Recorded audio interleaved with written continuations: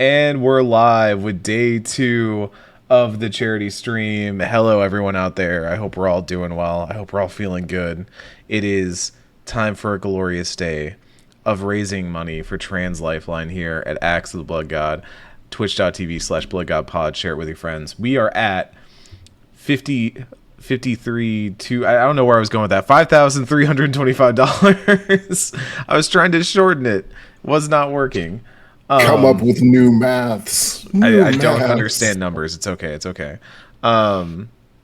It's a great day here because we've got the 10K goal. For those of you at home watching, our goal today is 10K. If we hit it, we have a Pokemon Scarvi Switch to give away, as well as 2 Pokemon physical copy games. That's not all we're giving away. We got tons of codes to hand out.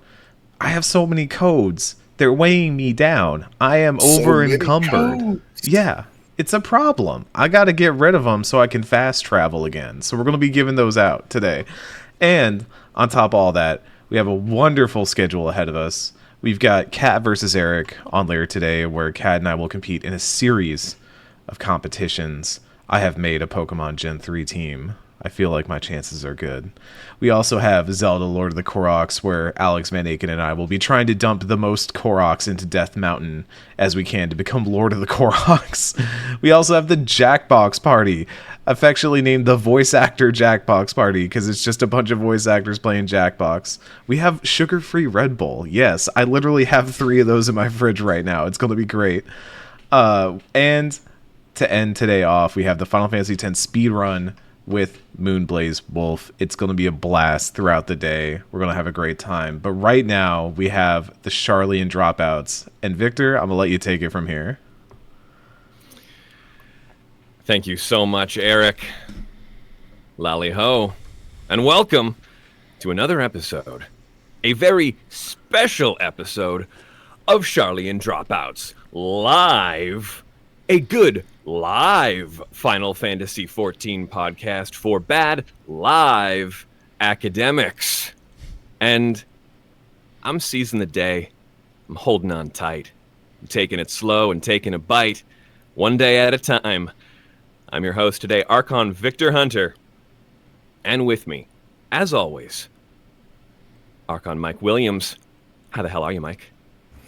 Hello, folks. Hello, and welcome to this wonderful morning.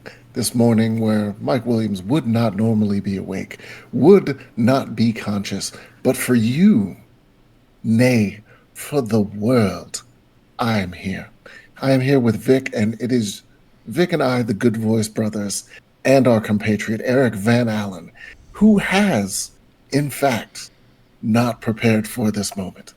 I have not. It's important that you all understand that. It turns out that they did a letter from the producer while I was trying to run a charity stream over here. Pretty rude, Yoshi P. Pretty rude. I expect a donation as compensation. Yeah, it was a busy weekend. As we should all probably know, it was the Las Vegas Fan Fest 2023. We had an incredible new trailer for the new expansion coming out summer 2024. We had all kinds of new stuff. I mean, let's get into it right away. No reason to dally. Let's get right into what happened on Friday morning at the keynote speech. So first thing we had was our beautiful new trailer. We're going to the new world, baby. How does that feel? Let's start off spicy. How do we feel about this? Let's just go around the table. Look, Eric, you can go first. Oh, y'all saw my facial expressions and were like, let's let Eric go first. Okay, number one. Having played a bunch of the Blue Mage content, I'm excited for that reason. This was something that I feel like we had speculated a bit about in the past, that I think during the Blue Mage episode, that this would be a really cool place for them to go. Sure did. I will also say that Final Fantasy XIV is a wonderful story with many wonderful tales about friendship and the power of friendship and overcoming, despair and hope and all that. But when it tries to do stories about a colonialism, and when it tries to do stories about people who live in a land and the scions getting all up in their business, it doesn't always hit the mark so cleanly. And it doesn't always hit the mark so cleanly, but also sometimes it does. I think there was a very tangible shifting in the seat as it like the sort of awe washed away and people kind of realized like, oh wait, they're using some phrasing like the new world and the scions are here to help out with this right of succession for the throne. And I saw someone say like the scions are basically the CIA in every story, and I was like, they're not wrong. They're not. It's not a 1-to-1, but they're not wrong. The CIA was really, really good and did everything had right. Good intentions, yeah. And, no, actually fixed things. So that being said, that is like the big like lingering storm cloud over this is that like they are definitely wading into fraught territory, and Sure. I am curious to see how they handle it. All that being said, I do also I think this is a really smart expansion for them to show off the graphical update. Doing just a very lush tropical area makes a ton of sense to show off all this stuff they have, especially around making the greenery look better, which has been kind of a thing for 14 for a while. I think of a lot of those areas and the ways that they, in past expansions, look good, but could look better, look a little bit more lush, look a little bit more lively. And so the idea of having more NPCs on screen, having more plants, more fauna, all that kind of stuff is great. They picked a good area to do that with. And I'm also just very intrigued to see what they do with a new story, because I mean this is 7.0, but this is also, as they noted during the keynote, like they have to kind of restart the engine now, right? They have to think about what it looks like after Endwalker capped off not just Endwalker's story, but like an entire like 4 or 5 expansions worth of content at this point. And everything kind of got tied off very neatly, and there's still kind of some lingering things, but this is really going to be their moment to say, like, what do we do moving forward? What are the players' goals, the Scions' goals, the existential threats we'll have to stab with our global cooldowns and off global cooldowns? Yeah, I'm cautiously optimistic is what I will say. I'm always down for more 14. It's just got that little lingering storm cloud where I'm like, that's a coin flip up there, whether this goes well or not. Mike, how do you feel?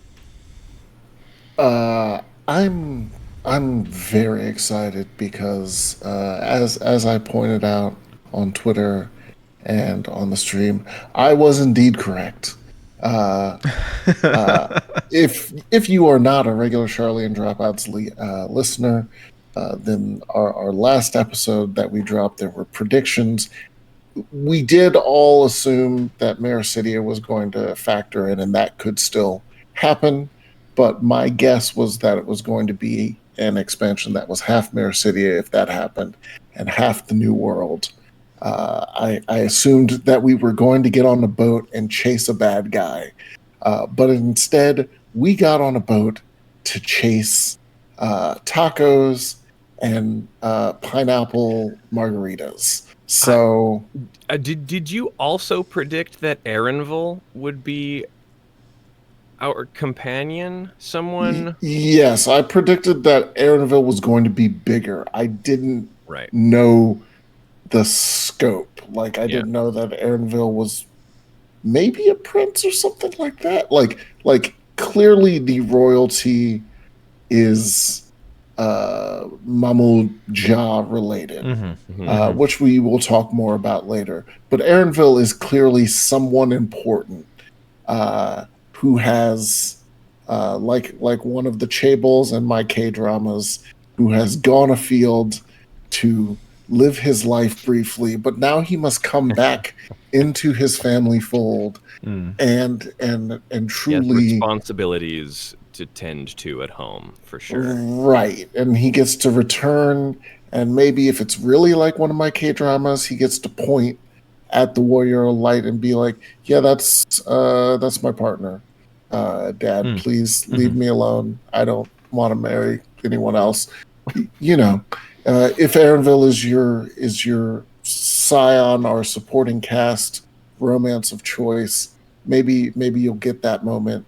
I've already received mine because Alice and I went out on a date in Walker, so we're good. We're good. I was gonna say that triangle that existed of the Warrior of Light, Graha, and Alice could now become a square, which could be fantastic. It's less of a triangle and more of like an upside down V. Like I get the feeling. Well, yeah. To be clear, Honestly, they're not connected in between. It's just all of them interested in the Warrior of Light. Yeah. Like I get the feeling. So there's like an anime, called the short name is Villainous, but the point is that this girl is trapped in an Otome game, and she is trying not to die because she is the villainess. Yes. But Yeah. everyone else on the cast is in love with her, and they know that everyone else is also in love with her. So they have flattened out, like they're like, it's fine. We're just not going to talk about it. We're all going to be interested. Whoever wins is great.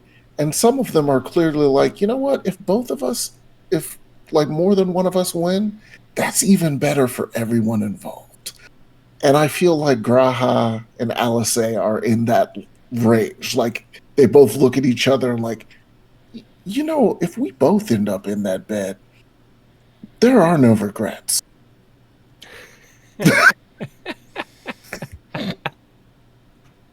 Save it for Valentine's Day Special 2024, Mike.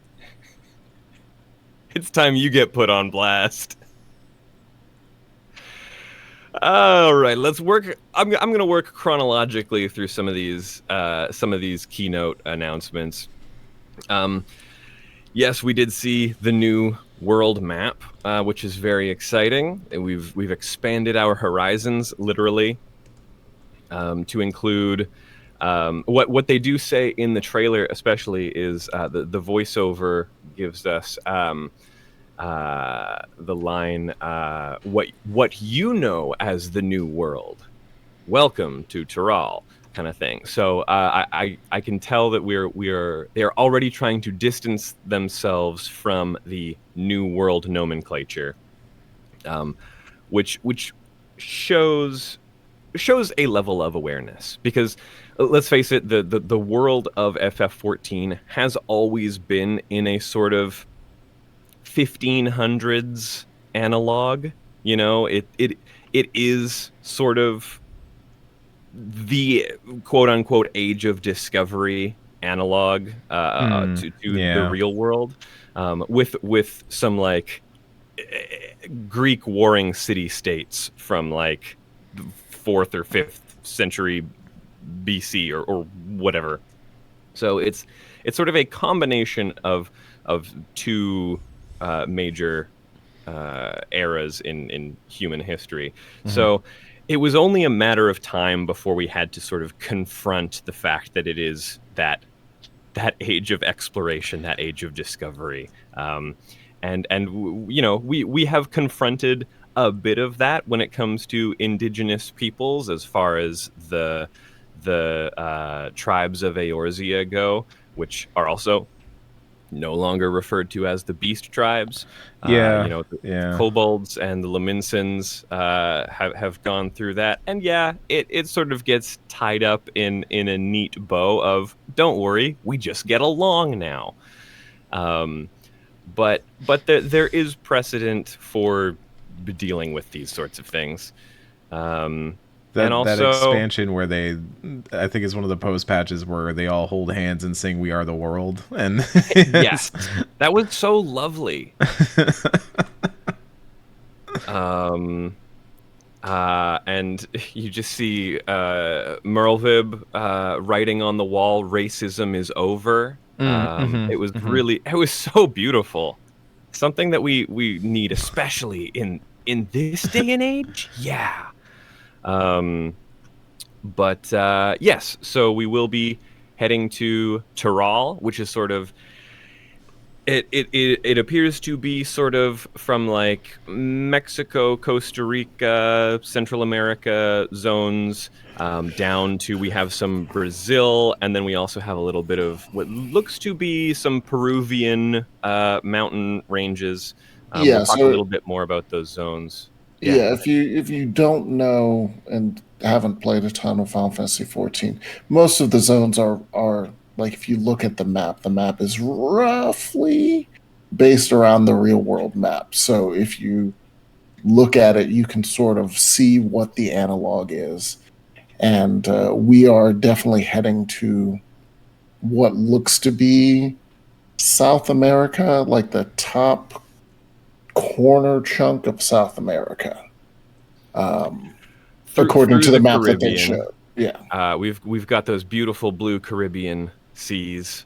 So yeah, and The ocean speaking fishing of, update for this expansion is going to be lit if it happens. But it's absolutely. going to be lit if it happens.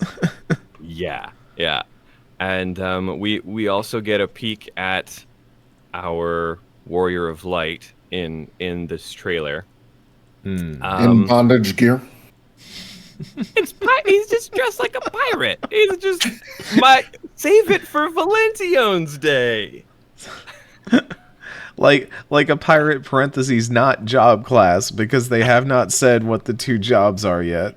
Yeah. But yeah, he definitely has a pirate feel. I think we ended up as pirate as one of our guesses for our prediction episode towards the end, but I think we decided it was dual pistols, right? Well, yes, because that's so there was a scrapped musketeer class in 1.0, and before the class system was kind of scrapped, that kind of would have been the class that then turns into the machinist job.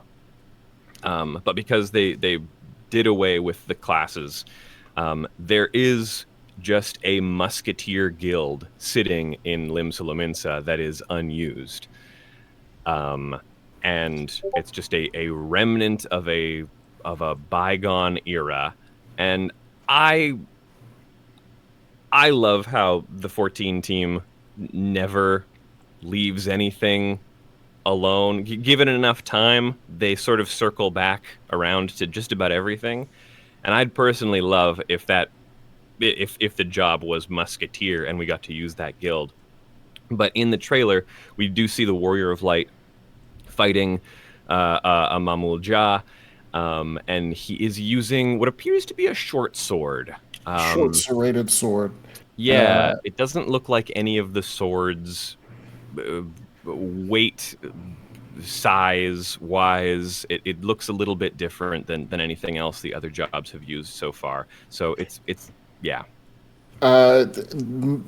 The guess again, going off our dual pistols. My guess, sticking with also as you say the musketeer, is what we're going to see, and the reason that we didn't see the other side is probably something akin to the red mage, sort of a serrated sword or something like that, and a Cool. pistol in the other hand. Yeah, short sword with a sidearm. I have a feeling is going to be our corsair or our musketeer, our swashbuckler. That seems about right. Yeah. I also Are we talking about what we think the other job is yet? Are we discussing that yet? Let's save that Okay, until after we'll we save get it. through the trailer stuff. Yeah. Do you want to note that, like you said, Mike, this is still only the teaser trailer, and they are known for kind of blowing your mind with the next location they show off. And we are basically going down Emmett Selk's laundry list of places he wants us to go, which leaves the the Blind Frost in northern Authard, and Mericidia. Those are the 2 places left from his little monologue that we have not touched on at all. Because the other thing he mentions is the South Sea Isles. And if you look at our new map, we do have a very neatly labeled South Sea Isles, which was never labeled before.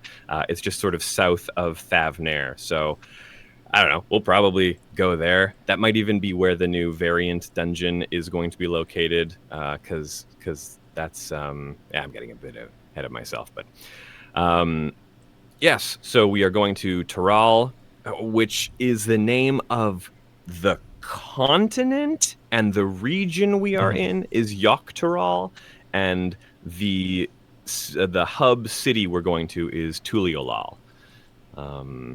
And then we have, they showed off a couple new areas. I think we also predicted this. We wouldn't be getting much footage of some of these areas, but we got some nice screenshots and concept art of Urcopacha, which appears to be the sort of Peruvian inspired region, and Yactel, which is notable for a couple things that I saw in these screenshots. First of all, we've got a hot air balloon, which screams Ixal. And we also have a beautiful flock of quetzals flying through the air, which is a animal, a beautiful resplendent bird that is sort of indicative of sort of the Costa Rica, Central America region. And as we know, the Ixal are sort of based off of a kind of Aztec nomenclature. They use a lot of Nahuatl language. And we also know that the Ixal were created by the Alligans. They are chimeras that were created. They are not a naturally occurring species. So we can assume that we're going to be dealing with some Allagan bullshit again. Oh, good. They've been to the New World. They were here. I was worried, could we go an expansion without Allagan bullshit and without ancient Alligans. Yes. So here's that's a giant Allagan machine that we're gonna poke at for an expansion. We're gonna see if we can unlock the codes for it.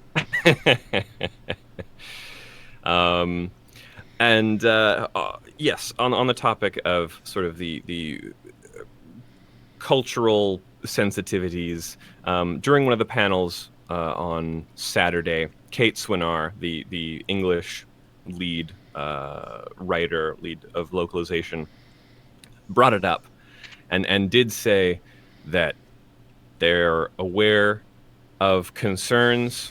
They're also aware that it hasn't always been handled with the deftest of hands in the past, and they are working very, very, very hard to make sure that everything that is representative of real world cultures is done respectfully. What that means, I don't know. We'll see in Dawn Trail. They are pretty famous for not having any outside contractors for privacy reasons. So I would be surprised if they are taking on cultural consultants and that sort of thing. They could hire some folks. I would also like to point out that we did in Stormblood kill Shiva. So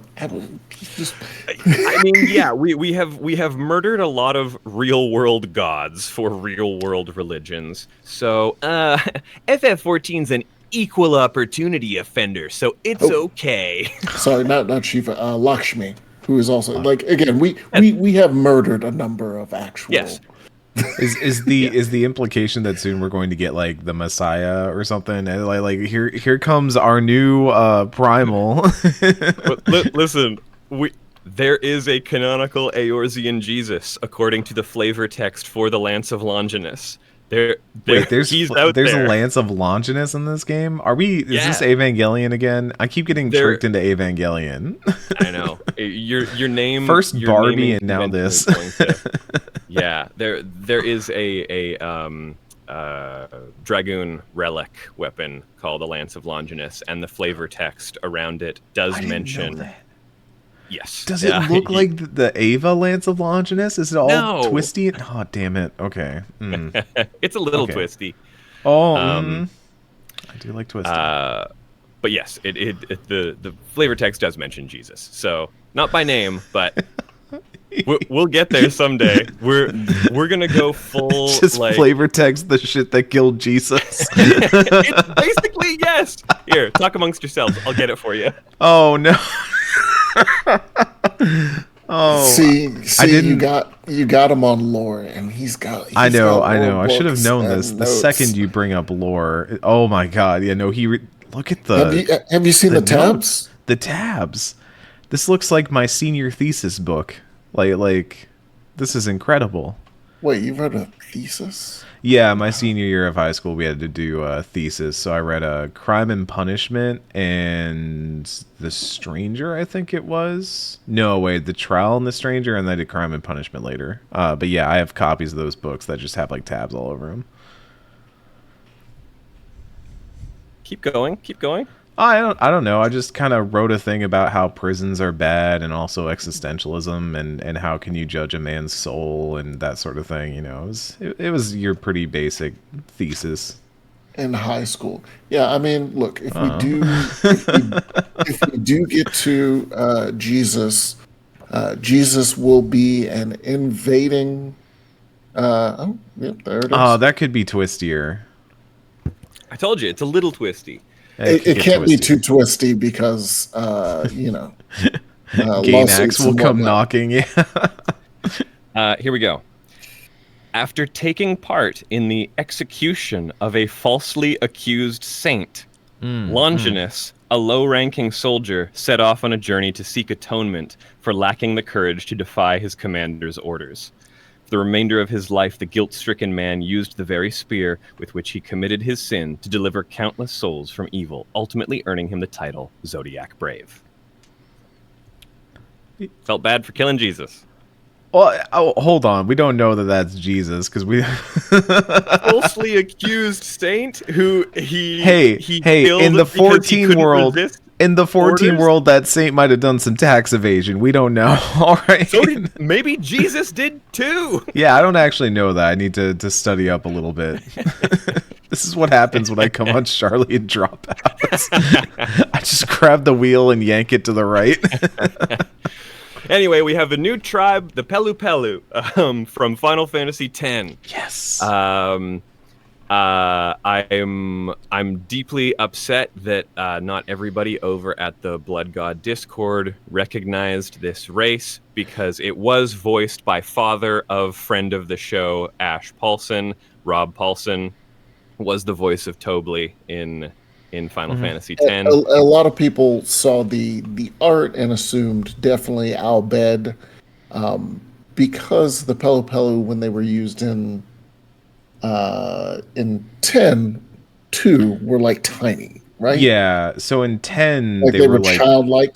they were barely present in 10, to be honest. They become much more present in 10 too, because you have like a crewmate on that ship that is a Pelu Pelu, who's like your does all the materia stuff for you, or whatever they call materia in that game, spheres.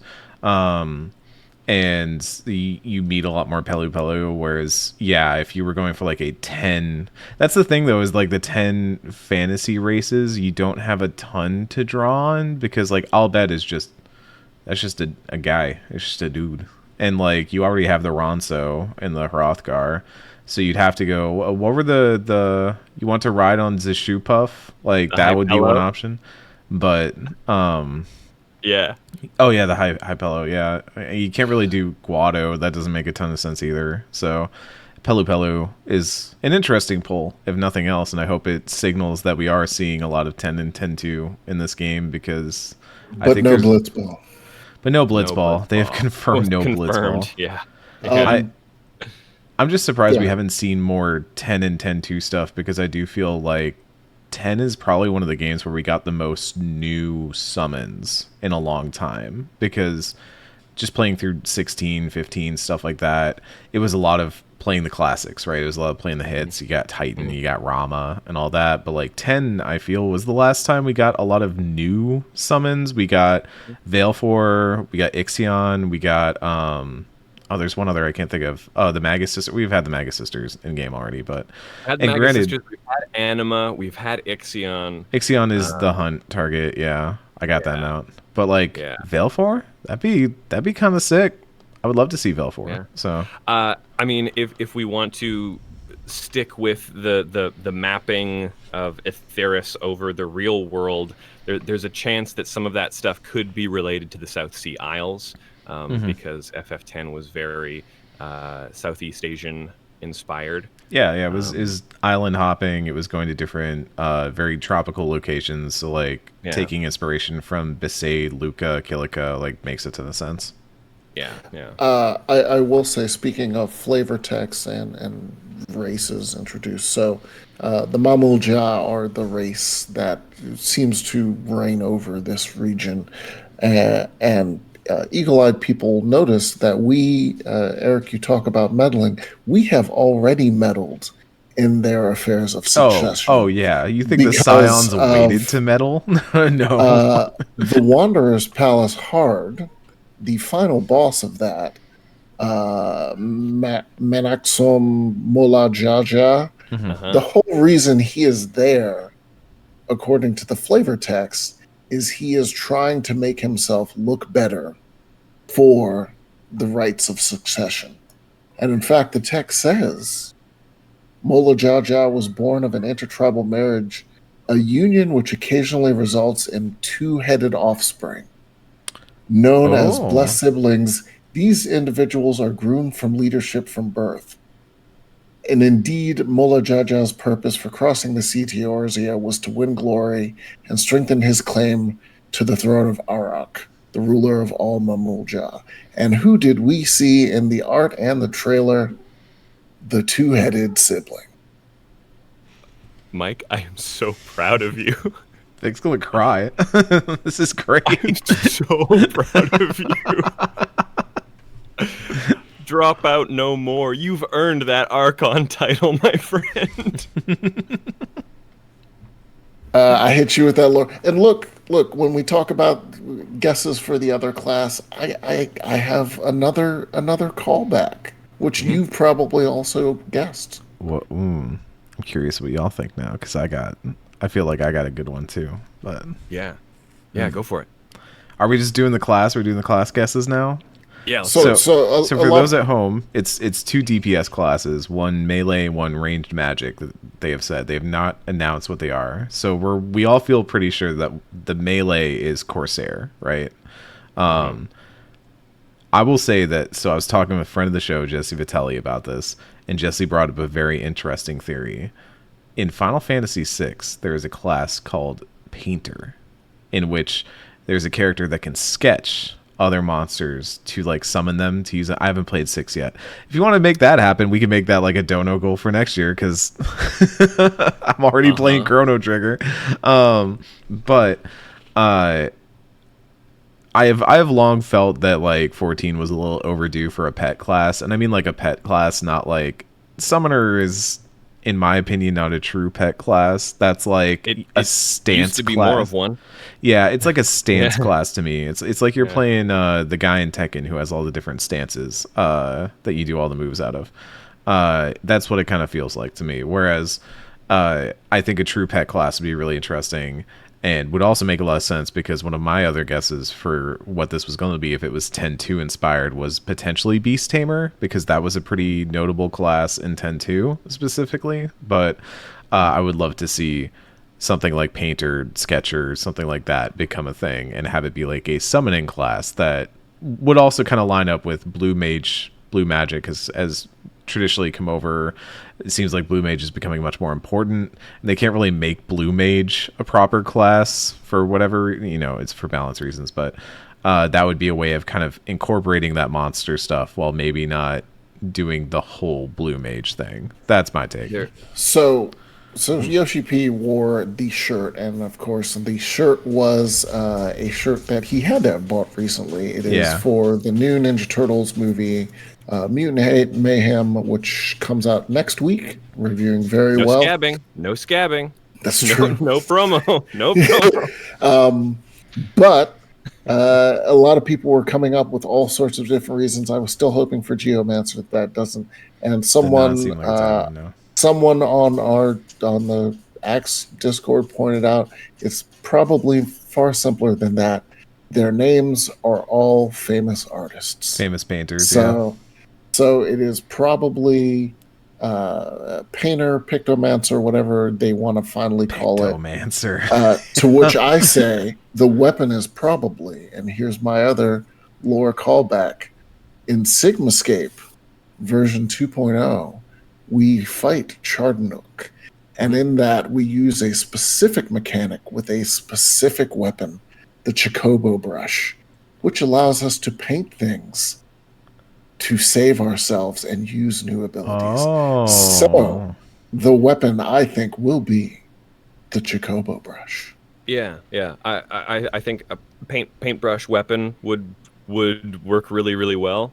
It's sort of a little bit outside of the norm. I also think because Realm is the Pictomancer in FF6, and she is also the granddaughter of Strago, who is the blue mage of the group. So we also have, jumping ahead a little bit, we do know that one of the new trials, or one of our new threats, as they're saying, because they don't even want to give away if it's from a trial or from a dungeon, but we are going up against Valagarmanda, who is the first Esper that you encounter in Final Fantasy VI. So there's 6 connections as well. Realm and Strago have that connection between blue magic and pictomancy. So it wouldn't be too far off to assume that as blue magic develops in the North America analog on our Turtle Island, that a similar strain of magic developed south in pictomancy, and I think that would be a really lovely connection. And also, Chardnook is a Final Fantasy VI boss. Yes. Just throwing that out there. The connections continue. Welcome to Charlie and Dropouts. I hope you have your red twine. We'll laugh when we're wrong. This might be the closest we've ever come to actually predicting things correctly, is this New World stuff. So we've got to just ride it. We have to ride the momentum. Yeah. This is our bit now. Yeah. Being right as a bit. Yeah, that's what I've been trying to do all my life. Just as a bit, of course, just as a bit.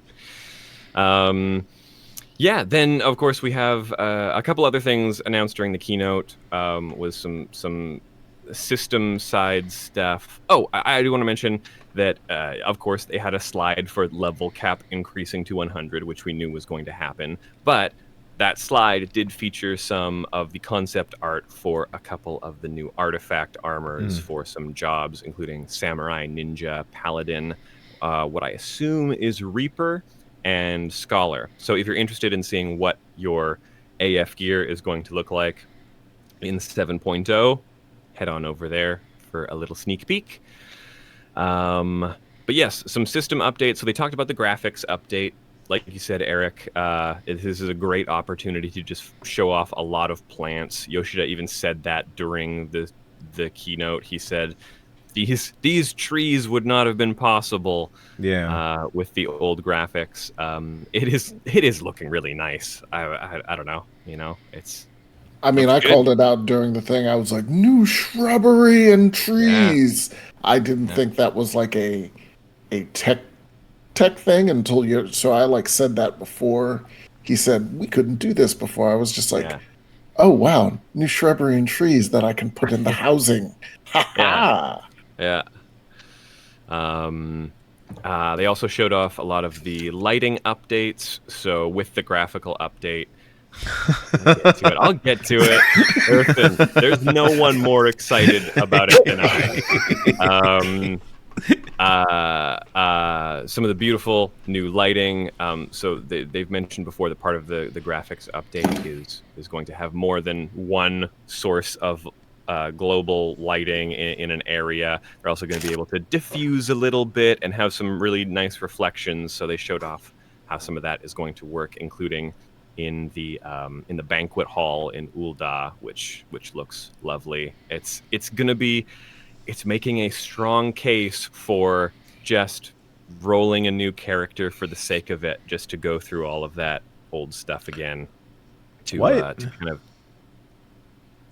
what You gonna play all that again? I'd play through Realm Reborn and Heavensward again with the new graphics update. Yeah, why not? Oh, I can get through it. is this what it's like to not review video games? Is this like you could just be like, I'm gonna play a video game that I want to for fun? Like, That isn't to say that I'm also not a very busy man, but I don't know. It'd be fun. I'm I'd like to staring do down it. the barrel of Larian's shotgun right now, ready to blast me with a Baldur's Gate 3 in the face the second that hits my inbox. As a person that has just left the review treadmill, let me say, and a person who is still in many discords with reviewers or other podcasts, like Baldur's Gate is coming, and they have like a week to review it, and I'm just like, Oh, we don't even have a week. Yeah, we not got not no cackling, but like, damn, it's real nice. I don't have to worry about all that. time. Look, I brought this on myself. I said the entire year, I was like, Baldur's Gate 3 is my most anticipated game. I'm covering it. I'm putting my stake in it. Like, I try not to do that too often. I'm a benevolent editor. I try to let other people do stuff. But that was one I put a flag in. I said, this is me. I'm up for this one.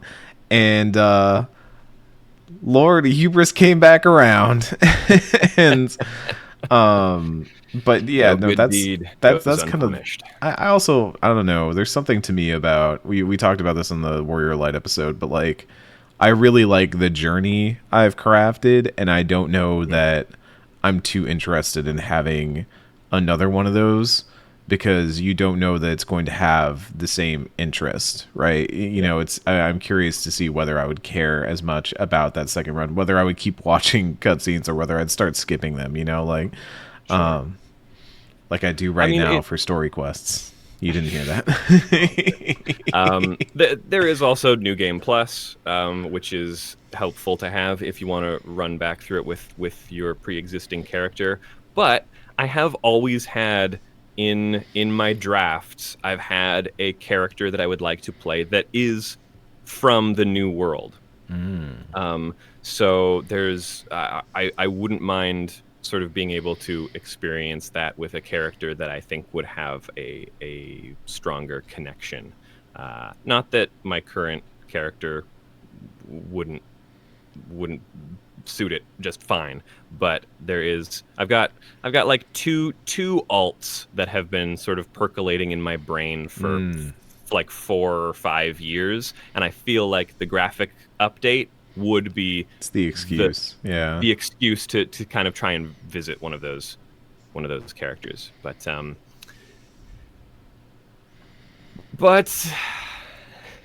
really the most important update, and the one that has me very very excited. A little bit higher there, Mike. A little bit higher there, Mike. I'm just looking at the program feed. Yep.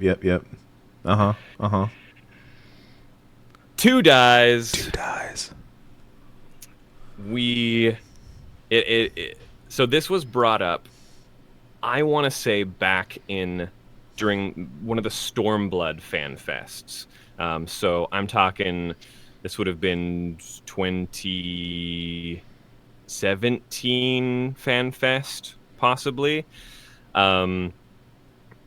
This was brought up during one of the Q&As, and Yoshida said on stage, we're having a tough enough time just dealing with one dyeable element on the gear. It would be very, very, very difficult to get everything working on the back end to support two different dyeable elements. And sure enough, in the year of our Lord 2023, Yoshida said, 2 dyes. I have to assume it's probably some sort of memory thing, and as we're pushing up the system specs, Yeah. they now have the ability to be like, all right, we'll save some for adding 2 different dye channels to certain gear. He did say, like many things that they are currently doing, that this is going to be a slow rollout. In that, he said the same with the graphics update. We've been doing the duty support system where they've slowly been adding. So, like, 2 dyes, the gear, it's gonna definitely be the new gear that allows this stuff. And they are going to slowly roll back through older gear to figure out, probably, like, I assume every time they get to a piece of gear, they gotta be like, so what's dye channel 1 and what's dye channel 2 gonna be? It's safe to say that they will probably be prioritizing a lot of the crafted glamour gear. So things like the casual gear and the varsity jacket those. And stuff like that. Yeah, exactly. As well as artifact armor. Which they did show off. The screenshots were of it's not the wind silk outfit, but it's the plaid pants with the suspenders and the woolen shirt, and then they also showed off a piece of white mage artifact armor. So that's, I mean, for color coordination, for G posers, for the fashionistas, for the Eorzea collection goers of the world, this is huge. It's truly one of the most important things that they announced. This just opens up so many possibilities. I wrote a blog about it because I had done a tweet and it was just kind of a toss away tweet and it somehow went viral. So I was like, blew up. I think I need to like write a blog about this. More as like this is something that someone at home could like hand to their significant other or whatever who does not understand 14 and why this is so important. But like it is like just having essentially double the customization options, right? And having it be 2 channels so you can do interesting color coordination. And there's already so many dyes in the game. I forgot what I think I was trying to make a new blue mage glam, and I was just going through and I was like, there's so many different shades of blue in this game. I'll be interested to see how this affects that moving forward, as you know, they potentially add more dyes and stuff like that. I would be curious to see whether this means that they'll be putting a little bit more into that, or maybe holding back as they kind of get everything up to snuff. But even just the idea of having, you know, let's say one of the more reflective dyes, the ones that kind of change the actual texture of the material itself, as 1 channel is really like potentially very interesting. What you could do with that. So I'm curious to see where this all pans out, and especially how it rolls out backwards. Because I don't think, outside of maybe relic armor, that a lot of people are chomping at the bit for like early ARR stuff to be dual channeled. Like I think most people forget that stuff exists. Or your basic like baby's first crafter gear that you make when you're just trying to do turn-ins.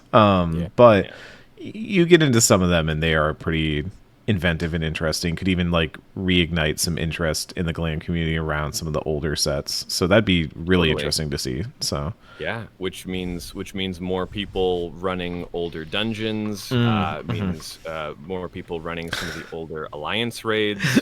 I wrote in the blog that like this is like the biggest win, because all that stuff, ultimate raids, alliance raids, 24 mans, like high level content, even getting all your jobs and your crafters and gatherers to 99 or 90, sorry, I always want to think 99, 90.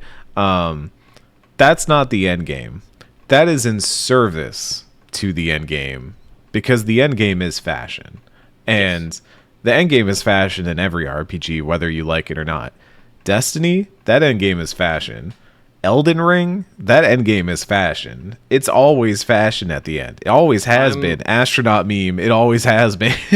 I'm in the middle of my third playthrough of Tales of Symphonia Remastered because there are so many extra costumes that were never in the original that I'm like, well, yes, I have to pick Zelos for at least one of my endings because that unlocks a quest where I get new biker outfits for him and Sheena.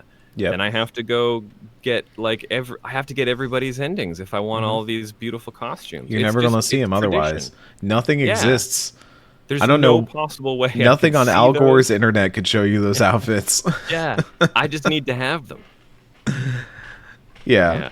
It's exciting. It's a really exciting thing, and I think that combined with more greenery, more scenery, just more everything combined with graphical update.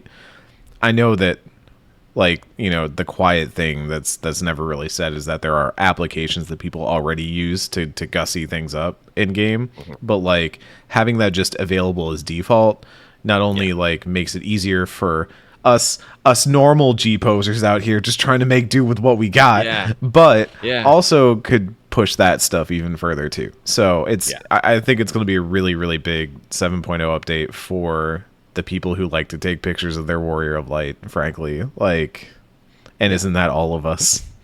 There's in one of the rare times that Yoshida has commented directly on sort of third-party applications, he has said that if there is something genuinely useful or that genuinely enriches the experience, they want to be able to make that third-party application redundant by incorporating something of equal value in-game. Which is why they added the raid planner. Which I is thought you were going to say huge boobs. Huge trucks of land. At this point, though, we're all just they need abs, rockin' bolt-ons, and also they need abs and they need butts because I had never seen this. Before I left Fanbot, I was working with people who mod their characters, and I was able to see what their character. I was able to see what their character looked like on my screen, and then they shared like what it looks like on their screen, and I was like, "Where'd that butt come from, though?" But mods, like it came from mods. Why does a Hrothgar need a treasure trail? This Hrothgar is double cheeked up in Authard. But yeah, the raid planner was the interesting one there. So at the very least, when you are in a raid and people do not know what to do, you can like, all right, let's time out. I'm going to draw a little diagram on the map. It's like, you don't want to stand in the yellow, like in the orange zone. Just don't stand there at all. So that'll be an interesting tool. Although, for me, I'm like anyone who is going to get use of that tool probably already knows the raids, and pugs are never gonna like. No, like pugs are just gonna be like, no. I'm gonna draw dicks with that. I'm like, that's yeah. I'm gonna get in trouble for that. I know it. I'm gonna get put in Final Fantasy 14 jail for it. So it's a nice tool. Also, you mentioned what was the forest area again?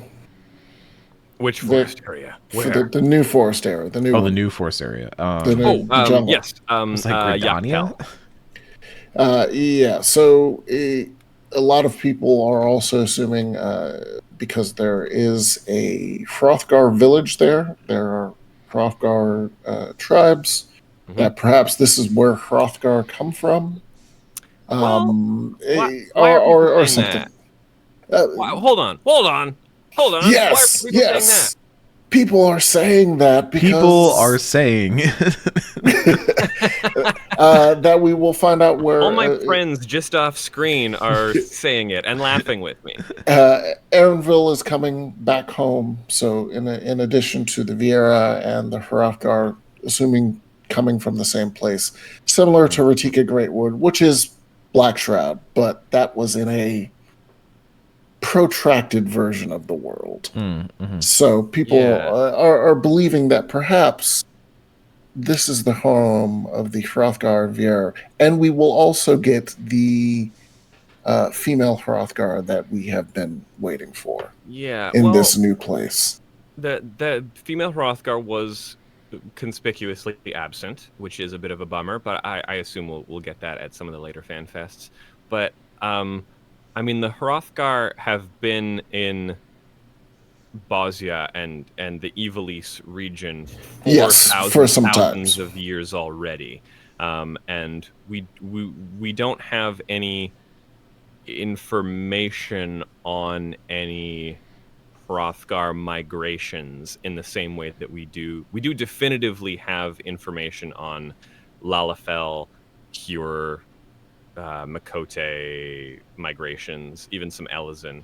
But yeah, I would be interested to find out if what came first, the Ivalician Hrothgar or the Bosnian Hrothgar. You know, the weird thing about my situation is that I can remember a time in which I didn't know anything about Final Fantasy XIV. And so I remember that, you know, not that long ago, really, I knew next to nothing about this. Now I'm sitting here like, you're right, we don't have information about Hrothgar migrations. Yeah. And I'm just like, there was a different me before this. I am a new person now. Yeah, well, I mean, like you say, this Mike, isn't a complaint, to be clear. I'm just sitting here like, how did I get to talking about Hrothgar migrations? the presence of a new Hrothgar tribe and new Hrothgar culture is probably going to be what leads us into having a more present female Hrothgar population. Yeah. That's kind of it for the keynote. Does anybody have anything else they wanted to mention before we move on? I also don't know how much time we have. How long we've got about 50 minutes left. We've got some time to chat. Yeah, we're doing great. So we move on to the live letter, or the letter from the producer live. I forget what the number is. This is like 67 or something. We've got a bunch of other panels from day one. Oh, God. Just looked at the notes. Hold on. We have two other things to talk about from the keynote that are important. Number one is the Fall Guys collaboration, which is pretty big. Yeah. Gold Saucer update, baby. I'm always happy for a Gold Saucer update. Oh, and a cat. Hell yeah. Mine's in the room. He was not behaving. Mine too. Poe was not being compliant. But the second one that I do think we should talk about is 14's coming to Xbox. Like Phil Spencer, our favorite Phil Spencer was Phil walked out on stage, and I was like, "Phil, you can't buy Square Enix it. You've barely finished your Activision. Finish your vegetables. What to do with your hands first before you decide to buy it." I will say I've met Phil Spencer. He's a very cool dude. I've seen him everyone's seen him at other shows. This is the most awkward I have ever seen Phil Spencer on stage. Out of his element, for sure. There was clearly a moment where Phil is like, I just needed Final Fantasy 14 on Xbox. What's happening here? Like, he just was absolutely lost on stage. He had his bit to say, and then after he finished saying it, it kept going. And he was just like, are we holding hands now? He sounded like a human, like a cyborg that has never not read from a teleprompter. Like, truly, just like everything was the marketing speak. Everything was the like, this is FanFest, baby. Chill out. Unbutton your freaking suit jacket and chill. We're having a good time. We don't need to hear about synergistic solutions for maximizing entertainment value. So, I think this was, in a weird way, like kind of the E3 thing that they probably wanted to have, because you think about like at like Square hasn't had an E3 showcase in a long time, and when they have had E3 showcases in the past, they've been kind of rough. So this year they had the 16 event that was during Summer Game Fest. That was really cool. I was there in person. It was neat.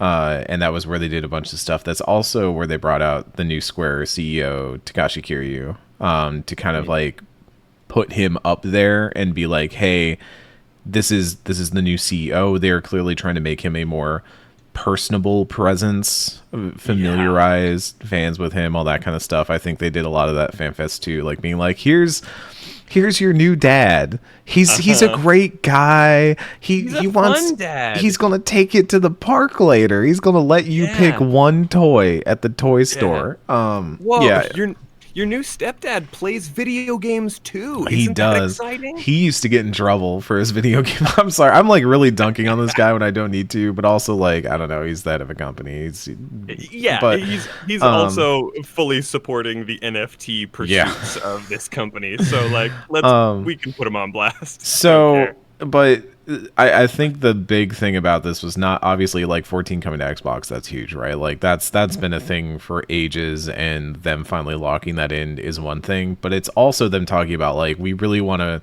collaborate with the Final Fantasy team more in the future, and that's what made my ears perk up, because I'm going like, because Final Fantasy for the longest time has been a PlayStation thing, has been a Sony thing, and Sony, obviously, not to get like too far into Activision, FTC type stuff, or even console war type stuff, but like Xbox has been kind of probing this for a while. They've wanted to make headway on this for a while, and this is them finally demonstrably, like tangibly making headway on a relationship with Square.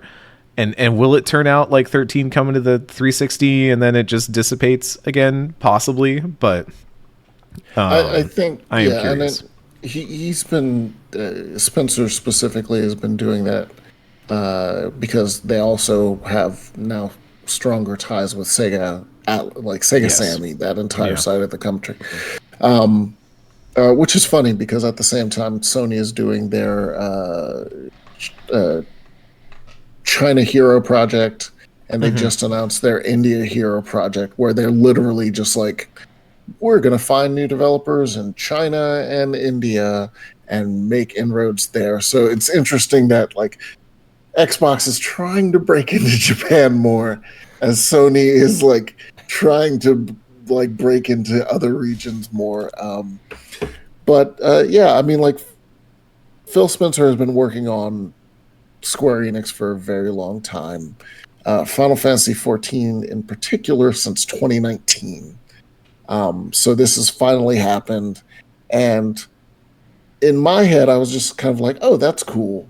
But then like immediately, I'd say like four or five of my friends, including Reb Valentine, friend of the Blood God, we're like, yeah, okay, I'll play Final Fantasy 14 now. And I was like, what? Yeah. Well, so that was, I think, specifically to couch that a little bit. I think that's just like, oh, they have a place where one person, it is their PlayStation, another person is their Xbox, and so it's like very specific for Reb's thing. But yeah, for a lot of people, it seems that's the situation. Like they don't have a PS5, and I guess they play on their Series X or more likely their Series S. And it just expands that window. Yeah, it really does. And it not being on PC, even if you have a PC, I've had this feeling before where I'm like, I want to play a game, but I don't want to sit at this PC where I do my work. Like I've been sitting here all day. I want to go to that couch behind me and play something over there. And it is funny how like that small change, that's what made the Steam Deck pop off. Like is the Steam Deck nice as a portable? Sure. Is it like it's big and chunky. It's giant to move around. I don't know if you ever tried to put a Steam Deck in a suitcase. It's a problem, but it's great for if you want to play something PC, not at your PC. You just want to go to your couch. You want to lounge. You want to put something on the TV. And I think by the same logic, having it on Xbox just makes it that little bit more accessible for people that they go like, oh, so this big giant MMO isn't something I'm going to have to log on to my work PC to do. I can just play it on my couch. I can relax. I can have a good time. I can hop on the chat with the friends and play it. It's just more players at the end of the day. So yeah. No, I'm excited. it's neat. Yeah, I think it's neat. I think it's great. And I mean, I'm also curious to know. I don't know if we ever got numbers on what FF11's life was like on the 360, Right, because that was there for a long time up until they did they I can't remember if they shut down the 360 and PS2 servers at the same time. I think they did, but yeah, it was the highest end console that you could play FF11 on for a very, very long time.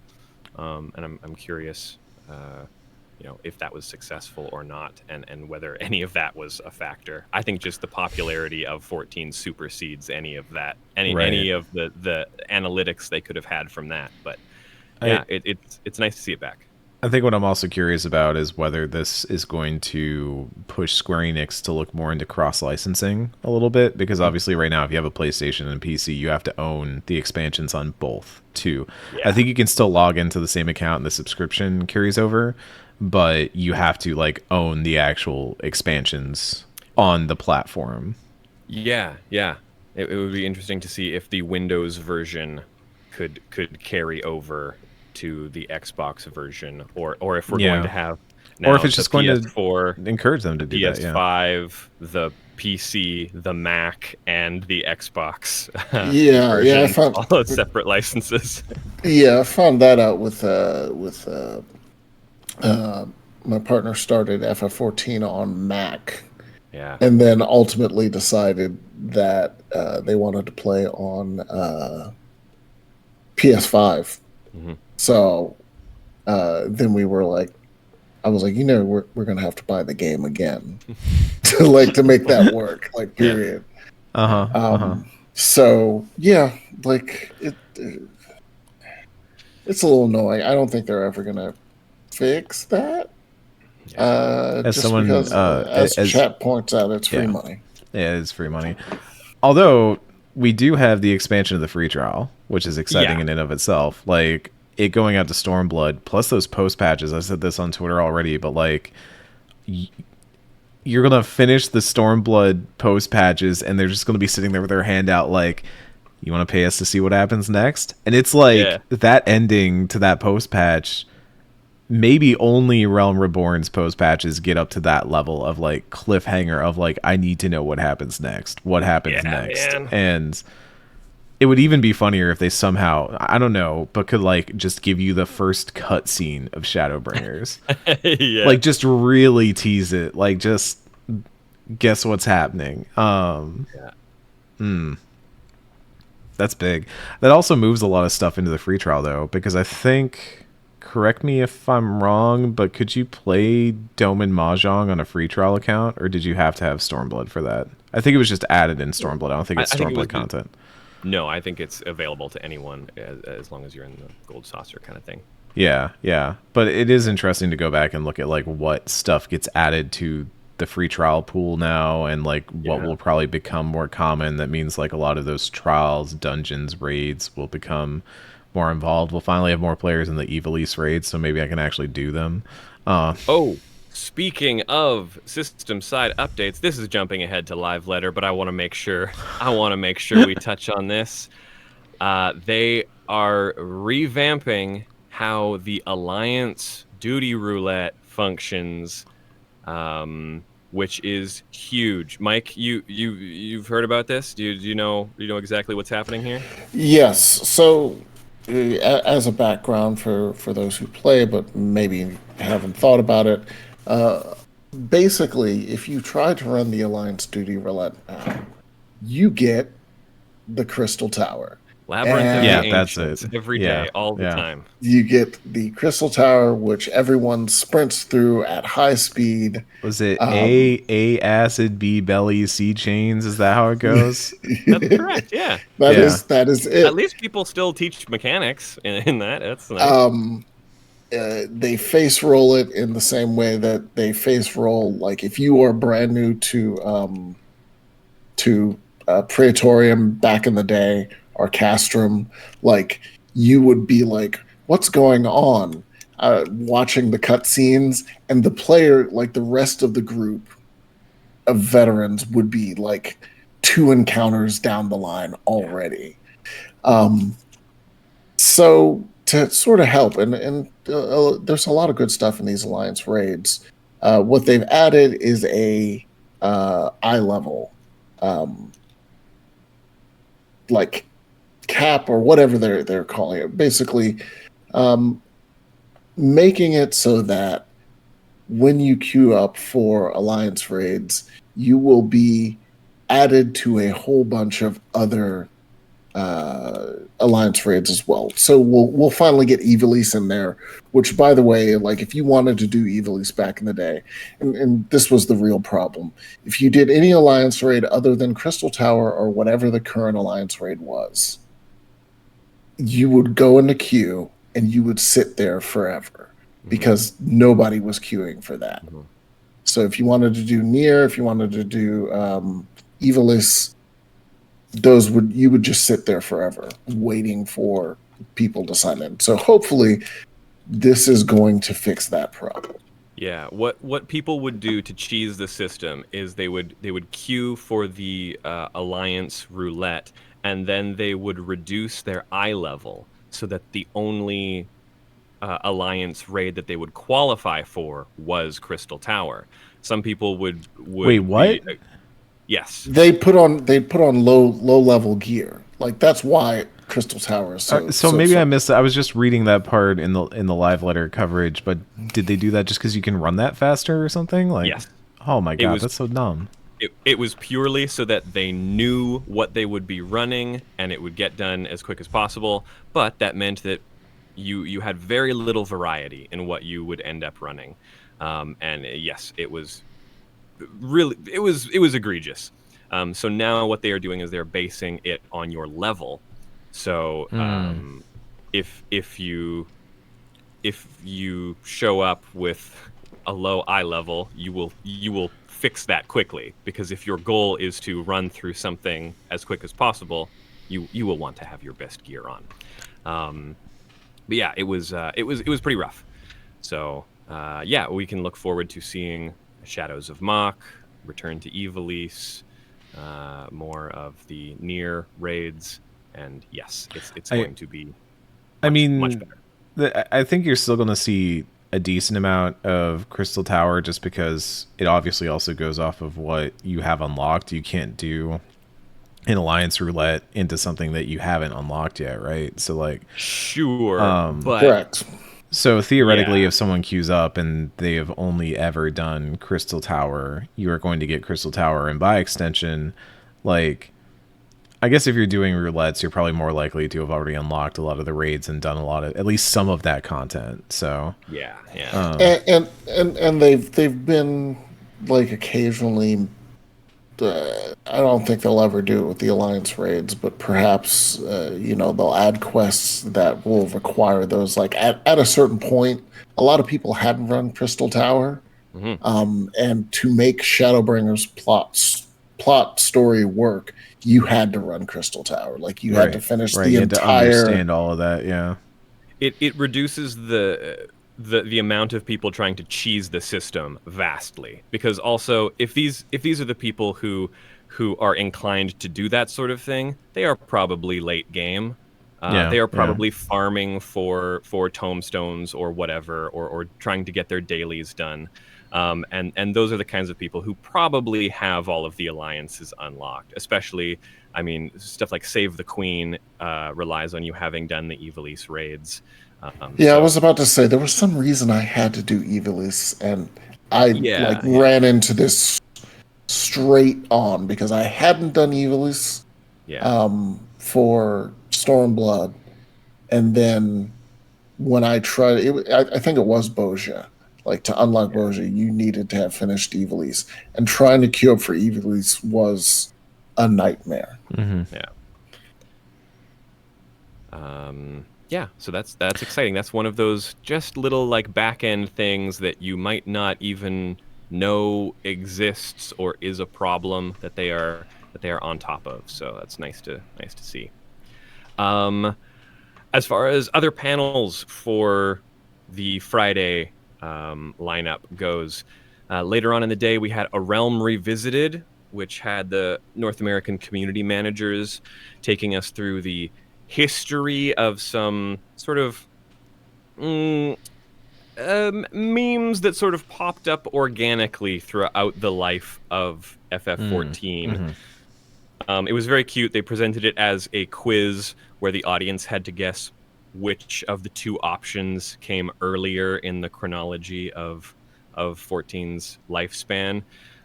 They talk about the rebuilding of Revenant's Toll, which I think is nice because there are so many new players now who just never would have experienced all of these things. They also focused on stuff that has sort of been patched out, or you kind of had to be there at the time to experience it. So this is a lot of stuff that's sort of, I don't know, it was nice to contextualize these updates in sort of a timeline of the evolution of 14 from a kind of technical side, and I thought it was really nice.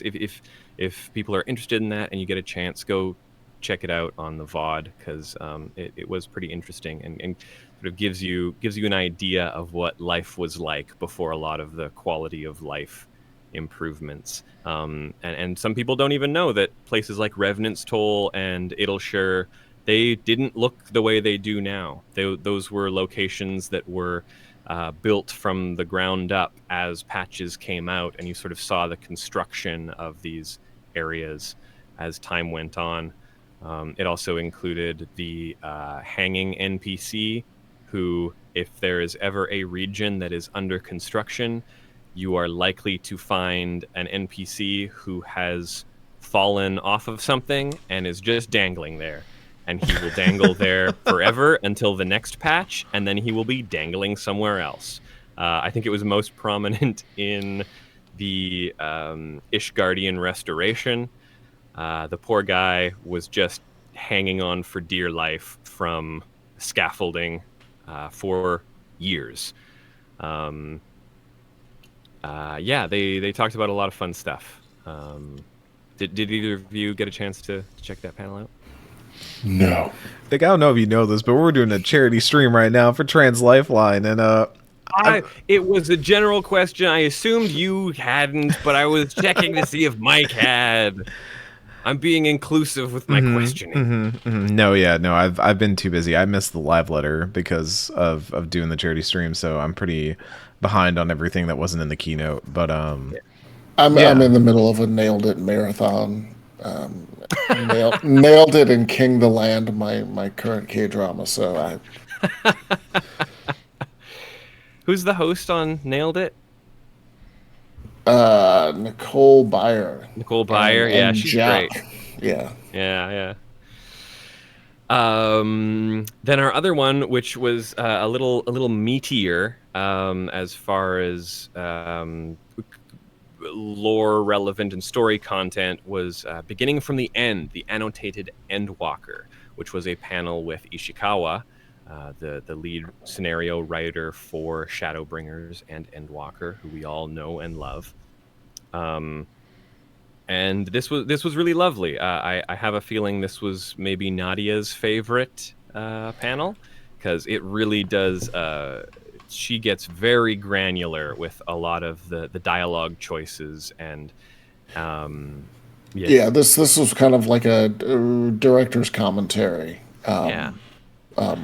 honestly, it's something that they really should just release like separately as a like, hey, if you want to see this like at any time, it's definitely worth that. So I should state at this moment that we do have, after some of the technical concerns we had yesterday, we were a little bit worried about trying to get hotel Wi-Fi call into this situation here, but we do have a video message from one Nadia Oxford. Now, for Vic and Mike here, this is going to be a little bit challenging for y'all. You might have to open the stream on your end and watch the delayed feed. I think that's the best way for you to get this.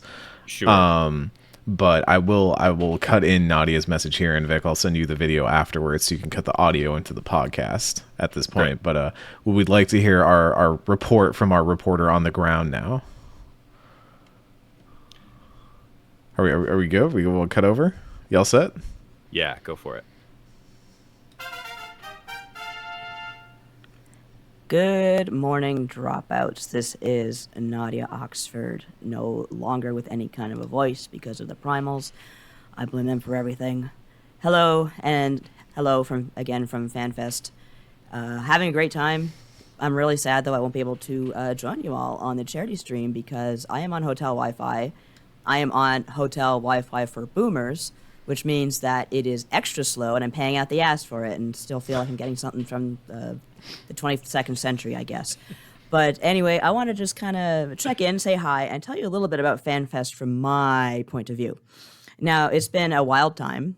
FanFest is a kind of a fan-run convention, so it's definitely a chill vibe. I'm used to going to more corporate-run places, so this is a really nice change of pace. And actually, unsurprisingly, probably the most chill, cool community I have hung out with in my many long years, mingling with the undesirables of society, I guess I'd call ourselves. But anyway, just wanted to make a quick story, just drop my thoughts very, very quickly on some of the things we have seen, and I won't be able to talk about live today, unfortunately. Number one, and the only thing that really matters, is we are going to have 2 dies for each equipment piece in Final Fantasy XIV Dawn Trail, which is the name of the expansion, and I keep wanting to say Dawn Treader, and I probably will until the day I die. So yeah, that's the only thing that matters. Goodbye. And no, actually, I should talk about a few other things. For one thing, we are going to the New World. Victor, I can't remember if this was Victor's hope or his prediction that he's like, okay, this is definitely going to happen. But either way, he's as happy as what's a good metaphor for a comparison for a Final Fantasy XIV character? Happier than a Lala with a knife. Okay, that's good enough. Yeah, so we are going, not just the New World, though. We're going to see the kind of the South American equivalent of the New World. So I thought for sure we'd be going to North America, but then again, this is a very early trailer. We still have 2 other FanFests to get through before we get the full picture, so who the heck knows at this point. I also want to point out that this game has a very festive tone. Like, it's a very summery vibe, and that's not to say it's not going to get kind of screwed up and sad at points. I mean, this is Final Fantasy XIV. This is Ishikawa, but at the very least, at the start, it's not. It doesn't feel nearly as dire as Shadowbringers or Endwalker, which is fine.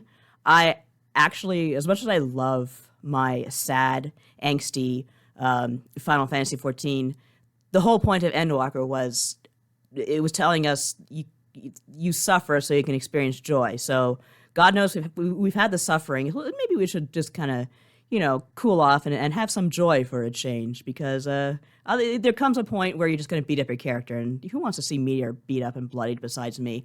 What else can we talk about? I did meet Yoshi P. This was very spontaneous. You've probably seen a picture of it if you're on the Discord. Yeah, me just taking up his valuable time. It was spontaneous. This was the press conference, which we had to submit questions beforehand. I think only 2 per venue. Unfortunately, sorry, Victor, neither of our questions got asked. So that's a bit disappointing, but I did kind of glean some cool stuff that we'll bring up on the podcast, of course. And towards the end, there was actually a journo in front of me who was like, I'm going to just take his picture. Just kind of, she really leapt for it. She was, hats off to her. And I just kind of wormed my way in there. But Yoshi P is a pretty cool guy, though. There's a reason he has a handler, though, because he tends to get off track. I can relate. And his handler, by the way, Ivy, is just freaking fantastic. She's Pura in human form. What else? Oh, I mentioned the primals, and I guess to kind of wrap this up, I will list off the set list because I know this is very important to some of you. We heard Locust, followed by Dedicated to Moonlight, which was a new song by them, but to be fair, I think it doesn't work that great as a rock song, but they're still working on it. So everything else was incredible. Echoes in the Distance, To the Edge, Scream, that's Fox doing the vocals. It was as pretty much as incredible as you can imagine. White Stone Black, holy shit, never thought anybody acknowledged this song except for me. I love that industrial mess, holy shit. I forget the name of the Titan song, we got that. Flow Together, of course, so everyone could cry. A Long Fall, dancers included, and Rise, because of course you gotta have Rise. Yeah, that is it for me for now. I'm really sorry I couldn't join you. So, everybody give massive hugs and shout outs and props to all of our guests, especially Eric, who's not a guest, but is actually hosting this thing because he likes to put 10 years of his life on himself. He likes to age himself 10 years at once, I suppose. Good for him.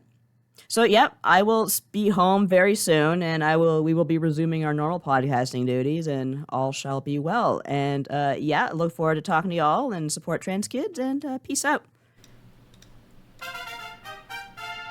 That was Nadia. That was Nadia's report from the ground live. Wonderful.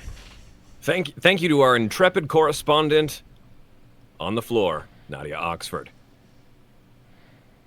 Yeah. That was lovely, Nadia. Thank you so much. We miss you. Do you want to... this is actually relevant to sort of the panel we were talking about beforehand, is that Dawn Trail is emphatically not being written by Ishikawa. She has confirmed that she's moved to more of a supervisory position, which I think we all kind of saw coming, because the current patch cycle is being written by Daichi Hiroi, who is probably most well known for writing the Pandemonium questline. He was also the assistant to the guest writer for Ivalice and Save the Queen, Yasumi Matsuno. So he has lots of experience with writing some pretty wild quest lines. He's also he handled a few of the job quests back in the day and things like that. So he's been around. He knows what he's doing. I trust him to handle this. And like Nadia says, we haven't really brought this up, but the vibe of Dawn Trail is immaculate. It is. They have mentioned several times that they want this to feel like the summer vacation after the trials that was Endwalker, and I'm very excited to be on island time for a little bit. Yeah, no, that Primals concert sounded like it was real good. That's the one thing that I was kind of bummed about from FanFest is that they had the piano concert and the Primals and stuff, and they don't stream them. And I know. What they do though is whenever they release their Arrange albums, which there is a new one coming out that has the track list on it has most of the new stuff that Nadia just mentioned. Those are on Blu-ray, and they do usually come with recordings of performances. So if you pick up those Arrange albums, you'll get those. I'm just going to have to go to FanFest, aren't I? Item codes. I guess we're just going to have to go to the next FanFest. Just going to have to send the whole Dropouts contingent to storm FanFest. It's got to happen someday. Yeah, so like I was saying, this panel does get very, very deep into sort of Ishikawa's writing process and her characterization and how much she uses symmetrical language between opposing characters or characters that she feels are foils, not necessarily to each other, but just for the tone of the story. She does a lot of just, I don't want to say reusing dialogue, but having that internal rhyme between characters that she feels match each other's themes. So it was really interesting, and I highly recommend it. Go watch it. Which is seemingly how in the trailer we're ending up with the Thancred Urianger, and I guess she's Tola this time, but Thancred and Urianger seem to be bros, like full just, hey bro, And what they you were doing? roommates. Yeah. Listen, the relationship between Thancred and Urianger varies wildly depending on who you're speaking to. So I have some literature I can share after this podcast. Listen, I've got my own issues with it, but I can two guys be friends? As someone who has very few male friends in the world. Oh, okay, yeah. I just No. let me ship two guys as guys who hang out and have a nice time and are just cool. Okay, I'm with you, but also you do have to get just a little bit with the bros. You know, bros can be, hanging out, but Sure, whatever. Yeah, I mean, it's. And if two bros are hanging out in a hot tub and things, it's just guys being dudes. It's guy stuff. It's just dude stuff. Yeah, no, I fully support anyone who wants to ship anyone doing anything, but I will always be, I'll always be a like, yeah. Thancred and Urianger are just buddies. They're just buddies. Because they are not, emphatically, they are not like Sid and Nero. No, yeah. Sid and Nero are two completely different. Yeah. That's a totally different kind of relationship. Those are ex-boyfriends being forced together by work circumstance. All right, and that is a great archetype in and of itself. Let me tell you. Oh. Yeah. Leave room for Heidelin. God. As someone who just wishes he had dude friends he could go on a cool, fun road trip vacation with, I have to project on. Let me tell you about Final Fantasy 15. Yes. Well, listen.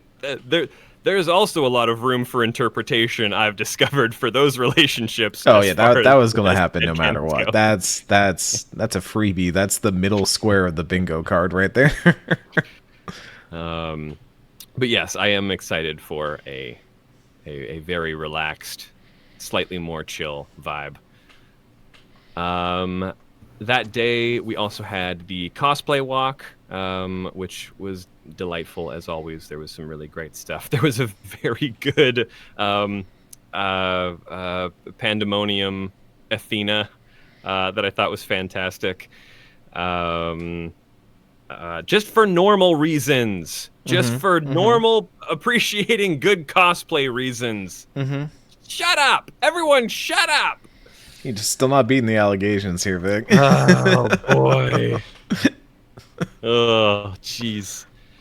Yeah, but and included in that cosplay walk was our Discord's very own Stromgard, in his Red Mage cosplay. Hell yeah. So shout outs to you for crushing it. And also for meeting up with my other friend who was there dressed as a Red Mage and sending me a picture and making me very happy as degrees of separation got eliminated very rapidly. That night was also the piano concert as well, which we also didn't get to see as people streaming it, but I assume Nadia had a lovely time. Which brings us to Sunday morning. The live letter. I should say we also only have 10 minutes left for this segment, so we should talk about this live letter in an expedient fashion. All right. That's all right. We've covered a fair bit of it. So the most important parts, spoilers if you have not caught up to to the current storyline and done all of the things. I don't care. our new dungeon is the lunar Wait, what's that face say? Just worried about. I haven't finished 6.4. I keep trying to queue for the trial, and like I get like 15-minute wait times on the most recent trial. Like, I know I'm DPS, but come on. Anyways, no, I don't care about spoilers. We're fine. Yeah, so we are finishing our after years speed run. The next dungeon will be the Lunar Subterrane, which I assume is supposed to be.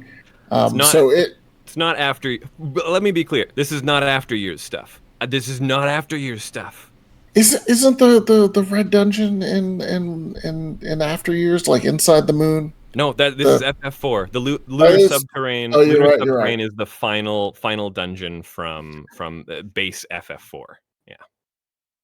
We're doing that, and then of course, as everyone who ran on this line guessed, we are ending our trials with Zeromus. The trial itself is called the Abyssal Fracture, and the last Unreal trial that we're going to get for this round will be King Thornton. I know all our listeners are very interested in the Unreal trials. I am a little bit. I would love to do. I wish we had a crew that could do more Unreal trials. I think they're quite fun. Look, you've already talked us into Blue Mage content and like Savage rating and like everything else. It's going to happen. It's just an assumption for me at this point. We haven't done anything Savage. We haven't done anything Savage yet. We're not even there. It won't take long. And as Eric noted, the next variant dungeon is Alo Alo Island, which is seemingly a reference to an actual Hawaiian island. So, as Vic noted before, the South Sea Islands, perhaps that is the Hawaii-ish analog, continuing possibly, where we were with maybe Polynesian. Maybe it might be safe to say. We're gonna find out. I really just think it's interesting. They're really going hard into this whole variant dungeon thing because we're going to be up to 3 by the end of this patch cycle, and I'm surprised. I guess they must be popular. I haven't done Mount Rakan yet, but I did the Sylvan Subterrane or whatever, the one with our little pal, our little buddy. I think it's less popularity and more the format. Like, so the way dungeons have worked in the past is the dungeons are related, like, to the story. Like, they are part of the story at specific points. And with the Criterion and Variant dungeons, they can do ones that aren't. Like, this is a dungeon that has nothing to do with anything in the main story. It is just adding additional color to an area over here. Yeah, it used to be that we would get in a patch, we would get MSQ dungeons, and then we would also get things like hard versions of old dungeons, quote unquote versions, or get more optional dungeons. And I think they're saving that so that they can use these variant dungeons, which provide like fun, repeatable, normal content that are just full of lore. And it also gives us the Criterion versions and the Savage Criterion versions that allow for 4-player high-end content, which is not something that there is a lot of beyond, doing deep dungeons. So it sort of fills in a lot of gaps that are kind of left by what is part of the normal patch cycle. They're good. They're useful. I think they serve a really good purpose, and like I say, they've been full of really, really good lore stuff. And it's a nice way to revisit old places, which is my favorite thing.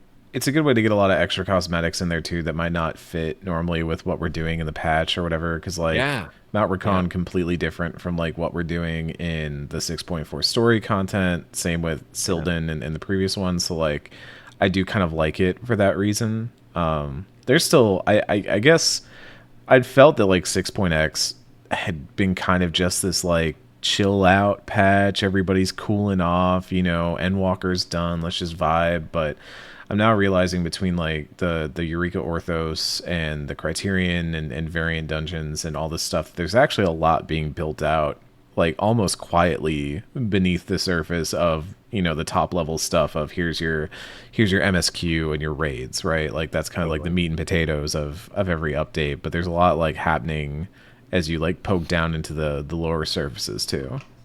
Yeah. We're also getting, and they've been gone for a while, for past 2 expansion, Tribal Alliance quests. So a lot of people never touch these because in order to get to them, you have to actually finish each of the expansion's tribal quests. Right. So you would have to get to the end of each of them. But we haven't had them since Stormblood, and now they're back. So once you have made friends with all of the Endwalker tribes, you're going to get another set of quests that bring them all together in some grand adventure that will give you some rewards. And it will probably be a relatively underwhelming reward, but that gives you a bit of clout, as usual. Yeah. You get to boast. And that's what it's all about. Which I can do this time because I finally finished all of the tribal quest. Like this is the first I've gone back and worked through the old ones as well, but I'm up to date. Anything else in that live letter? PvP people get things. Yeah. Custom delivery is Margaret. Margaret. And Labyrinthos. Yeah. So yay, more custom deliveries. Island Sanctuaries get new stuff before Dawn Trail adds a new Island Sanctuary-esque location. Wait, I missed that. What? That's the top bill. Okay, so yes. They announced during the Dawn Trail thing that there will be I forget how he called it expansive new lifestyle content. I was busy memeing on Twitter and I missed it. You made a joke. You made a viral joke based on that.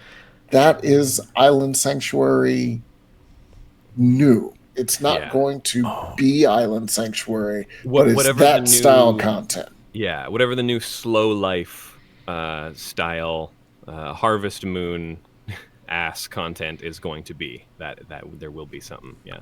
This is terrible news for me in a very good way. This is gonna mess me up.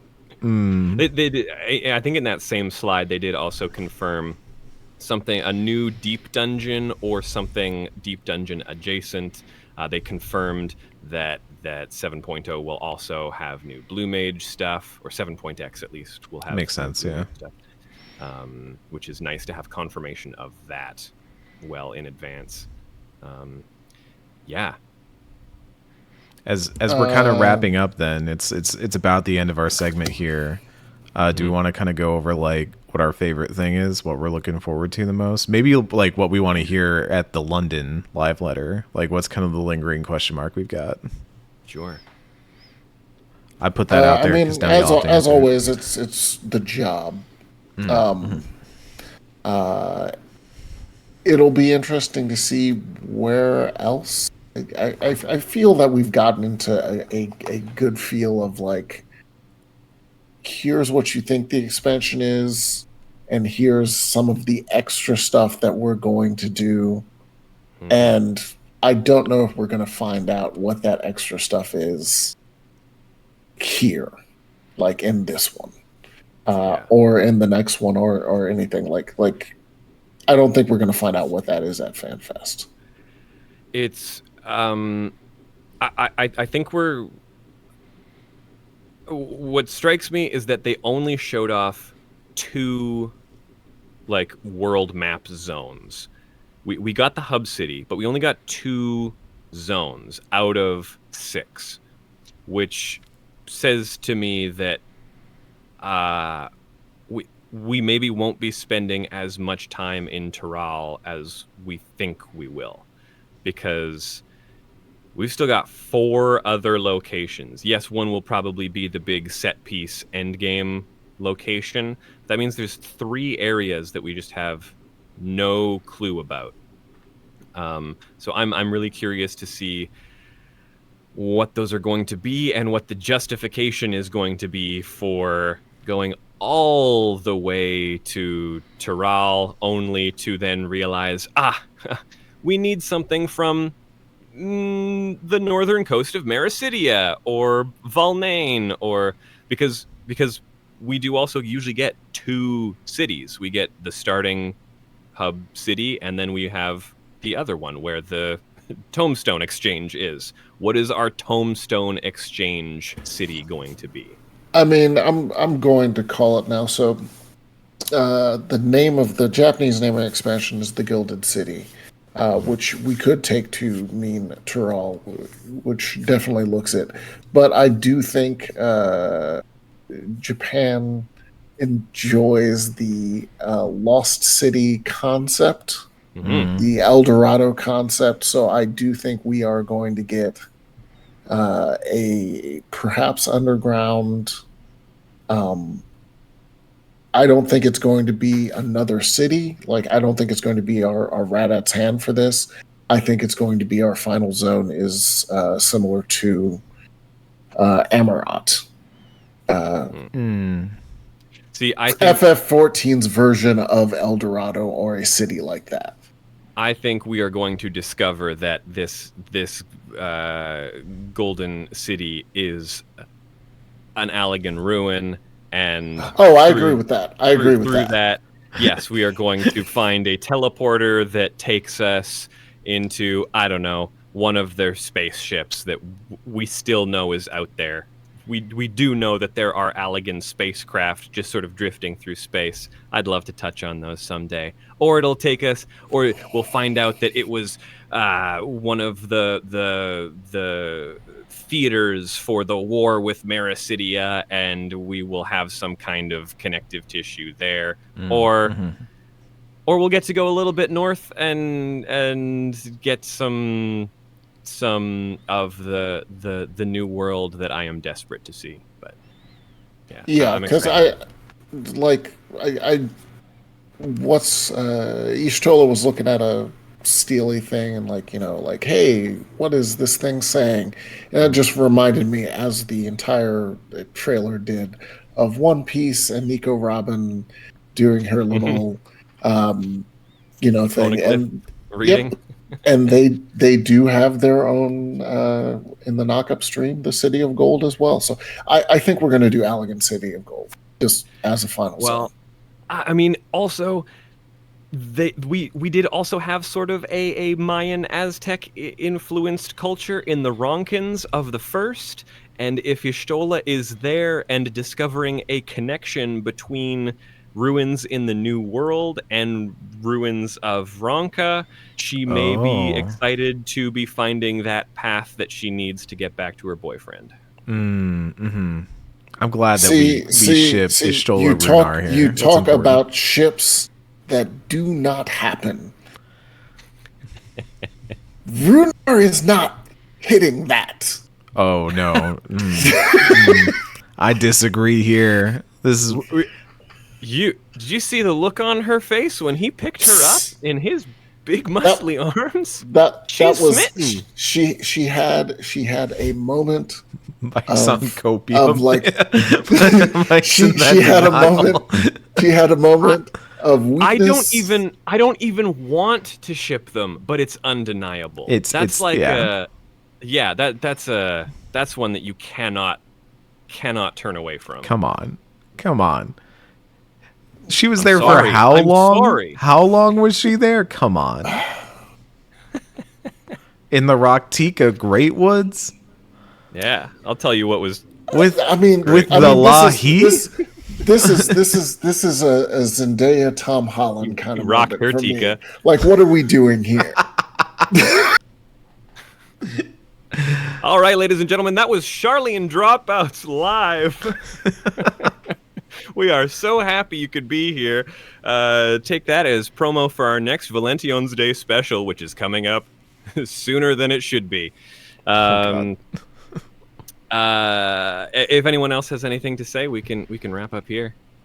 No, we're doing the charity stream right now. If you're listening to this later, we will have done a charity stream for Trans Lifeline. We're raising money right now. Any donation helps. We're at 5,800 now. We did go up several $100s during this segment. Very happy to those who put in some cash and helped out. As always, you can head over to the link that I just put in the chat. We've got some great dono incentives throughout the day. Right after this is Kat versus Eric. We're just gonna fight in a bunch of games. It's gonna be great. But it's been great having the dropouts here and putting an episode like out there on the stream and stuff. You know, it was really important that as dropouts has become its own thing as much as it is a part of Blood God, that like it was really cool to have this featured as a like part of the stream. So this is great. Absolutely. Thank you so much for having us. I do want to shout out the chat. I'm sorry we didn't get to reading too many of the comments. I sort of just remembered you were there partway through. But thank you, everybody, for your input. I appreciate it all. I recognized everyone in there, and you all made very funny jokes. So round of applause for the chat. You're all doing great. Yes, Mookie Lahi is the first word for whoopee. Yeah, I just want to thank everybody for coming out. Yes, donate to the Blood God Patreon. It means the world to us. You can get an extra Charlene Dropouts episode every month. Also, if you can subscribe to the Dropouts specific feed, rate and review us there. It means the world to us. I mean it. I will read out your reviews on air if you give us them. So you can send whatever cryptic messages you need. If you need to awaken a sleeper agent, use our reviews to do that. It's the perfect opportunity for it. Thank you so much. Thanks to Eric for having us on here. Thank you, Mike, as always. Thank you, Nadia, for being our intrepid reporter all the way in Vegas. And as I always say at the end of every episode, and have always said, what was it? We cannot know, and we won't. You really need to write this down and post it somewhere. We shouldn't know, and we can't figure it out. Thanks so much, everybody.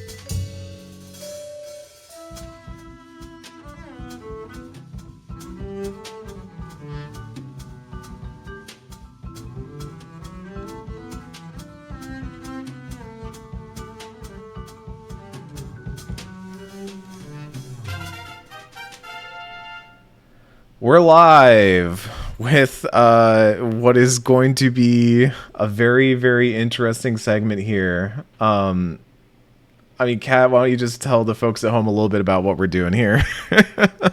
Well, Eric and I, we are best friends, and I love working with him, and I enjoy working on the pod, but we're also fearsome rivals, and maybe a little too competitive for our own good.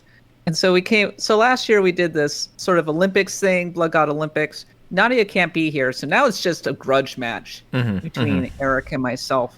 And we came up with a number of events. Some of the events were, I challenged him to a Pokemon battle. And not just a Pokemon battle, it's Pokemon Gen 3 overused, Ruby and Sapphire, Smogon rules. And we've made teams in Pokemon Showdown, and I'm like absolutely terrified that he is going to pull something completely weird out of and I'm going to lose, and I will never live it down. But hey, it's good content. We're also going to be, we've also got a bunch of other events, including GeoGuessr. We're going to be doing Back of the Box. We're going to be playing Pokemon Stadium mini games. And I think it's basically best 3 out of 5, ultimately. Also, a lot of people are saying that we should find a way to throw down and settle some like long-standing grudges, Eric. Long-standing debates. Yeah. Long-standing debates, including over FF7 Remake and Skyrim. And honestly, I'm into it. So like, I think that maybe one of the events, maybe instead of GeoGuessr, we could just do, okay, let's settle the score, make your best argument, and then the audience gets to vote on who and who did it, like who was right. Exactly. You can also do some. By the way, when we giveaways battle, too. I'm not going to be looking at the stream and cheating and stuff like that. So don't worry about that. You can look if you want. I don't care. No, you it do matters. What you want to do. It does matter. I don't know. Pokemon's all made up to me, anyways. Pokemon's all made up. Yeah, it doesn't. That's not real rules. Hi, everybody. Thank you so much for joining us on day 2 of the stream. We got so much wonderful stuff to do. We already did Charlie and Dropouts. Go check out the archive of that. We had an amazing and lovely day 1. We did rank pasta. Oh my god, that was so much fun. By the way, my partner went to bat for that horror pasta that we put into the bad hole. The radiator bug thing? Not the radiator pasta, the other one, the mutant pasta. Yeah, that was the one, the radiatory or whatever. Whatever. Oh no, the one that looked like a conch shell. Yeah. Yeah, the conch shell. She went to bat for that one. Okay. Which I thought was interesting. Yeah, and we also, let's see, what else? Oh, I did a Pokemon Crystal run, and my Nuzlocke run continues. That was a lot of fun. Had a blast with that. Yeah, and today we're going to have Jackbox with a lot of voice actors. We're going to be, we have our huge Final Fantasy X stream that starts at, I believe, 5 p.m. Pacific or thereabouts. And it's going to be a great finale. And we're trying to get to $10,000 so that we can give away a Switch OLED to one lucky listener and donator. Yeah. So donate. Place your bets. Is it going to be me, the host and creator of Axe of the Blood God and lovely all-around cool lady? Or is it going to be Eric Van Allen, the usurper, who has arrived? Place your bets in the chat. No thoughts, head empty, just vibes. Let's go. I will also say I'm seeing some people ask about segments that we did yesterday or even dropouts this morning. The VODs are up this on the Twitch channel. You can access them by clicking on our icon on the Twitch thing. Don't do it now. Watch our live content first. But if you want to go back, they'll be there, and we are also planning on archiving them later on, so that way we'll be able to have that stuff up, because we want y'all to be able to go back to these. We know not everybody could make it for the full weekend, so we'll have a way for y'all to get back. I'm also updating the stream info as we're talking about this. Is there a way that we can have people make donations and then just basically use it as a straw poll of who they're going to win? Like, place of who's going. I mean, do we want to put some codes on it? We never gave away that Persona 345 on the Switch, so maybe we say everybody can place a bet on who they think is going to win right now. We'll leave it open for like the next 5 minutes, and then once those are up and you put in your Kat or Eric, we'll raffle off those Persona Switch codes to the winner. Go. But yeah, so the games we're playing, yeah, Milkmans, thank you for Milkmain, sorry, Milkmans is different. Milkmain for putting that in the chat. You can head over there, donate to Trans Lifeline. Like we said, our goal is 10K today. That will get us up to what we hit last year. That will put the Switch, it's a Switch OLED, I believe, right? It's that shiny Switch OLED screen. Yes, Switch OLED. It's awesome. Like, yeah, let me tell you, I have a Switch Pokemon. OLED, and I have not looked back. That No, thing, you cannot look back. It's incredible. it's so good. It's incredible. Yeah, I love it. But so the folks know how they're betting. We're playing Pokemon Showdown. We've got Brendan Groom standing by for some back of the box trivia. We've got Pokemon Stadium minigames. We're really in a Pokemon mood these days. It's kind of weird. Even when I was building Not weird. these, Pokemon's great. that's the thing. I was building these Gen 3 teams, and at first I was like, why did Cat pick Gen 3 OU? That's it's obscure to me. But like, Here's a reason. Can I explain why? go for it. I want to hear the reasoning. Why Gen 3 OU? Well, it was my heyday of battling. It was when I got when I was okay. the most obsessed I was with Pokemon battling. But more to the point, like Gen 4 introduced Stealth Rock. I love Gen 4 too, but it also introduced Stealth Rock and Garchomp, and I'm kind of like, And then Gen 5 was just hyper offense and very dragon centric, and even more Pokemon, and it got to be kind of a lot, actually, like so many mechanics. Gen 3 feels relatively simple by comparison, and unfortunately that also means that there's a relatively small pool of viable Pokemon for competitive play. And then once you get into the Gen 6, Gen 7, Gen 8 areas, like I'm just kind of like, okay, whatever. Going back to Gen 3 has been really nostalgic for me. And also Ruby and Sapphire, a lot of people love those games. I do too, so... There's something about when I was looking at building my team for this, because I will say, like, I went to Smogon, I did some research, I looked into like what kind of the general thought processes are behind these. I promise I didn't just pick a top tier. I kind of picked Pokemon that I thought I would enjoy playing and then built teams around them. That was kind of my goal there. And it was really interesting to look at because I think those closed ecosystems really do make for an interesting competitive environment. You're kind of thinking about future counters and counters to the counters, and you're kind of doing all that interplay that you and I are both StarCraft players, and like we're not doing a StarCraft match. The logistics didn't work out for that, but also he would wreck me. It wouldn't even be close. no, I'm getting old. I woke up this morning and I was like, oh, my wrist hurts. Like I was gaming too hard yesterday. But You're so old, Eric. But we like StarCraft is that similar like closed ecosystem where we have that like set of rules and those matchups, but a lot of variation within that. And so that's my way of saying I did some practice battles with some friends and building these teams, and I was actually having a pretty good time doing it. So wow. Smogon OU won singles. That's my jam. I don't like doubles. I don't like the VGC. Find it too gimmicky personally. I think the original way to play with battling is just it's brilliant, and it's a shame that Pokemon got away from it. But let's do battle. it. Let's get to it. Yeah, send me the invite. I have sent a challenge, and we're gonna battle in Gen 3 OU. Pokemon Showdown, by the way. I just love that this exists. I really do. It's so good. Wonderful. Mm-hmm. God, there's so many formats, though. Holy cow. Hold on. Here I can show them to the folks at home. Look at all that. It's wild. Yeah. Okay. Challenge. All right. Challenge sent. All right. I will accept. And for the folks at home, which one do you think I should run here? What are you thinking? Team 1? This is Team 1. All right. All right. And Archetype prediction: Cat wins this round. Next round, both Team will get 2. disqualified for not having enough Suicune and Shadow Hearts. Then it's up to Eric to tie it or lose it all in trivia. I think Eric will tie it up in trivia. Teeps, I'm with you. I think Team 1. I think we roll out Team 1 here. Oh, have you been training with Teeps?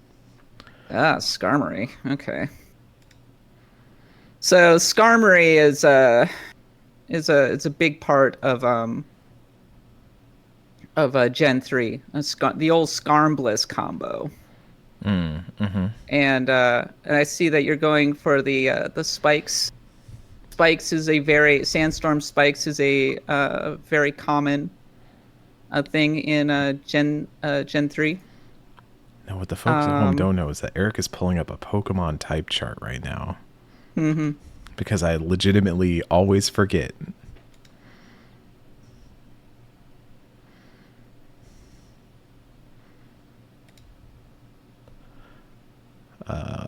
So he's got a full set of spikes down, which is annoying. Okay, so what were you? You're rock dark, huh?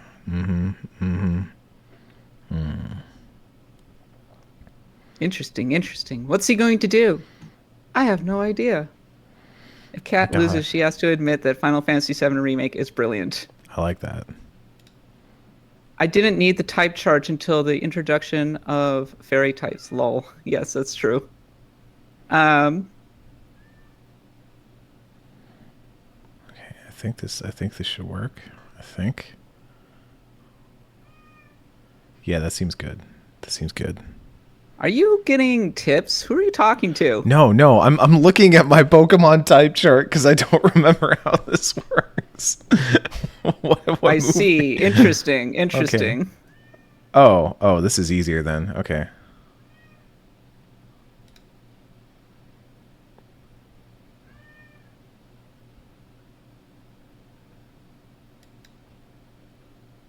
Ooh, Yeah, don't leave Swampert out against Celebi.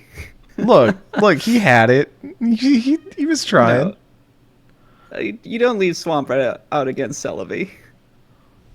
Oh, Jolteon. Hello.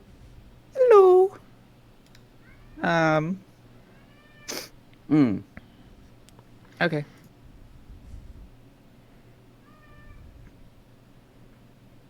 Oh, this is so annoying.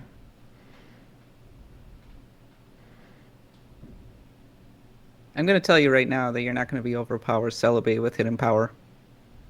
That's what I'm thinking, but I'm like, how do I break this otherwise? Eric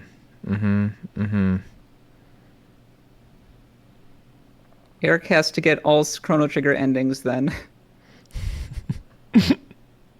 So here's the thing, when I was putting together my teams, there are certain Pokemon that I will not use. I won't say which ones, but I am very specific. Oh, Baton Pass. Interesting. Uh-huh. Okay. Doop.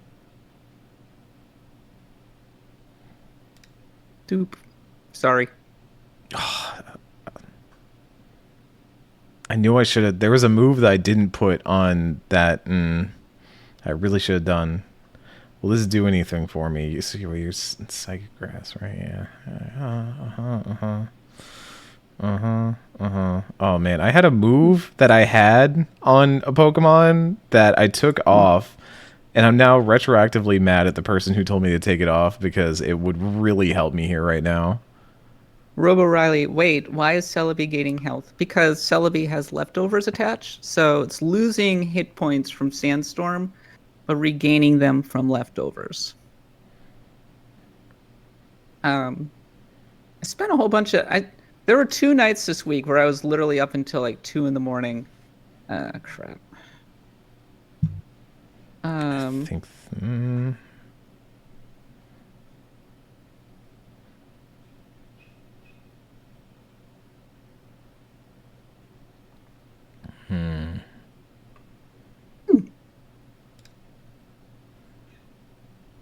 I just beat my opponents to death with good type matchups.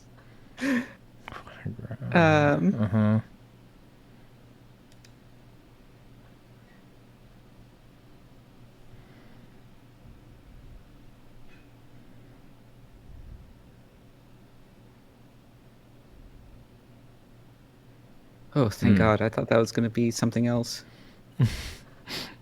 But I guess it makes sense. Salamence. Okay, you got Dragon Flying here, huh? Yeah. Yep. And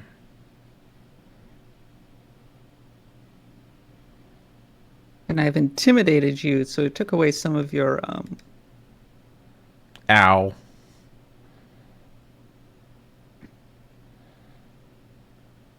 Um.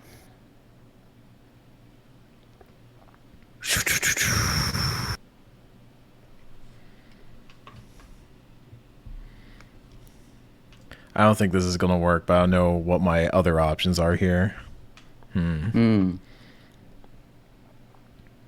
love how you were like, "Oh, I'm probably gonna lose in Pokemon." You were like trying to set that up. It's like, no, Cat, this is your realm. Come on now.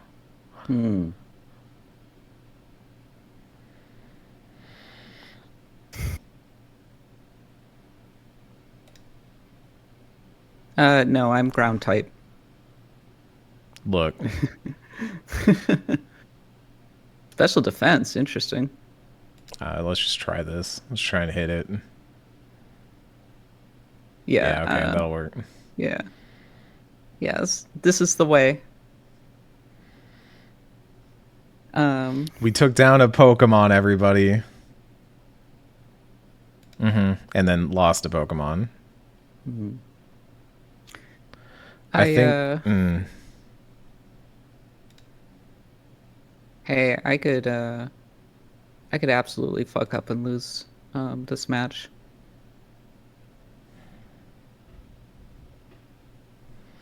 I am definitely nervous. So right now, I don't know what two of Cat's Pokemon are, and Cat doesn't know what my last Pokemon is. I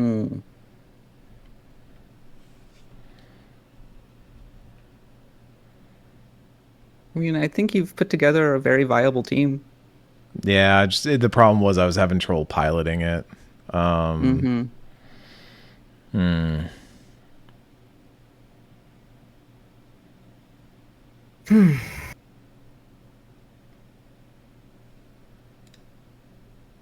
it. So you did go with a mixed version. Oh. Halus goes back a long way. Halus and I have been buddies for a very long time. I don't know what. Okay, this gets interesting.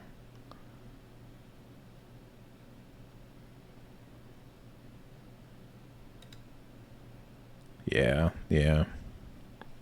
Should have just swapped. When we played Red and Blue in the school cafeteria, I spammed sleep attacks and double team. And that is why you're a monster, Sergeant. No, those are banned in OU. Like, they've banned quite a few things. One hit KO, multiple sleep, things like that, yeah, have been banned. So Yeah. Okay, well, now you get to see my last one. Interesting. But I don't even get to do the thing that I was hoping to do, I think.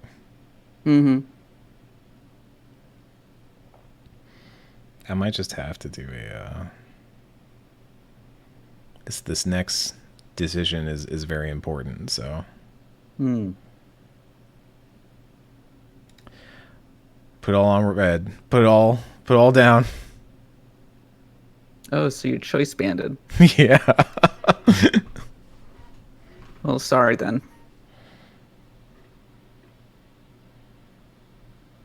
Oh shit. No, you Good still win game. that. Oh, okay. that was pilot. You want to rematch that one, or you want to change teams? I'm gonna change teams. All right.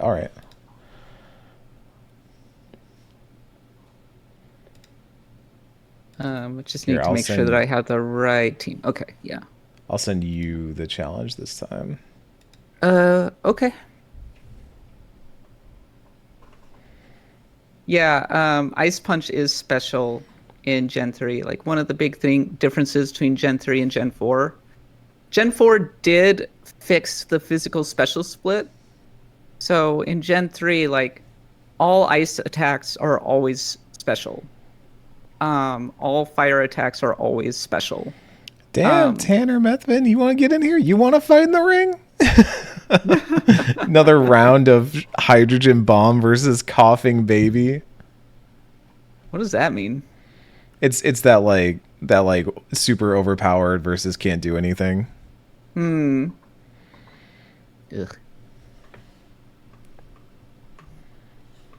Do the mash. We'll do the meteor mash.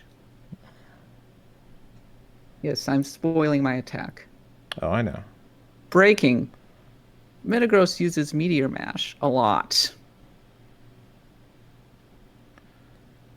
Yeah, Alakazam was very scary in Gen 1 and 2 because of the special was all one stat in Gen 1.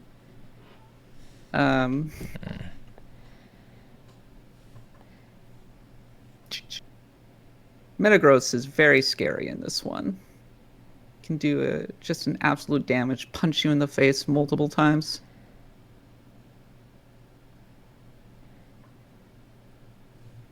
I'll be honest, I'm surprised that Eric went so conventional.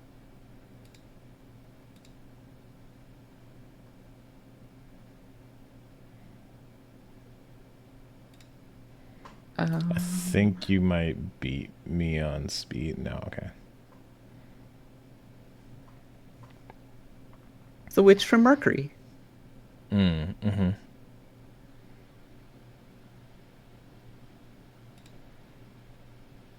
Oh, Jirachi.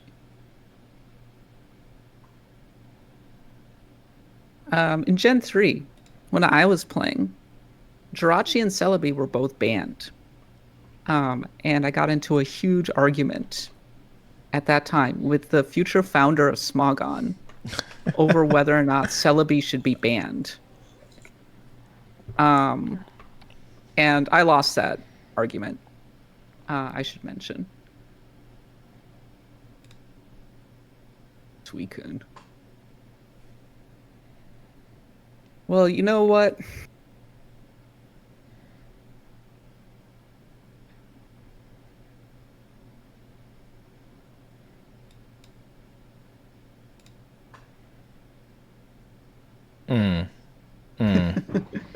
Rude. No, get out of here. Get out of here. I think you're coming. I'm gonna be safe here. GTFO. I am not dealing with that. You're not dealing with the Calm Mind Suicune. Absolutely not.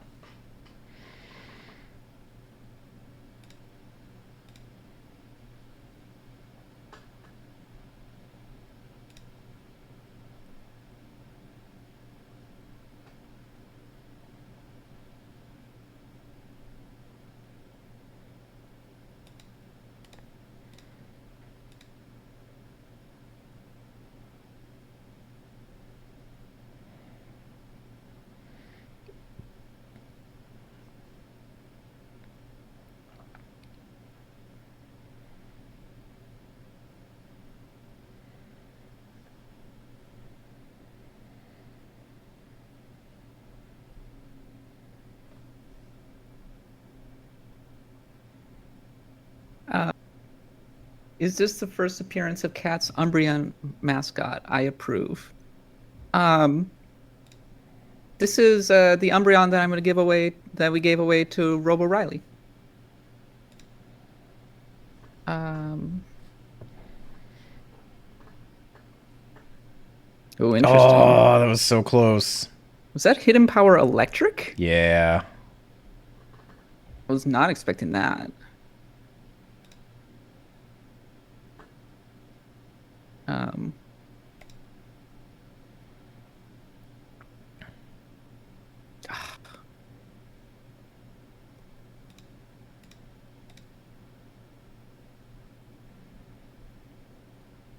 Horny bug.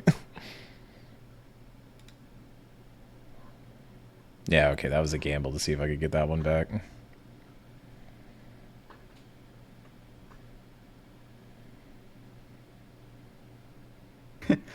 No, they play in silence, like chess.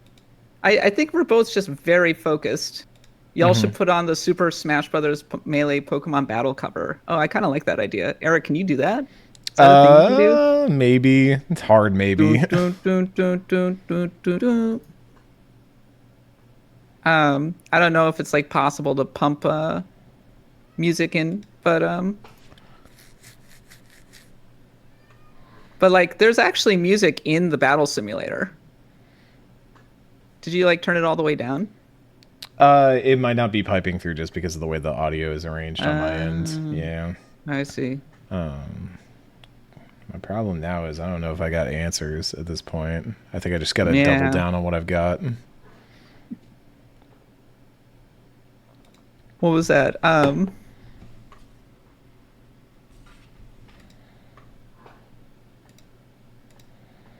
knew it. There we go. Flinch hacks. Come on, baby. Come on, baby.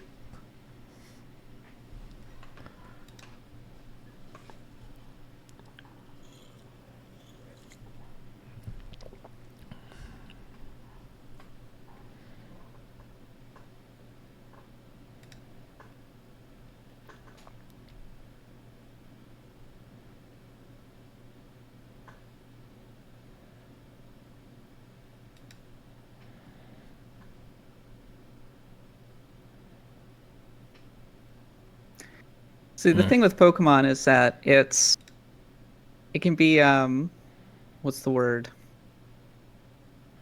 Fickle. Hacks, like luck, can really like screw you over in this one. And so like there's a world where you absolutely flinch me, Oh, and I then know.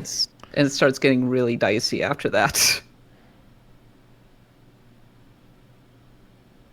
I'm envisioning Eric's the voice only meter move I have. config screaming in terror at these suggestions for audio. Yeah. Seriously. I got nothing here. We're just...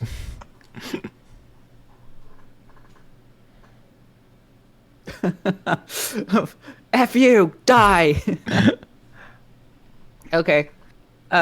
Pick whomever. I might pick my first team, I might pick my second team. All right, all right. Send me the challenge when you're ready.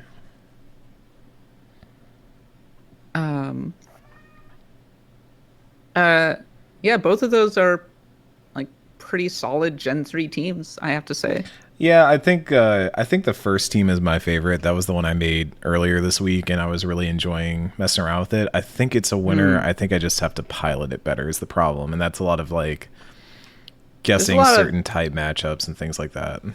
Yeah. And just experience. Mm-hmm. I've been playing this for years and years and years. And it's been a long time since I played Gen 3 OU. But you know, it's a little bit like getting back on a bike, you know. Mm-hmm. One thing that I find interesting is how much the meta has changed over the years. If there's a really fantastic post along the lines of like the Gen 3 meta through the years, that I really enjoyed. Boop. Ba-dum, boom. Boom. Ba-dum, boom, boom. Ba-dum, boom, boom, boom, boom, boom, Yeah, I'm boom. just thinking. Taking a moment to consider my options here.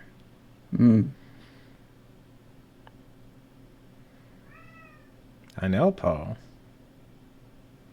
How can you get on a bike if we didn't pick one up in Goldenrod? Oh, lure, that's pretty good. I like the callback. I should have named this one Duck Meat.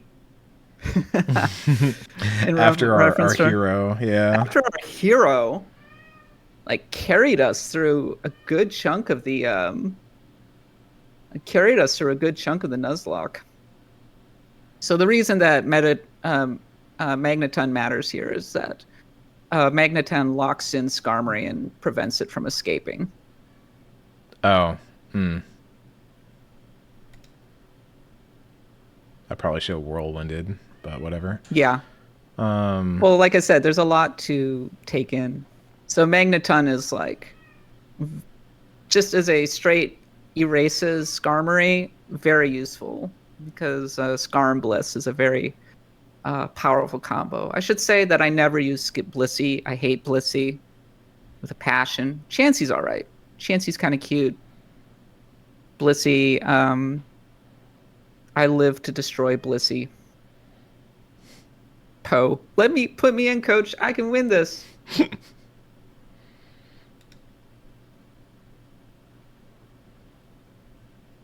um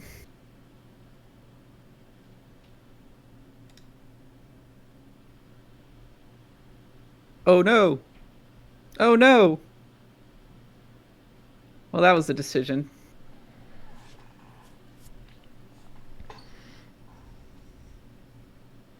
I'll let Poe out after we finish the Pokemon battles.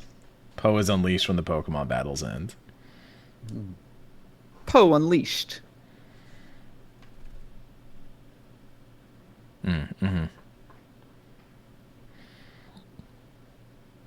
One thing that's notable about one of the big differences because of the physical special split in Gen 3, water is always special. However, in Gen 4, water can now be a physical attack as well, and waterfall. So that gives Gyarados access to waterfall. That completely changes its moveset. As it is in Gen 3, they use moves like Hidden Power Flying, which is like pretty much the best you can get out of it. So, yes.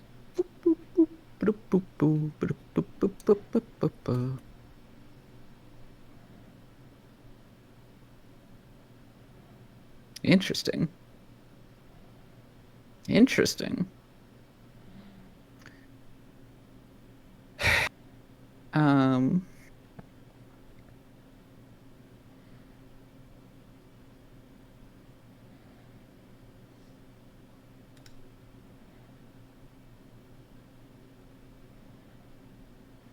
Hi. Mm-hmm.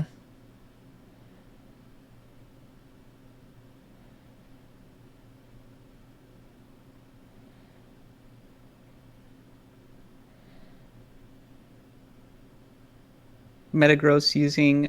So Metagross and Salamence are two prime Gen 3. Oh, no. That's Yeah, not going to do it. Yeah. You better hope I miss. Meteor Mash is such a powerful move. Because just getting that occasional speed boost is really rough. So it's not a given because Swampert could still like fuck me up with an earthquake. But I am in a pretty good position right now.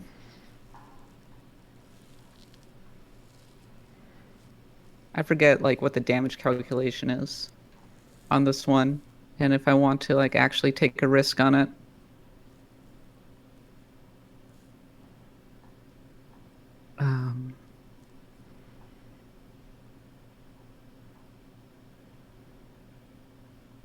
Yeah.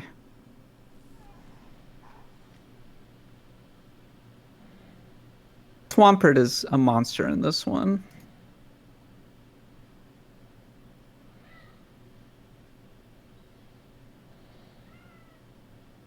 Why not use the fourth move here? Interesting. I don't know what the fourth move is, so that's probably cheating. Poe knows the type matchups. Is Poe a ghost type? No, Poe's a normal type, right? Normal dark? This is a reference to when he had a different Pokemon out. Interesting. Okay.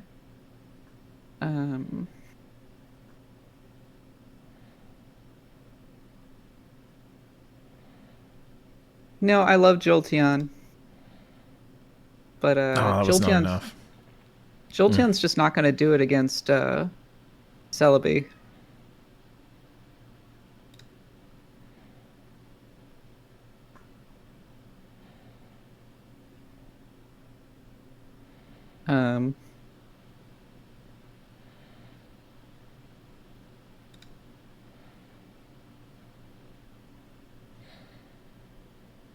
Damn it.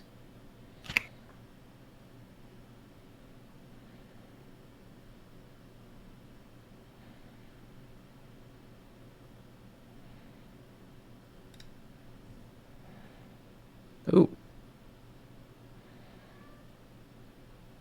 Interesting.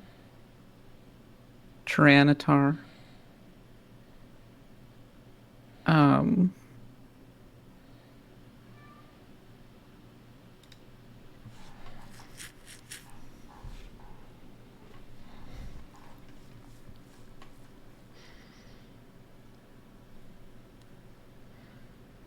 Freaking Tyranitar.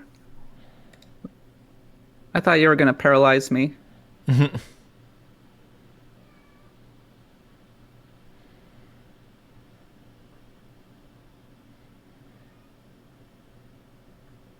It's gonna be interesting.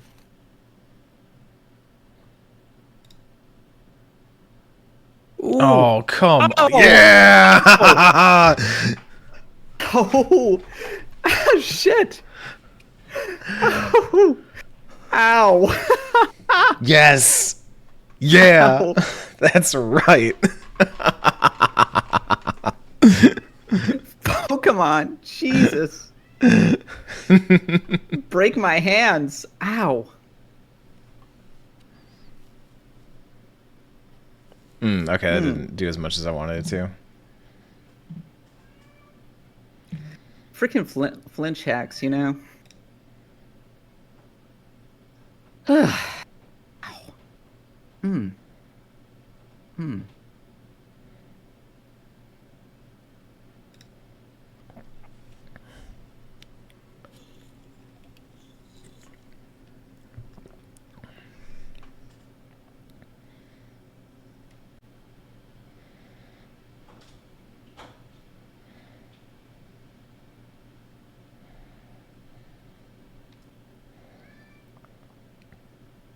Might be in a bad position here.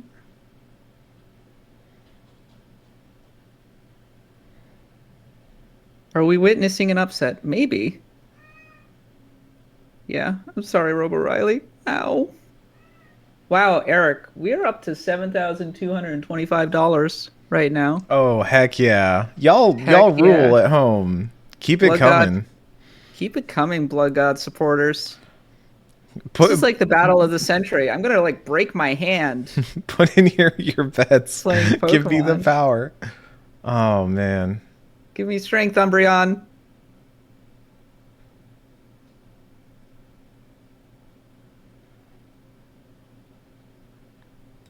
Give me probably- strength. It's probably a bad choice, but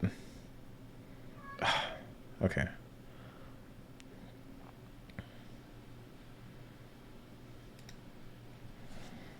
I'm gonna go let Poe out because he is getting more aggressive. Hope I don't die while I'm gone. A lot of interesting choices by Eric. I'm not looking at his screen at the moment. This is so quiet and intense. I agree. I wish we could pump in music. Is there really no way to pump in music from your audio setup? Ow. How are you streaming this browser, Eric? How am I streaming this browser? I'm just desktop capturing. Can you not turn on YouTube in the background? It won't send with the- audio. It's silly, but that's the way it works. Okay. I'm not going to ask any more questions. You're the tech person.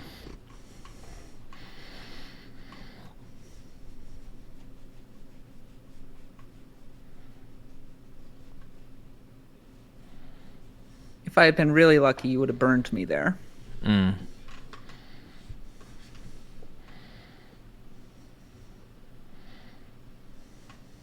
Because getting burned is good with melodic.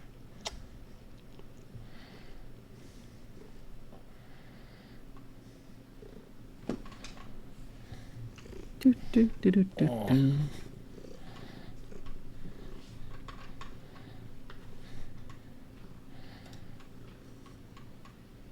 Switch Wars. I was gonna say, are we just gonna start doing this now? I mean, yes. This is like the Pokemon equivalent of the two Metapods staring each other down in Thank you. And see, you said it, and I still went for it anyways. Marvel scale is good.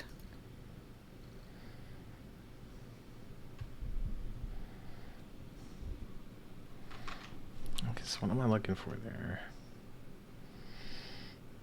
Melodic's just water, right?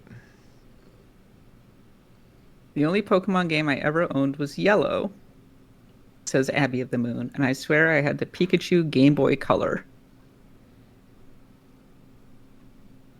And Rob O'Reilly is going to go to the local store to hunt down Black and White. Good luck. That is an expensive one.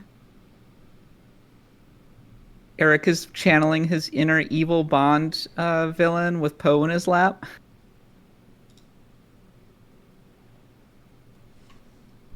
Oh, that was not a great move, Eric. No, I was trying to catch you and see if you're going to do something. I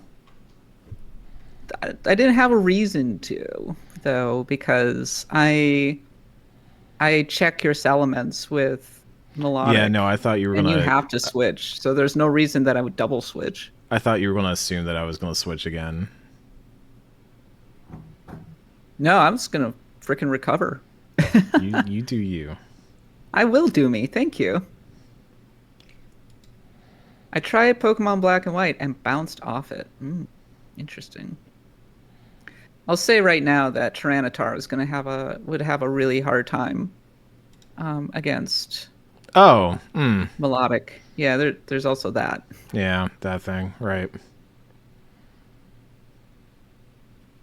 Melodic's a pain in the ass in this generation.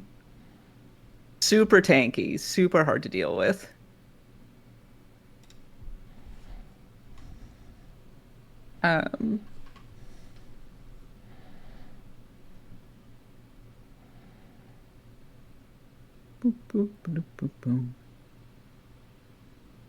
Oh, interesting. Jolteon doesn't have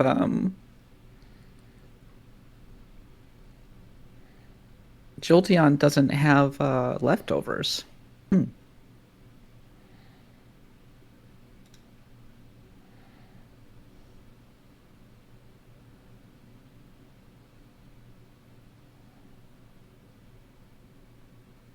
So eventually Jolteon's just going to get worn down.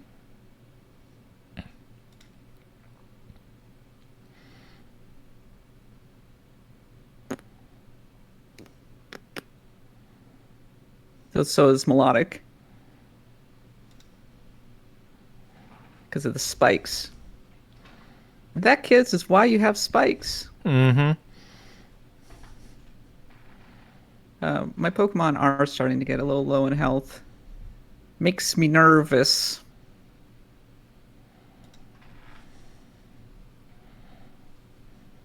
Fuck off. Oh, come on.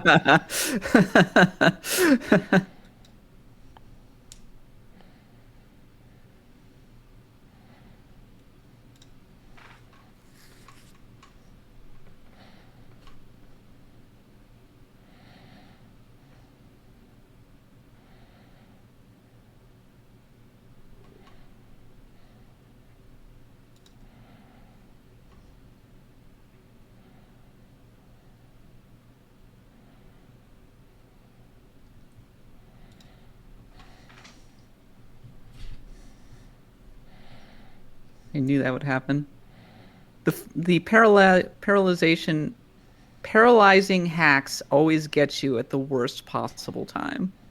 Hacks. It was like you rolled so well for so long. Not getting hacks. Rip. Thank you for taking out your Melodic for me. I mean, it was going to happen one way or another. I just need to get paralysis off Celebi. This is where it gets interesting. Actually.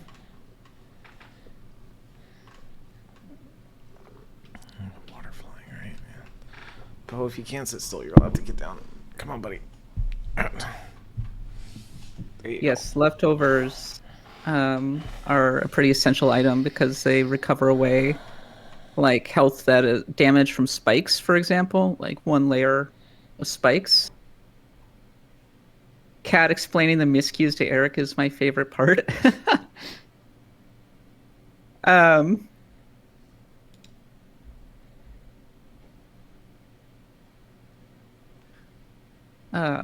I think I'm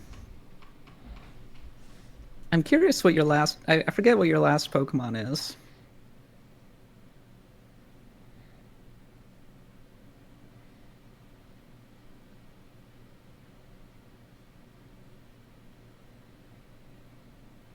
Eric, it's your move. Eric, I'm thinking. Eric. Yeah, I think I was gonna lose that no matter what.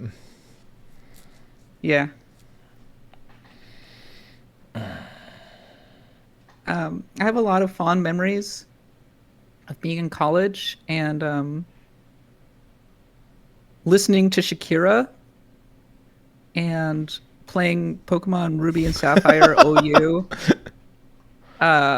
in the tournaments that were happening at that time. And I actually won.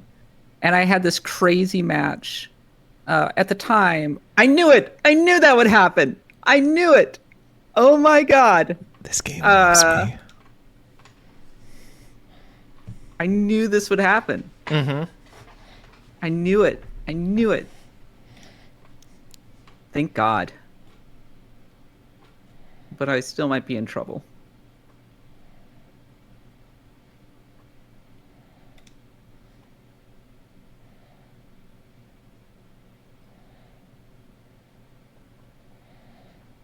Okay, this is where it gets interesting.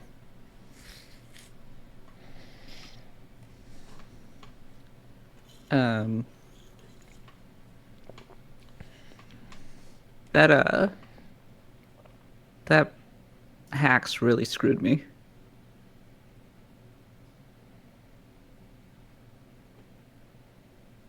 Loving the image of Cat bopping to a stoy key while grinding Pokemon. Yeah, it's pretty much how it was. Ooh. Okay. I thought I was dead for sure. Okay, so I think I'm gonna win.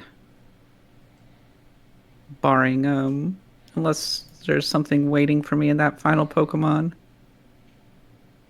Though it's still a little dicey at the moment. You've done a good job of navigating my team this time around. Oh wait, you can't use it twice in a row, right? Yeah. No. Right. Oh. Wait, how did that work?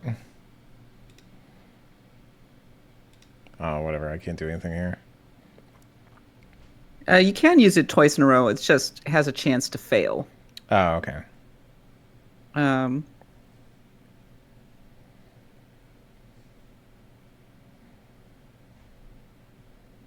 think I'm. This is my agility Metagross, so. Ooh.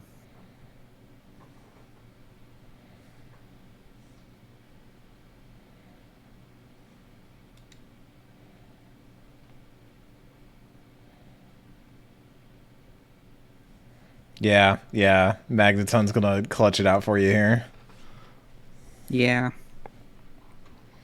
I thought you were gonna Earthquake me. Choice band. Yeah, if you had Earthquaked, I mean, Yeah, I no, guess Celebi could have taken you out. I was a bit worried about, that type matchup and also just not winning the coin flip. So, Yeah. Good game. Cat Yeah, the you fought victor. well. I Given that felt better you- by that last one. Felt better by that last one. I have to say that, like, given that you came in virtually blind to Gen 3, I thought you acquitted yourself very well. You, like, learned, like, super fast and, like, researched a ton. So, yeah, I had a good time. Like, I had to, like, I thought that there was, like, a legit chance I could have lost that game. So, well done, you. That was well done. All I had right. a great time. What's next for Cat v Eric? Do you want to go Well, back of the box? I think you get to choose. Yeah, choose your I battlefield. want to go back of the box. I All want right. let me just get our good friend here, friend of the show. Give him the heads up. I like Tanner. Eric's last Pokemon is Mew 3. Swampert always seemed interesting, but every time I play a Gen 3 game, I I end up playing Torchic because it's got that look and a crazy move pool. Maybe it's that final evolution strategy. It's kick until threat is gone. Blaziken is one of the most powerful Pokemon through multiple generations, especially once it got speed boost, which made it so powerful that it was actually banned. Ow. I really messed up my hand. I feel like I fractured my finger or something when I like slammed it against my desk by mistake. Brendan, how you doing today? I'm doing well. How are both of you doing? How are you Hi, hanging in Brendan. after? Hello, Kat. After I don't know, halfway through day 2. We're having You're a not great halfway time. just yet. We're having a Just great beat time. Eric in Pokemon. I saw. Eric put up more of a fight than I expected, though. Voth the Raven. This is what the stream needs, Shakira. Yeah, I would I had whatever, whenever. Playing when I was playing tournaments, and that was my superpower music. Focused me, kept me from making dumb mistakes. And there was a match where I was down to Gengar versus Steelix, and at that time, Focus Punch and Substitute was a very popular combination, and so I kept substituting, and the Steelix kept dropping rocks on me, and then finally I was down to enough health that I couldn't use Substitute anymore. So I just used Focus Punch and prayed. The rocks missed, and I got a critical hit and took out the Steelix and won the match. There's a lot that had to happen, and it was all because of Shakira. So for those of you who weren't here last year, Brendan, first tell us a little bit about yourself and also the game we're about to play. Well, hello, I'm Brendan. I don't know. I host Pass the Controller. I do a lot of stuff for indie games. Yeah, I don't know. It's not about me today. It's about the two of you. Please shout out your drinks. The drinks that you drinks? make. Yeah. Oh, okay. Yeah, I have been looking for a new creative outlet in this industry because it has too many people doing too many things. And I used to bartend for a long time. And I What's like your making people signature drinks. drink?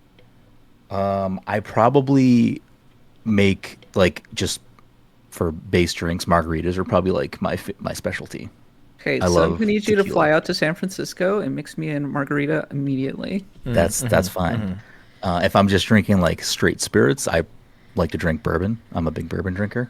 But I miss making people drinks, and Hey, you can make me a drink anytime. that's when we do Axe the Blood God charity 24-hour stream in person at the In compound. person, yeah. At Yeah. the compound. Blood God Con. Huh? One day it's gonna happen. BloodCon. Blood Con. People wait, Blood Con. GodCon was taken. Maybe at PAX East next year we'll do a little Oh, yeah. pre-karaoke. You were for the fun background lore at PAX East this last year. You were the one who was providing sustenance to many of the late nights that we had in Boston. Yes. There was a point where I was hanging out with Kat Bailey. And I said, I got to go real quick to go get something, and came back with pockets full of things. That's the benefits of living where the convention is. I can supply the goods. But to get Wait, back you're to in what Boston? All right, I now know where I can get the margaritas. Excellent.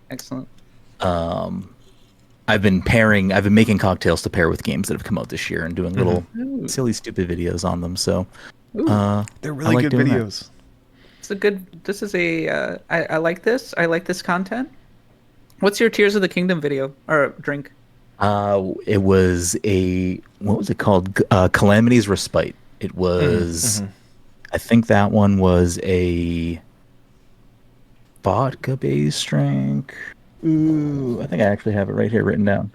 It was, actually this one was a rye cocktail that used lemon, blackberry, honey, and ginger beer. But for this specific version, I used a ginger cider from a local cider company here because I think it just is better in a mule.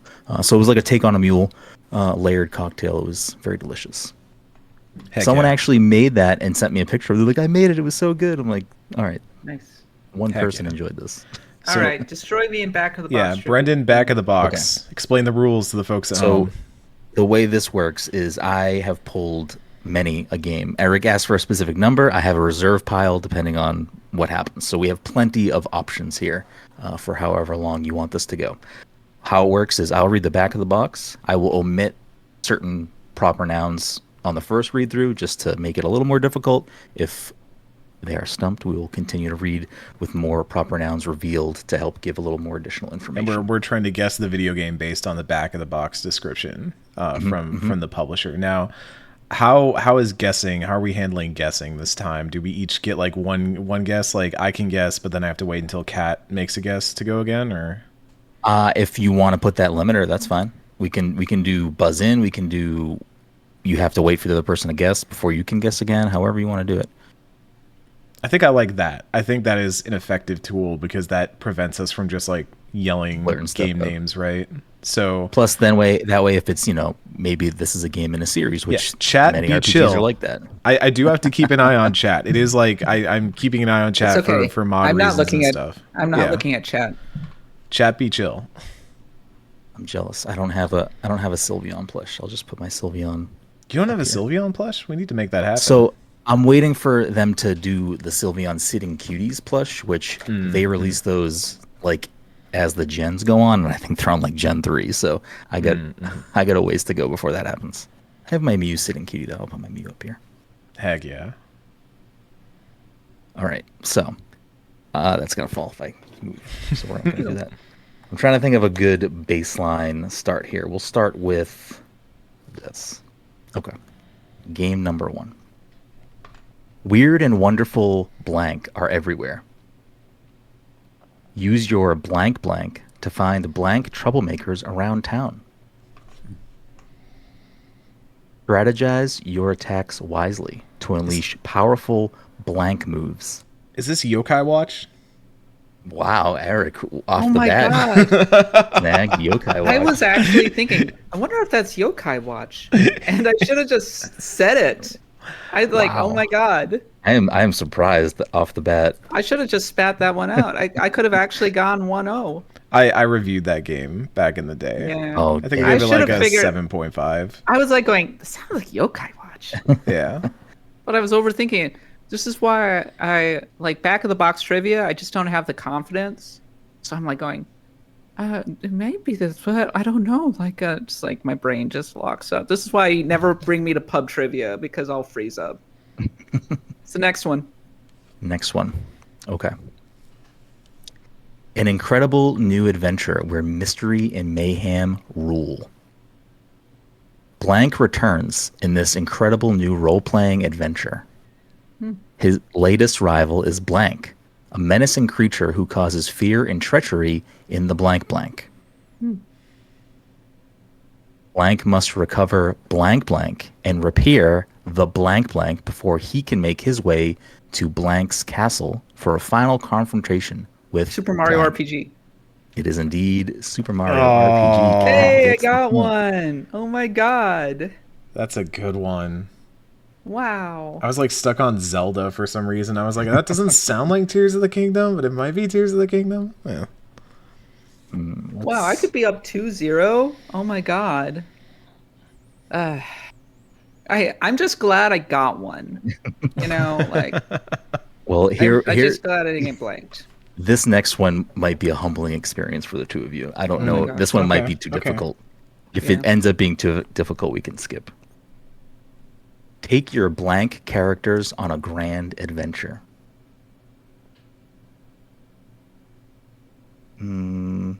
Cast your blank and blank as heroes, villains, and villagers in this quirky fantasy world. Fantasy Life. Incorrect. Legend of Mana. Incorrect. Lead the charge. Fight side by side with your blank. Pamper your party at the inn. Blank characters get closer by spending time together. Power up your party with exotic foods. Get your So you blank. did in two? Incorrect. Get your blank the stuff they want, like yummy treats or new gear. One of the Atelier games? Incorrect. Etrian Odyssey. Incorrect. No. Give your blank a makeover. Apply a wig. Mhm. Apply a wig and make Tomodachi Life. Incorrect. Is that an RPG? I don't know. Put a wig on them. Oh wait, Give no. them a makeover. Just oh god. what was Pokemon the X name? and Y. Incorrect. No, it's the other one. It's the other one that came out. Oh god. Befriend a horse. Can I Google something if I know the game name No. and I'm just trying to No. find the That's game? cheating. Okay. That's cheating. Cheating. Gotta go Like, in Mind Palace. Has to come from the Mind Metopia, me something. Palace. It is Metopia. Yes. Don't ask why I own a Wow. copy of this game. It's actually not a bad game. It's fine for what it is. I enjoy Metopia. Wow. Okay. I was not expecting. I'm get there. impressed that you got that one. I confuse Tomodachi Life and Metopia all the time. They're like the same game in my head. Mm. Game number 4. Next stop, blank. Welcome to the charming world of blank. Population declining. Explore a society on the brink of collapse. Shin Megami Tensei Devil Survivor. Incorrect. Switch between blank's weapons or blank's powers. Fend off Mhm. fend off strange monsters and survive a deadly miasma. Uncover Harvestella. No, Final incorrect. Fantasy Crystal Chronicles. Incorrect. Um, Uncover the truth behind blank's mystic powers. Final Fantasy 16. Incorrect. Um, And Miasma. bring back harmony to blank's ravaged lands. Oh. I like that. That's what makes you like figure it out. It's listening for certain things and also the way they're phrased that makes me like think of stuff. It's oh. From the top again. Okay. Next up, blank. Welcome to the charming world of blank. Population declining. Explore a society on the brink of collapse. Switch between John's weapons and Sam's powers. Sean and Sam. Fend off strange monsters and survive a deadly miasma.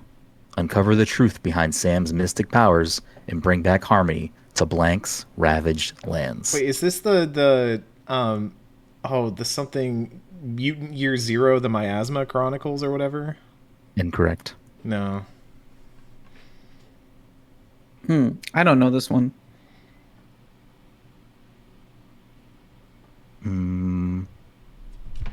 I can't say the other thing that is blanked out because that is the title of the game. Okay. Let me see.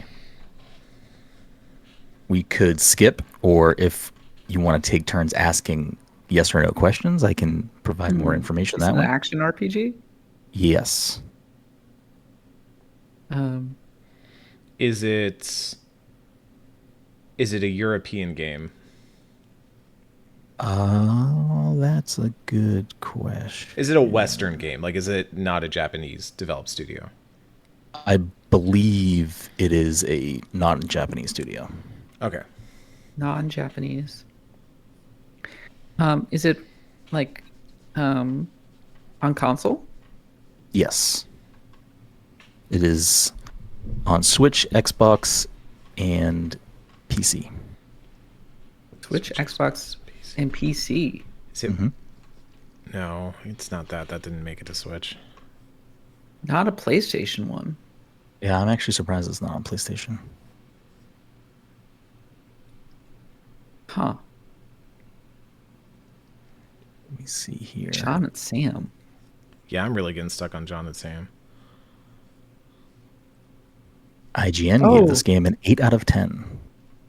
This isn't a Plague Tale, is it? It is not. Oh, I guess it's this, not charming. This is funny. I won't say who, but one of you reviewed this game. Oh no, it was me, wasn't it? Ah, shit.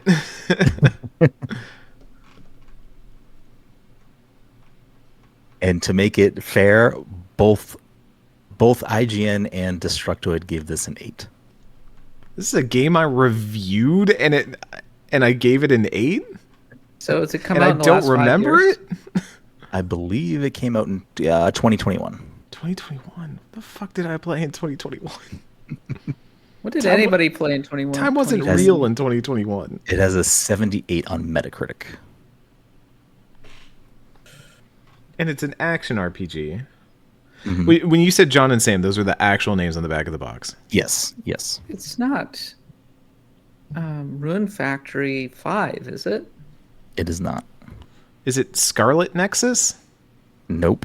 Yeah, that's okay. That was a Japanese studio anyway. And it was also an 8, but like it was just sitting there, and I was like, it's not that, is it? Okay, yeah, okay. PlayStation games. I think we have to move on. No, I want to know what this is now. Do you want to just call it no points and we know what it is? Yeah. Okay, what is it? Okay. It is Eastward. Oh, God. right. Oh, right. The kid's name is Sam. I forgot the You know- character names. Wow, that game Came and went. was so not memorable. I Can you remember see like what my cat is doing? I was Oh. very excited for that game, and I I remember still how haven't played pretty it. it was. Mhm.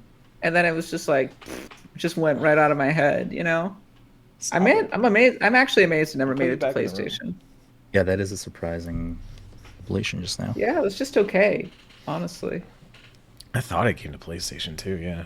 I mean, That's I was beautiful. not thinking of Eastward, but Beautiful game, but there's like one part of that game that really, really stuck with me, and I think everything else in it was just kind of it's good. I don't think it's bad. Like I stand by that 8. I'm just like, it's just a lot of like nostalgia. It's you know what it reminds me of? Iconoclasts. It's like this. It falls in the same category for me. yeah.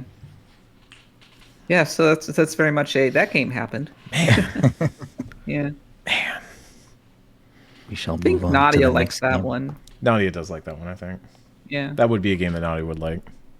That was an action RPG too. I completely forgot there was combat in that Yeah. game. Yeah. I'm curious. You should have Nadia listen to this segment and see if they get Yes. the games before either of you do. Exactly. Curious. All right. And all right. retroactively, they win. Next game. Next game. Time passes. The pages turn. And a new chapter unfolds in an unfamiliar land. Radiant Historia. Incorrect. That's not a bad guess. Get ready for a two-dimensional role-playing adventure for the ages as blank returns to blank blank to discover a mystery that sleeps behind an ancient legendary portal called the blank blank blank. Blank, blank, blank. The quest is long, the dangers many, and this time blank will have to make full use of his blank qualities just to survive. No need to go it alone. You'll need to rely on sidekicks to survive, and even enemies have roles to play. Is this Ease 9? Incorrect. Is it That Ease wasn't 8? 2D. Nope. Is it That Ease? wasn't 2D. There's no. It's not an easy game. we'll nip that. Chain yeah. Echoes. Not Chained Echoes. Don't Octopath fold. Traveler. Not Octopath. Don't fold under pressure. It's too late. I can't. Oh my god. I can't read the rest of that like at all, so I'll skip that paragraph. Stay on your toes, stomp foes, swing your hammer, and use blank blank blank to do damage. Swing your hammer. Swing your hammer. Is it a Mario RPG? Like we already did one. Time passes. Is this the Origami King? Is this Paper Mario and the Origami King? It is not Paper Mario the Origami King. Take to the stage. Impressing the crowd builds power for super attacks, but don't disappoint the audience or you'll pay. Take to the stage. Is it? But don't disappoint the audience. I mean, is Is this it the that- 1,000-Year Door? Is this Paper Mario and the 1,000-Year Door? It is indeed Yeah, the okay, 1,000 Year okay. Door. 1,000-Year Door. Okay. So we were on the right track. Yeah, Yeah, you were the getting there. stage thing. I was like, that's hammered stage sidekicks. It's a I was Paper kind of Mario getting game. away from it because I was like, were they going to do 2 Mario RPG style games? Apparently, yes. So is it what, 3-1 Eric? 4-1 3-1 Eric? Eric. It's 3-1? 3-1. 3-1, yeah. Okay. Okay. What are we playing to? Let's say 5. That's up to. I think 5. Okay. All right. So 5. Okay.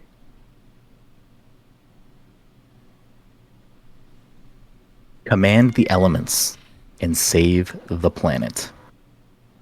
Golden Sun. No. Do you want to be more specific? Golden Sun Dark Dawn. It is Golden Sun Dark Dawn. Hell yeah. Wow.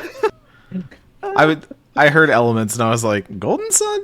Yeah. Damn. I didn't want Eric to swoop in and steal that. Yeah, no, that wouldn't be right. Yeah, that's good. All right. Cat is trying to tie it up on this next one here. Wow. Will Hanging it in happen? there, hanging in there.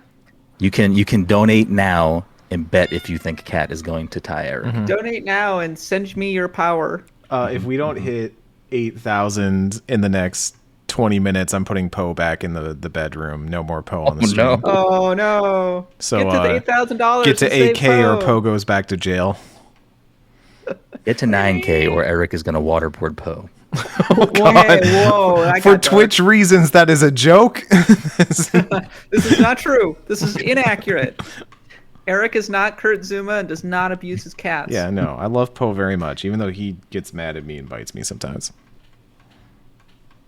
Those Okay. Persona codes have not gotten raffled yet. I think We'll do we're it gonna- after this. We'll do it after this, yeah. Yeah. So get in Okay. $5 or more if you want to be in that raffle. All right. All roads lead to the adventure of a lifetime. Create the life you always wanted. Craft. Fantasy Life. It is indeed Fantasy Life. Damn. And Cat ties it up 3-3. Hell yeah. Help Poe make bail. Get on it. Let's get on it. The next game. The unwritten history of the blank war. I'm sorry, the blank blank war awaits you in the next chapter of blank blank. The cult classic blank RPG series. Legend of Hero Trails of Cold Steel. Incorrect. Okay. Legend of Heroes Trails in the Sky.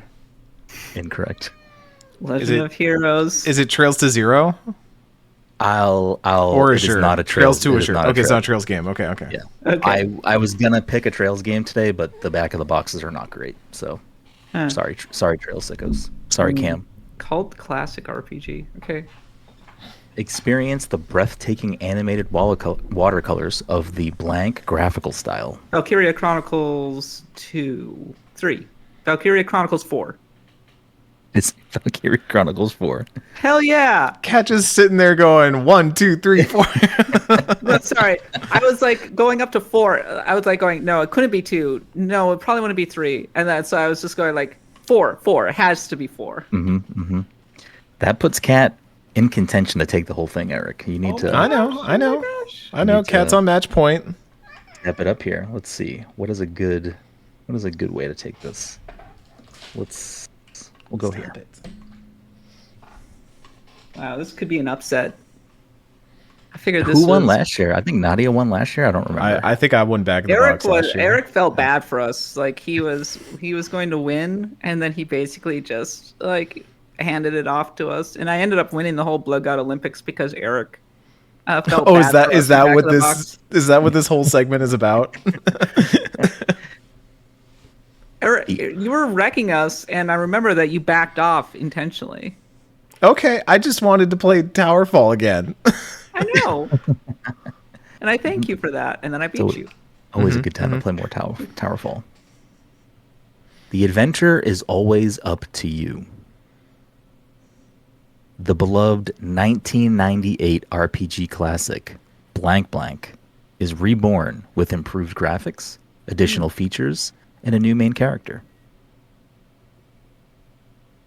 Experience this role-playing adventure as one of the 8 heroes, each with their Live own... Alive.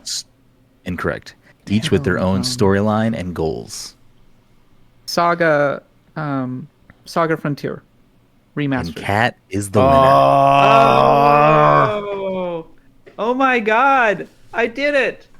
Good Wow, Umbriel, job. I did it! Good Oh job. my gosh! Good game. I'm only mad I missed Valkyria Chronicles. I Whoa. shouldn't have missed that one. I'm surprised you didn't get Damn. Valkyria. Yeah. What else did you have in the pile out of curiosity? So others that were ready at the go here, we have Triangle Strategy, Oh, damn, I would have got that one. Atelier Rise at 2, Mm-hmm. Legend of Mana, which I pulled out because I feel like someone mentioned Legend of Mana a few times. I was like, it's on the tongue. We'll put that in the back. Fable 2 was on the table here. Oh. First Mass Effect. I would have been embarrassed if I didn't get that one. And I wanted to do this one, but I was trying to remember which ones I did last year because I didn't want to have any repeats. But I don't remember if we did Final Fantasy 11, and I feel like this would have been a fun I one. don't think we did. Yeah, that would have been 11. interesting. We've been like 14 and would have started rolling through all of the expansions. Yes. Shadowbringers, Endwalker. And then I have a whole second pile over here, but I can't reveal them all. You can't have a peek behind the curtain on what's the shelf on the shelf. That's You true. know, That's true. got to keep some mystery there.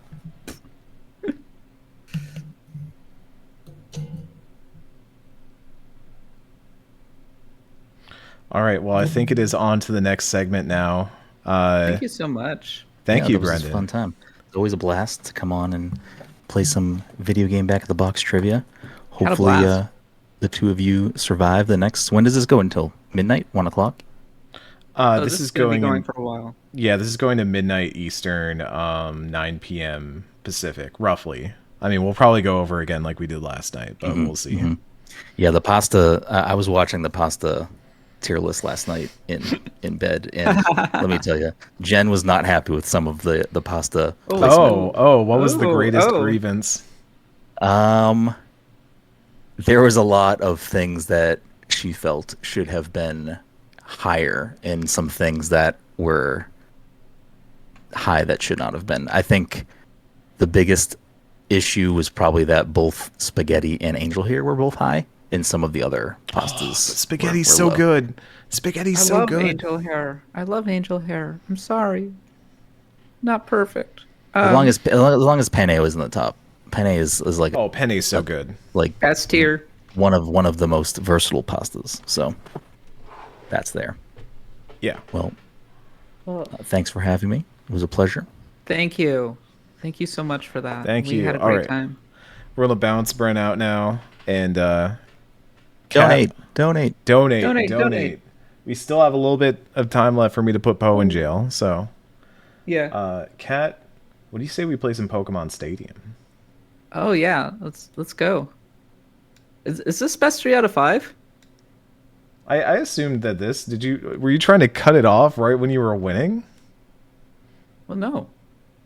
You trying to end this early? You trying to run the No, clock out on me? I'm not trying to end it. I'm just like checking like like where like anyway, let's do the raffle. Oh, you want to do the raffle? Okay. Yeah.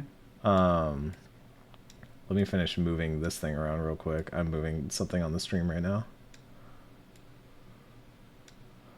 And then well yeah, like yeah, I'm happy to do Pokemon. Like I think we should do at least some of these events. Like we should definitely do the tier list regardless. We should definitely do the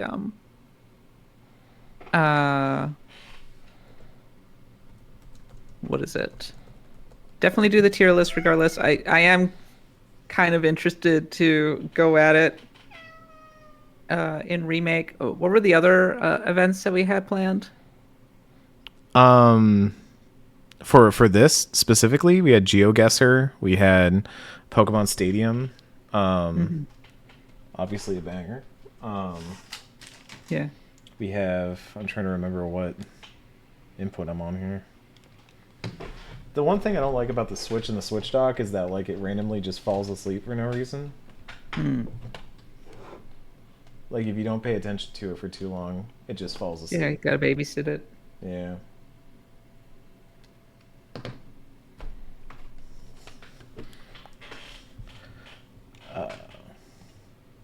Let me see if I can get this pulled up. So it was anything donated during this last segment. Yeah. So we had a lot of donations in this last segment, so this might take me a second. Thank you for your donations. Gnocchi is good, but it is a potato. I think gnocchi can be really... gnocchi is hard to do right. In really good gnocchi is like divine. Anything less than that is kind of heavy, kind of starchy. You start to have regrets. You start to wonder yourself, why did I get gnocchi instead of like this different order? But in the right hands, like they almost melt in your mouth. Quite delicious. So yes, tiny little dumplings is good.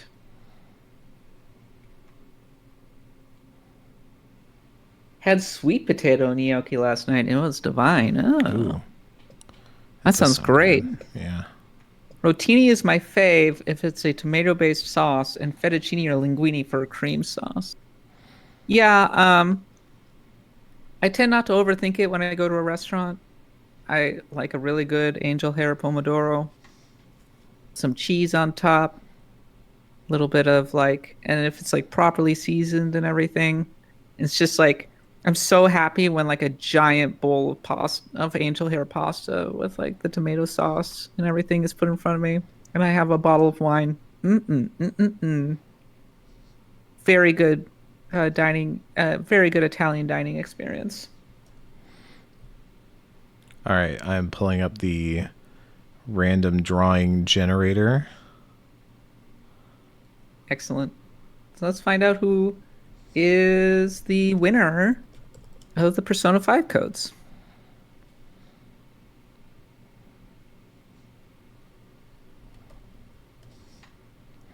Thing I learned from a bonkers amazing restaurant in Phoenix: slightly roast your tomatoes prior to making it marinara. Our winner of Persona 3, 4, and 5 on the Nintendo Switch is Zubatman. Hey. Thank you for your support, Zubatman. Poe's excited too. Poe's very excited for you. Are you in the chat, Zubatman? If not, I'll just DM you. Yeah, there you are. Yeah, there we go. All right, I'll DM you the codes here. Zubat, Zubat, Zubat.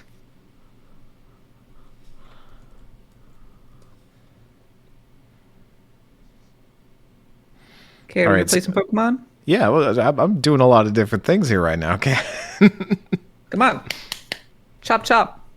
I'm also trying to deal with a cat that is trying to actively impede our progress here. Like literally, look at him. Like, Poe is a tiny saboteur. why are you doing this? Huh? Look, this is the Blood God, all right? Blood God loves you. They want you to succeed in all things. Poe, we right. love you. They love you probably more than I do. The donations continue to pour in, and we are about $2,100, $2,150 away from reaching our goal of being able to do a raffle for a Switch OLED, donated generously by our friends at Experience Share of Alameda. I am a regular at Experience Share of Alameda. It is a wonderful shop if you've never been there. I am friends with the owner, Marvel. There's just a great little community there of very friendly people. I bought Tears of the Kingdom there on launch day.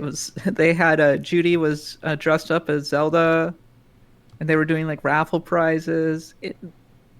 Video games is community. I love that. I think that's one of the single greatest things that video games can contribute versus other media.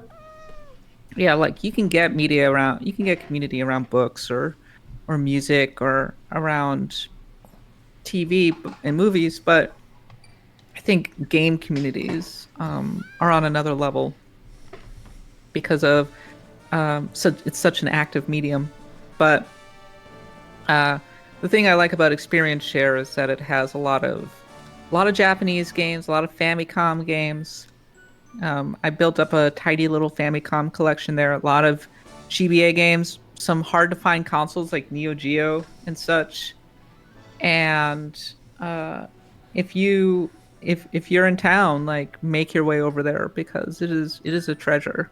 And it's only been growing. They expanded into the neighboring area recently. They have a lot of like Japanese candies, like Kit Kats and such. A lot of games. So terrific used game shop. Also, if you want, there's an SNK arcade, arcade, and you can play like Blazing Stars and Metal Slug on it. Pretty cool.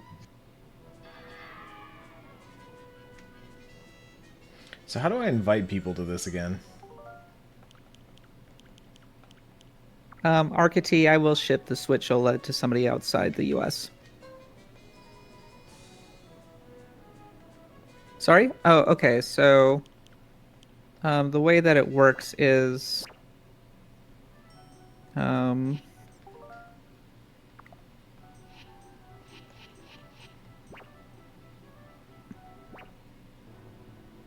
first of all, you have to like do the suspend menu, game selection, play online. I can try to invite you into a game, Eric. So, it says no friends are currently playing. Yeah, I see that too, but I think we need to maybe be in game. So here, I'm gonna open up Pokemon Stadium. If y'all in the chat have done this before, let me know. I've done this before. You've done Pokemon Stadium before specifically? Mm-hmm.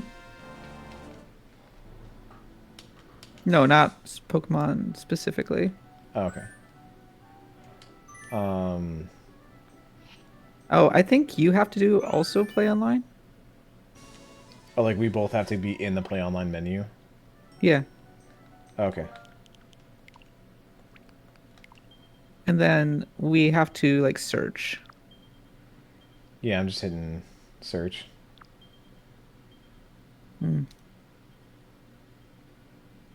Do I have to create a lobby? Is that it? This is wonderful, I Oh, have wait, to hold say. on. I think I'm figuring it out. Okay, I'm creating an online session. Great. I would like to invite a friend. Wow, this is not confusing at all. Excellent. Okay, I got your invite. Have to say, Nintendo, figure this stuff out. This is ridiculous. I mean, the funny thing is, yesterday we were also complaining about how bad Street Fighter 6's multiplayer is too, because like the actual multiplayer, playing the video game, very good. The menus, nightmare fuel. Beware the slimes. If you donate, you're automatically entered for the raffle. For the donate. Switch raffle? For the Switch raffle. Put in $5. $5 minimum. That's our rule. Yeah. Okay, $5 minimum. Is there a way to get rid of that little thing on the bottom? Oh yeah, good. It went away. You had to ask about it. It's bashful. So. It's the kids club. Yeah. Who's the best? I think so. I think it's try who's the best. Yeah. I think you. Yeah. Okay. And we'll have computers, but if we can't beat now hard, normal, or easy on the computers. Normal. Normal. 3 and how many wins to become the champ? Let's say 5. Yeah, 5 is good. Okay, what are these games? Selecting first game. Magic can y'all hear? Splash. Y'all can hear game audio on there. Actually, I can check that right now. Hold on. Yeah, they can hear it. Okay. Jump. Make Magikarp splash high and hit the counter to score. Press and hold A to make Magikarp splash high. Press the A button just as Magikarp lands for quick splashes. Okay. I'm ready.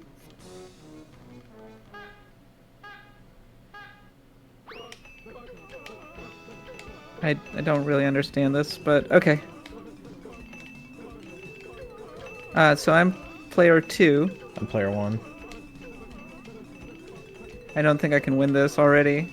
Like I'm doomed.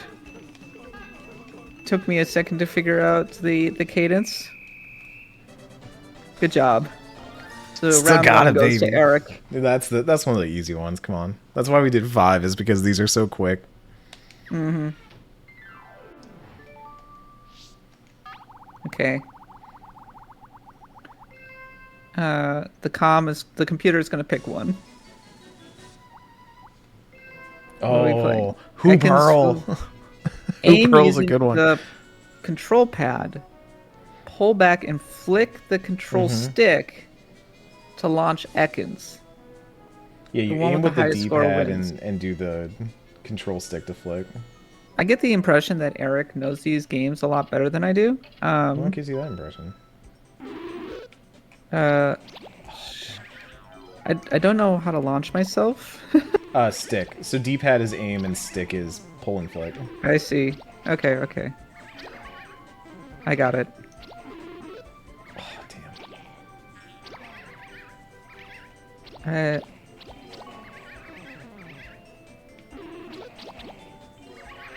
Quite challenging to get in these holes. I'm like only doing a tiny little flick, and I'm still flying over the hole here. Yeah, the close ones are kind of hard to get. It feels literally impossible. Yeah. Like I'm hitting. Yeah, I'm like putting nothing on this thing. Oh, come Yeah. on. We're just getting destroyed by the computer. This doesn't feel possible on the Switch. Yeah, like there's too much fidelity on the Switch Joy-Cons. Yeah, the N64, seriously. Wow. Yeah, look at that computer trolling us, Eric. Yeah, I look at him. I see him. What happens if the what happens if the computer beats us? Do we both lose? I don't know. I guess we both lose. Run, Ratata, run. Tap the A button repeatedly to win. To run, press up on the control pad to jump over hurdles. Okay, I got this.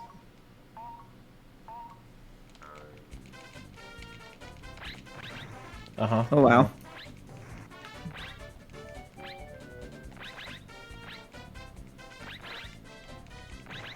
Shit.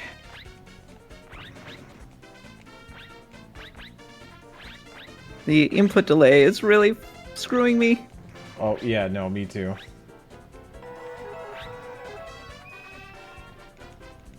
Whew. We came in third, so the comm wins again. This is not looking good for the human competitors here. Yeah. If the computer wins, you have to do a rental randomizer gym run. Okay, yeah, no, yeah. If the computer wins, Cat and I fight in a random... Can we do a Pokemon battle against each other? Yes, in the in game? here, and we have to use random rentals. Yes. Oh, I like this idea. Okay, so here are the Clefairy says, Thundering Dynamo, Sushi Go Round, Snore War, Rock Harden, Dig Dig Dig. Which one should I pick? Chat. Chat, what do you think? Which one should I pick? Out of these. So, Clefairy says, Snore War, Thundering Dynamo, Sushi Go Round, Dig Dig Dig, Rock Harden. Snore? I'm seeing Sushi, Clefairies mostly. Clefairy, 3 Clefairies. Clefairy. Yeah, Clefairy. Clefairy, Let's yeah. go with Clefairy. Oh, this This is is the like- classic. Remember the arrows on the blackboard when the teacher tells you, enter the arrow directions on the control pad. Best student wins. Alright, I think we can do this one. Yeah, this is the classic.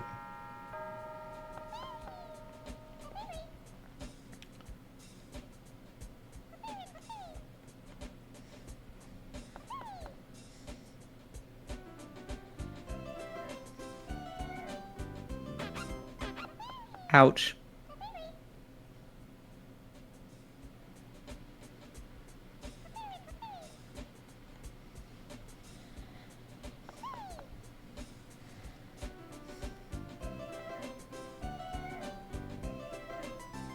Did I mess up? Ow. Ow. Oh, I lost.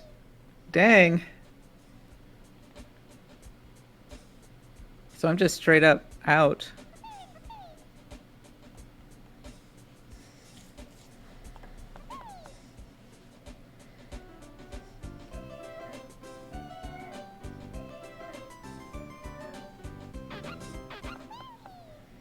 I like that this Clefairy. I love this Clefairy with the glasses, and frankly, I wish that I could have that Pokemon in my game. I never really understood why you couldn't really accessorize the Pokemon, like put like, ribbons and such on them, because I totally would have. One of my favorite parts of Gen 5 was that you could have a ball. Sorry, you could customize your Pokeball. Also, Eric's just like wrecking this. I'm really impressed. Oh, I think I got that last one wrong. Shit. I think it was the other way. I'm gonna lose 2 here. I think you're okay. Oh. I think you got it. Good job, you. Wow, you got a perfect game. Dang. What's up? Eric Van Allen. Very impressive. Very impressive. Yeah, I'll take a screenshot of that. Okay. So, you have to get 5 wins to become the champ? Mm-hmm. Okay, so I get to pick now. I want to try sushi go round. Press the A button to eat the sushi. The biggest spender wins. Eat the same kind in a row to score more points. Interesting. So 1,000 for the row, 600 for tuna, 350 for shrimp. Shrimp, yeah. 250. Wait, that 250 oh no, is the row. 1,000's for salmon. 250 Yeah. is 600 is the tuna, and 250 is the row. And then you got like and just then kind green of a tea. roll. Yeah, okay. It's very Japanese.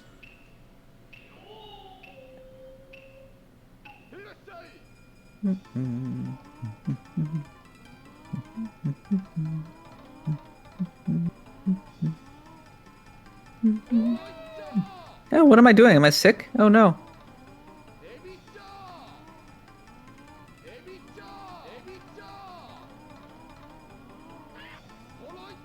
Oh. Yeah. No, you got it before I could.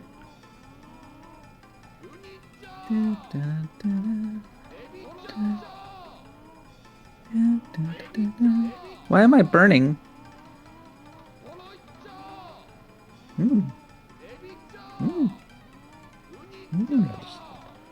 Thank you, God. Eat the thing. Yum, yum, yum. Now I want sushi. Ah, it's making me hungry. Ah. Haha. Oh, I'm sick? How'd I do? I did not do very well.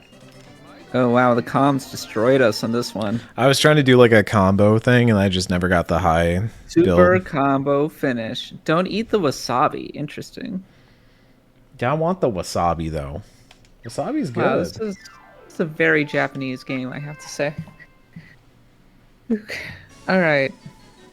Oh, we're not doing great against the comps.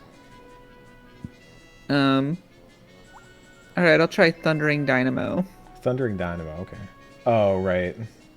Lamp is blue. When the lamp is hit blue, A. tap the A button repeatedly to charge electricity. Tap the B button when it's green. Okay.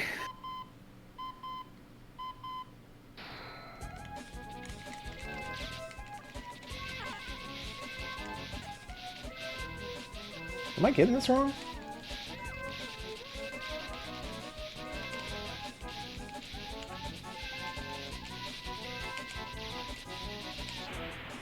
Hey, I I got felt one. like I was not even like hitting the buttons right. That felt off.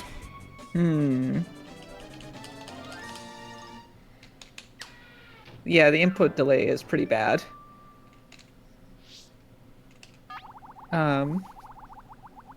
Unfortunately, unless you're hardwired, which I am not. Are you hardwired, Eric? What, hardwired into the system? Yeah. No, I'm using a Pro Controller. How about Snore War? No, I mean internet-wise. Oh, probably not. Press the A button when the pendulum gets to the actually- center red needle to cast hypnosis. The This last Switch one might awake actually wins. be hardwired. Yeah.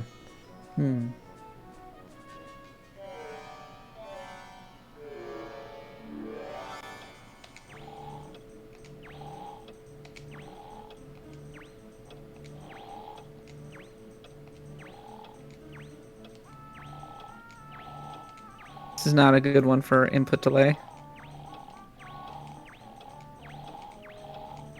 I'm asleep. We're both asleep. This one's basically impossible without... Oh.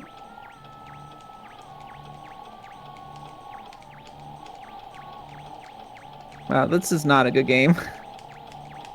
I'm out. I'm definitely I'm losing it. Yeah. No, I think I have the dock that has the Ethernet thing into it. And I see it lighting up on my Switch down there, so yeah. So still input delay then.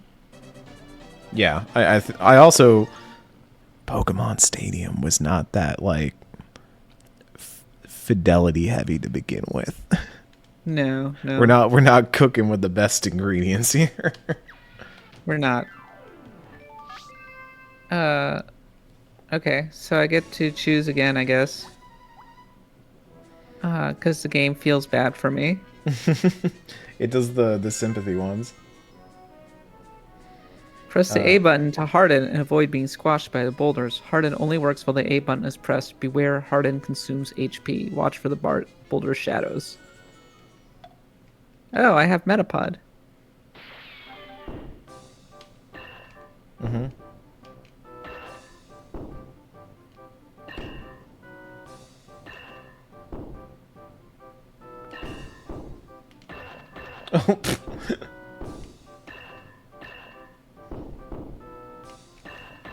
Oh, come on. Input delay again.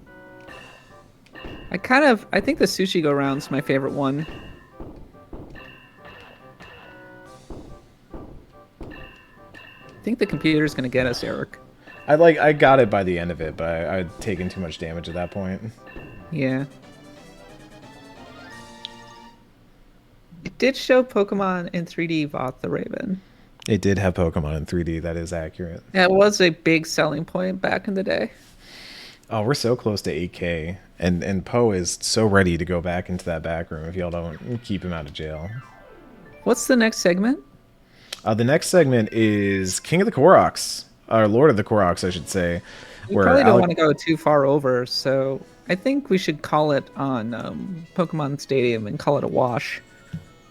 I think we should at least do one last mini game. All right. One mini game for all the marbles. Whoever wins this one gets it, and you get to pick the mini game. I don't care which one it is. Sure. I liked Sushi Go Round. That was fun. And I think I got it a little bit better now. All right, one sushi for all the marbles. One sushi to rule them all. One sushi to find them.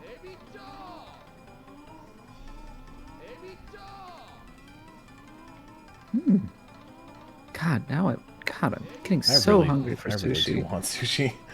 Yeah, this seems like a great idea. Sush, I want the sush.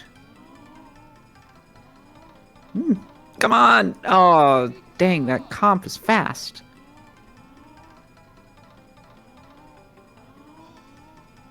Oh gosh, I got lost.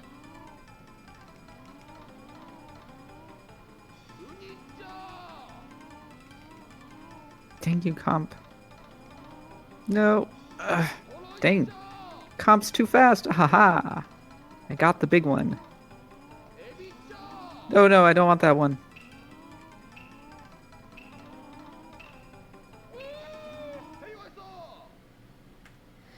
I did better, but not that much. I did better, but the computer... No, actually, I did much worse. 7,300, good lord. Jeez, that comp...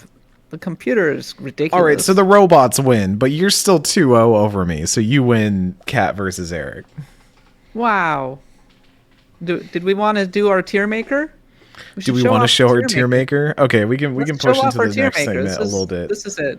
All right. We got to show let me- the tier maker. You're right. So one of the segments that we had planned, we also did not expect this segment to go this long. Is that? I'm just gonna close that. Hopefully, I'll turn that. Got to sound do off the too. tier maker. Let's go. So, how do I want to do this? I know how I want to do this. Well, our original idea was that we were going to have some additional debate, because we like to have some debate here. We like to have some friendly banter, as it were. The bants.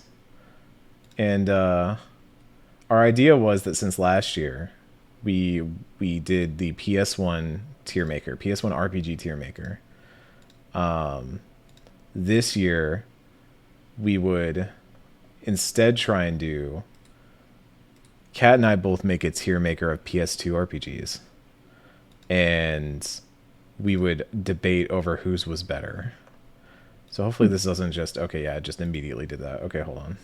Scout's honor, no looking. Okay. Okay. So that's mine. That was yours. We'll zoom in a little bit, pan it a little bit. This is Kat's tier list of PS2 RPGs. All right. We're gonna slowly reveal from the top here. So we did have a did not play section, which Kat filled out. I did not. Yeah, Eric just tiered them out. I tiered them out because I'm about the game, Yeah, a lot of these were like, I didn't really play Shining Force Exa or Stella Deus, or Romancing Kingdom, Crimson Tears. Like, I'll acknowledge that I've not really played them. You haven't played the Lord of the Rings games? I played Return of the King, but I don't think it's an RPG. Okay. I refuse to acknowledge that. More zoom too, I refuse to acknowledge that it's an RPG. Okay, well, we're gonna now pan down and reveal some of your D tier RPGs here. Oh, that's too much. So we got Grandia. I forget which Grandia this is. Grandia Extreme, which is terrible. Grandia Extreme. The worst Grandia. You put by MS far. Saga on the D tier and Mega Man Command Mission. MS Saga is not a good game. It is not. No, it is. We're already gonna have some Very differences. limited. Shining Force Neo is by far the worst Shining Force. All due respect to Mega Man Command Mission is not good either. Grandia 2 on PS2 is a disaster. And Unlimited Saga, like, what a pain in the ass to play. I did not like that game. So. All right, moving on up to the C tier, we got Grandia 2. Like, I mean, I just can't recommend it to anybody like that version. Look, so Yakuza I had some difficulty with, I will say. I think Kiwami did a lot to change this, yeah. Yeah, like, I mean, of course, Yakuza and Yakuza 2 are fine, but they're just so much better on other consoles that it's like I can't recommend the PS2 We were versions. cutting off a little bit there. That's some. And the Dragon Guard games this low too. Yeah, the Dragon Guard games have that nihilism to them, and Taro, of course. But I'd be interested to revisit them, but I'm kind of like, I mean, Taro needed a budget and a development team that could really make his vision come true, and he didn't have that with the Dragon Guard games. And I don't care for Dragon Quarter, I should add. I think the Dragon system is like good and stuff, but it is such a departure from other Breath of Fire games. Like Breath of Fire 3 is self-evidently the best. So up in the B tier, we got the Wild Arms 3, Valkyrie Profile 2. You put that pretty high. I did. I think Valkyrie Profile 2 is a beautiful RPG. And with a great battle system. Kingdom Hearts 1 and 2 and Final Fantasy 12 in the B tier. Yeah, they're all B tier. Yeah. Final Fantasy and 12. Xenosaga. Yeah. Well, Xenosaga, yeah. That's definite definition of a B tier game for me. Like, very flawed. So yeah, I was kind of picky about my A tier and S tier. And, to be clear, this shows the depth of the PS2 library. Lot of great RPGs. Wow, you're doing your justification already, huh? You're already like, oh, I gotta justify some of these choices. No, I stand by all of them. All right. Up in the A tier, we got Kingdom Hearts 2 isn't even S tier by Kingdom Hearts standards. Oh. And then maybe I rated Disgaea and Disgaea 2 a little too high, but they are defining tactics RPGs on the PS2, and like so many of these are just straight bangers on the PS2, very defining. So I'm now curious to see what your S tier is. 2 S tier games. We have Nocturne and Dragon Quest VII. Yep. Those are the That's two. That's it. Those are the 2 good PS2 RPGs. Cat Bailey says there are only 2. I categorized it by. I think that Dragon Quest VIII and Nocturne are defining PS2 games. The A tier is very good. Very, very, very good. And an A tier PS2 game is. What this shows to me is that the PS2 has a very deep bench. Very, very deep bench. All right, so that was Cat's tier list. Now it's time for Eric's tier list. We'll crop this one on down. We can do a little reveal here. Now again, I upheld by the standards that I had to rate all of them, whether I knew much about them or not. I did some research. I did some examining. So down here, we've got our I think that's my C tier actually. Yeah, so let's start with the D tier. A lot of Kingdom Hearts 2. Oh yeah. Kingdom Hearts 2. Well, first of all, Kingdom Hearts. Yeah, I guess it's better than Kingdom Hearts 1. A little easy. It introduced Organization 13. It's very slow to start. It's when it started to go off the rails a little bit. I'm not a Kingdom Hearts fan. I'm just going to say that straight up. Don't like that series. Thought it's kind of Square Enix at its worst. Oh yeah, we included the Inuyasha RPG, and so I could put it in D tier. The only one here I feel like super strongly about is that Dragon Guard 2 is a D tier game. I do not like Dragon Guard 2. Otherwise, this was mostly like a repository for games I either didn't like or did not know much about. Okay. Well, I'm not. What's the one on the right? This the one on the right was, I think, one of the, I don't know. Again, because I definitely ranked a ton of stuff. Oh, Inuyasha, yeah. So then up here is the C tier, which got pretty big pretty fast. Yeah, that's a fat one for sure. I'd say like the standouts here for me in terms of what embodies the C tier of my list. Probably Bard's Tale. Bard's Tale is a solid C tier game for me. Really? Yeah, okay. yeah. It's there. You put it exists. Disgaea 2 quite low. So here's the thing. I personally am not a huge Disgaea fan. I'm honestly not a huge fan of like any of those games. They just have never worked for me, with one exception. Developer Profile 2, little low for me. Little low.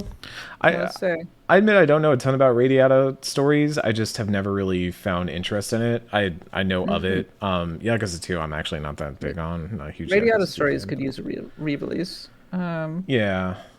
Wild Arms 5 is really good. All right. B tier. We're getting pretty good now. I think you put Suikoden 5 a little too low. We're getting pretty good now. B tier, we got. You put MS Saga so high. And Command Mission. Look, I like both those because they're both RPGs in a genre that, or in a style that like you just don't really see, and that like gets a lot of novelty for me. Like for me, the PS2 RPG list is about like the novelty of a lot of these, because I bet a lot of them do not age very well. You put Suikoden 4, the worst Suikoden, over 5. I think I got 4 and 5 mixed up. The more I look at it, I think I genuinely got those two mixed up. So mea culpa on that one. But for me, the definition of a B tier RPG on the PS2 is dot hack. Dot hack is the B tier RPG. That is a C tier for me. Yes, I did hack. put Yakuza 2 below Yakuza 1. I think Yakuza 1 is better than Yakuza 2. So let's pan this on up. Now we get to the A tier. Oh, we start getting to some bangers here. Here's my A tier. Xenosaga, Kingdom Hearts 1, fantastic game. Dark Cloud 2, fantastic game. Tales of the Abyss, Final Fantasy 12, Dragon Quest 7, Persona 4, Shadow Hearts Covenant, and Nocturne, all A tier games by me. I do like those games. Put but when 10 over Nocturne. when I look at what I think the absolute cream of the crop on the PS2 is, it is these games right here. It is. Hold on. Oh yeah, there's another Shadow Hearts hanging out there too. 10-2, 10, Kingdom Hearts 10 2. 2, Kingdom Hearts 2, Drakengard, and Persona 3. Drakengard is a banger of a game. Drakengard is a banger of a game. Sure. It is Shall we? messy and beautiful, and I love it for that. Fair. Anyways, It's been a minute since I played it. chat, you can go ahead and you all know I love Final Fantasy X. Are we doing a straw poll? Should I just make a Do straw you poll? want to do a straw poll? Yeah, let's just do a straw poll really quickly. Strawpoll.com, create a poll. Who won the tier maker? Kat or Eric? I already know I'm gonna lose this. I'm content Cat? to lose this. Eric. You're just trolling us now. No, I'm content to live my truth. Look, y'all are living in the darkness. I'm living in the light. All right, and the Okay. light of Kingdom Hearts 2 is an S tier game. It really is. Okay, here's the straw poll link right here. I did make a fatal Suikoden mix up. You did. Let's see if it can. We display them know. both. They're both massive. That's kind of the problem. Is they're both huge. Okay, well, right now, you're winning. Okay, So it's like neck and neck, honestly. y'all. All I have to say is, Kingdom Hearts 2 is a very good game. I can objectively say that Kingdom Hearts 2 was the peak of the series for me. That was the series at its it is best. the peak in a very mid series. Yeah, Oh, very B tier series. oh, for sure. And 10, 10 is like a classic. That is 10 insists upon itself. no. And also, Insists upon itself. I'm I gonna know make that you you- have a lot of nostalgia for 10. No, this I is look not forward to hanging out nostalgia. during the speed run. But This is- like this is 10 not is not nostalgia. even 10 is so far from the top of the Final Fantasy list. Like I think we chronically overrate 10 in this podcast. Who's we? The podcast, Axe of the Blood God, an RPG podcast. We overrate Final Fantasy X. No, A game 10's a that banger. I found very slow, is way too linear, got really far away from the classic aspects of the series. I'm sorry, Tidus is a horrible protagonist, and its entire sequence where he's a dream or something makes no damn sense. There's a really fascinating world in there, and it's beautiful, and it is very significant. I do think that it deserves to be a Pantheon RPG. That's why I put it in the A tier, but it is not an S tier by any stretch of the imagination. No, it is a beautiful story. Is about a Shinji Ikari as a dude who's got to get over his daddy issues, but also a summoner girl who needs to get over her daddy issues, and they both work together to destroy climate change, and that's beautiful to me.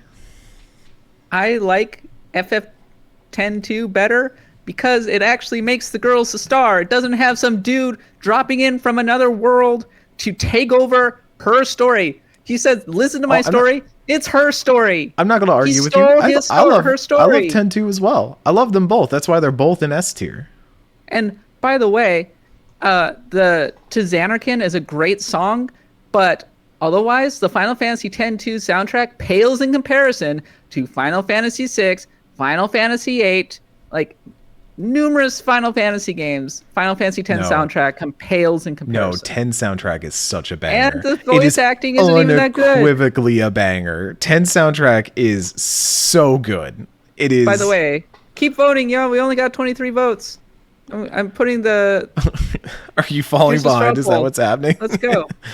No, I'm actually winning. Oh, okay. It's currently Cat 14, Eric 9, but we can do a lot more votes here. Come Yo, on. Cat's out here slandering the 10 soundtrack, an unassailable banger. You'll talk about Besaid Island. You'll talk about the Blitzball theme. You'll talk about, honestly, one of the best battle themes. The Blitzball theme is very mid. Oh, a little bump, bump, bump, bump, bump, bump, and the part where like Orin's standing over the top of the stadium and starts playing there like, it's like that chugging metal and stuff. Oh, it's so good. Also, I just don't think we can put P3 Fez in the S tier when they literally have to remake it to make it playable. Yeah, but P3 it's fine, but P3 it's not Fez like slaps. P3 Fez is it slapped in so 2008. Good. It's so good. The year of our Lord 2023, P3 Fez is not a game I can recommend to people. No, P3 over P4 any day of the week. Any day of the week. Oh yeah, absolutely. If anything, like I was actually thinking about pushing 4 to B tier. Like I've really fallen hard on very 4. much cooled I on can 4. agree with you. Yeah. I can agree with you that P3 Fez is 4. As much as I love my girls Yukari and Chie, Fez is better. But yeah, I'm not going to quibble with Valkyrie Profile 2 being in C tier. It was a disappointing sequel, but at the same time, like, I don't know. Keep voting, folks. Well, we do have to get to the Straw next poll in here. segment at some point because we We are 10 do. minutes over right now. We do have to wrap up. This is a lot of fun. Let's talk more about this on the podcast. Yeah. Well, Yeah. we should do an episode because we haven't done a PS2 RPG one since like the Console Quest, right? No, we haven't. Yeah. So maybe like what PS2 RPG should So be we have revisited. to talk about Baldur's Gate 3. I think that has to be the next episode. Well, that's so. the next episode, obviously. But I'm just saying, Yeah. like, that's a rainy day topic that we can store away in the rainy day. Good rainy day topic. Let's put it on the list. Do we have Yeah. a list somewhere? We should actually keep a list of rainy day topics. That would help us out a lot on those days when it's like Thursday and we're like, do we have a topic for the show yet? Well, Cal L42. Yes, it is comparing other circa 2008 games, but let me just say that Dragon Quest VIII holds up phenomenally better than Persona 3 Fez, and that is why an S tier game. Dragon Quest VIII is timeless. It stands heads and shoulder above any of these RPGs, many of which, in many respects, do not hold up that well. Rainy So. day topic games that insist upon themselves. Look, that's Xenoblade 1. It I insists upon love itself. Xenoblade 1 for it, but it really does insist upon itself. All right, where's the straw pull out? 14 points, 14 to 13 is the results. Like actually, you had quite a few people. I'll take a close loss. Cat gets it 3-0. We're tied. We're Wow, tied. wow, y'all really don't want this segment to end, huh? Yeah, it's 14 to 14 now. I was first to 15. Whoever gets it first. My tier list just makes a lot more sense? ? I don't know. Whoever wants to put their thumb on the scale, hop in that straw poll in the chat and just put your thumb on the scale. You can end this right now. Keep donating too. Is that Teeps from the top rope? It's 16 Cat, 15 Eric. This is really lot. intense. A lot Teeps, of I like Persona 3. Why are you? Persona 3 is of course an amazing game. There, I said it was pinned better the than straw Persona poll. 4. But also Persona 3 Fez has you can't even select to give your individual party members Hang on while I turn on VPN. Abby out here. you can't even give individual commands to your party members in Fez.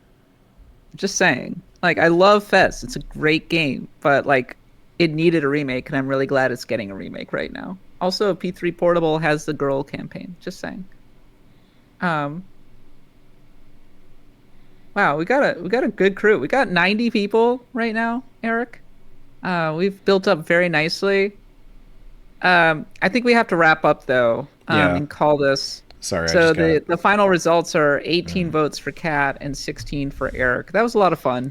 We'll talk more about this on the podcast. I feel like we've already created many legendary moments during this. So You fractured your hand over one Pokemon. fractured my hand. We got to have a cool Pokemon battle. I got to show you the virtues of Gen 3 Smogon. I'm OU not even battling. joking. I want to do more Pokemon battles in the future. That was Hell fun. yeah. That was That was enjoyable to fun. me. So Next, maybe next we go to Gen 4, and you can discover what Gen 4 is all about. okay. I don't Gen dislike this 4 like idea. legit adds a lot that I really love. Like it adds Hmm. U-turn. It adds like having to pick your lead is a huge deal in Gen 4. So many mind games compared to Gen 5 because in Gen 5 you pick your lead. You see the other person's team and then you pick your lead. Whereas in Gen 4 you go in blind. And I actually kind of prefer the mind games there. So Also what do Gen I? 4, my boy Infernape is top tier. Just saying. But you don't do Um, doubles, right? You're not a doubles player. do not play doubles. Okay. Okay. All right. Um, Thanks, everybody. Next up is Lord of the Koroks. Have fun, and I'll see you all for the grand finale, the Yeah. speed run, Yeah. the You'll Final be Fantasy back for X the speed grand run. finale. We can talk all about Final Fantasy X then, Yeah, we can. All right. and stick around for Jackbox in at 3. Okay, folks. Bye bye.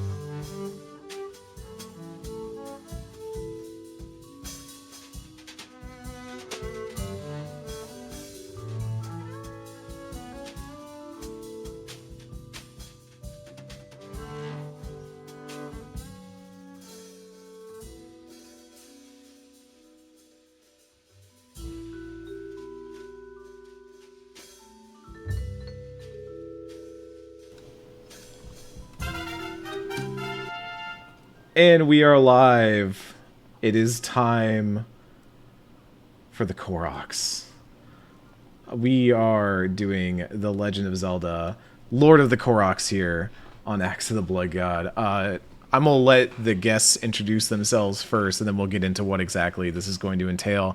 First up, I am competing. I'm the bottom left, or the bottom right screen here on the right. I am Naked Link down here. I will be playing this side. Who's playing the top screen? Hi, I'm Alex Van Aken, and I'm a little worried to go up against Eric because he has more progress in this game than me. But I have this sick suit of armor, so I'm feeling I can at least go to Death Mountain. You know, I can survive. And then joining us on commentary is a friend from yesterday. How you doing, Nerium? Friend from yesterday, friend for all time, Nerium Friend Strum. for Hello, all time. I'm here. As your resident communications expert, both both professionally and for what you brought me in here for, Eric, is there any possibility that you could put your names next to these things on the screen? Yeah, that might be a good assistance. Let me get to work on that. While I also explain exactly what it is we're doing here. So the idea behind this is basically, I like to come up with really stupid things to do. In video games. Y'all might remember if you've watched some of our charity streams before, we've done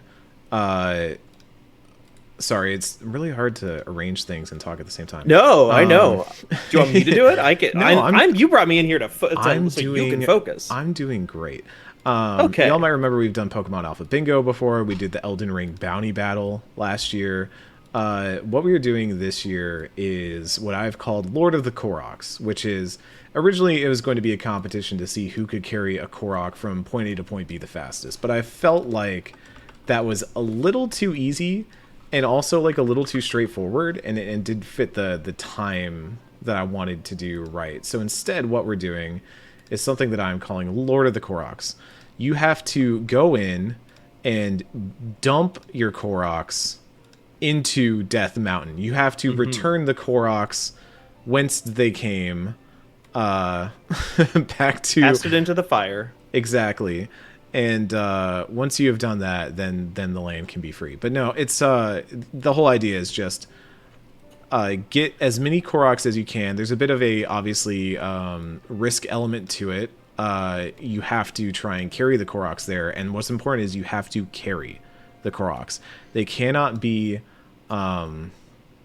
first of all, they cannot be why is my text not showing up? That's a worrying situation, but yeah, so you cannot put you cannot glue them to anything using Ultra Hand. You have to leave them loose. They have to stay loose. Oh, that's why it's not showing up. They can't be glued down using the glue power. What is that called in Zelda again? I have not played really enough of this Ultra game. Hands? Yeah. Anyways, so that's the whole idea. That's the gist of it. Now, Van Aken, what's kind of your experience with playing this game so far? I have played this game for probably 50 hours or so. I have finished 2 of the dungeons, and I am part of the way through the 3rd, and I have gone to the top of Death Mountain to verify that I'm able to actually go up there without triggering any sort of cutscene. And I am. So while my Death Mountain is not open, it is currently covered up by what do they call it in this game? Gloom? Yeah, gloom, rot, whatever. I'm just gonna be, dunking them into the crater at the top of Death Mountain, while Eric gets the satisfaction of tossing them into the flames. Lovely graphics work here, by the way, Eric. Oh, I try. All right, so we want to just start it now. We're at about the 3:30 mark, and we're going to go until the segment is over to see who can dunk the most in. So about 80 minutes for folks at home. Yeah. So Nerium, if you would like to count us down. Alrighty, I'm watching the clock here. In fact. All right. 10, 9, 8, 7, 6, 5, 4, 3, 2, 1, go! Oh, we are allowed to fast travel, by the way. You're allowed to fast travel. But, okay. Yes. But as to Eric be pointed clear. out, if they fast travel, their Koroks will disappear. Which Yeah. I think that's fine if you've already gotten a Korok into Mount Doom. No, I It's already just done. meant that's a gameplay mechanic. Like your Yeah, Koroks yeah. go back if you fast travel. Right. I'm just saying it still counts once they've been put there, right? I think Also, we're on agreement on that. Yeah, I think so. I do want to say I have a lot of Koroks marked on here. That wasn't like a. Oh. I was not you looked trying- up Koroks? Okay. No. I did not. Oh, but okay. I've been playing the game and marking them to go back to Mm-hmm. as I play the game. Okay. So you just happen to have them marked. Oh, Yeah, maybe I'll go this back to isn't- these. This is I swear to God, this was not Uh-huh. this is all in good spirit, you know. Already some advanced tech from Eric. That's impressive, you know? You love to see that. Now, another Also- thing I'm noticing... Oh, so go ahead. I was just gonna say that also I'm definitely gonna screen peek just to see if there's a Korok that I'm missing that you find. So That's fine. Yeah, that's fine. I'm screen peeking as well. I will also note that Alex has less stamina available than I do. Eric, and I feel like that's going to be relevant. Not a regulate like the regulators didn't come through here and inspect all of the competitors' vehicles before the event. That's a interesting sort of decision. This is a pickup game. Yeah, you know? right. No regulation. I mean, it's literally shirts versus skins at the moment. Yes, Eric yes. with no armor whatsoever.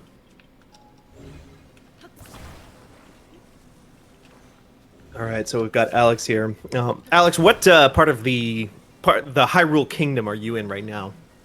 I am in the Elden Canyon area. I'm on the up on this mountain is like the threshold to Zora's domain. Okay. Do you have a particular Korok in mind that you'd like to go and grab? Yes, I've got one back at that stable. And while I'm saving my Zonai devices for later, and going to do more of a fundamentalist approach to building this. And on your screen, Eric, what are you up to right now? I see you're building some kind of contraption here. Oh, I'm building. Don't worry about that. This is the worst part of building this thing every time. Do you have a particular Korok in mind that you're going after, or are you just getting your I think I vehicle fucked right? This up, but I need to be moving. I need to get moving. We can fix it in post. Yeah, I definitely. this a fucked motorcycle? That. Okay. Oh, I fucked that up no! too much. Yeah. I always get the fans turned around. I swear, I've played this game a bunch of times. You can literally tell from what I have that I have played this game a lot, but I always mess that up specifically, getting the fans in the right direction. So this is some kind of hover vehicle, though, right?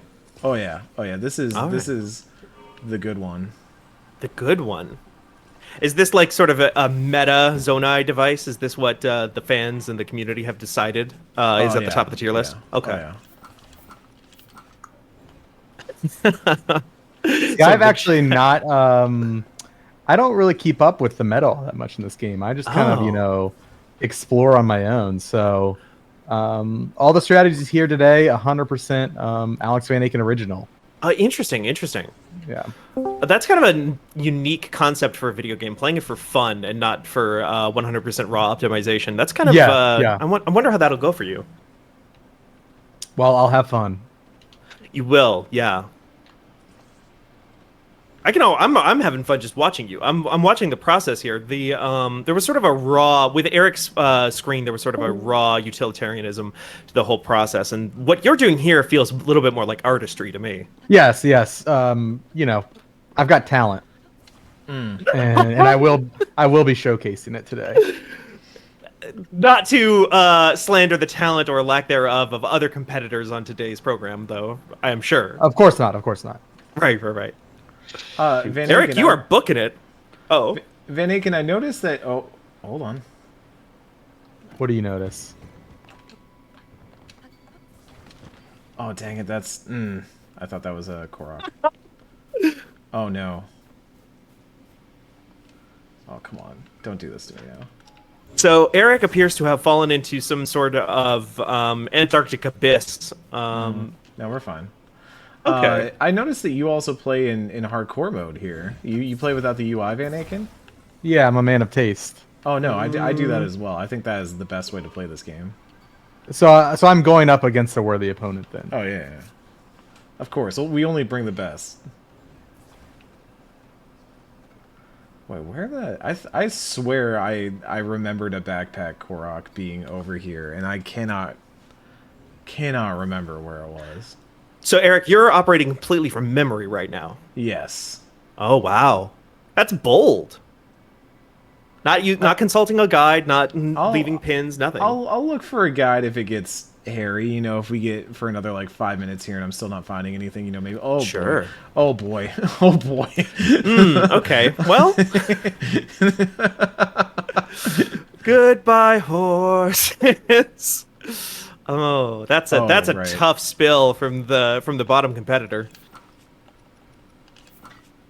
Meanwhile, I will say, not too much farther behind, I feel like, than Alex, but just by virtue of the fact that Alex is taking a lot more care and dedication into building his vehicle here. Tortoise vibes. Uh-huh. Is that the name of this vehicle? Have you christened it yet? Yeah. Well, my wheels have fallen off, but You're missing a part, yeah. Oh god. We'll fix it in post. Whoa! Eric, what the hell? It's all part of the plan. It's all part of the plan. So, not just for no reason at all, just, for my own curiosity, what happens if neither of you manage to kill a single Korok up there? No, we're getting a Korok in Death Mountain, all right? A Korok, yeah. Yeah, a Korok is going to happen. Now, multiple Koroks, that's... Oh, I don't want to get rid of my bike. See, I've really, bought myself into this area now. I don't want to get rid of the bike. The bike is good. It seems like a very worthy vehicle. I've got backups. It just takes me a while to rebuild it if I want to rebuild it. It's the whole thing. I could get a horse out of the stables, I guess, but no auto build is a reminder for folks at home. Yeah, Yes, no, I'm not auto building. I'm playing honorably. Mm-hmm. Honor build. Mm-hmm. Oh, Alex has approached the first Korok. I got my first oof. I seriously remember a Korok being over in this area. All right, but yeah, that no back wheels, but we do have our first Korok. Now it's simply a matter of getting it up to Death Mountain. That's what yeah, I keep wanting to call it Mount Doom. See, I should actually be playing this smarter. Oh my god, what am I doing? I don't know. What are you doing? What's going on screen right now? I am taking a horse out. Okay. Now, in Tears of the Kingdom, can you attach a horse directly to a cart? Can they carry it for you? Okay.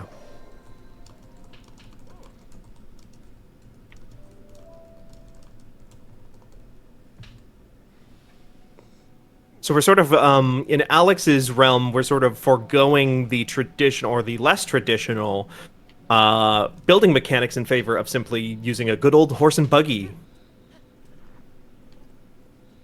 I've got more tricks up my sleeve, but I don't want Eric to. I want to save those for later. All right, why is my horse not stopping? This does not bode well. Oh, do you have to? I've played very little of this game. It came out right as I was starting a new job, so I got a little bit distracted. So I'm not sure. I can't provide any tips on this one. Come on. All right, come on, brother. Yeah. Can you whistle for the horse? Can you get? Yeah, I'm doing that right now. That's a good idea. Okay. Oh my god. The horse is like, nah, dude, you're in this on your own. Oh, he's just a silly guy. Important question from the chat. Was one of those horses named Cher? Mine wasn't. No, I think I've got Tonnerre. Tonnerre. Tonnerre, okay. which was my horse from Breath of the Wild 1. This horse is completely stuck. Yeah, this is like This is. Can you fast travel to this location to reset the horse? I bet I can just retake it out, maybe. Maybe. Here we go. This is Clint. I liked the idea of naming a horse Clint. I don't know why. It's a good name. He's Good my name for a guy. horse. Okay, Clint. Now, Eric, what are you working on down here? Taking my clothes off for one, but I'm looking for telltale signs because there's always a way to tell where a backpack Korok is. Oh, The okay. problem is I'm getting baited by other things that are also the same sign, so it's not quite the telltale sign I thought it was going to be that was going to give me Oh. my win here. What is that sign? Smoke. Smoke. Okay. Yeah, because a campfire, the Koroks you have to deliver the backpack Koroks to always hang out near a campfire. Alex, I really have to say that this sort of monstrosity you've constructed over here looks a little less seaworthy every time I see it. It's about sustainability. Oh, okay. I see. So when Clint gets tired, we've got backup wheels. Right. Okay. All right, Clint. You're just thinking about your stalwart companion here. Of course. Oh God. Uh-huh. Now, maybe a little back heavy on that one. Are the wheels locked? Do the wheels not go unless they're like active? Oh, you know what? I know what to try.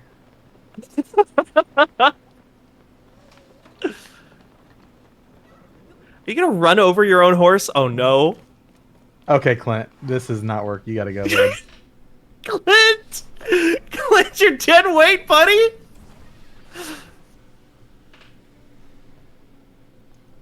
All right, bud. I'll come back you- later for you. Can you move the Korok to the existing horse cart over there? That's a great idea. I did think about it, but I was trying to be flashy, you know. Yeah, yeah. And I hate that I wasted those wheels. But... Oh, sure. Mm-hmm. Sort of a sunk cost fallacy over here. Exactly. Sunk Korok fallacy, please. Oh my. All right, we're finally on the road in a moment. We're finally almost on the road.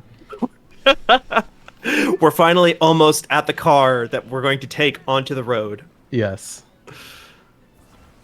Oh boy, this is already off to just a blazing start. You know, this one's going to be a real photo finish, I think.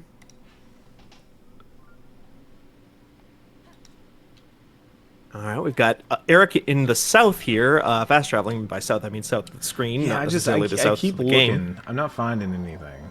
I'm almost resorting to using a guide just to find one, so I can get something on here. Sure. No Not rule there. against it. Not there. Yeah, there is no rule against it. Oh, this jerk looks like he's going to be a problem for me though. So Dogs can play basketball, and Eric can consult game facts. Now, Alex, you seem you're sort of constructing a Korok cradle out of A prison. machine parts. Right, Korok right. prison. keep in mind the Korok has to stay loose. Yeah, the Korok is very much loose. Yeah. He's Not loose. in the strictest sense of the word, but as somebody in chat points out, What is happening? Oh, we have Oh hit my 8K in donations. Heck yes. Oh, Thank let's you all go. so much. Let's go. Oh, why is a Yiga clan guy over here? What do you do? There's nothing over here. That Korok just got yeeted. Dude, oh my god. Oh. Alex had a perfectly functional, svelte wagon that Miyamoto himself was like, this is the intended experience. And now it has become a monster. Oh, there's a Lionel down here. No, bad. Get away. Okay, we're consulting a guide. Okay. Did no one write where are all the backpack Koroks in The Legend of Zelda? They just wrote where are the Korok. I need to know specifically where the backpack Koroks are. Are they? Is there a guide where it's all the Koroks, but it marks them in message? Like, can you Control F backpack or something? Maybe. Is backpack like the common name for them? I don't know. I don't know the game well I enough. bet you have to search like friend or something. Friend, maybe. Done in by your own SEO. I know, right? All right, this is. Oh, I know where this is. Oh, yeah. I think I haven't done this one. This is the other problem I have, and why I don't feel bad using a guide is that I have done, if you can't tell from my hearts and my staminas, I've done a lot of these already. Right. And you watching at home don't have to feel bad about donating money to the Trans Lifeline charity that we are doing here today. Even though Axe of the Blood God has reached 8,000, the ultimate goal is still $10,000. We're getting closer.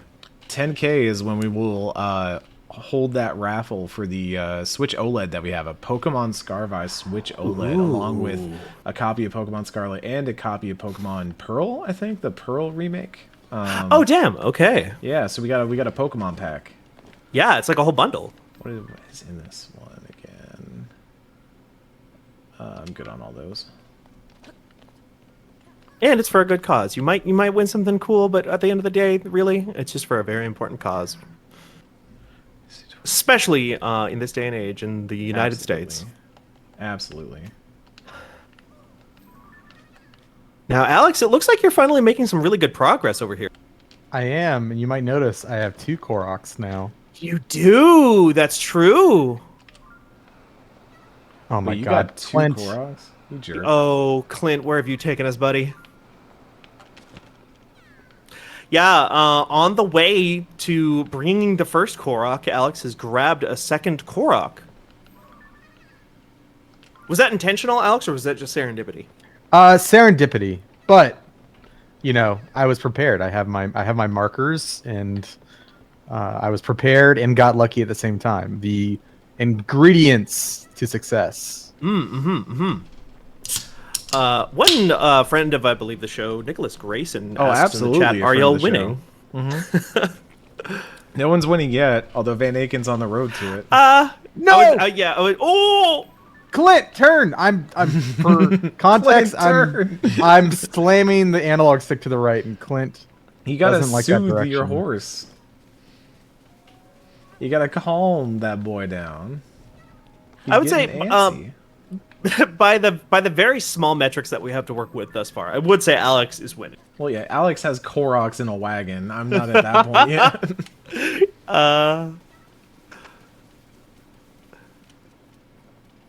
Will they stay in? That is a great question, because they are not glued. They are just bouncing around back there. Clint, turn, buddy. Oh God. Got Clinted again. Oh, Can you chop down the tree? that's a great idea. Heaven forbid I can steer my horse the direction I'd like to go. No, exactly. Who needs it? I should say this is my first time taking Clint out of the stable in a while, so I think he's.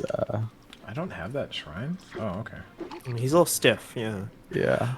We have a question from the chat asking, need the details on the cracked can. What is it? Who's drinking something over there? I've got a Waterloo sparkling water here because I know I need to stay hydrated during competitions. So Yeah.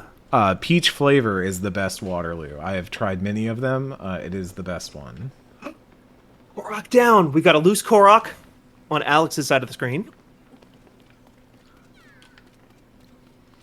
I have once again made the rookie mistake of not planning my meals for the stream well. So I'm probably that's not tough. eating anything until the Jackbox segment. Fair. You got plans for what you're going to eat later? God, I forgot these are like the near replicant goats. God. The near replicant goats. Assholes. Oh, that's not good. Oh, Alex, no! No, I thought Clint, they were go! going. I thought they were going into the river. That could have been very bad.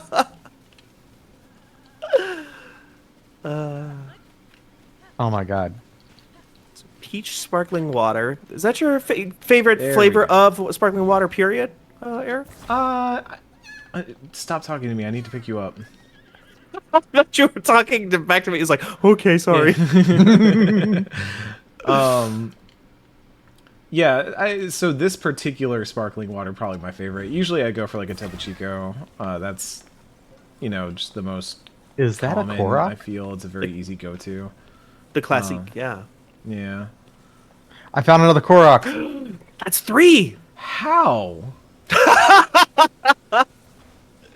Well, in fairness, Alex did mark them on the map ahead of time. Not part of this No, project. before this project was long, even being conceptualized by Eric. Oh, but we do have a Korok down on Eric's screen as well, though. Yeah, we do have we got a Korok. We're getting there. We are getting there, and if you've got the superior vehicle building techniques, this might go a little bit faster for you. You do. It's going to be kind of a battle between, I would say, pre-planning and technical prowess.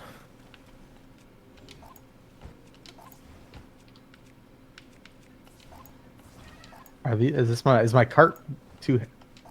Is it too heavy to move? I can't ultra hand my cart because they're not attached. Oh my god! Oh yeah, it's sticking on them in the sky as if they are like stuck in the air. That's so Oh my funny. No. Can you use put something behind the wheels to prop it to stop it from moving? Yeah, I should. Oh.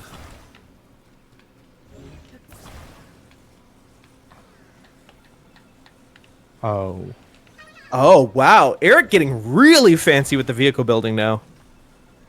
Oh no, I don't like that. Yeah, I'm afraid the Ford versus Ferrari duel going on here might be taking a turn pretty soon.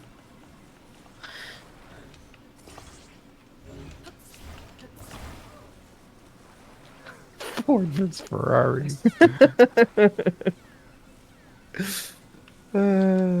Well, okay, you're getting things back After a together, though, brief Alex. pit stop. Yeah. After a brief pit stop, we picked the kids up from school. Look at all of them. So many.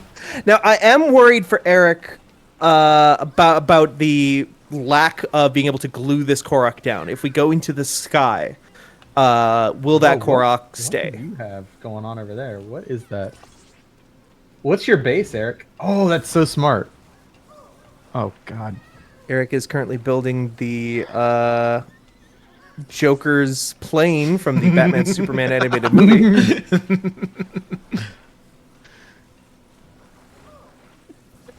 All these Koraks just like writhing in pain on the ground. The car getting lost again.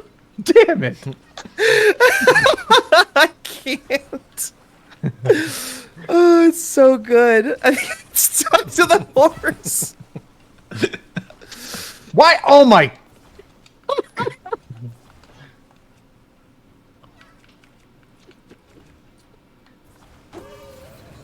I'm sorry. I know you brought me in for my professional acumen.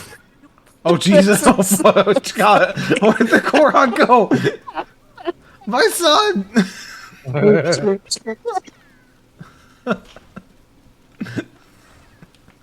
the fuck did I go? Wait, please don't tell me it's still on the plane. Fucking suffocate. Did that plane just go? Wait, no, I see it. Is that it down there? Yeah, it's, okay, we're good, we're good, we're good. We're recovering. How are you? Is this good? That's progress. Okay, it's not lost or dead. That's Oh my progress. God. It's forward momentum. That was one of the funniest things I've ever seen. It's just like flips out of that thing like a pancake. Okay, so what did we learn? We learned that if you fuck around, you will find out. Oh my goodness. Right, I'll build something more reasonable now. Okay, and now Alex has really leaned into the earlier concept of the Korok prison by locking. They have air. They have air. Oh my god, what? Whoa! Was I wearing something? Maybe a shield? Yeah, it was a shield. Usually I'm pretty good about wearing stuff that does not get me struck by lightning while I'm trying to build. Alex is... Your friend's Korok- up here.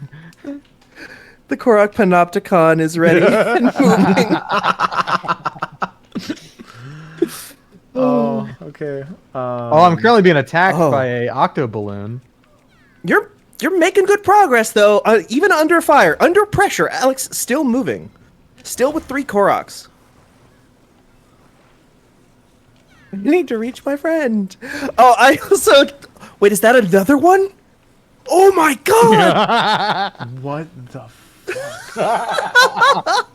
Alex isn't even trying to find these. Meanwhile, Eric is I'm literally just struggling. on the road to my destination. Now, are you gonna start running out of room for Koroks in that little cage?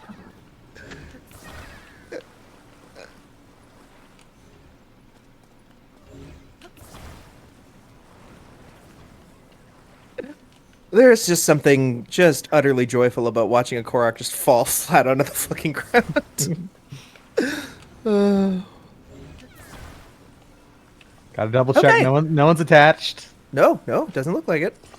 Nope, no one's attached. We're good. Not that they're getting out of attached or not, they're not getting out of there. Assuming this, I can only imagine. Now you get close enough to Mount Doom, and this thing just completely starts on fire. Oh, I haven't even thought about that. Does it get hot up there? Is that a thing? Like, can Yeah, wooden contraption? Yeah. Oh my god. All right, we'll see how it goes. Where am I going? Okay. Now, are you still? I kind of missed there for a second. Is this still powered by Clint? Yes. Okay. Clint getting work in. He's gonna take us. If I die, do the Koroks respawn? It's a great question. Don't like that. Eric. Look, Rome What- was not built in a day.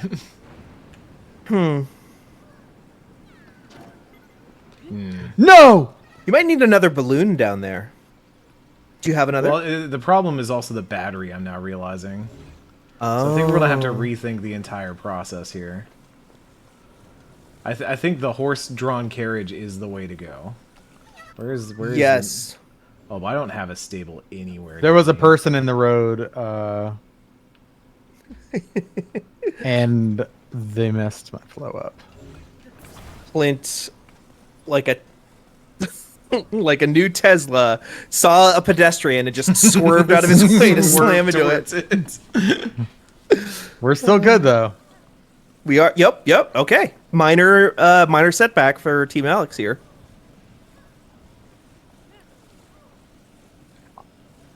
We have a ways to go though. Boy, you know what? We might have to cut our losses here.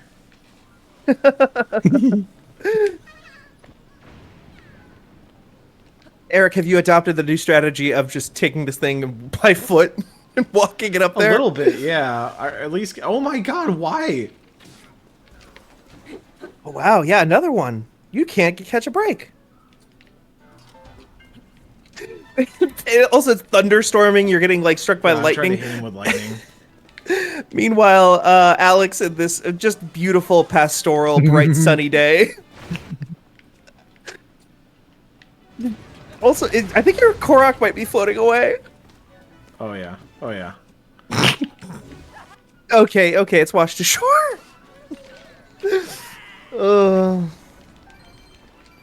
Okay.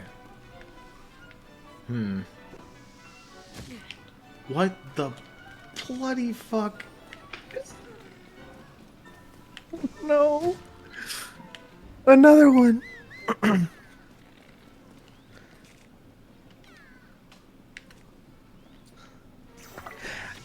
Any more Korax that you've gleaned so far, Alex?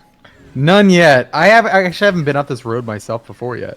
Oh, okay, so it's fresh I territory. I got to Death Mountain a different way.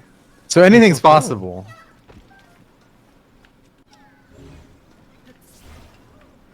It's looking pretty good for you, though, I gotta say. In terms of who has the early lead, it does feel like you. I'm feeling good.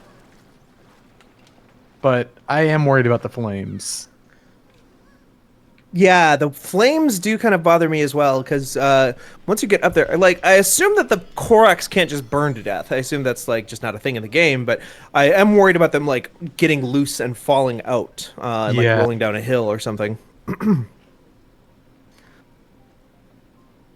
Someone in the chat asks, how many Koroks are in your Uber? 4. 4. I'm maxed out, yeah. Oh, okay. That's... I have to register as an XL if I want 5.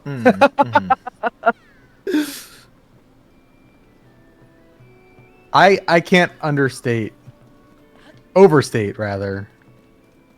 I can't state how far this this road is gonna be. Oh yeah, God. that's a little windy, isn't it? Kind of has some bends that even add a little extra distance in there, but slow and steady, you know. Yeah. Because if you get even 1 into the mountain, you will still be ahead of Eric. That's a great point.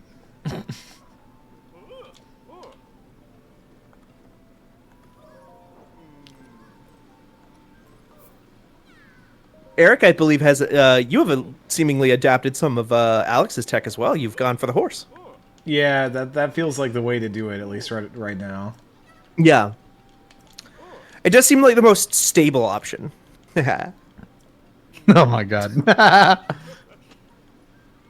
Oh man. I suspect, Eric, that just by looking at that horse, you might have some kind of superior magical horse. Yeah, that's Zelda's horse you can get from a side quest. Okay. It also decides to just yeet like crazy. Can you please move? Zelda's magical horse not any better at getting over 1-inch high rocks than Clinton, apparently, though. Alright. I have to wait for this person to pass. My poor teeth. Can you imagine if you're just walking down the street not even a street, down a mountain path, and a stranger walked up very slowly towards you and just says, "My poor teeth." Yeah. My teeth. Ooh, it seems treacherous. Teeth.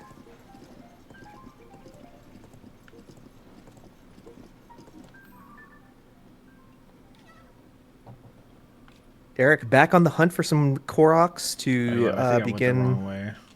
Oh. Is that a Korok? I swear to God.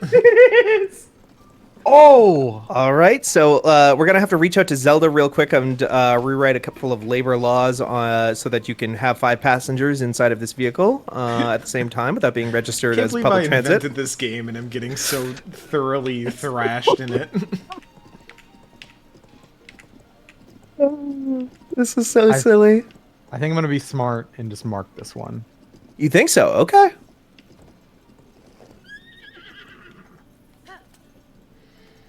I think so.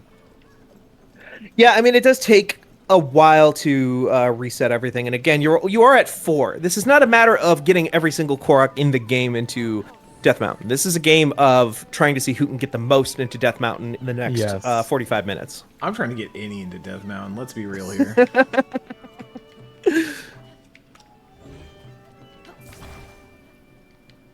Nuclear Sandwich in the chat asks, Eric, have you already done any of the Koroks?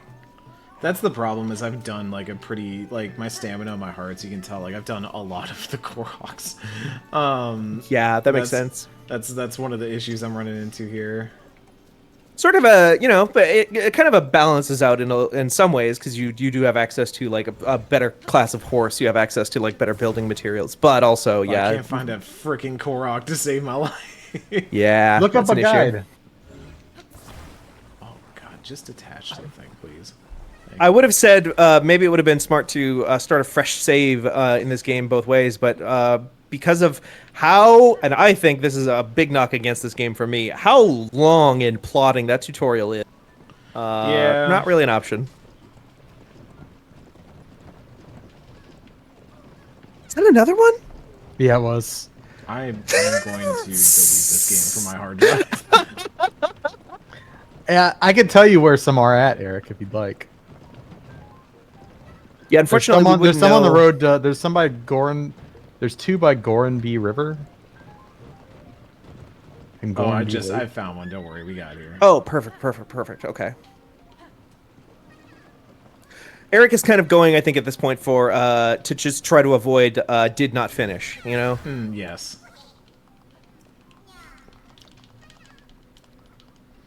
I mean, we're not even to the actual hard part yet. Oh, No. does it get hard to get up there? Yeah. If you have not been on the road up to Death Mountain yet, it's a whole thing. No.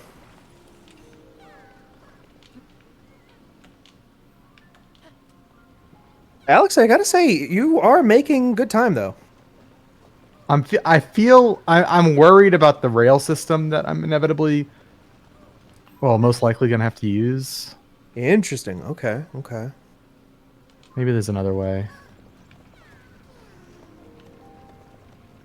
Yeah, I am not even entirely clear. I've intentionally kind of avoided major spoilers for this game, but we're here for a good cause. We're at $8,100 now out of 10,000 for the current goal for the Trans Lifeline charity. That's you can awesome. donate to. Oh, hey, Nado. Hello, Jesse. I'm finally looking at chat for once. Oh yeah. But I have, until today, mostly avoided spoilers for this game, so I'm not even entirely sure what's possible in terms of building and abilities and stuff.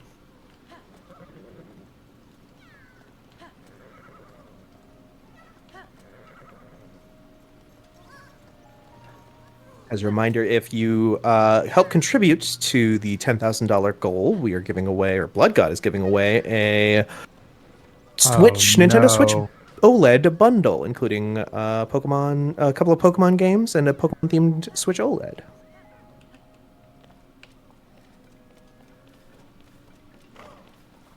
Oh, this is a tough one. Shoot. I thought this game was supposed to be realistic, That this game was supposed to have attention to detail, but those lanterns aren't even moving. Can you... No, because you can't really, you can't... The thing's not... Oh, yeah. Move the front off, because it's not going to get stuck, right? I'm hoping. It's not like they're going to fall at the front.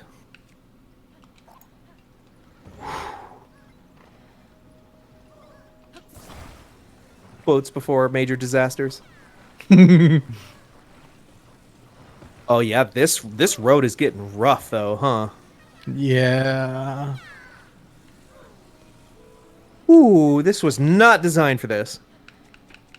A lot of people don't know that this track was originally used for rally races and not F1.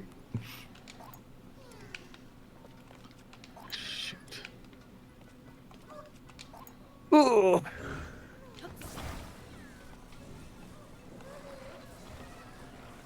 I gotta say, Eric, I do think long term, the dedication to the aerial design is maybe going to work out pretty well for you. If the objective here is to get to the top of Death Mountain. Oh shit! Well,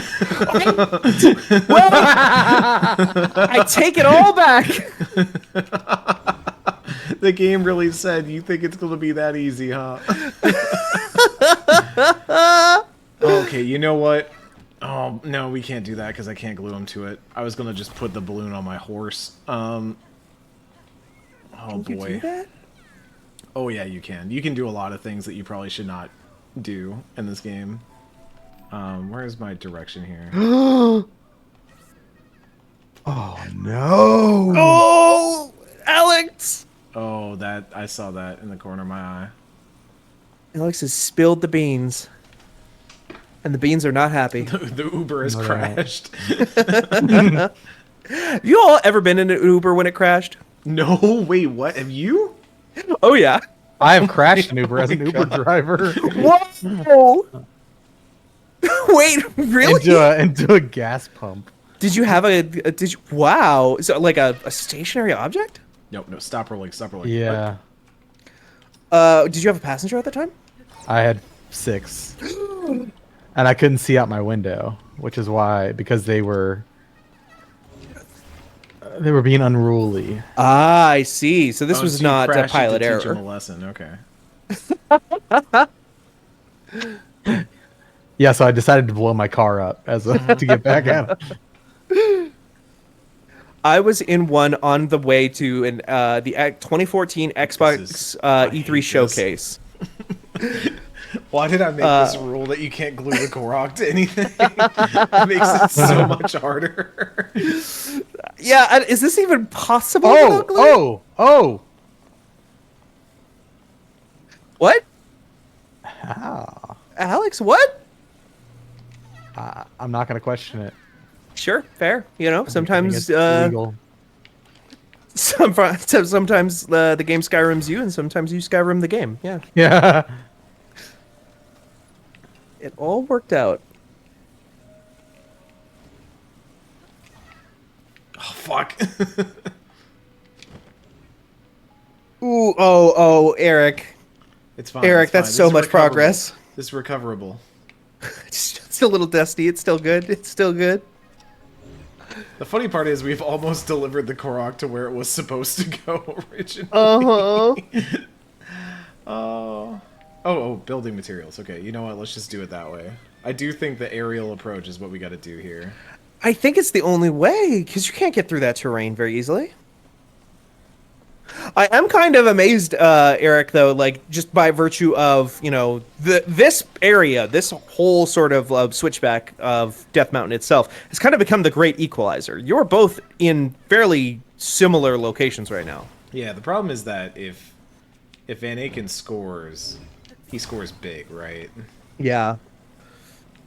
Well, but Alex has access to all of his Koroks, but not all of them in one spot anymore. Oh. Although he is working on rectifying that issue, by the looks of things. Is that correct, Alex? Yes, that is correct. That is Koroks. Korok. Oh my god. Koroks are very heavy, it turns out, if they aren't attached to anything. Yeah, it's Their like, backpacks are actually full of sand. I have this gift to give my friend. Just pours out a bag of sand on the ground. Concrete.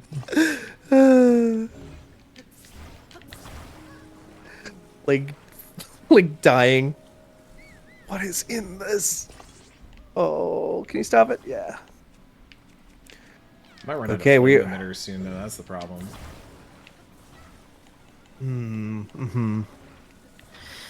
I'm realizing some things. Can you get more? Oh, I can get more. Yeah, I just gotta find like a place where I can buy them from the thing, but that would mean losing whatever Koroks I have. Yeah. Right, you'd have to fast travel to get them.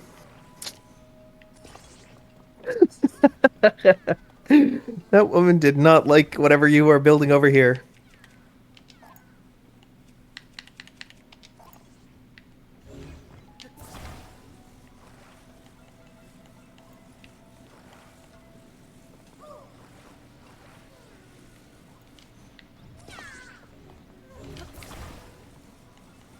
What else have we got planned here on the charity stream today? After this, we'll be doing our Jackbox party. We've got a whole host of people queued up for that.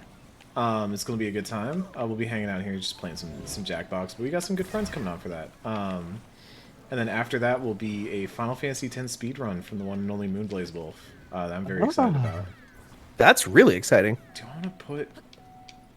I feel like I need to put some fans on this. I don't even know what Final Fantasy X would look like, but that sounds awesome. Yeah, I'd actually done some research on it back in the day. I was thinking about maybe doing a little speed run of it myself, and it's a pretty interesting run that has evolved over the years. Moonblaze can speak much better to the actual how it's evolved than I can, but it was one that I was glad they wanted to showcase, because it's one that I think is really interesting. It also proves that, as I said before in our previous segment, that Final Fantasy X is an S tier PS2 RPG. Just absolutely cream of the crop, and I feel like Cad Bailey will really have to come to terms with that over the course Kind of of answer the for her speedrun. crimes, yeah. Exactly. Now, I saw some chat about this in the chat of this stream. It sounded like Kat had some unkind things to say about Final Fantasy X. And Kingdom Hearts. And Kingdom Hearts. Well, okay. Yeah, really just angering everyone. No, I mean, okay, she can. Okay, hold on. Maybe she's got a point. If this was also in conversation with Kingdom Hearts not being very good, I think I might be able to see where Kat is coming from. Oh, Eric, okay. Can you recharge that battery midair? Is there a way to do that? That's what I'm working on. Oh Don't worry. no. Eric is making some progress now. I don't know how many of these I have, though. Alex, on the other hand, has seemingly constructed some kind of wooden pod racer.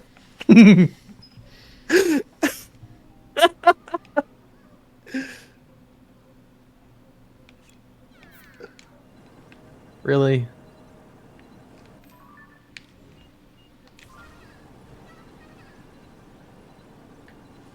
Oh, we have Moonblaze Wolf in the chat saying, I don't want to spoil the surprise. Ooh. Mysterious. But exciting. I'm very excited. No! The boy! Oh! Wait, yeah, can you rewind? Yeah, you got him.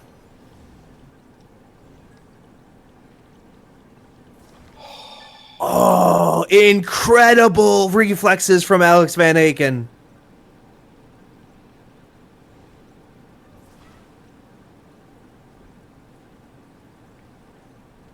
You don't see a performance like this very often. You know, some could say that this is once in a lifetime performance. One that is donation worthy, even. One that is donation worthy. You can go into the chat and use !donate, if I'm not mistaken. Yeah. Mm-hmm. Yep. To go make a donation to the Trans Lifeline yourself right now, if you haven't already. You're at 8,100, I believe, right now. And we're trying to get to that 10K, because Yes. at 10K, not only will we hit the amount that we raised last year for the Trans Lifeline, but we will also unlock a Switch giveaway, a Switch OLED plus Pokemon games. You get entered into that raffle automatically if you have given a $5 or more donation at some point during... Oh no, hold on. Oh, what is this? We might have problems in Paradise here. Hold on. Uh-oh. What's this? The balloons are running out of steam here. The balloons are dying. I didn't even know that was a thing. No! Oh, that was a lot happened there. It's okay, we're fine. Oh, I might have to kill this guy, though. Okay. That's okay. We made a lot of progress there. So this is life now. But we're not done yet. Why are you not grabbing? Necromancer in the chat. Eric cast Meteor. There we go. It's very funny. Oh, I just heard that thing aggro. Oh, that's not good. Eric, this is rough, buddy. I could have landed in a better spot, you know? Well, what's the topography look like here? Like, if I'd gotten right here, that's ideal. Because then we got this, right? Like, an extra 10 feet, and you would have been fine. Yeah, but now we're in kind of a very tricky place. Well, I gotta do some murder. Yeah. I gotta be real with you. It is not safe for you right now.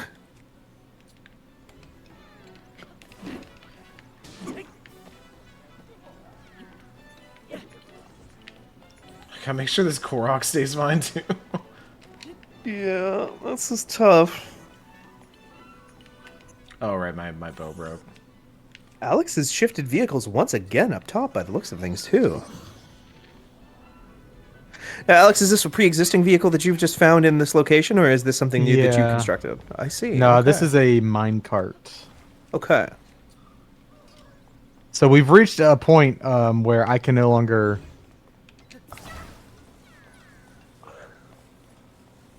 use my carriage. Mm-hmm. Okay. We have to transfer to the mines now.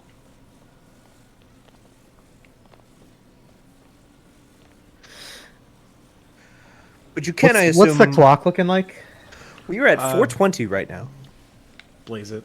Yeah, so we have about 30 minutes left to dunk any Koroks in Just a single one. to complete the goal of this stream at this point. I don't even know that's a competition anymore. It really just feels like we have set out a really stupid challenge for ourselves. I will say, if you ever do something like this again, I would do yourselves the favor of allowing you to glue the Koroks. I think that would help, but it wouldn't help a lot. Like, I am genuinely finding that some of the challenge in this game is just, number one, finding them. Number two, like, getting them to a place, especially when the Zonai constructs have that range limitation on them. Yeah. Oh boy, this is a problem. Well, no, here's a question, too. Do we want to make a game day decision that, in order to get across the finish line, gluing the Koroks is okay for the last 30 minutes? For the last 30, I mean, that would be starting right now. Yeah, exactly. I'm gonna let my I think other I can do it command- without it. I You think can I can go do it without it. Well, you're the one Okay. that's closer right now, but Yeah, Eric needs the handicap more than you. Eric, if you want to do it, you know. no, I'm getting somewhere. I'm getting somewhere. There's progress being made. I would like to achieve the accomplishment. Okay. Pride cometh before the fall. Actually, pride cometh after the fall into this big hole that Eric fell into about 5 minutes ago. I don't know what hubris is because I can't spell it. So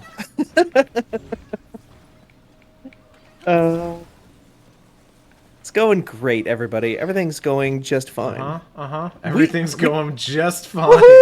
Look at me go. Yeah, you're really booking it now. What? Okay. Assuming that this My frame rate is just. Oh yeah, yeah. No, welcome to Frame Rate City, where the lag is real and the pixels get shitty. Oh no, this could be a problem. This could be a big problem. Oh, why? What's happening? Okay. Oh, just the okay. Okay. Oh. The inertia here is a bit. It's that is a bit word I tough. can't spell. Hubris. Oh, come on.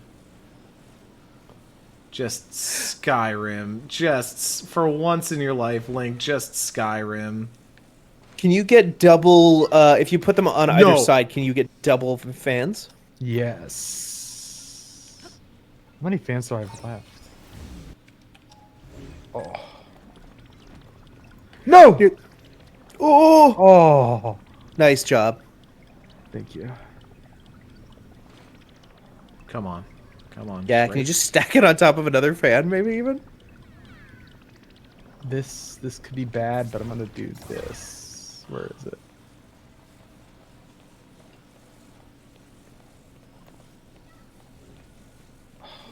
This is like in Civilization, where you have like cavemen fighting Sherman tanks. Just the kind of difference in the technological advancements happening. I'm going right for now. the science win. No, actually, no. I think Eric's the science win. Eric was trying, and then Eric was like, "No, reject modernity, embrace tradition." Oh I no! forgot I had these. Oh no! Make sure they attach. Yeah, okay, that's attached. Sled to sled, yeah. Oh no! Alex, what is happening? Are you just getting into battle? And I can't get on. Okay, Okay. we gotta go. Where'd my rocket go? Oh, my rocket is on the bottom. Are double fans enough? Is it okay? We're just gonna do it. No! Oh! Oh no! Oh no. Okay. HUBRIS. Okay. Oh, I forgot I had these. Oh, this might be a game changer.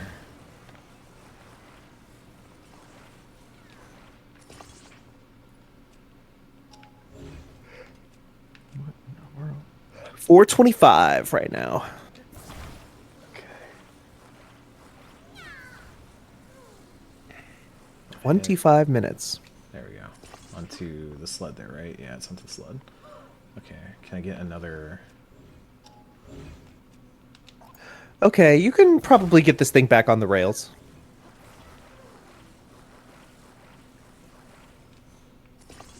Yep, okay. Now we're gonna...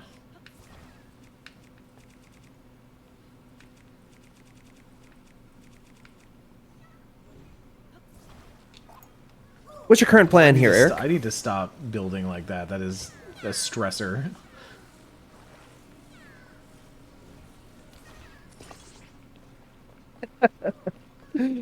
Eric is playing Final Fantasy. Alex is playing Roller Coaster Tycoon from the chat.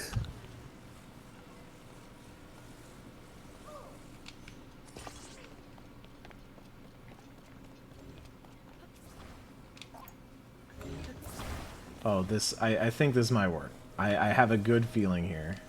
Mm-hmm. Yeah. Mm-hmm. Building like a VTOL. Look, I'm going to give the Death Mountain its Koroks back, alright? I'm going to give the... Okay. I'm going to give Covenant Ganon his Blaster Koroks Bomb. back. Giving Ganon back his Koroks.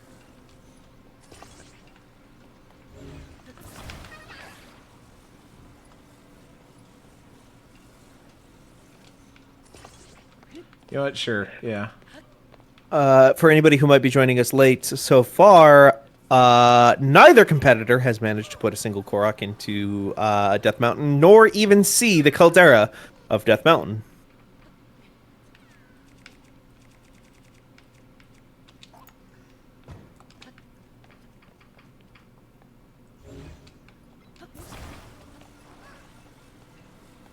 Two very, very different journeys, though, and it has been a fun one to watch, I would say. A fun two to watch. I believe in myself. Yeah, can you just put that whole thing on top of the rails, and then from once you're back on the rails, like build from there? We're going to a new frontier. New frontier.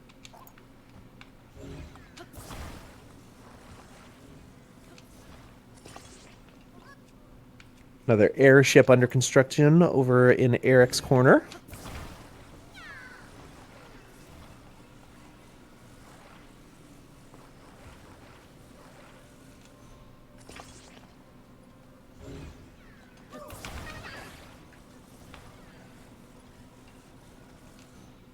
A couple more donations as well. We are now up to $8,175 out of $10,000 in gold. Whatever, yeah, that can help. Why not?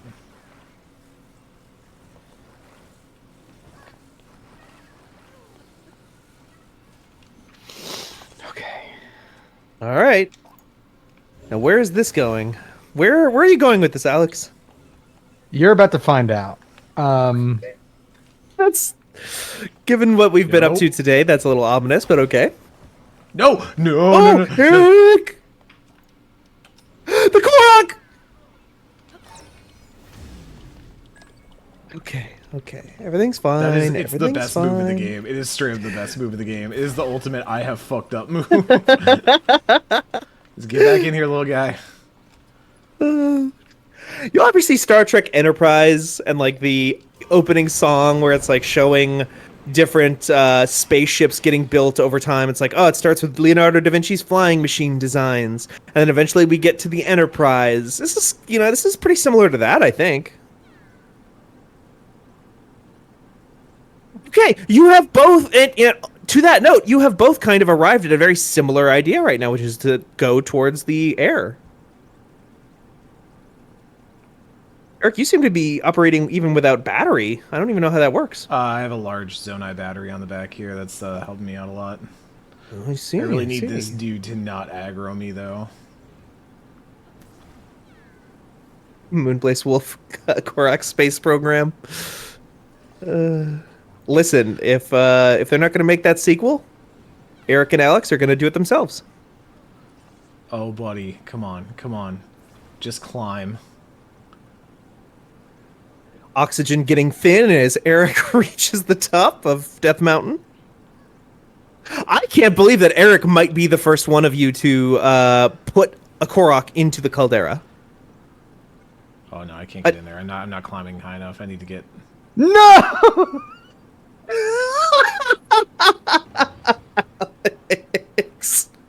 Okay. All right. Oh God, this all. Oh. And you know what? We're No. riding this bad boy down. Eric is going down with his ship. All the way down with his ship.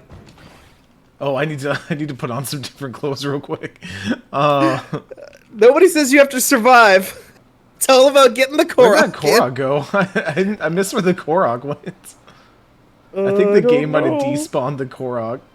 Yeah, it's like buddy, this is not a place for you. Eric is the first Lord of the Koroks. Look, I got one in. If Van Aken can dunk his, then Van Aken can still beat me. This is true.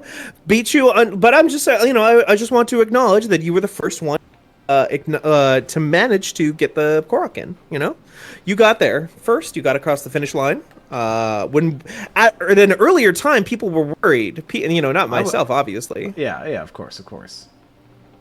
But folks who were in the chat were worried that you might not even finish this objective.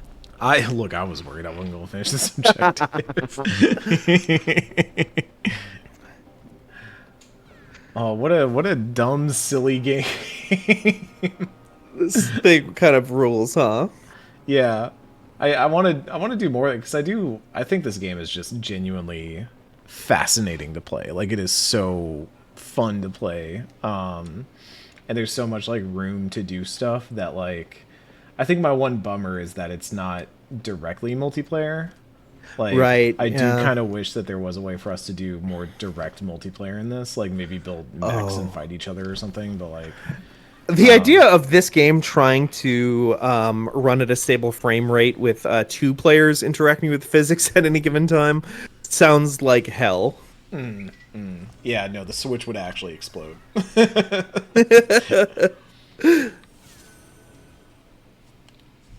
I think there's a lot of metal involved in your device here, Alex, that is maybe kind of weighing you down. Yeah, I had to take that off. We have 17 minutes left before the preparations for Jackbox. Yeah. So let's talk about Jackbox. We've got some friends of the show are hopping on for that. Sadly, we did have one person duck out. That's kind of a bummer, but they had to go take care of some stuff. It's life comes at you. Life happens. We appreciate that they were generous with their time at all, and that they were willing to help out and pitch in. We always appreciate that here. In their stead, we've got Jesse Vitelli, who will be jumping on front of the show, who will be playing some Jackbox with us, as well as several other friends of the show and new friends of the show. We've got Victor Hunter, of course, the one and only Victor Hunter. I'm very excited to have him back on, and in a casual capacity, in a non-Final Fantasy XIV capacity, though. Watch, he will still find a way to make some Final Fantasy XIV jokes. We will have Ash Parrish, the one and only Ash Parrish of Vox Media. And we will have Tom Taylorson, our friend from yesterday. Oh, hell yeah. Hopping back on. Tom's coming back on to play some Jackbox. Just got to meet Tom last night for the first time, and he was great. Let me tell you, that Pantheon we recorded last night, wonderful. Absolutely Yeah. wonderful Pantheon. I had a blast chatting it up the whole time. It was a really wonderful time. That is in the VOD if y'all want to catch that. I don't know if we're going to make that one free. We probably should just make it a free feed thing that everyone can listen to. It wouldn't make much sense for us to have like the VOD on the YouTube, but it's not in the podcast feed. That doesn't make any sense. But also, of course, Ben Starr, the voice of one Clive Rossfield in Final Fantasy 16, generous enough to hop on, lend us his time and talents to play some Jackbox, make some gags along the way. It'll be a real good time. We might even have some spots for donors to jump in if they want to maybe try and hop in the games. So stick around for that. Alex, I do have to say, I noticed about halfway into your ascent there, I did notice one strategic flaw with your flying device here. Yes. It has no forward propulsion whatsoever. Yeah. That's the big problem, right? Like that's always you can go up or you can go across, but doing both at the same time is kind of difficult. Yeah.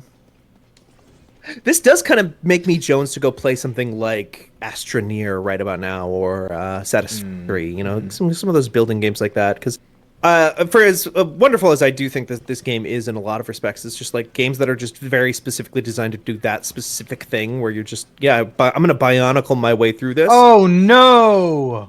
Ooh. That's okay. You got some buds here.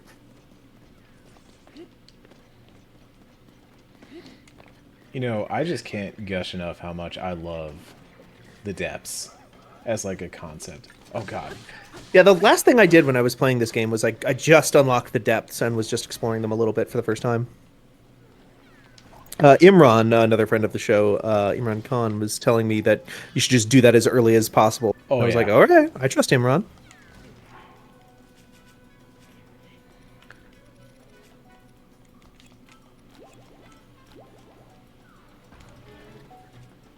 We are at the 14 minutes and counting mark. Okay. That is a big fella. That seems like a difficult fight. Why is my my camera zoomed in so much? Is that a specific type of bow, maybe? Does that? I'm not sure.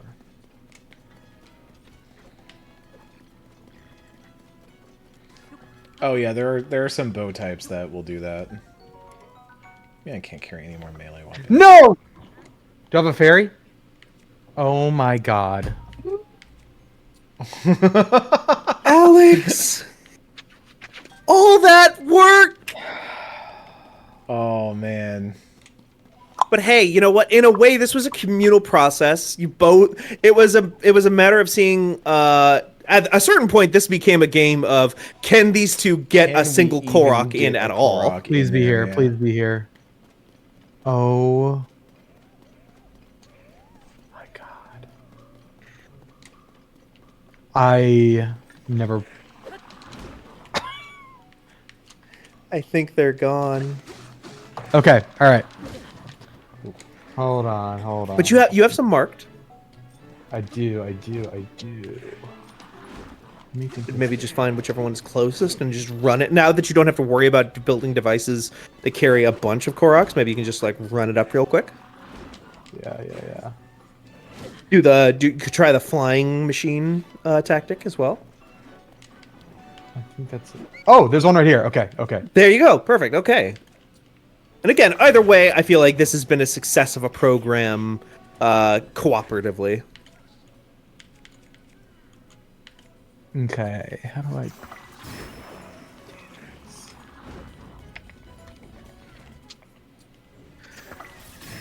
Just one more time, as we have about 10 minutes left until the next thing. You can go into the chat here on Twitch and type !donate to get the Tiltify link to donate to Trans Lifeline. We are at $8,175 towards the $10,000 goal. At the $10,000 mark, they will be raffling away, the Blood God folks will be raffling away a Nintendo Switch OLED Pokemon bundle that is a Pokemon themed Nintendo Switch that also comes with a copy of the Pokemon Pearl remake and Pokemon, I believe it was Scarlet, not or Scarlet or Violet. Yeah, Scarlet. It'll be Pokemon Scarlet, 2 Pokemon games as well as a Pokemon OLED. Just to really this has been a very Pokemon heavy charity stream, and it's been wonderful. Well, Pokemon is very trans. Huh. I'm always saying this personally. Yeah. I literally listen. I literally back in the day when I was still a young games writer, I literally wrote about this and how Pokemon is actually pretty good about a lot of gender things and was very useful for me growing up. So I believe that. I stand by that statement. A lot of people talk about that with Link too. There was that excellent piece about Link that came out around the launch of Tears of the Kingdom that I think was really, really excellently written and talked about a lot of that stuff. Hell yeah. Nintendo, accidentally progressive? Question mark? Yeah, any video game company is a collection of people. It is the laborers and the workers and the writers and the designers and stuff on a project, not necessarily the business people at the top of that project. The people going into the thing sometimes, they make a thing and they have their own beliefs and their wants and their objectives when they make that thing, regardless of whether somebody in a business suit somewhere comes out and says this is XYZ. Mm-hmm. I'm also this comes from a level of just doing literary criticism and stuff like that. There's a level of, when we talk about death of the author, that doesn't mean you should just ignore what the author does or whatever. It just means that works can be interpreted in ways, even if they were not initially intended to by the way the author wrote them, that they can often be revealing of greater truths, even when the truths are not self-apparent in the work. Totally. And I think that's a really interesting way to read video games in general. I think a lot of video games end up being very revealing and very enlightening with different reads, and I'm always a little bummed when we have those moments where we're not willing to let games have those kinds of ideas, but that's a broader topic for a different day. But in I'm very general, fond of... Yeah, sorry, go ahead. Well, I was just going to say, I'm very fond of pointing out that canon is fake. Canon and, what is said inside of a text and stuff like that of a fictional work is no more real or imaginary than any self can imagine. It's the things that happen in your favorite Marvel movie or whatever it happens to be that you like are no more real than anything that somebody on Archive of Our Own or whatever wrote. They are all made up by people and out of a desire to be creative and a desire to fill narrative needs and stuff like that. So I like to point out that anything can mean anything that you want it to, something to you. Absolutely. Pokemon, even within that space, I feel like Pokemon has done some good stuff. Even cool back stuff. in the day. I even feel like we were talking about Scarvi last night, and granted, Scarvi got, some criticisms, I think rightly so, but I did actually find that game had a lot of interesting stuff to say about labor at the very end of it. In the post gym battles, a lot of them are about these gym leaders who are just really finding a struggle between the things they want to do in life and the fact that they're 9 to 5 is being a gym leader, and what that means of being a gym leader, and a lot of surprising labor discussions around fulfilling work versus necessary work, and getting a paycheck versus doing the thing you want to do. And I thought that was really cool to see a Pokemon game explore. All right, Alex, this is the big shot from Alex here. I feel like you're going to turn this thing on and just get flipped into the sun. And it'll blow up. It'll just explode. I'm so excited to see where this is going. Well, that wasn't as... honestly, that was closer to a success than I expected. Okay. That you went in the right direction. You were going in generally the right direction. I think one of the problems that you're going to run into unevenness between the rocket on being on one side.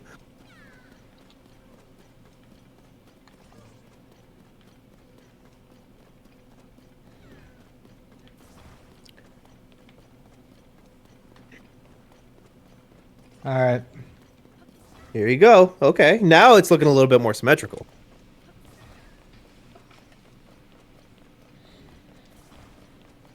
Oh, Alex, if you can close this out with 2 Koroks, this is going to be the the comeback of the century. Oh my God, they're all upside down. They're all I'm an upside idiot. down.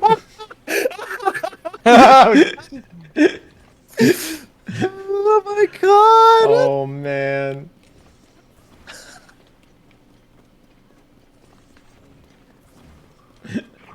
He's still got time on the clock. He's still got time on the clock. Yeah, we're at the 5-minute warning now.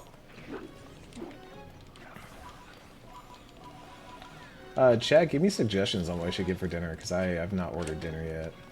Oh, can I give suggestions too? I would love to hear suggestions. I had to order late last night, so I went with the Whataburger. You know, the classic late night in Texas purchase, but... So you've already had some beef recently? Yeah. Okay. Look, I'm always having beef, you know. I'm going on Twitter, I'm posting. Yeah, I'm capital B posting. So I was going to originally say beef suki, but if you've already had some beef recently, how about... When was the last time you had some Indian? Get some, like, chicken vindaloo. Everyone says... See, I actually don't eat it that often. I want to say last time I had Indian food was probably about, like... 5-6 years ago, something like that. Oh my god! I cannot imagine. You don't come by it easy down here, I found. Okay. Yeah. We have weirdly a ton of great Indian places up in Fargo. I love Indian. It is far and away my favorite. Anytime I'm going out to eat, and I need to like find just a place in a town that I've never been to or whatever, I just look up whatever the best Indian restaurant is. Wait, is that the inside of Death Mountain there? Can you just get this Korok into the thing and carry it on there? Would that work? I don't think it goes up to the top, but I'm gonna try. Well, as long as it goes inside of the thing, though, right? Because it's no different than if it went through the top than if it went in through the side. As long as it goes into the crater, it's just the top of the crater is blocked off. Kale 142, I believe. I'm not entirely sure. In chat, to say Kal-El 42 in chat says it's burrito time, Eric. Ooh, burrito time. I do love a burrito too. Who doesn't? You know, it's a great point. Well, I mean, that kind of worked in after a fashion. I'm going to give you partial credit for that one, Alex. That is lava in Death Mountain. oh, perfect. So I think GG, that Eric. counts. Yeah, and that was 2 Koroks instead of 1. Yeah. So if it's partial credit, that's 2 Koroks. So we So tie. tie. I think it's a tie. Perfect. I can live with that. Oh, what a wild first attempt at this strange idea. Yeah, I have no words for this other than that. What a competition. What a show. What a season. Alex, thank you so much for competing here with me. Yes. Thank you for the invite. Next time, I would just make sure I had a lot more batteries. Yeah. Seems like plotting out a route ahead of time so you know where some Koroks are and having just tons and tons of batteries seem like really the big problems here. Yeah, and planning out a route also with the way that like Zonai constructs will, you know, like disappear after a certain distance. I always forget about that rule, and it is a pain in the butt to playing around. So Nerium, thank you so much for commentating, for being our esports commentator and host here. You are a great hype person. You kept everybody entertained. Kept everything going, kept it all rolling. Folks at home, we're going to swap over so we can get started on time for one segment today. We are going to be doing Jackbox next, but stick around. We got some great guests coming up, some great times coming up. We will have a wonderful show in just a few minutes. Be right back.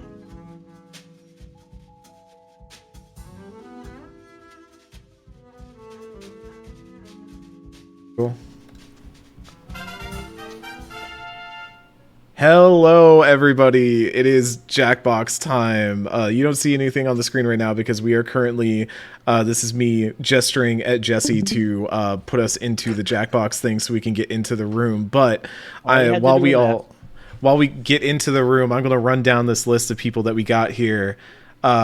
Jesse, say hi. Hey, what's going on? We also got Ash Parrish here. Hey, how's it going? We have Ben Starr present with us. Hello, how are you? Oh, doing wonderful. Tom Taylorson is also back again. Tom, how are you doing? Hello, good. And we got Victor Hunter back for a little bit of Jackbox. How you doing, Vic? I'm fantastic. How the hell are you, Eric? Oh, I'm doing good. You know, we're getting through it. This is kind of the like part of the long stream where you're like, you got to get that second wind, right? You got to like find it within yourself to get through the last 4 hours, and then that's kind of where we're at right now. So we're all hopping into our Jackbox room, and then we will pull the feed live. Who named the? Did you name yourself Eric's cat? Okay. First of all, he has a name. It was an accident. It was a holdover from whatever the last time we played Jackbox. Are we going to find out that everyone's done really witty names and I've just called myself Ben? Is that what's going to happen? Probably, because that's exactly. no. Okay, no, everybody's No, normal. It's just me not being normal. I apologize. Suggest a team name? What are we... Is that... Do I do that Whatever you covertly? What's the... Okay. All right. Oh yeah, we all get to choose like a team name option, and then put it in. But we all need to. I think we're missing one from the Jackbox right now. We are missing Tom. Tom needs to hop in. I gotta pick my avatar. Oh, give me that little guy. It's adorable. All right, now I will pull the. Jesse, if you could hide the room code for me, so I can pull this down. I don't have that option. Wait, you can't. Oh. I don't know how I would do that. No, it's all fine. It's all fine. Don't worry about it. Put a little dancing GIF in front of it, or whatever streamers do. All right, I'm gonna pull. I'll wait until we start. Sorry, these are good. All right, there you go. Everybody's being clever so far. Okay, all right. So we don't know the room. Some of us never played before. There's all this other stuff going on. So it's like, all right, you got to like feel the room out. And we already did a little bit of that before we went live, but still, it's like, okay, I still don't know. This is very, very, very stressful. We're kind of metaphorically circling each other like cats. Yes. Yeah, that's right. Yeah. So it's an audition room. Ah. So glad I don't show up to those anymore. I will say while we're getting this settled that we are doing this is a charity stream. We're raising for Trans Lifeline. We have already raised $8,215 for Trans Lifeline, an excellent number. Yeah. We are less than 2K away from our goal of 10K for the weekend, which is will not only equal what we raised last year, but if we hit 10K, we have a Switch OLED, a Pokemon Switch OLED that we are raffling off alongside a copy of Pokemon Scarlet and a copy of Pokemon Pearl, the remasters that they made. So if y'all want to be entered for that, and if y'all want to help us get to that goal, make sure you donate. Use !donate in the chat to see it. Eric's cat, are we ready to start this thing? Are we ready to roll? Yeah, is everyone good to go? I think We're good to go. I guess so. All right, let's do this. And Eric's going to have to play Chrono Trigger multiple times to get all the endings. Yeah, no, apparently I've like lost multiple bets at this point, and now I have to play all of Chrono Trigger and all the endings, and maybe Chrono Cross. I don't know how it's worked. And Radical Dreamers. You gotta play Radical Dreamers. You can hang out with Fun Guy. Yeah. That weirdo. Oh, okay. The only witch preventing you from being stuck permanently punished for your pilfering. And do you have names, perhaps? There you go. Maybe print that on some t-shirt. Hell yeah. Here's how it'll go.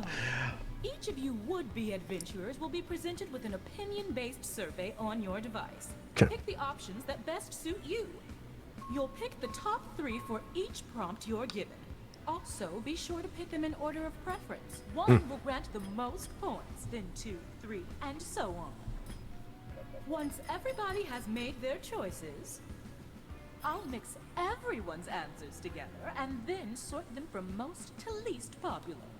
So let's start with, which combination would make the spookiest haunted house? Yeah, so this is basically like a Family Feud type game where we are both doing the survey. We are being surveyed, and then we will have to play Family Feud with the answers of our own surveys. Okay. Okay. Done. A combination would make the spookiest haunted I house. remember. All right. That was quick.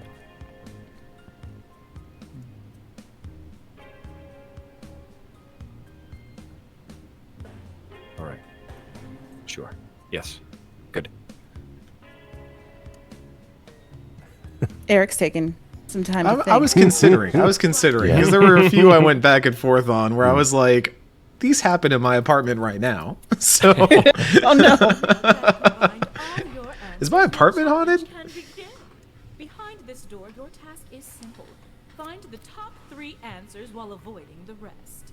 For every correct answer, I'll give you a nice bright torch.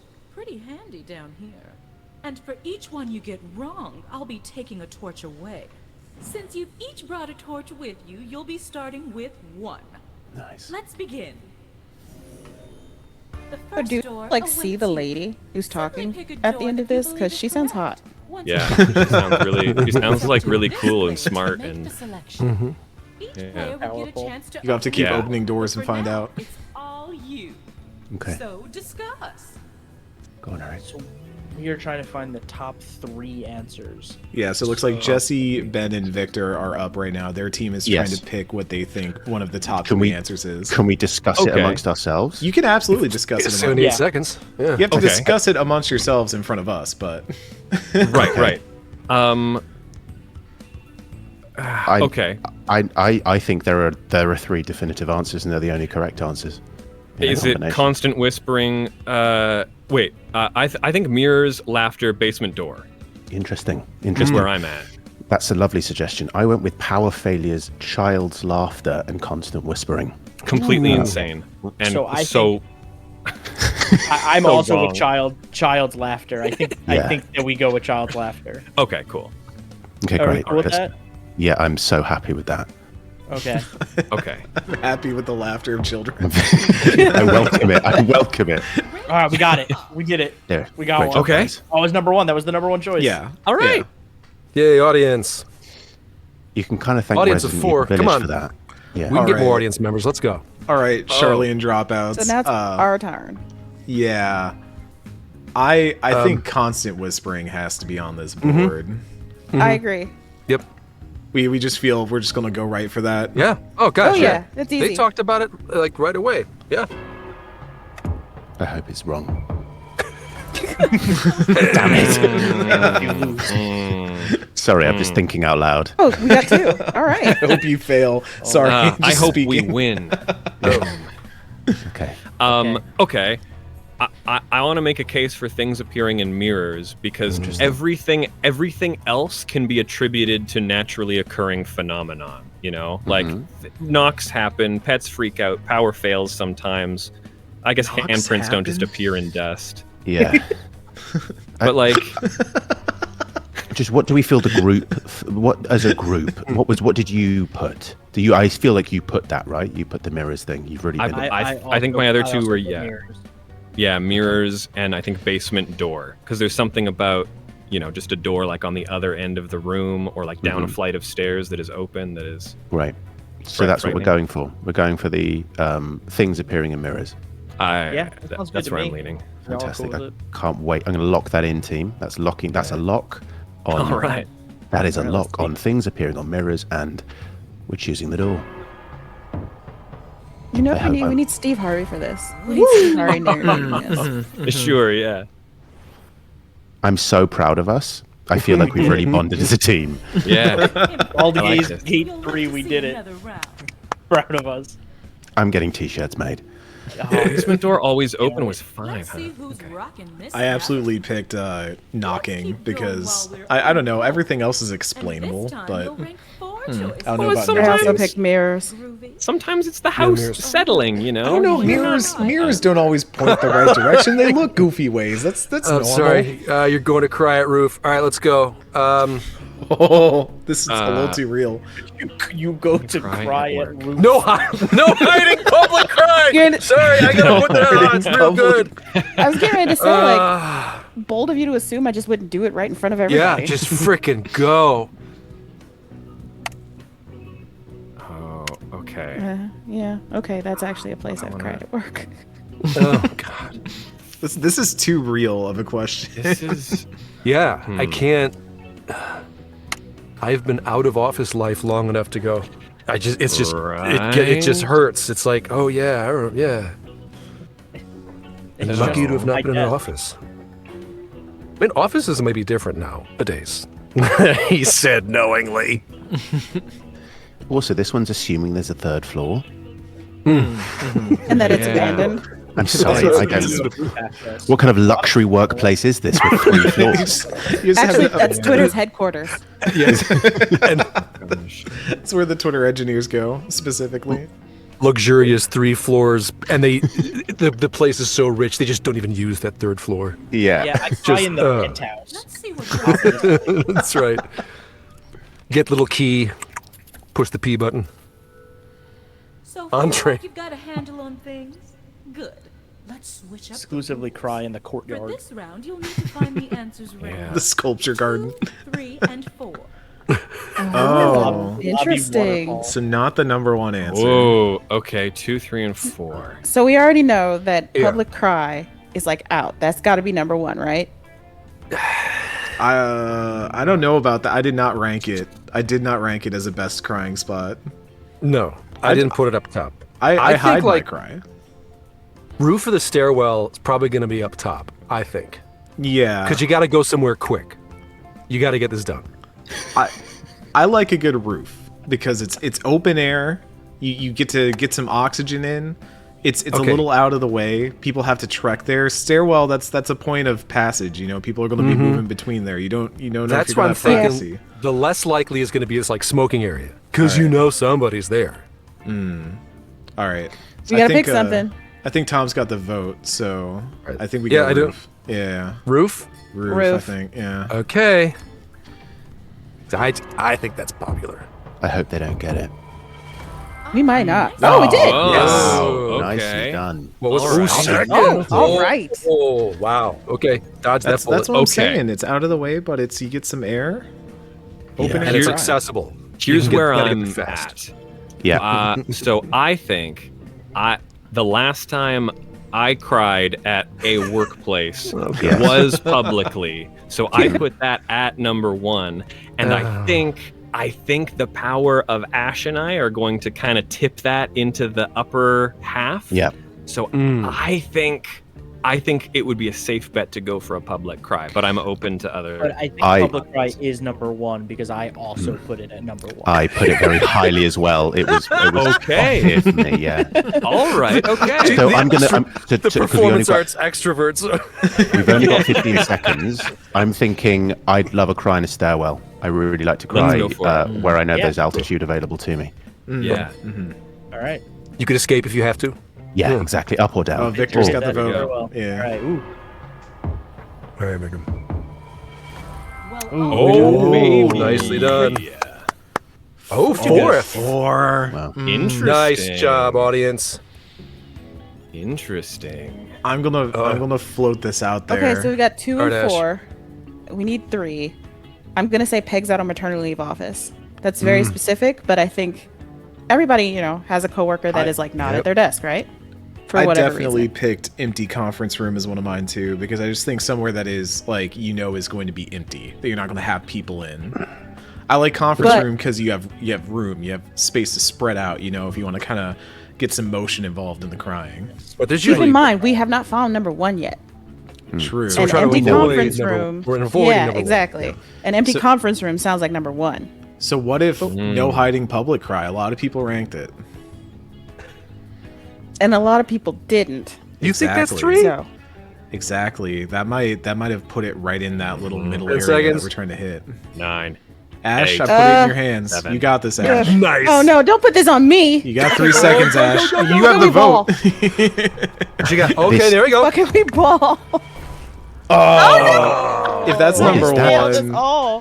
What is that? Yeah. That's the number 1. Wow. Wow. I don't think we're gonna Oh, make it. team. Game full of we- extroverts. We know Okay. exactly where it is. We gotta go Wait. empty conference room, right? I guess Really? so. Or what do you think? No, yeah, let's do it. Let's do it. Empty conference room.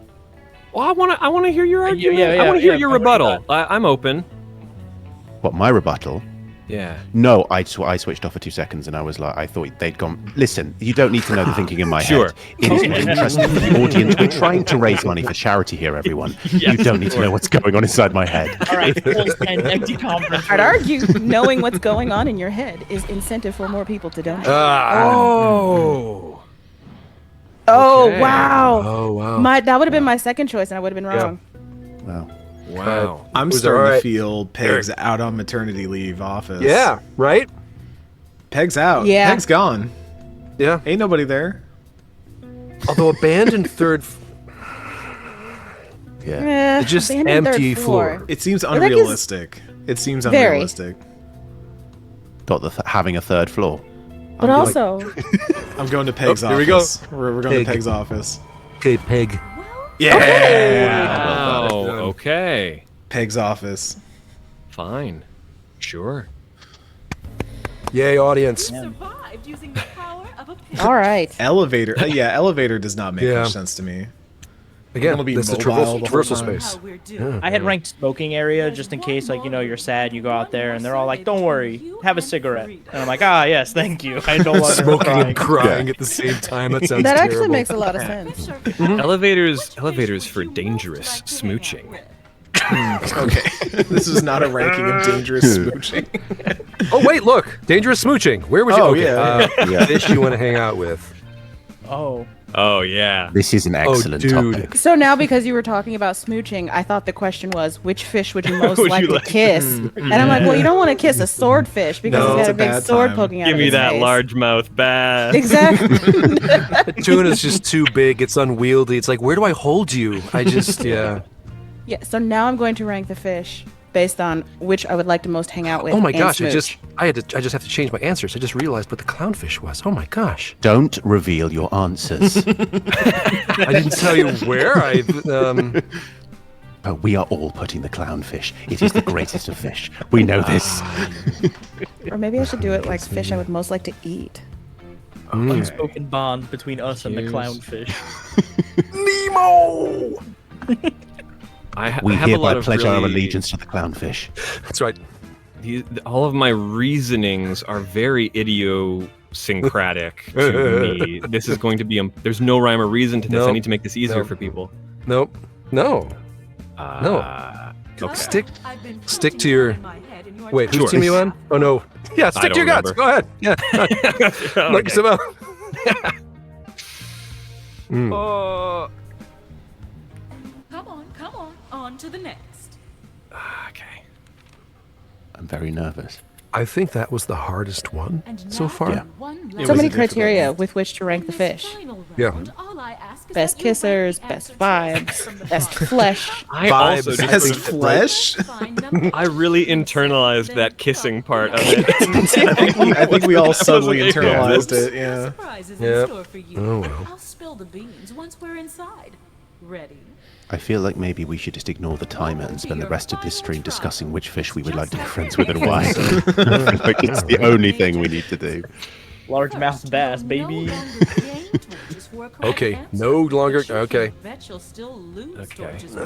Oh, yikes. Things aren't getting better, just getting worse. Ain't that the truth? The game is not immediately over.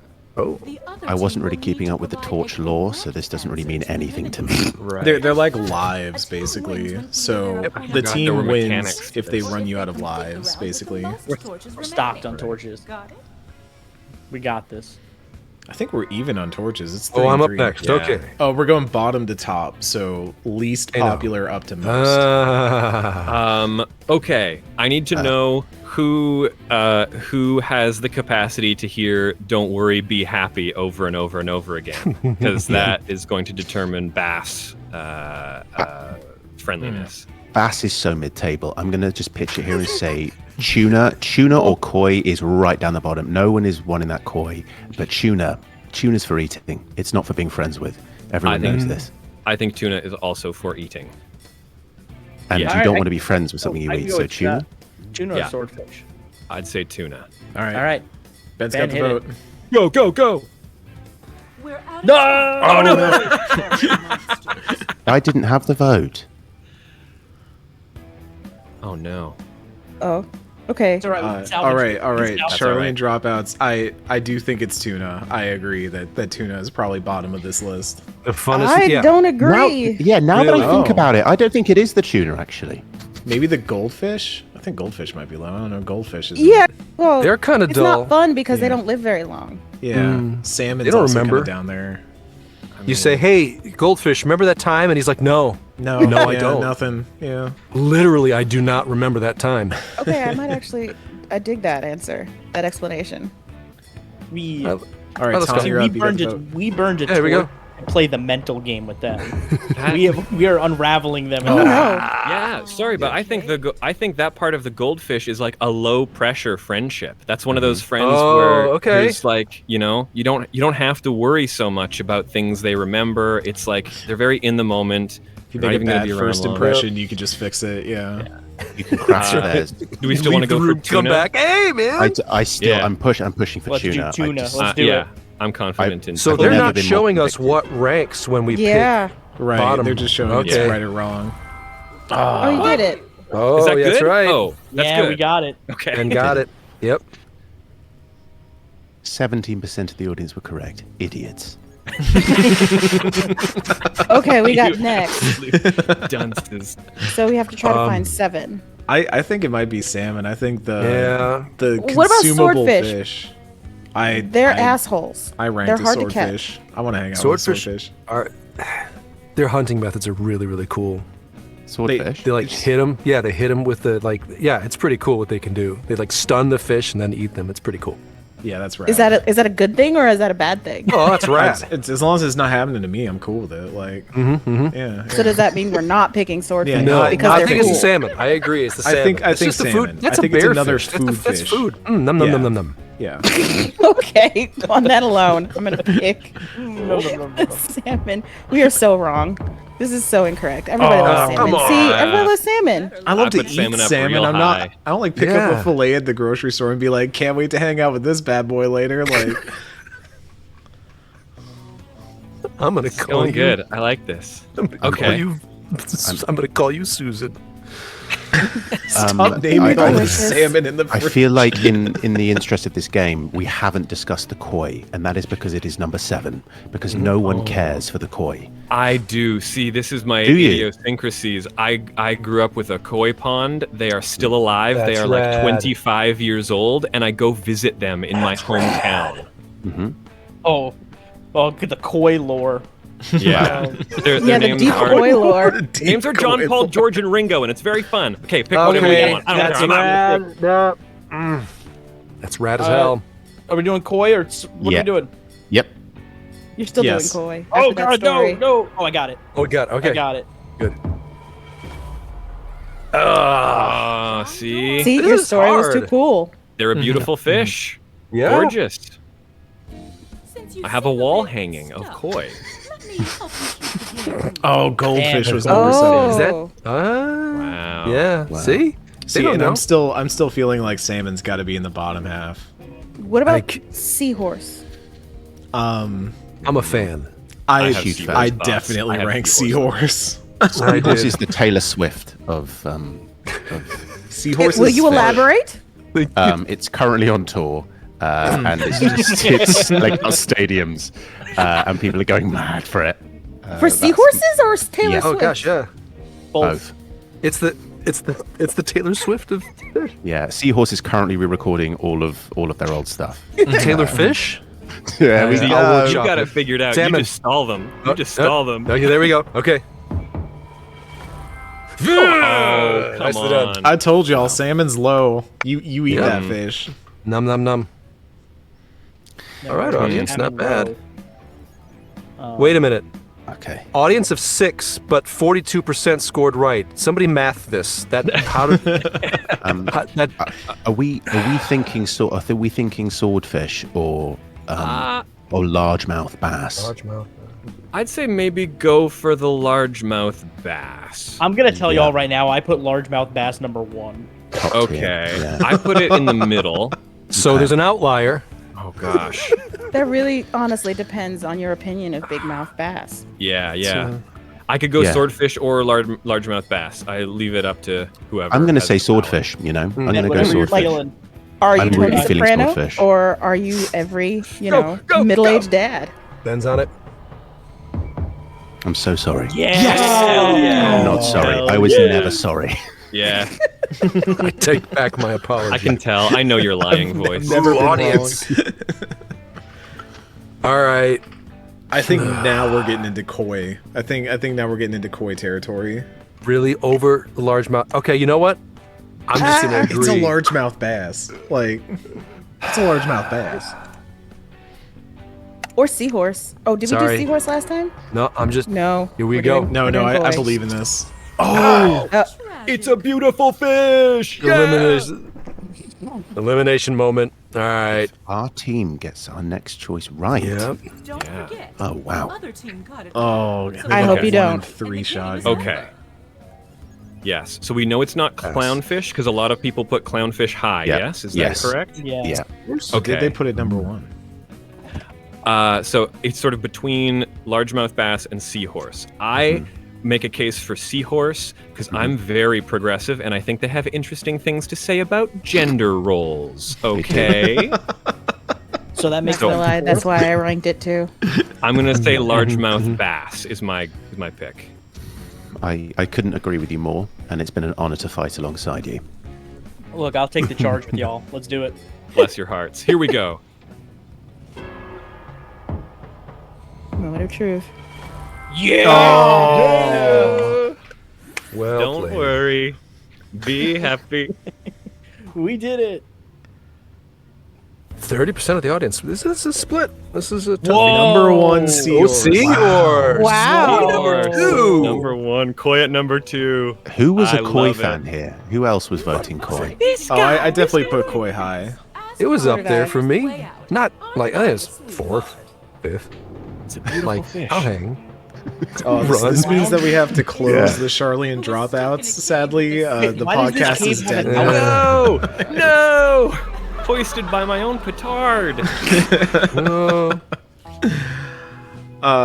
Do we want to do some job now? I feel like we're all loose and ready for job. yeah, I don't we're know loose what that and is, so yes. Oh, job is the most unhinged game in this in Jackbox. We're gonna close the game feed. Yeah, let me on know when live. you're. Let me Yeah, know no, when we're the good. We're good. We're good. Yeah, okay. I think Job might be one of my favorite Jackbox games. Period. Oh, absolutely. This one rules. It's quite good. This one we might we can let some stream folks in. We got space for it, so we'll make sure everybody on stream is in here, and then once we're all in, I'll put the room code up, and folks watching can join in as well. Hey.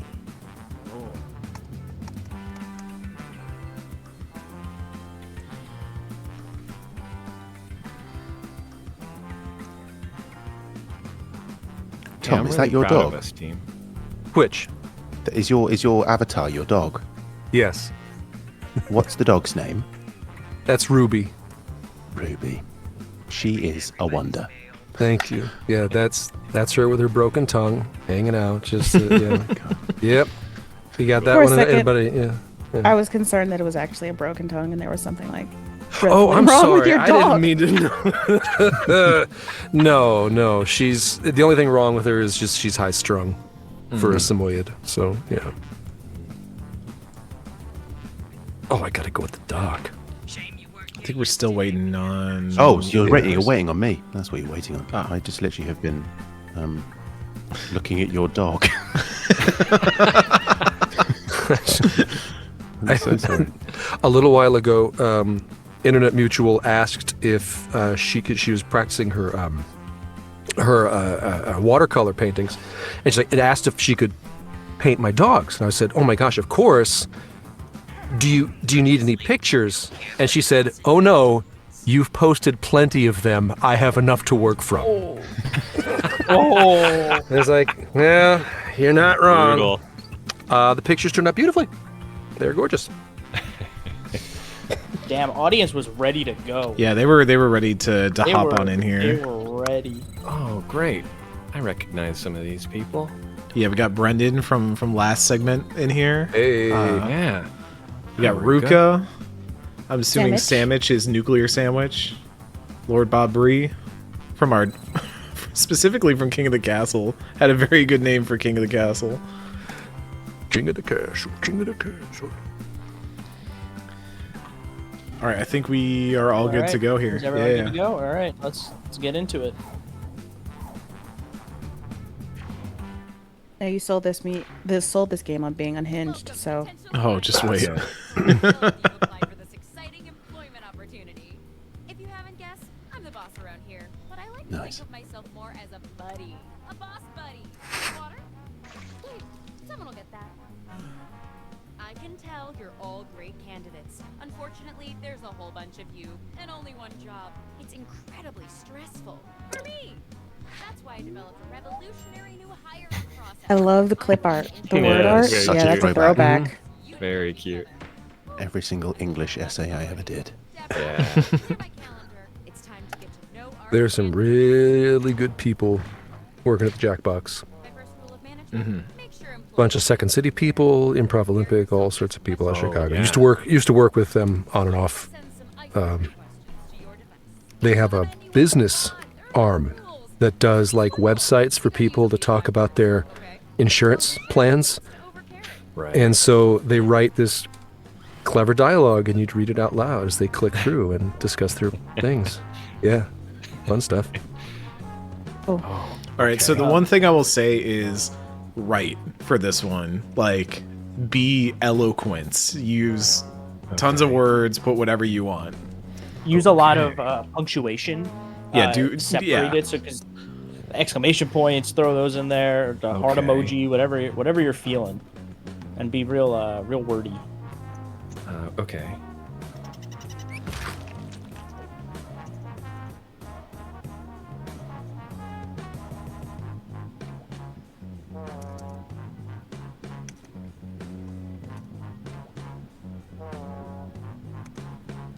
Oh dear.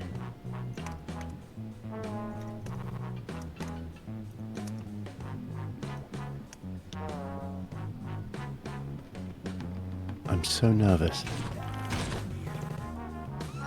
I'm sorry, you guys are going to be waiting on me.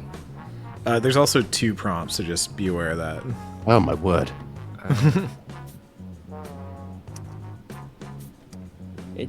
I've always found it best to just like stream of conscious, just Right. type wherever your Yeah, words are. here I wherever go. your mind's Totally. going. Yeah.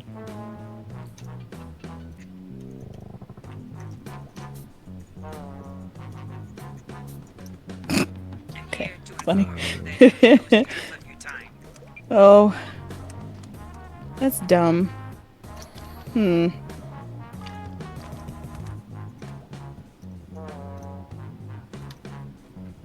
Journey, ride the daisies.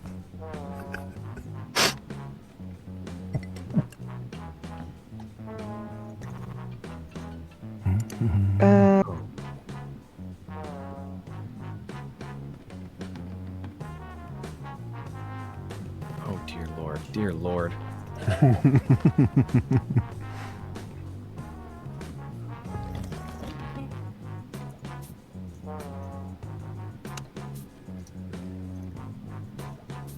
If you need Okay. inspiration, feel free to look at the motivational posters on the screen that the wonderful audience good. members are creating. Faith, one world, one bowl. Beautiful. Okay. I'm sorry, that took. Oh, Oh. No. We're not You. done. Oh wow, waiting for 6 people. God. Oh, Okay. no. I You feel a get lot 20 better seconds. now. Y'all got to write. 20 seconds late. 20 seconds.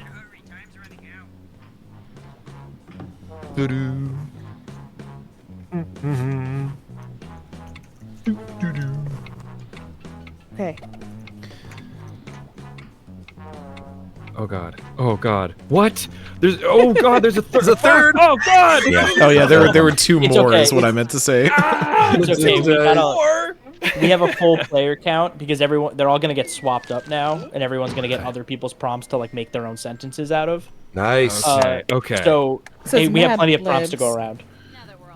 Yeah, kind of. Yeah. But you're not filling in the blank. You're making the whole sentence. Yeah, it's you make like magazine clipping letters with Okay. the prompts of other people.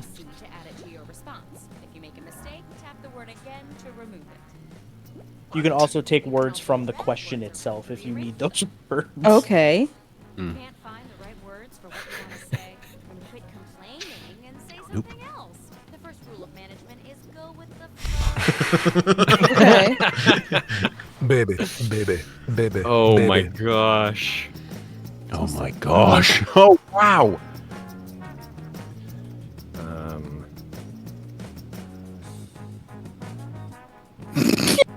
Oh no. I see what somebody did. No. I see what somebody did. Because I know exactly what I want to put, but shall I? Yes, right? And I can't click enough to make it happen.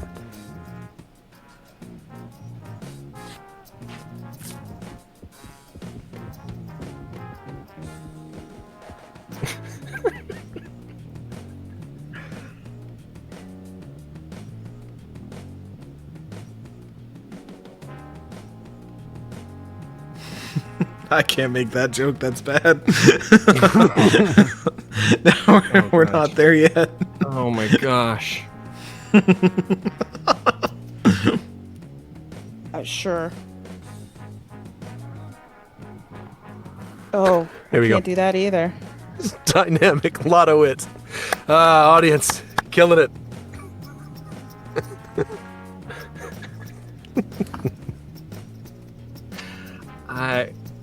Oh gosh. You are about halfway through the timer.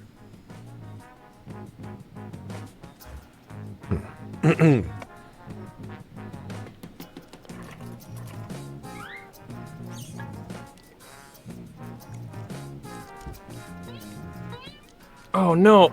Oh, I messed up. How? Okay. Yes. That's appropriate. Meaning that it is inappropriate.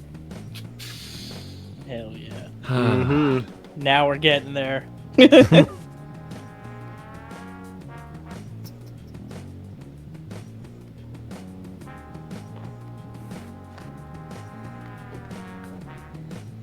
Thank you. Community always sell. Community always be saying that.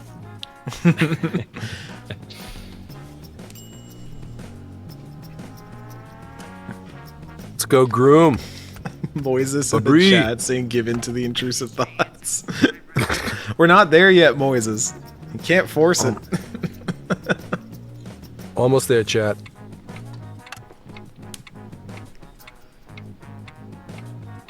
I didn't know how many of these we would have to make, so I didn't calibrate word usage very well. Yeah. Gosh. What's the most effective way to start off a meeting? Oh. Wow.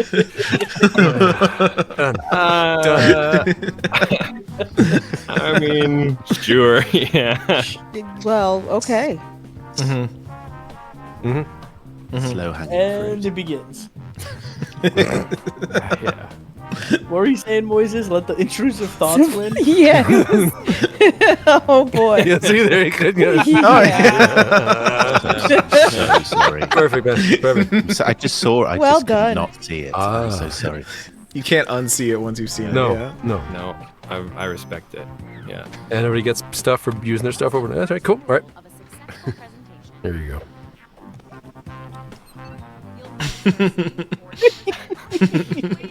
I thought the one is actually a coherent thought. And shit like it's a party. Like it's a party.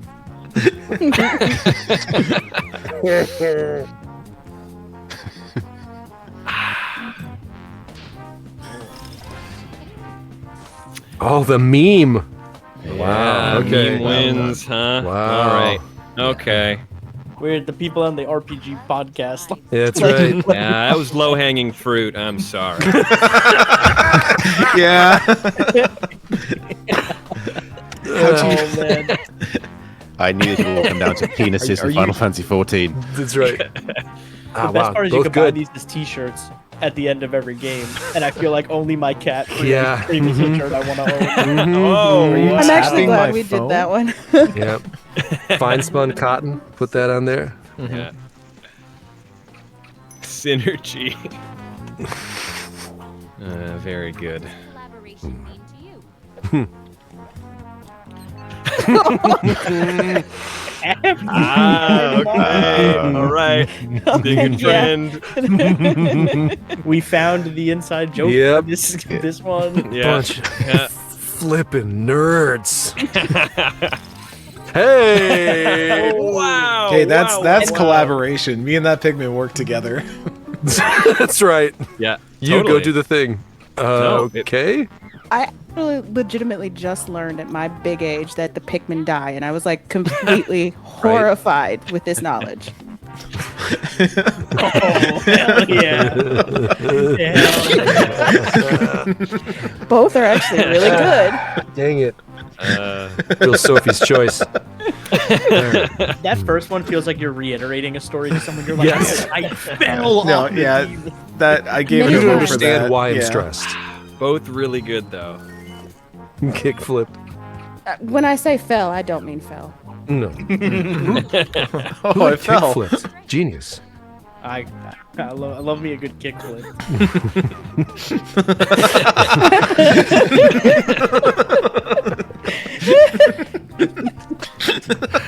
All right, the I think right we one. know which we all picked. The right one feels like a bad lip reading. Yeah, yeah. Get this fucking stopping. I would have sent the top of Steve. Oh yeah. Yeah. Yeah. Well done, Zamage. Oh, nice. Jesse with the words. All right.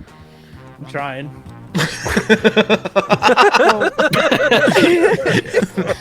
Okay, that's a little real. Could you imagine Yeah, right. walking into a job interview and they're like, "Oh, how'd you hear about this?" And you're just like, "I always know." Okay. Good, pretty good. Yeah, yeah. With the room. Oh. I believe. Feeling words from the question. Yeah. What do you see on your device? I like that though. Nice.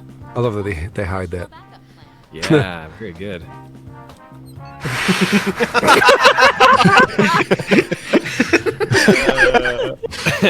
I mean, Yeah. I mean, there Yeah. is that one guy who turned himself into a dog, yes, Yeah. 20,000. and then Can you look everybody it got up? the dog wrong. All right. Yeah, Very good.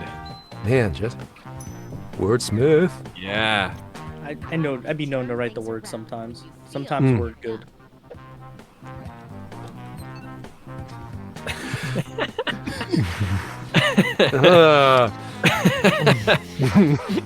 Oh boy. I love the prevalence of Nazis. See, this is what I was talking about Yeah, before yeah. we got live. Context in which that is ever an acceptable thing to say. I was about to say. Yeah.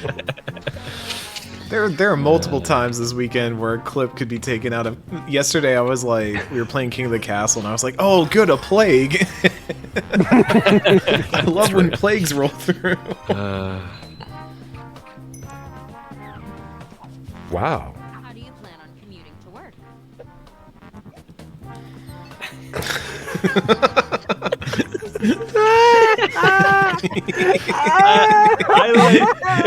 I like. So I emerge as reborn from a rat with feelings. Yeah. Emerges. So I says to him, I says, So anyway, I started shooting. That's what so anyway, I emerges from a... good work, everybody. That was Woof. that was well done. That was round This is unhinged. one. That was round You one. did not Yeah. oversell this. Excellent work. Wow. Wow, I'm terrible. No. No, I'm pretty bad. There are many factors at play here. All of them of which is me being terrible.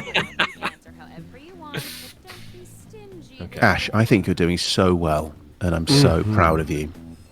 Community, Thank always you, sell.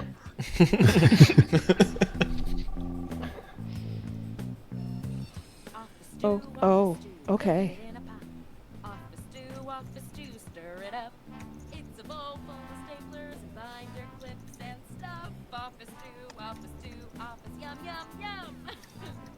Were you recording that, Stevens? Well, why not?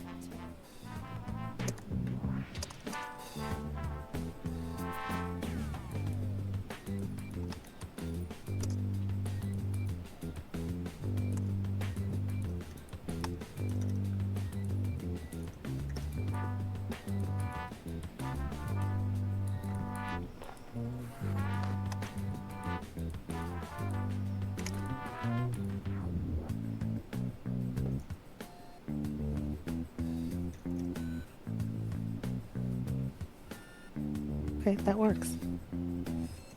Oh. Half your time is up.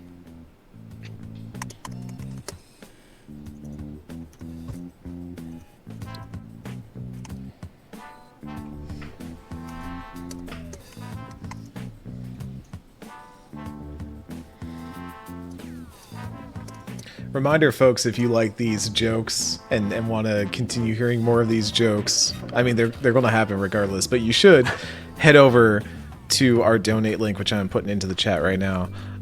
We are raising funds for Trans Lifeline. We are not far off now from our goal of 10K for the weekend, and I think we can definitely hit that this weekend. We got plenty of time left. Go over there and donate. We got tons of giveaways and stuff too. We're gonna have a Switch OLED if we hit 10K, and we've got a bunch of codes that we're gonna be raffling off too. We've got Street Fighter V Deluxe Edition for PS5. We've got like there's like some Square codes in here. They sent some over. So like Harvestella. If you haven't played Harvestella, if you haven't played Theat Rhythm yet, Final Barline on the Switch, we got 2 codes for that. We got Like a Dragon Ishin, Soul Hackers 2, Final Fantasy 16 on the PS5. We've got a code for it to give away. So head over there, get in the raffle. No, it's not enough time. I didn't see the Efficiency, right here, right butter. I want to make a clarification, Eric. I will, in fact, stop being funny if the donations stop. Okay, yeah, Jesse will stop the making jokes. good jokes. Yeah, yeah. Just, withhold the jokes. We didn't have as much time Did I this say time. Street Fighter V again? It's Street Fighter 6. It's Street Fighter 6 Deluxe Edition on the PS5. I keep messing you know that what? up. We will also stop laughing at the jokes. Like, yeah, it's dead silent. We can go on strike. This stream will be so unfunny. Withhold it's our unheard of. labor. Yeah. I will just spend the rest of the stream reciting all of my lines from Final Fantasy 16 so you don't have to play it. How many sessions was that? It's like a week. That's multiple weeks of sessions. Good God. I remember all of them.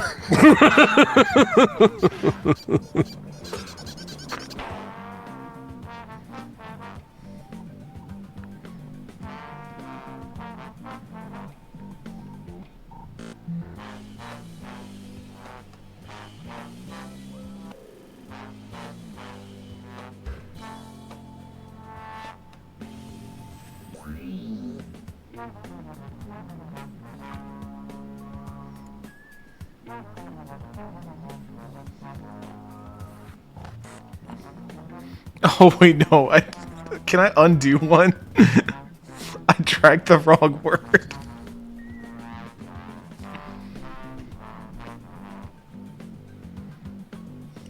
Here we go. Oh, you should have never given. You should be halfway done. This is terrible. I'm so. Oh. Oh no. Oh, I missed a word. That actually makes this funnier now. Okay. Oh no. This is actually... Knowledge. Gliding never lasts. So true, bestie. It's like...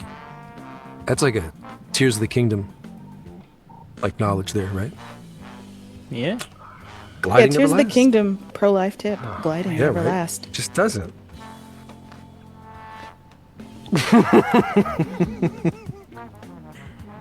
Can build her. Authenticity. Authenticity. Build a better woman. We have the technology. We can rebuild her. This was a miserable round for me. I'm sorry. No. Jeez. That's the sound of the No better woman, apology. like jumping.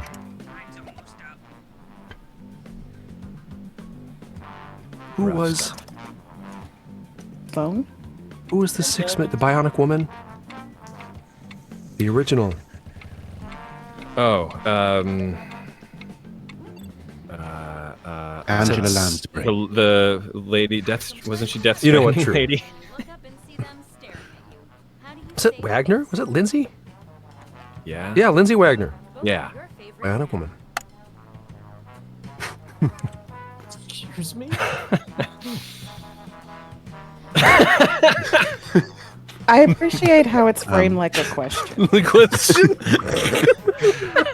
I dragged that in and hit send because I was thinking like the picking the bugs out of the hair that the animals do, and then was like, wait a minute, there's a different connotation to that word that exists. As truly though, the question mark saved it. Contemporary. Yes. Yes.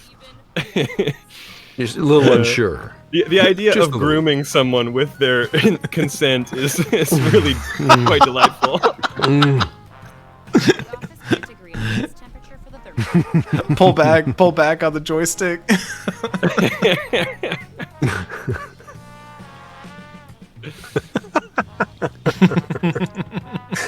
Okay.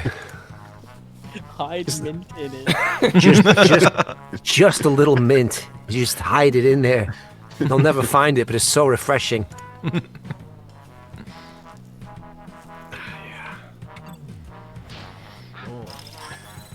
Yep. Wow. Yeah. Very good.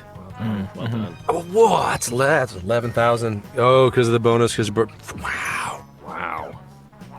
Woof. We've received intel that there is an extremely luxurious bathroom in the CEO's office. The CEO is on What you do is you get out the guillotine for the CEO, obviously. Yeah. Mhm. Yeah. I mean, that's It's the use of the word shuffle. I just got the image, right? Doing the thing, heels out, heels out to the side, and yeah. Some like old timey jazz music playing and just Right. walking on. Well done, Eric. elbows just like So good. you clapping. The company is looking for a new mascot. What do you Oh no.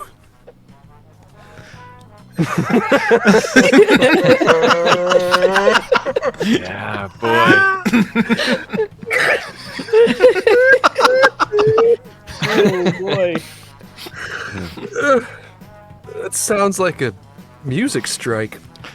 Welcome to the Plague Rats featuring John Mayer. We are the Plague Rats. Well, yeah, I saw them when they opened for him. Oh yeah. Yeah, it was. Yeah. Did they play the new stuff or just like a lot of the old stuff? Which is mainly the Popeye Mostly Piper. new stuff. Yeah. And I got there late too. I wasn't. Uh, I was there for John Mayer, baby. I unironically would see that concert because I Yeah. unironically love Chase the John office Mayer. clown. He's got a lovely voice. Yeah. Guys, Continuum is an all-time album. Let's never forget that.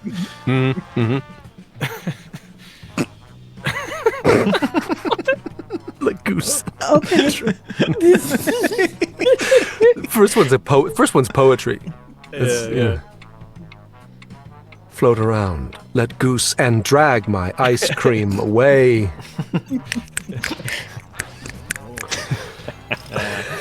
Oh, wow. All right. Oof. Take it. Murderous. Whoa. Yeah. Chunky looking snack.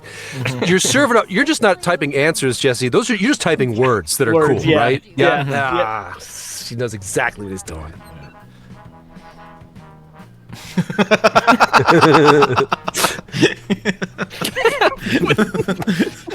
Prime Canada. I am the Prime Canada. Transform. Prime Canada, transform. I apologize, Danny Canadian. I like the mix of tense in the first one quite a bit. Yes. Really lovely. See, it was supposed to be Prime Minister, but forgetting that word makes it better. Yeah. Am I the only Prime Canada in here? I think I am. All right. Progressive figure. Oh.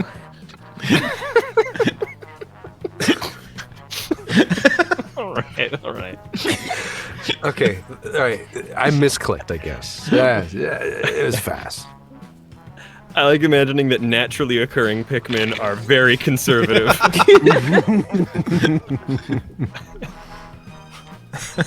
Now the Pikmin can go on strike.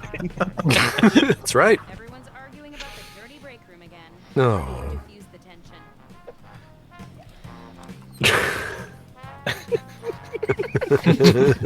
Okay. Oh, I found the Prime Canadian. Just pay them.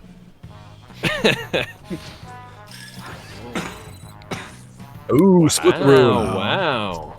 Nice. Who owns them words? There we go. It's Jesse's word. You gaming system. I'm in love with Jesse's words. I know. Jesse's words.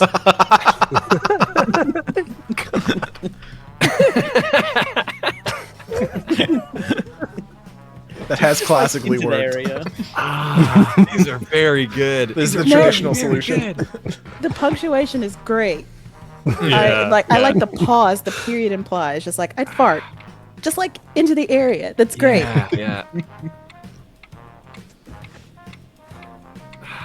How much you want to bet fart is a Jesse word? How much? How much? Wait for it. Oh. Oh, it's a Ben word. It There you is, go. yeah. It is, yeah. Wow, getting blue. I do it. I just do it a lot, and I just have to tell everyone on the internet about it. Just a gassy man. I thought, how do I tell people on a charity stream that I fart a lot? That's right. You know, it's your birthday. Gotta be chill. Face. Wow. Again, this is some great words, and I know it's just Jesse cheating. So, see, You really great latched onto this. You only I read really it. have. I didn't make any of those words. I just put Oh, a hell little. yeah. surprise. Ooh, Victor's words. Great words. Thank you. I've worked in tech. Those are the Canadian words. Yeah. We don't have those down south. Ooh, look at that. Oh, look at that, All Ash. right. Yeah, see? Improvement. Heck yeah. See, he's Final being a round. supportive bottom, like he said. I promised everyone a blockbuster bottom, and here I am. Build a better woman.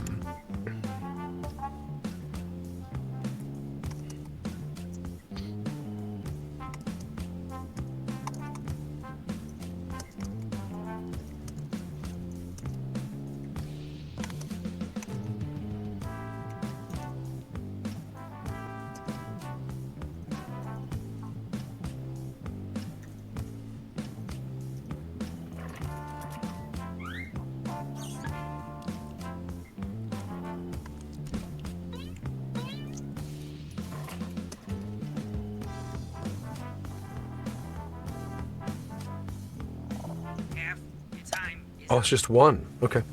Oh, wow. Okay. Yeah, I was like putting X amount of effort in thinking I got another one, and I ran out. Yeah.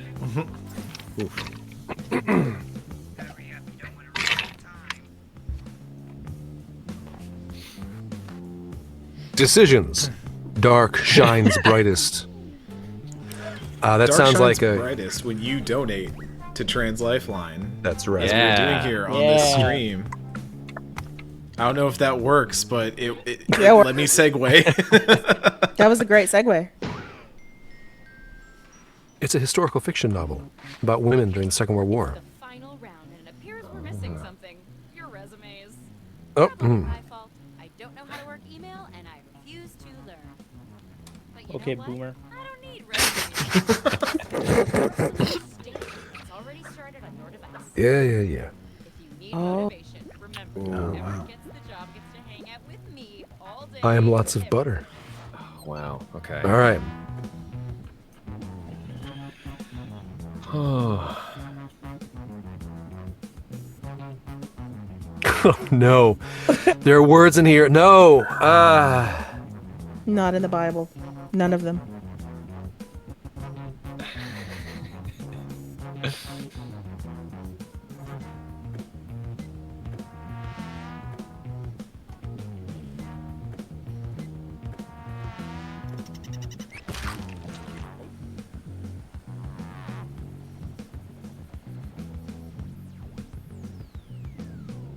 I'll take it.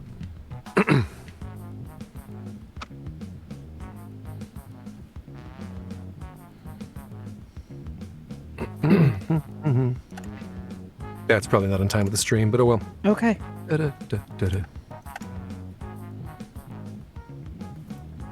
Jamming to the jazz.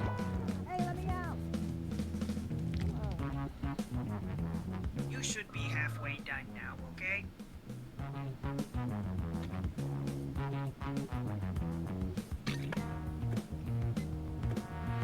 Are we out of order? Oh well.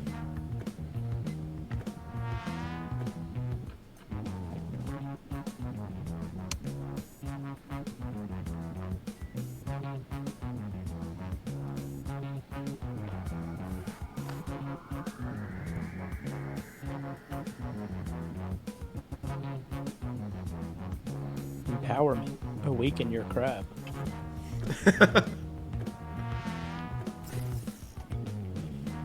Oh.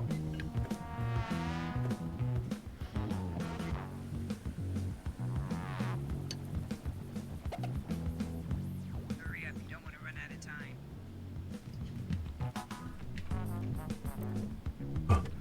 Ba-da-ba-ba-da. Phew. Oh, there you go.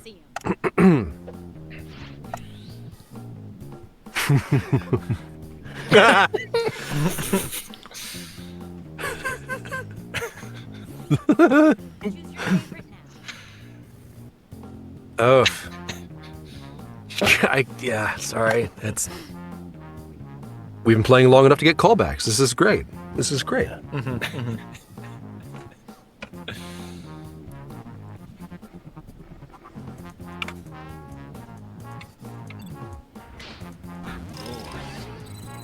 Wow. To rip die ghost. So good.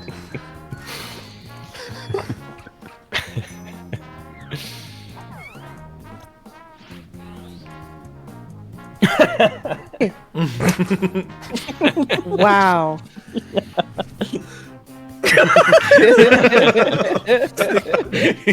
Oh gosh. Disappointment. Yeah. Major letdown. Oh.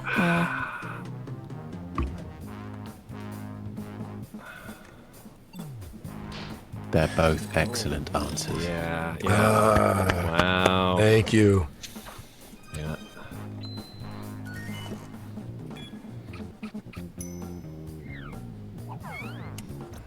The Jesse words. There we go. There it is. There's the answer. There it is. Wow, there you go. Okay. Okay. Okay. Yes. Oh wow. Oh wow. As the only English person on this stream, I find that very disappointing. Yep. I mean, we didn't say which prime minister. Very Correct. true, actually. Yeah. Sorry. Yeah. Could be. Yeah. I mean, pick The your other poison. ones. Yeah. Yeah. Who am I up against here? I'm one of them. Wow. Oh, I Brendan, find you Brendan, that was a good Wow. one. Yeah. Wait, For fuck being- whose words are fuck the Prime Minister? Yo, what's going on? Okay. There we go. Yeah. It's courtesy. Ooh. There you go. A little Okay. contemporary. Yeah. Thanks. Katana.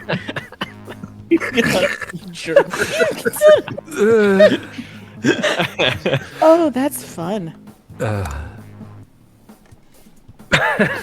So somebody had typed beam-katana as one of their words. I was gonna say, Okay. is that No, is that who a would do Portal that? reference and then a No More Heroes reference in one card? Yeah.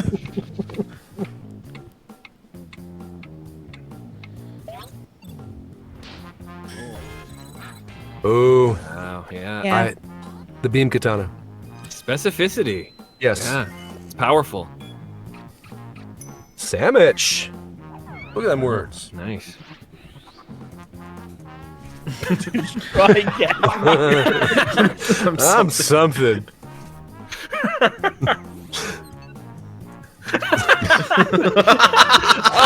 Wow. I love Straight Jerry. Yeah. Jerry. we all have a friend who's Straight Jerry. Wow. Oh man. No, that's too Sec- good. The second one goes places. Like I was not Jerry's expecting never- this Like, journey. there's a whole narrative there. Alienating Straight Jerry. He's trying his best too. I feel for him. Jerry's just trying. Yep. Wait a minute. Be groom. Ah, Victor. Victor with Wow. good words. Yeah. Thank you. The first rule of management is never fall in love, but one of you has stolen my heart. Oh. Wow. Dang. Okay. Eric. The job goes to Blood God and Dropouts hosts top 2. I like it. That sounds Right? rigged. It's almost like I write words for a living. Yeah. That's actually not a bad starting salary, depending. I was about to say, Right. like, oh, can I Yeah. take this to my boss?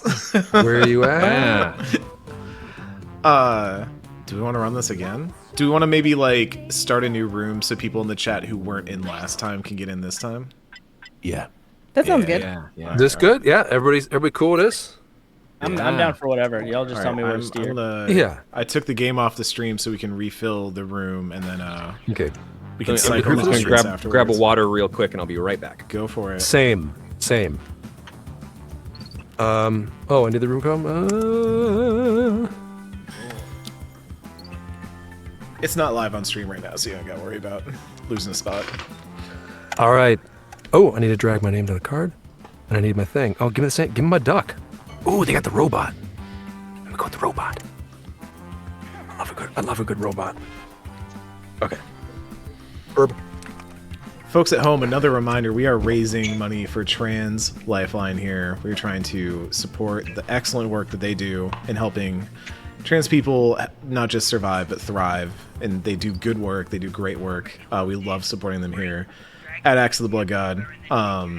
Any donation of $5 or more, I should say, will get you entered into the raffle for the Switch should we hit that incentive at 10K. And we've also got a bunch of other codes that we're going to be raffling off later as well, and that includes a Final Fantasy 16 code for PS5. That includes a bunch of other RPG ones. Soul Hackers 2 is on there. We've got some Street Fighter codes that are going to get raffled off. We've got a lot of great stuff in here, but obviously donation, charity, come from the heart first and foremost. Yeah, we've got a lot of great stuff planned. We're finishing out the Jackbox stream right now. I say finishing, we still have another like 40 minutes or so at least. And then after this, Moonblaze Wolf, the RPG speedrunner, will be joining us to do some RPG speed running. They've got a Final Fantasy X run that they're going to show off. Very much looking forward to that. It is cutscene disabled, but we will have the famous laughing scene on it. You can't ignore that, right? You gotta have that. How long are they gonna? How long is that gonna take? It's like a little under 4 hours, is my understanding with the cutscenes off. I think the cutscenes eat up a lot of the runtime. You know, If I RPGs. remember correctly, they're like it's like a 10 to 11 hour speedrun with that not disabled. Yeah. How do they disable the cutscenes? Is that the magic of mods? Is my okay, I was gonna say. Yeah. But yeah, no, we should have a nice little speed run at the end to close this out. And 10's a really interesting game to speed run, especially when you're trying to do it with as few tools as they have. They have told me, by the way, donation incentive. Let me pull this up. We do need names. All right, so Moonblaze Wolf sent me this earlier. There will be characters that you can try and get named. So I will say the largest donations in this segment will get names put in. We can have Tidus named, and we can also name all the summons that Moonblaze Wolf gets, although they won't get Shiva or Ifrit. So no, worst ones. I don't know how they skip those summons, but I'm very curious to see how that happens. How you skip those sections of the game where you get Ifrit and Shiva. Interesting. Yeah, of all the ones that I would figure that you could skip in the game, I did not think Shiva would be one of them, but... So what are you saying? $10,000 gets you to name Tidus? $10,000? Absolutely. If you want to name... And you can name right. Tidus whatever you want. You can name him Buttface if you want, if you don't like Tidus. Or you can name him Buttface parentheses affectionate if you like Tidus. Buttface non-derogatory. Yeah. Affectionate buttface? Yeah. Mm-hmm. That's what I always say. All right, I'm gonna throw this room live for the chat. If you were in it last time, maybe let other people hop in from the audience, but we're gonna put this room code live to fill out the last few slots. And I hit the wrong button. There we go. There you go. So 10 holds a special weird place for me, not for me, but for my roommate at the time. Mm-hmm. We were both unemployed, looking for stuff, doing theater in the evenings, whatever we could do. And so she took the time to just like poop sock that game. She got all the ultimate weapons. I've never heard that used as a verb. Oh, I forgot my audience. Wow. So that's where you don't want to get up from where you're going, and so you poop in a sock. Poop sock. Gotcha. So, anyways, it isn't a well-known phrase. No, it's a regionalism. But yeah, she like 100% of that game, and I still have the memory card somewhere, and it's like 100 hours or something like that, because she had nothing else to do. She'd like, I never played any of these before. Here we go. I put 156 hours into that game when it first came out. I did everything, respec the entire sphere grid, did everything you can do on it. Mm-hmm. It is maybe one of my favorite post games in RPG. It's a really, really fun post game to dive into. Yes, it is. It's so addictive. Absolutely. Also, Chocobo racing? Yep. Yeah. Yeah. I am going to say this though. I might be in the minority here. I really like Blitzball. I really Blitzball's do fun. like Blitzball. Everybody like likes Perfectly good. Everybody I feel like I would need to Case go back to it. likes Blitzball. Yeah. Blitzball. I think getting the team together was just like my greatest achievement in that game. Like having the best team possible. I would like Square to make just a Blitzball game. That would be amazing. Thank you.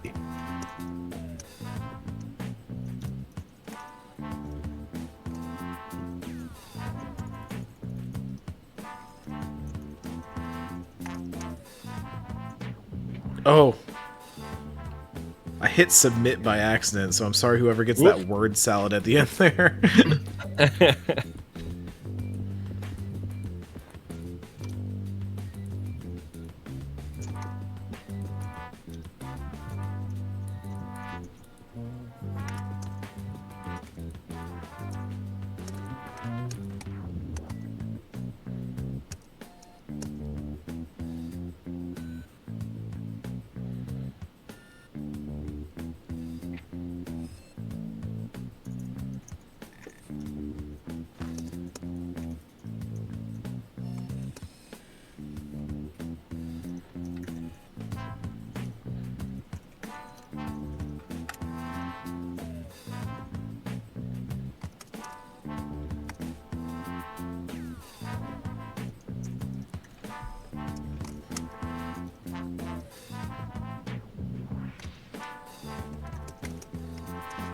Hey, you're halfway through the timer.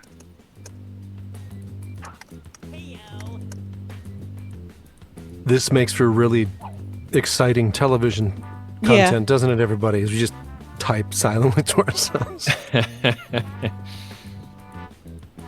It's a great opportunity to donate, so please take the time.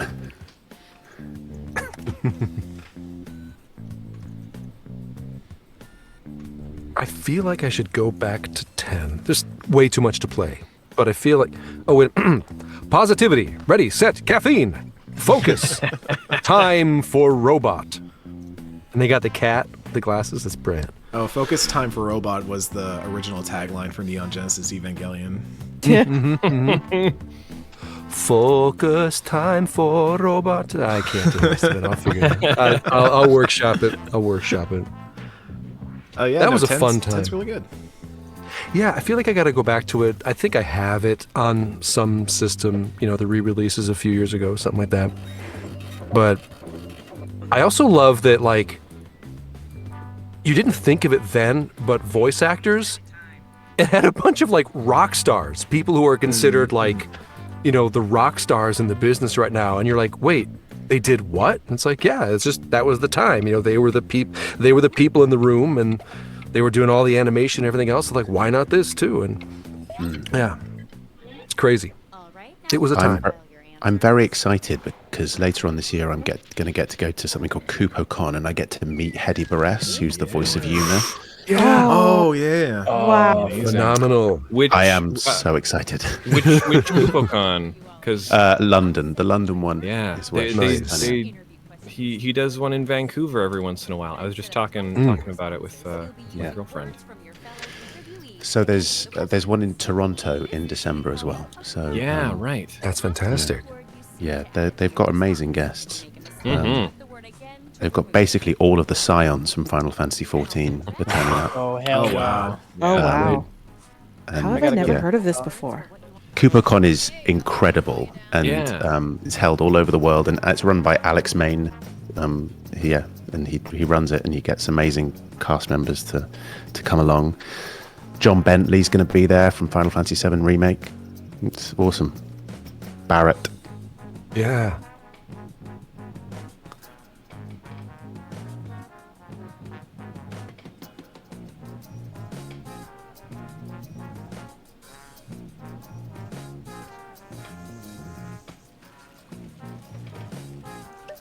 I'm gonna say it right now. I'm not sorry for my answer.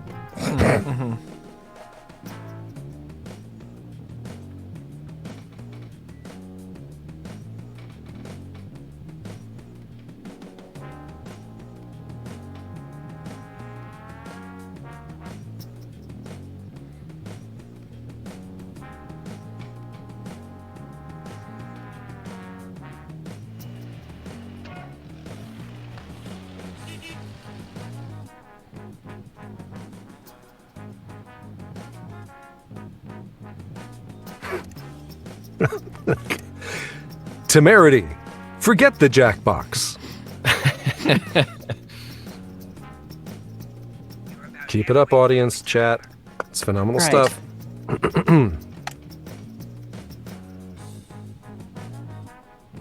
Okay. And again, now would be a wonderful time to donate.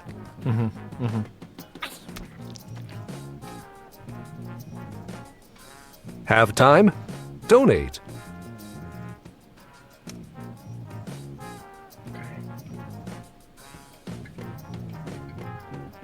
I have never been to any of the cons.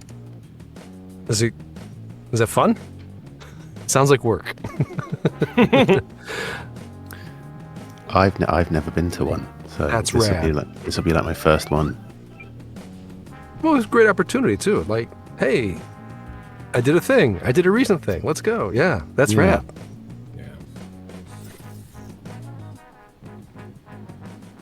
Touching base. It's all about the dead. How come you've never done a con before? Is it just a choice, or is it just like? Oh, I've never been invited. Kidding me? Really? I always put the thing out on Twitter. I am not famous. It's the old. Was it? Okay. AJR. Where's my haters? Where's my haters? I'm not famous. It's just like. I ain't got none. Yeah.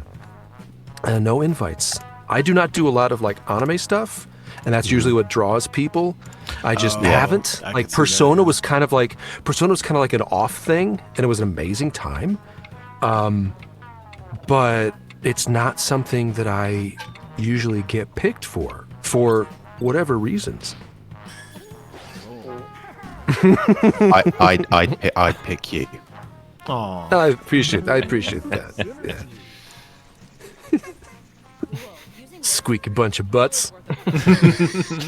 That's a real adventure Wholesome. time, man. I will end Mario, but wholesomely. Yeah. Squeaky bunch of butts.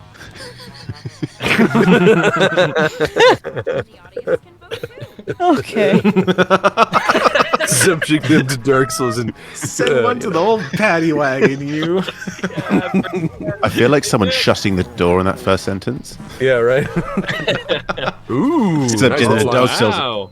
You rated the question for some extra words. The I old did. Paddy wagon. In your answers. Who's of the pink? Oh, Aiden. Nice Well done, words. Aiden. Well done. Thank you, Aiden. Good theme.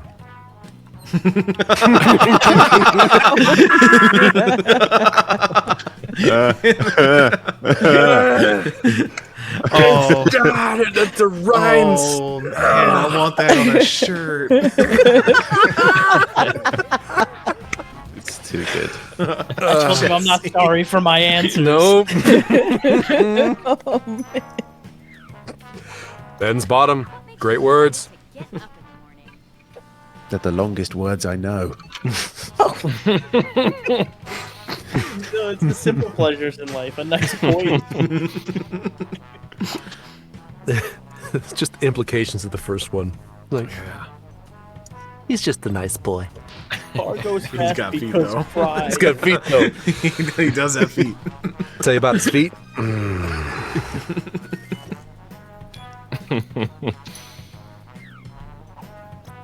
What's an interesting hobby you enjoy? I don't know. Wow. Oh, okay. Wow. Just levels, layers. The simplicity of the second one is really just is really good. Yeah. That's really good. Dictatist, fascist. More good words. Lovely, Ash. Thank you. Or buttons. No, No. not cool, dude. No. No. Immediately no. What up, dog? Why you stealing crystal balls, dog? That does push my buttons. I mean, that is a truly. The dog didn't know. The dog didn't know. You guys, The sorry. dog doesn't know what a Dogs. crystal ball does. I It's like not that at it fault. only likely stole it as well. That's quite fun. Likely. That is a good. That's just a solid answer. It's just all. Yeah. It's just and it's all your Wow. words. Mm.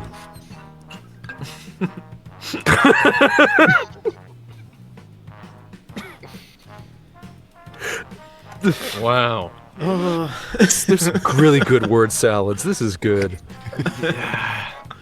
Oh, with a song set in front of the fantastic punk murder office. With a song in my heart. Ooh, oh, I thought it would split the room. Yeah.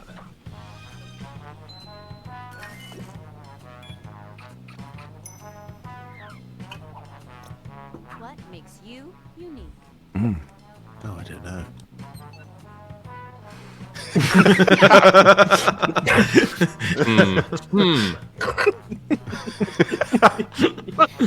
They're both. I think they're I both read the that best review of answers Fast this 10, entire yeah. game. Right? It's unique style because, little man. Because. We think Matthew McConaughey is playing this game.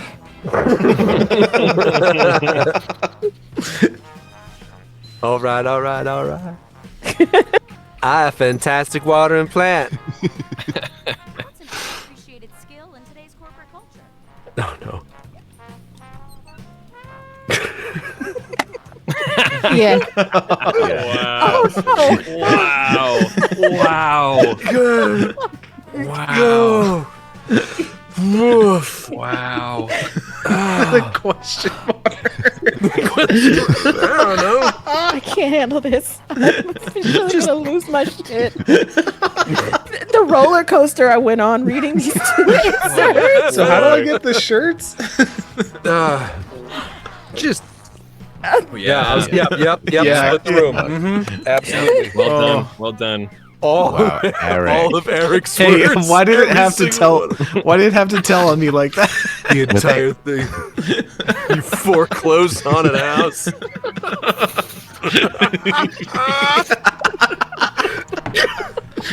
What a dig! What a dig! That would hurt, right? Somebody just pulls that out in the middle of nowhere. You're like, oh my gosh, that hurt. Oh. No, I'm sorry. I'm still stuck on the last one. How much can you lift your skin? Who had Vic Who cares how Viper? much I can I had lift? Vic Viper. You foreclosed You on cute. an house. You foreclosed on an house. That was round one. That was round one. Okay. Ooh. Oh my gosh. Okay. That is Oh, look at that tie. competitive. Yeah. Wow. All right. Okay, you know the routine. Write whatever you want. Don't be afraid to get descriptive. Paint me a word picture, dang it. Toonami spit in my mouth, ingrained in my brain. There's your word. Really We all good. must buy the shirt at the end of the stream. Lunch orders? Well, I don't know which one I'm hiring yet, but bring in one really good meal, and then I guess a bunch of tap water and croutons.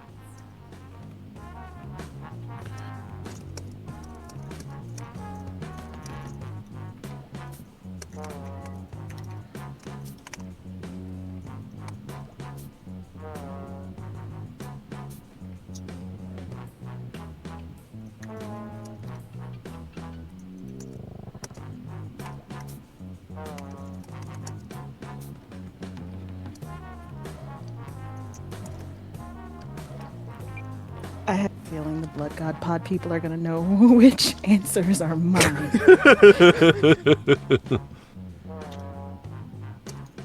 Or which words are mine.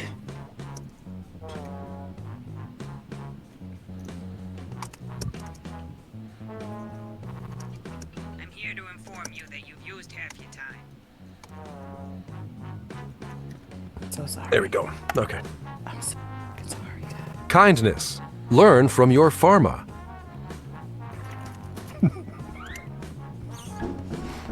That is definitely how I feel.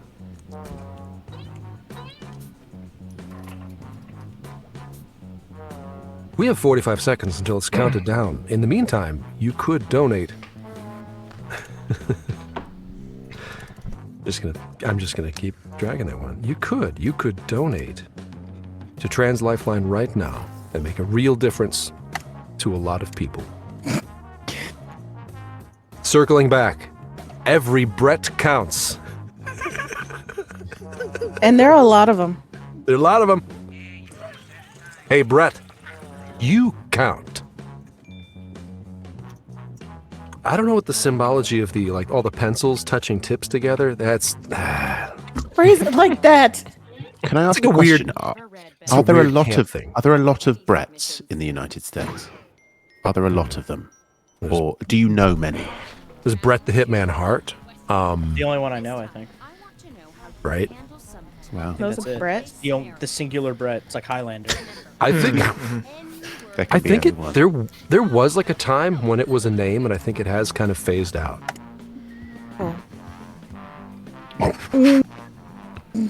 Oh no!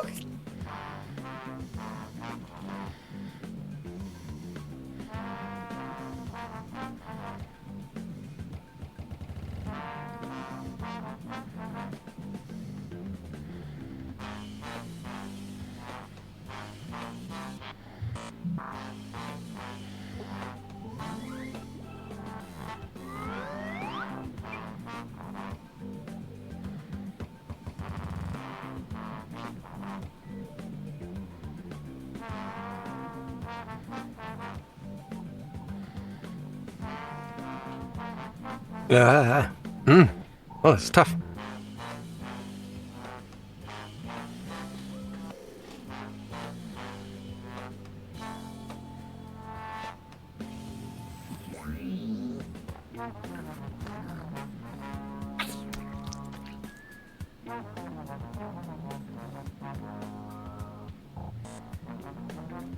Scary computer guy. Okay,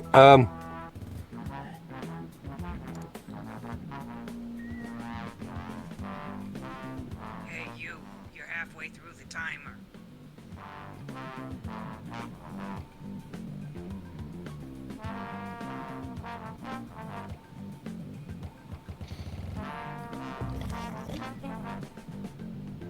there's some good words in here, everybody.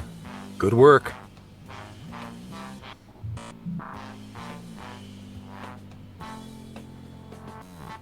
There we go. Patience. 80% of success is sexier. I think I can do that. 80% of success is sexier. 80% of success is sexier. I'm doing my job for free on a stream. Impact. Stay, Rihanna.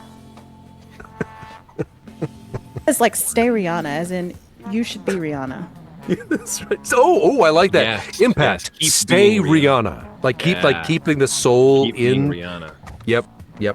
I like that a lot. See, this is why you have multiple takes. This is why you have multiple actors. People are going to find stuff you're not going to find.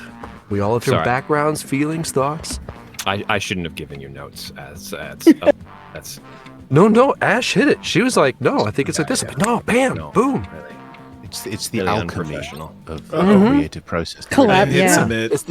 It's collaborative. Teamwork. Yeah, we're joking, but we're also being exceptionally serious right now. Sometimes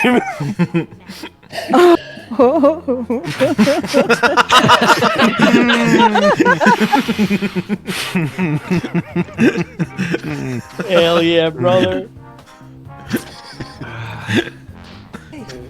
Dog teacher.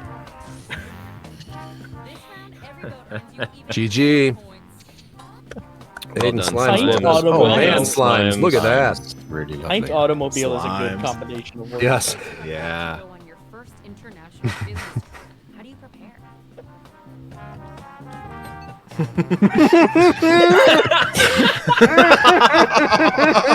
Oh, God. Okay, we're all the way in there now. Okay, good. Wowzers. Okay. I love that there was no "an," so you couldn't correctly write "an exquisite." But still,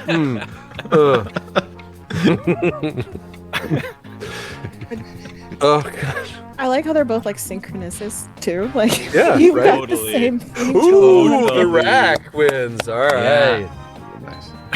Good split. Thundercloud. Did Thundercloud. A lot over there. Thundercloud God is an Smack. amazing bit of kismet. Yeah. Yes.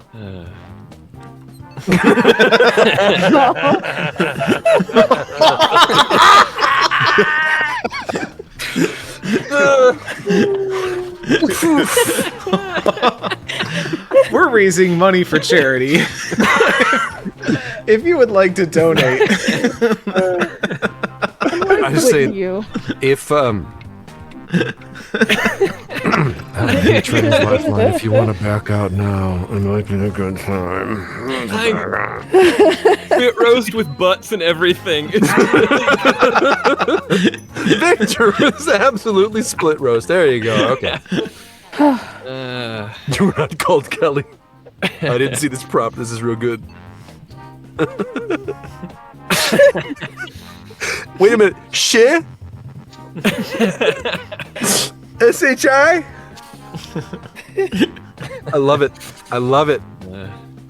It's like the N thing from earlier with the Yeah. No, tell me that that's not a typo and somebody put shit. Just like, because... Christ. No, I put it because I ran out of Good words. one. I ran out of words. You know? Yep. Like that shit. Okay. Fuck. Fuck The boy summer. radio friendly version. Yeah. too many mother uckers ucking with my shit. No, we're just come on. No, I support this. Just putting words out there that make us. Yeah, This is what it always devolves into, is like stream of consciousness. Like, yeah. I really like the first one. It's kind of it's remembering what you always do. Yeah, I believe I scream. I believe I do this, and then this. I don't know. Ooh. Oh, there we go. Yeah, nice, Point nice. split. Yeah. Okay, because I wrote most of those all of your words words, anyway. though. Wow.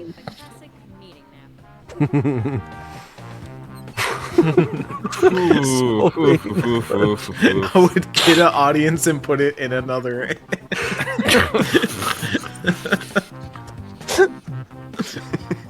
I am now picturing a small baby LeBron James Small singing baby LeBron songs, James. right? Dick songs, yeah. Finally, that My Dick song sung by small baby LeBron James. Yeah. I live up the road from his school where he might have sang. Yeah. That's right. Singing dick songs. I meant to put Queen in there. What's Yes. everybody's favorite dick song? Probably Detachable call Penis. Sure, yeah. Detachable Penis by King Missile. Yeah. Institute. Oh. Okay. Yeah. No. Power level. The office now has power level. Turning Super Saiyan to advance the That's progressive right. agenda. Did you Yeah. not see? Quite good. Hey. Yep. Yeah. Computer guy has left dishes Yes. in the kitchen sink. Scary computer guy. Without setting it off.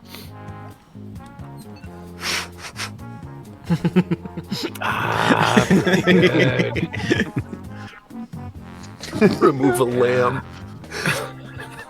This is Not adorable. limb, but lamb. It's in the green room somewhere. No, not yours anymore. You have a pen of lambs that you're like, oh, all right, we got to remove another one. Sorry. This is your fault. This lamb's getting removed. Computer guy. That's He's right. really not getting this. Computer guy. Uni, no. Oh, all I mean, Jesse that's words. all Jesse made. Yeah. Ugh. By the office boring. How do you respond?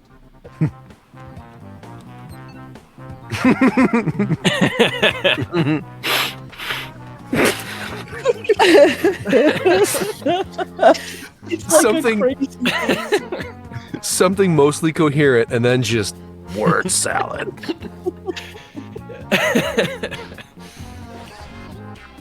Yeah, that was the one where I ran out of time and just Okay, started okay, hitting okay. stuff. Thank you to the one audience who gave me a sympathy vote for running out of time. Oh, Victor DDR Mario. Oh, man. You're just. I'm glad Ash got those. Yeah. That was fun.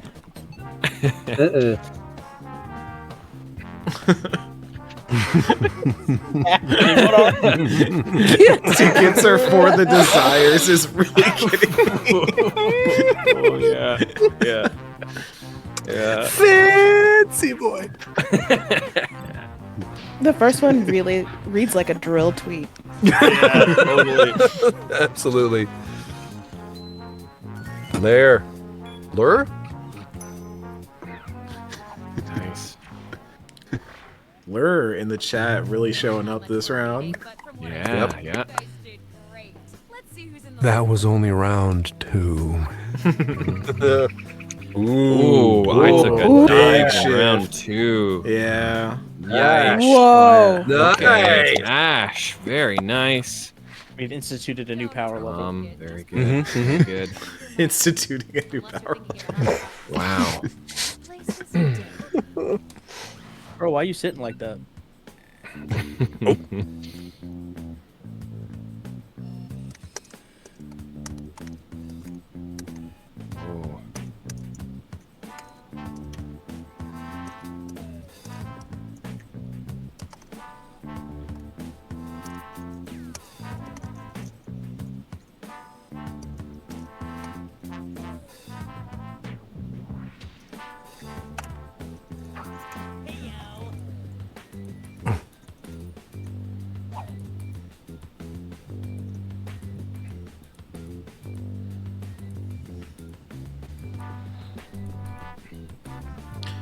Reminder, folks, we are fundraising for Trans Lifeline. We've only got a few minutes left in this segment. Coming up next will be the Final Fantasy X speedrun to end the night off.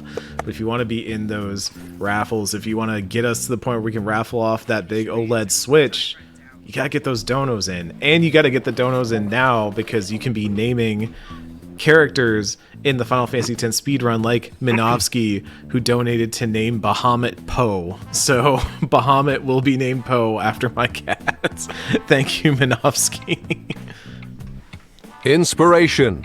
Go the extra infant. I'm always saying that. Right?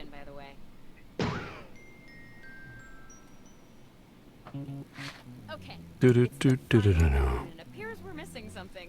Your resumes. Probably my All right. I thought they were junk mail. But you know what? I don't need resumes. Skip this. Got it. We gotta play this. We gotta play this.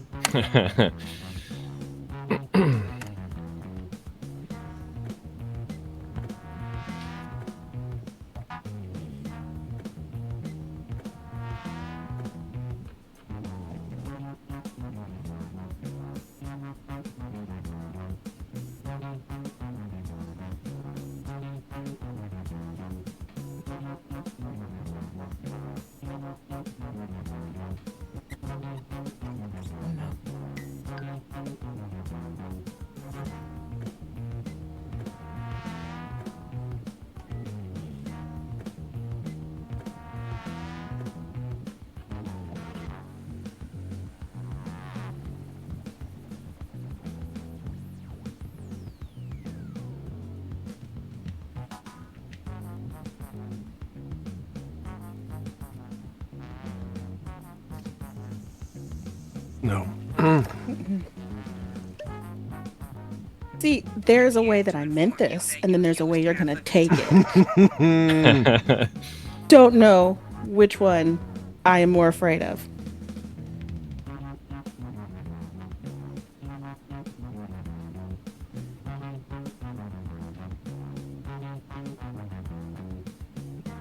Can we do this every day? Absolutely. Yeah. Reminding me that these games are fun and they make for good like party games with friends. Yeah. Oh, yeah. Peace. It's just intimate in action. Yep. Just is. Always saying that.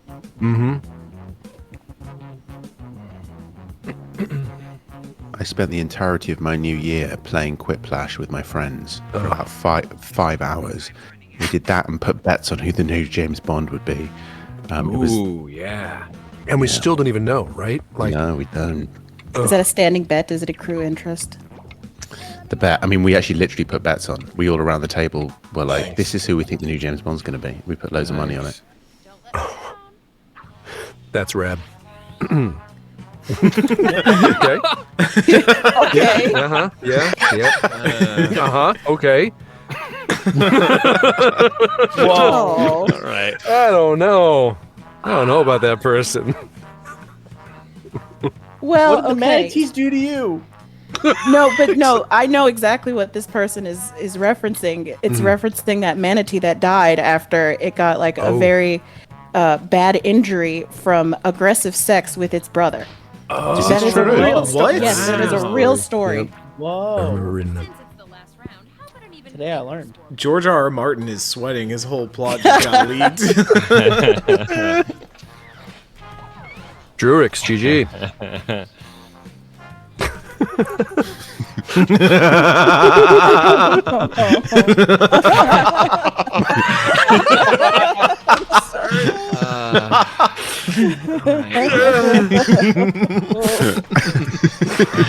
Oh, how do we get the t-shirts again?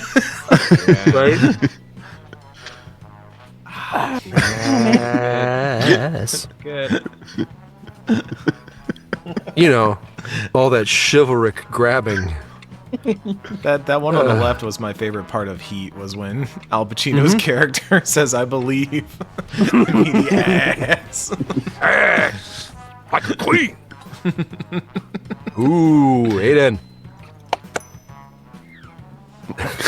Ben. Just Ben words, all right. Shark. What? Filthiest movie. I believe in your filthiest movie. No, Dark I Horse. believe the hot guy Dark too. Horse. Dark Horse. I believe the hot guy could murder your child. That period that tells you there's a pause there. Lur, you and me faced off too much. Yeah. Who's got the pink words? Aiden with the pink words. Look at that.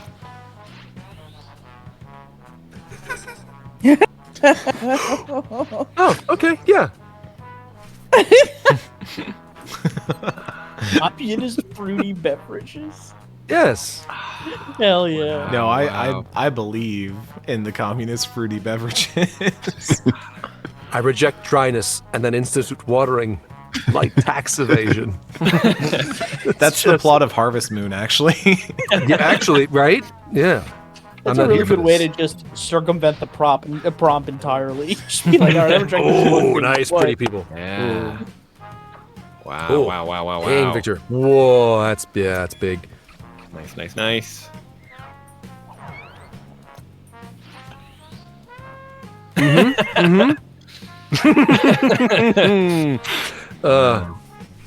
Okay. Oh, hey, Oh, wow.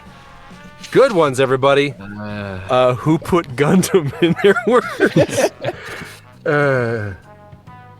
I was worried that I'd have to like curb my usual proclivities in playing because I wasn't playing with my usual group of friends. But nah, this is pretty much like playing with my usual group of friends. Yeah. There's Gundam, there's Marxism. It's all We're all there. degenerates down here. Dirtbag left, degenerates, Yeah. anime, Gundam. Wow. Final Fantasy 14. They really go hand in hand. No, she's not. Nah, you got it. You got it, Ash. I'm sorry. Yeah. That's Yeah. the win right there. That's gotta be. That was a big win. Fine candidates. Except maybe you.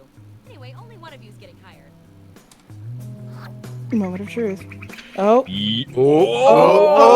Oh! Wow. Hey! Nicely done. Nicely done. Oh, So, downplaying how you got it. Look at that. I've never done this before. Incredible. 59 Still not a bad won. salary. That 66-6 was still better, but okay. Yeah. Isn't that just the way it Oh, is? so this is though? the pay gap disparity. I can't believe this Yeah, game. right? just- That's brutal. Right. me. Yep. I'm so sorry. Did it. Wow. I'm trying to quickly save the watch Toonami and spit in my mouth shirt. That's art. It's high art. Yeah, like I know these people. I know Ryan Shard. I know Ryan DeGiorgi. These are all people. Very cool. Very Chicago cool. people. Yeah. are they? How do you know them? So Brian Chard, I first worked with years ago when he was at so he was over at what was it? Would it be Midway, doing Mortal Kombat, and then we worked on Blitz the League 2 together, and Mortal Kombat. So I knew him as like a sound designer, and I was in the box. DeGiorgi was somebody I worked with at Jellyvision, doing the corporate side. They bring in the funny people to do the VO for this stuff. I was doing the corporate stuff because they could throw whatever corporate speak up in front of me, and I could spit those words out and make it sound natural. Ryan was great, and yeah, so he does all this writing and everything like that, and so does there's so many amazing people working over at Jackbox making this stuff happen. It's very cool. It's an excellent bunch of games and an excellent group of people that we have assembled here. We got to call it for this segment. It went by in a blur, in a hazy blur. That's great. One more time. Jesse, shout anything out you want? Hey, I'm Jesse Vitelli. You can find my writing over at Prima Games, and nothing else matters because we're here to raise money for charity. So donate. Ash, where can the folks find you? You can find me. I write for The Verge, and yes, open up your wallets and give all of your cash to the Trans Life Fund. Heck yeah, Ben. Just play the critically acclaimed MMORPG Final Fantasy 14. Yeah. And also, please donate. If you've enjoyed it today, please do. That's why we're all here. So that's what I would ask of you, please. Yes. Tom, any last words? No, thank any you closing words. Sorry. Oh my gosh. No. I'm out back. It's been a good run. Not bad. What everybody said before, please donate to Trans Lifelines. Thank you for having me. This has been an absolute blast to meet and interact with people whose work I, enjoy, and just to be here. As I said, I think Eric yesterday, it's like I've known Kat and her work for like over a decade, and so to be invited and kind of hang out with her and talk stuff and do this and help with the stream has been phenomenal. Thank you. Anything for you, Victor? Oh, yeah. I mean, listen to Charlie and Dropouts, the Acts of the Blood Gods spin-off podcast all about the critically acclaimed, Final Fantasy 14.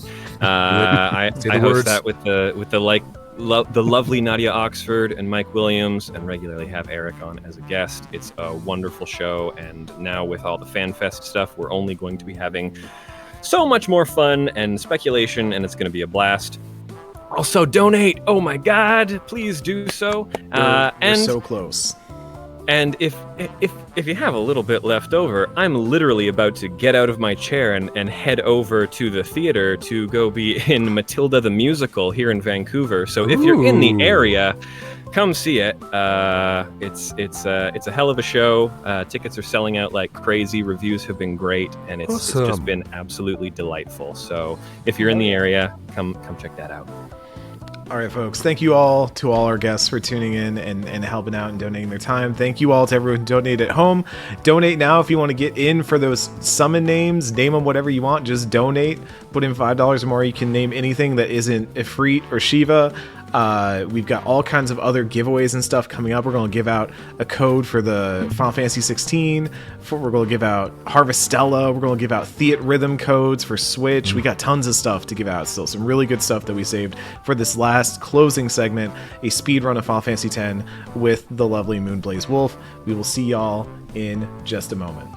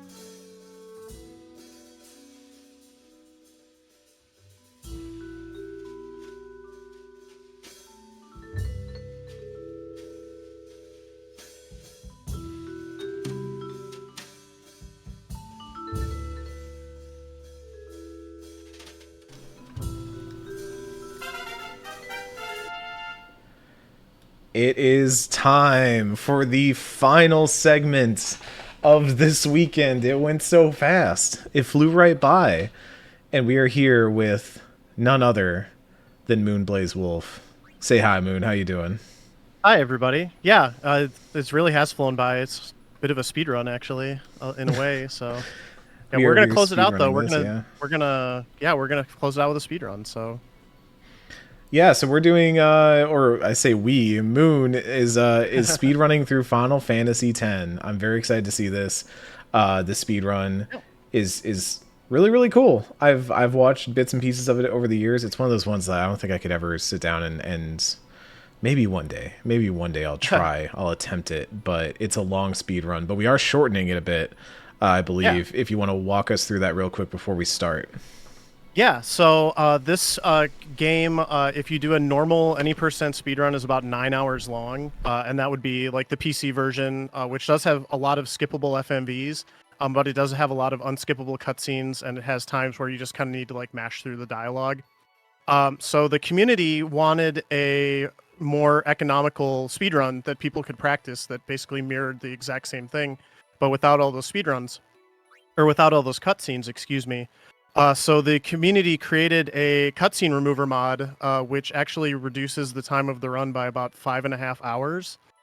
But it maintains basically all of the gameplay that you would do to complete the game from start to finish. So that's what I'm going to be using today. We are going to be skipping all of the cutscenes in the game, except for one very special one that I know we wanted to leave in as a bit of a showcase for everybody. So one little extra one, and also for the folks at home, we have donation incentives. One has already been met. We are naming Titus. I'm saying that because the commenter in question did say Titus, even spelled it like Titus.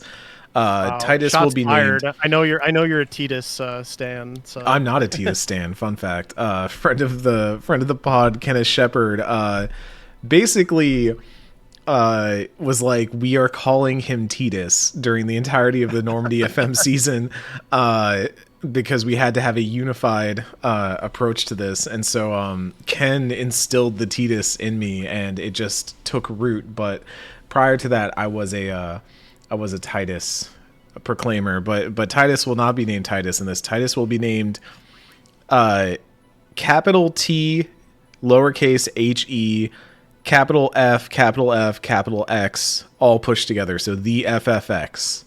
That's the name that has been donated from Moors _D. We don't have, so Valfor is one that has not been named yet, will be coming up fast in the run. So if you want to get that donation in to name Valfor, you need to donate. Head over to hit the exclamation mark donate to Trans Lifeline. You can name Valfor whatever you want to, within reason.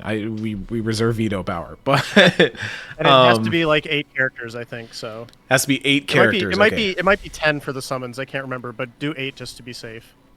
All right, 8 characters, whatever you want, within reason. We have also already locked in Bahamut will be named Poe. Thank you, Minovsky, for that donation. And Lance has donated to name Ixion Bub. B-U-B.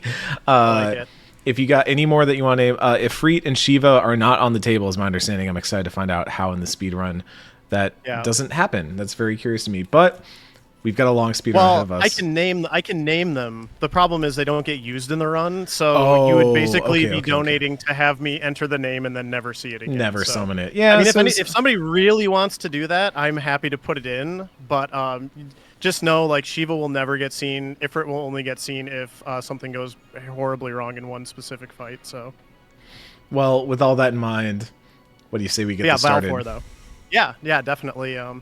So yeah, we'll go ahead and get going. I'm using a timer here in the top corner, so you can kind of see my progress. And yeah, the run should be probably about 3:45 or so with the extra cutscene that we're doing. So I think we'll go ahead and get it underway in 3, 2, 1, go. And my timer did not... Oh, it's going to start in a second here. I forgot. There we go. But yeah, so first thing we're going to do is, skip the opening cutscene. It's going to look a little different, and we got to go ahead and get our name in here. So it was the... and then just FFX. We are the Final Fantasy X of our Final Fantasy X.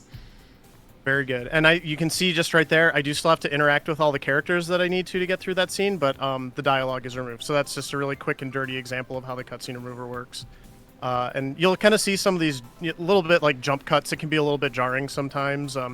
Occasionally it messes up the music a little bit, but it's all in good fun. And I just, as someone who loves this game, and I'm sure we'll talk a lot about this game over the course of the next 3 to 4 hours, but being able to come home from work and get in a speedrun of this game before I go to bed is a lot of fun. I would not probably speedrun this game otherwise, because a 9-hour speedrun takes up half your weekend, and it's very taxing. So, this is much more economical, I would say. So what we have here is that Titus went to work, and then it blew up. Work blew up. That is the story we have so far.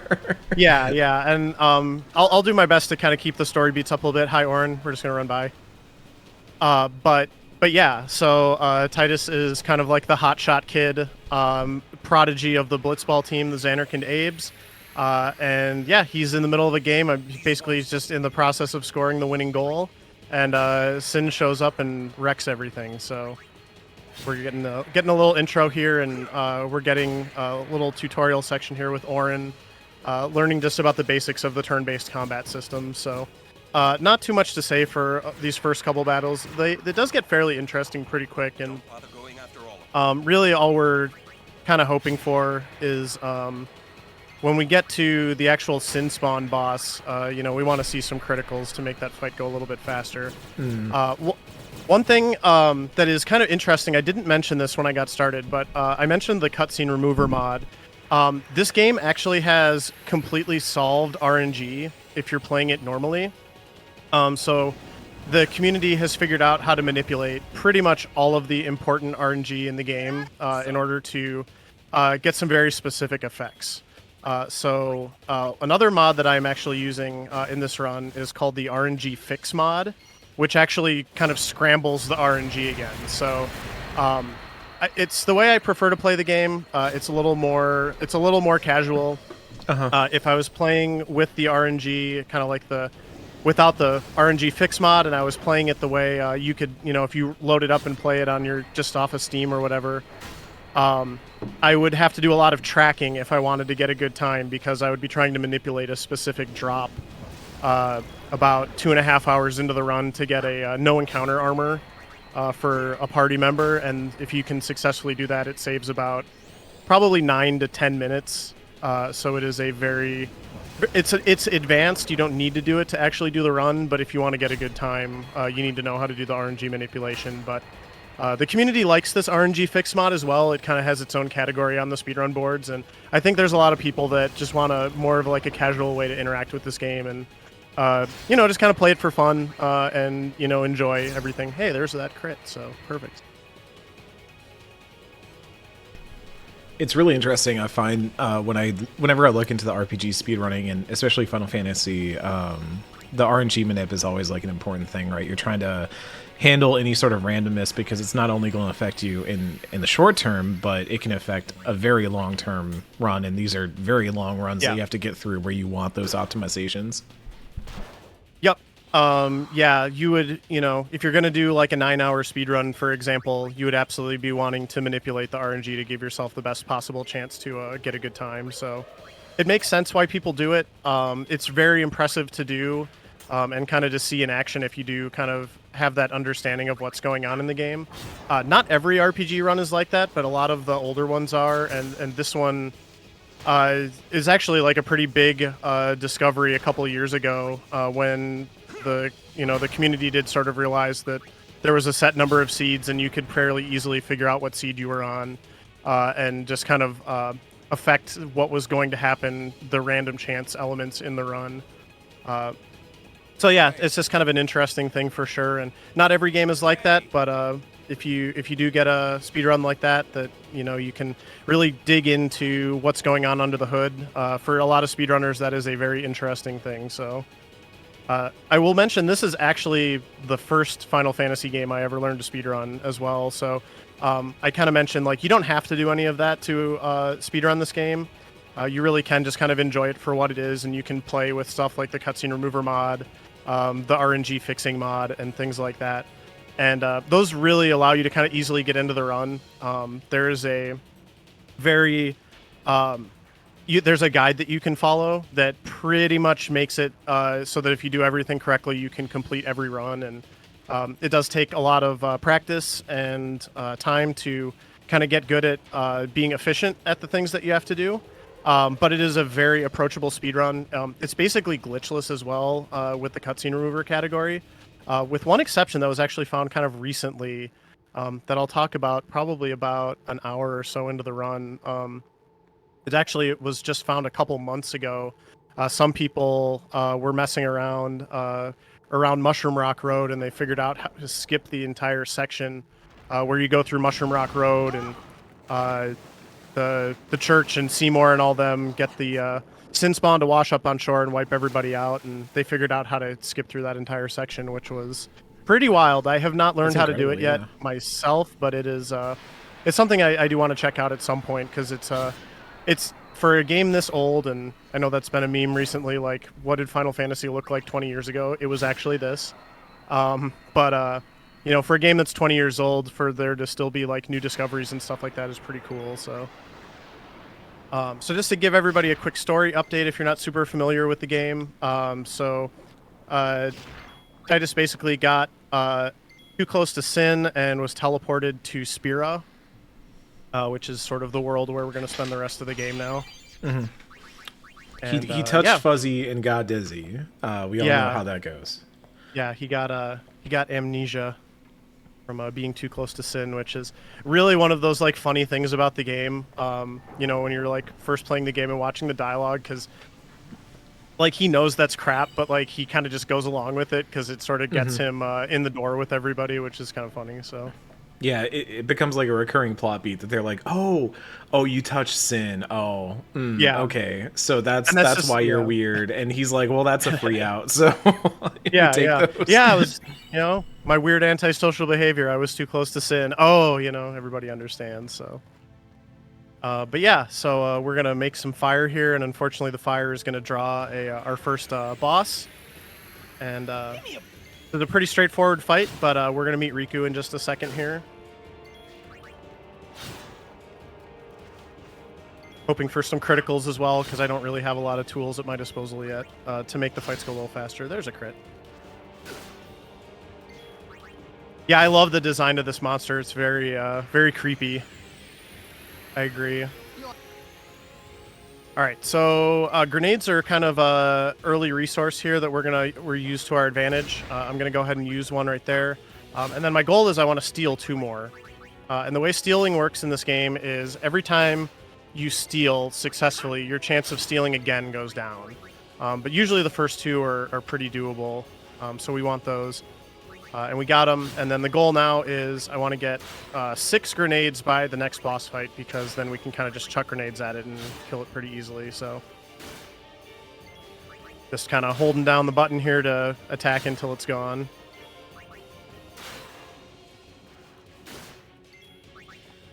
There we go. Getting some good crits so far. Yeah, I touched Sin as the new my dog ate my homework, exactly, so. Alright, so gotta hit some dialogue triggers here, and then we're gonna swim down to the ship. We've met the Al Bhed first, which is really kind of, the way the story of the game goes, it's actually kind of interesting that these are the first people that Titus meets in Spira, because they're the ones that are kind of like the outcasts, and they're also the people that are probably most like him in terms of like relatable. They're a little more easygoing. They're comfortable around technology and stuff like that. So he's definitely good friends with Riku pretty much right off the bat. Yeah, I'm just trying to steal a couple more grenades here, finish the fight. So I'm up to 5 now.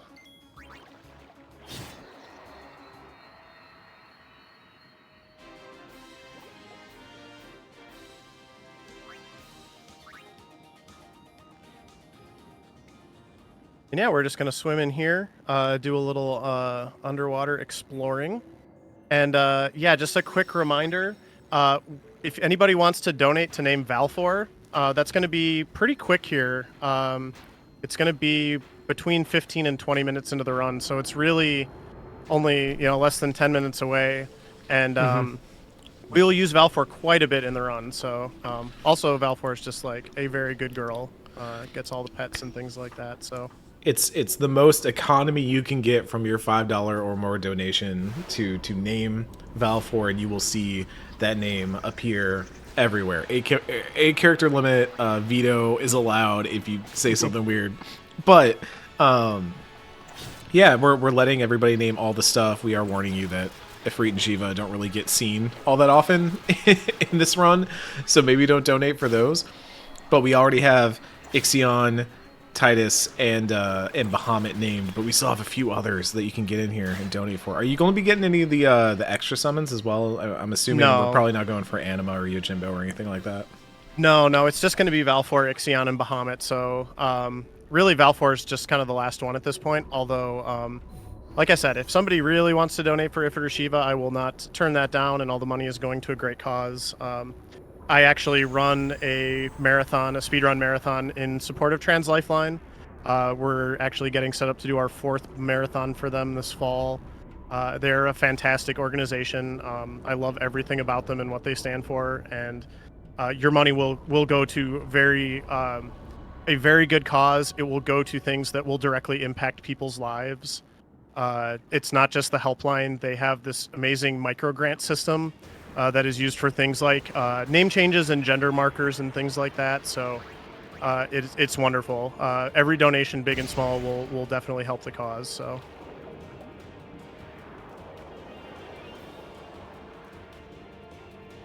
All right, so this is Ultros. Tros. And yep, we're just gonna be kind of chucking grenades at him here. So that's why we were stealing those grenades, so that we can quickly beat the fight without having to heal or anything like that. So interestingly, Riku's use command has a pretty short cooldown, so she'll get like some double turns and stuff like that as we're going here. Dollar store Ultros, yeah. I honestly did not make that connection for a very long time, and I feel kind of bad about it, honestly, in retrospect. It is kind of weird because does not immediately look like Ultros, but does give Ultros vibes, is tangentially... They're giving the shout out. Yeah. Alright, so there we go. And now we can escape out of here. Get back to the ship. One fun little thing to look out for, if you are not aware of this, is as I'm swimming by, you can actually see the airship on the ocean bed here. So we'll be getting that later, but they're actually excavating the airship that gets used later on in the game. So that's kind of cool. So many little details in the background of this game that I like a lot. Yeah, oh, for sure. I think as someone who's played it a lot, and I've played it a lot with the cutscenes, and I'm very familiar with the characters, very familiar with the story. Oh, hi, Besaid Oryx, by the way. That's welcome one of to those Besaid. things that happens in the cutscene room where like you just jump to Besaid. So, but yeah, like every line has a reason, every dialogue has a reason, every scene has a reason, and this game is so well crafted, in my opinion. The characters, the story, the locales, the boss fights are very like bespoke. It's just such a cool game, and I'm a big fan of the turn-based system that is in use as well. So, hello, this is Cat Bailey. Hello, hi, Cat Bailey. I'm jumping in too. I hadn't realized that we had already started. I was waiting to be called in. Oh, my bad. Nah, it's all good. We wanted to get a little bit of praise in before you started throwing sand in the gears of this game. So calling in A-tier RPG. It is an A-tier RPG. That is really good. I put it along high company, like, I don't know, Kingdom Hearts 2, I guess. That's good. No, I think for me, one of the reasons this game is so near and dear to my heart is I can really identify with Titus as a character because, without getting too deep, I had an abusive dad and I was a sports kid growing up, so I really see a lot of myself in that character. So That's 2 for 2 right there. That is right there with it. Did you also enjoy playing soccer underwater? I played soccer above land. I actually can't swim, so I would be a pretty horrible blitzball player. So blitzball. So you don't want to play blitzball? Yeah. like in blitzball, is it canonical that they just hold their breath the whole time, or they just like kind of figure out how to breathe underwater? I've played this game so many times and I still don't fully understand what's happening in blitzball. I honestly, Eric, I think you're asking the wrong question. I think the question you should be asking is how does the blitzball even get kicked underwater, because that also doesn't make any sense. Oh, you just punch it really, really hard. Okay, fair. Yeah, there's a lot of things that just do not make any sense at all about blitzball and things like that. So, how many characters did you say could be in a summon's name? I believe it is more than 8, but I think just to be safe, we should do 8. Okay. It might be 10. If someone really wants it to be more than 8 and is okay with us sort of using artistic license, if it doesn't work, they can do up to 10. So Lord Bobry has donated to name Vale for... I'm assuming this is supposed to be Star Scream and not Star Cream. If you would like it to be Star Cream, please let me know. Star Cream. I'm down for Star Cream. That's a good one. Heck Just yeah. really Big fan of carrying Star that Jackbox energy forward. Oh my gosh. Also, hi Lord Bobry. I hope you're doing well. Our paths have crossed before, so. I enjoyed Final Fantasy X back in the day. So this looks like the PC version of Final Fantasy X. Am I right? Mm-hmm. Yep. Okay. The Yeah, HD Steam version. Yep. What do you think of the HD version versus the original? Maybe. I think it's a very good HD remaster. I have the PS2 version. I have gone back and speedrun that as well, and I mean I think it's fine, but it definitely looks a little more chonky, a little more polygon, a little rough around the edges, shall we say? I think the HD remaster looks very smooth. I'm remembering how much I disliked these puzzles. Yeah. The Not a trick fan is you got to memorize all the things to do to get through them as quickly as possible. That helps. Well, but folks, I absolutely struggled with them when I was growing up. I think I played this game for the first time when I was a freshman in college. So I would have been like 19 years old. And yeah, this game is no joke. The puzzles are a little bit infuriating at times. Some of the boss fights are incredibly difficult if you don't really understand the mechanics that the boss is sort of employing. So been a long time since I've really gone in on Final Fantasy X. So this is bringing back memories for sure. Yeah, you get kind of like the quick tour here with the cutscene remover. So you get to kind of see every place and see all the characters and a lot of the enemies and boss fights and things like that.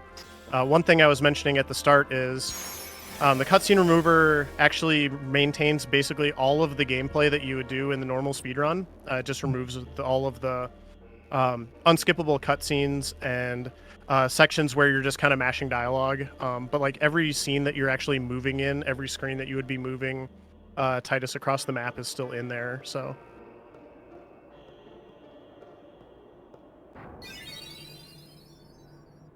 All right, so we are out of the temple. That was the first one, so they won't all be that simple, but that one's pretty straightforward. And Valfor, we going with Star Cream? I have asked the chat, and the chat has demanded Star Cream. All right, we can do Star Cream. No, we can't. We'll make it work. It is 8. I was wrong. So let's do Star Cream is 9. Let's do STR Cream. How does that sound? Strong You wanna cream. do- Yes, the strong cream. Strength, Yes. strength cream. You want to do Strength capital cream. C? Yeah, the strength cream. Okay. Love it. Yeah, sorry about that. I could not remember if they gave you extra characters for the Aeons, and they unfortunately do not. So The summons in this game are very strong. yes, It's basically essential, I think. Yeah, actually, it's yeah. I was just gonna say I really like the way that they tie them into the story. It feels like you get these sort of Pokemon trainer battles at very specific points in the story that match up with Yuna's journey, and it's a really like rewarding. And are you doubling back for the thing? Yep. Yeah, we're gonna go ahead and get the special Star Cream surprise here. So the strength cream surprise, absolutely. Yeah. Yep. You can actually go back and get this right away. So you just have to talk to the shopkeep, and then you talk to the dog, and the dog gives you the energy blast, which is a stronger limit break or whatever, overdrive. That's what I call them.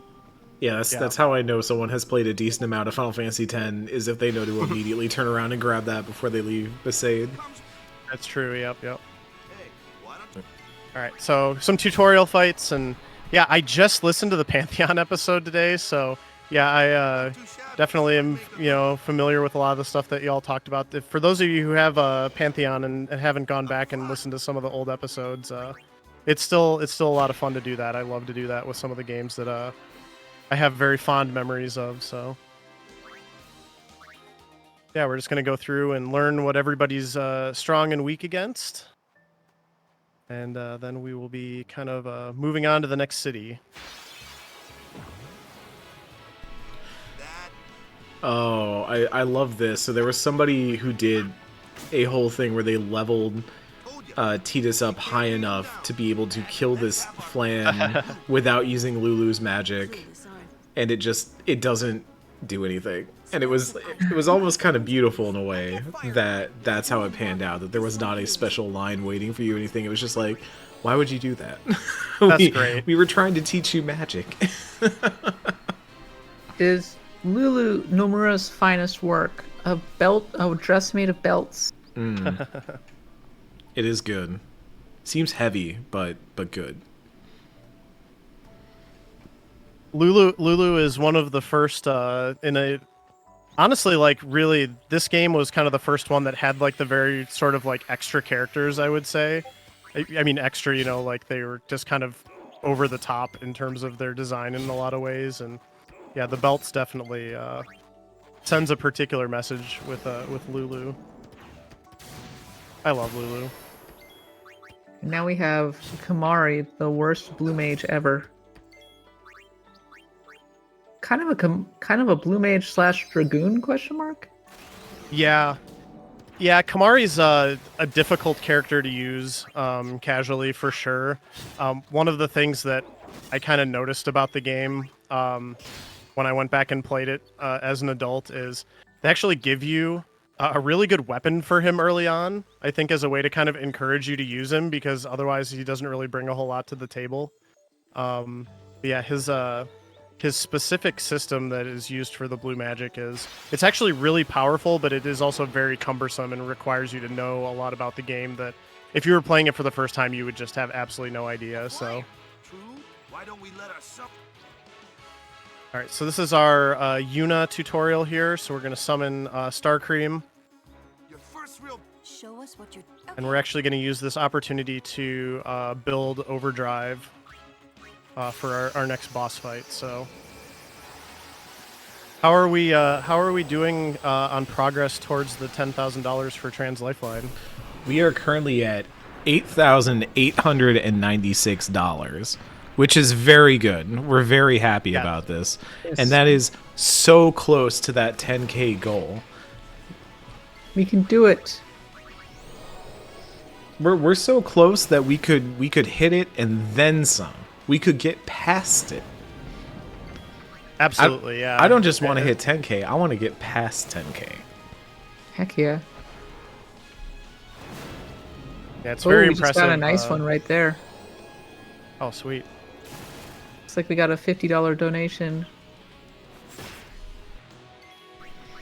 We did just get a donation. Let me see who that was from. We just got an anonymous $50 donation. We also got one from Jason Wilson shouting out, good luck raising more funds. We've had a ton that have come in. Tom Taylorson earlier that was on the stream gave a shout out. We've got John Carson in here. Greg Lee, of course, in here. Cam Hawkins. Love seeing all these Very folks close turn to out. 9,000. Let's fucking go. It has been really neat to see all of the guests and folks that come on to be a part of the podcast also come for the charity stream as well, and want to contribute to that. And not surprising, of course, but it's been very fun to tune in all weekend and hear a lot of the familiar voices from the podcast. So Yeah, it's been a really fun weekend. Eric and I came to blows in Cat versus Eric. We had a blast.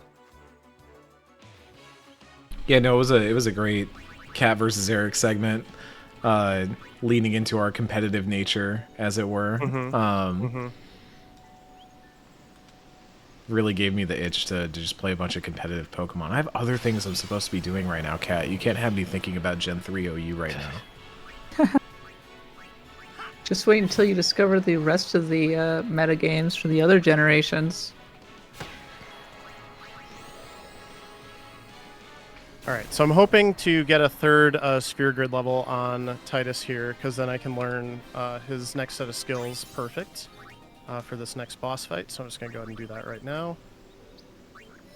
The sphere gridding in this run is very, very specific and very tight. So mainly I need a certain number of power spheres and a certain number of speed spheres. And one of the things that the routing of the boss fights and things like that is really focused on is getting overkills on the bosses. Overkills in this game give you double the spheres and double the XP, so you really want to maximize what you can get out of the required fights in the game to get those things that you need. So yeah, we're getting on the boat here. Typical Final Fantasy game, you get on the boat, nothing bad ever happens when you get on the boat, so I'm sure this will be just fine. Boats are fine. Boats are great. In Final Fantasy VIII, you get on the boat and it's fine. You get to your destination with no problem. I'm sure it'll be the same here. Oh, yeah. Nuclear Sandwich wants to know what the goal is for your actual play podcast, Eric. It's 20K. If you want to get us to 20K. Hey, anybody who wants to donate 10K, let's go. Yeah, if you want to put in 10K to make me do an actual play podcast, I'll do it. Teeps thinks that you should try out Gen 1 OU, which is one that I don't know extremely well, except that my recollection is that Chansey and the evolution of Meowth Persian is really good. And there's a lot of weird quirks with Gen 1 OU. But I'll stop talking about Pokemon now. We're playing Final Fantasy X, and it looks like Sin is here causing trouble. So I was curious what your strat was going to be, because this is typically, as I fondly remember it, the battle where I hit a whale's fin with a beach ball over and over again. So do you forgo the beach ball here? Yeah, we use some spells because they're a little bit more efficient. Plus, we don't really need any XP on Waka particularly. And then we're going to go ahead and bring in Valfor for the final shot here. Star Cream is going to get it wrapped up here. By the way, we're over 9,000 now. We're 9,000! Over 9,000. Let's go. Let's break that damage cap. Let's break the 9999. Exactly. We had some donations from another anonymous saying, thank you, this cause means a lot. It does mean a lot. Thank you so much. Yeah. And Zubatman contributing as well. Zubatman, the lucky winner earlier of all those Persona codes. I hope you are enjoying your life in Persona Switchland. Literally won 300 hours of video game. Yeah, you won homework. Oh my gosh. I'll keep you busy till next year's fundraiser. So I really needed those sphere levels so that I could get cheer for this fight. because this boss can get a little bit grindy otherwise, and you only have the 2 characters. So cheer raises your attack as well as your speed, so it gets me a couple extra turns and a little bit of extra damage here. Oh, hello, Poe. You've been better behaved since earlier.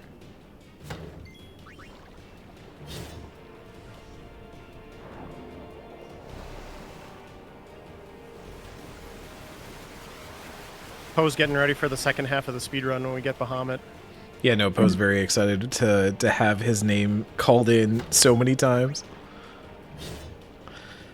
Yeah, you can't rename the other party spoil members. everything, but Poe is going to be the star of the show for a lot of this run. Perfect. Yeah, Sarden points out you can't rename the other party members. It's because they're all voice acted, whereas I think Titus is never said aloud in this game. You never hear his name. Yeah, which is why we never knew how to pronounce it.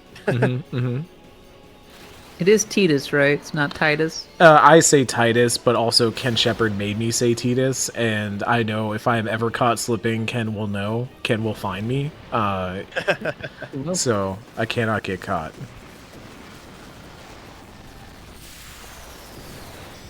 I made a point to say Titus when I first started speedrunning this game and streaming it a lot, because I felt like that was the... like I would get more respect or something from the other Final Fantasy X kids if I said the name correctly, and then I just realized nobody cared and everybody said Titus anyway, like I was inclined to, so... Now, something important, we did pass 9,000. We're very celebratory. We're in a celebratory mood here, which I think means that we should give away a code. And do it. I think it means we should give away a big code through the classic trivia method. We have Final Fantasy 16 for the PlayStation 5 available. That is a $70 video game, folks. All you have to do is get a trivia question right, and you can win it. Chat. Final Fantasy X originally started as a non-Final Fantasy project. What is the name of that project?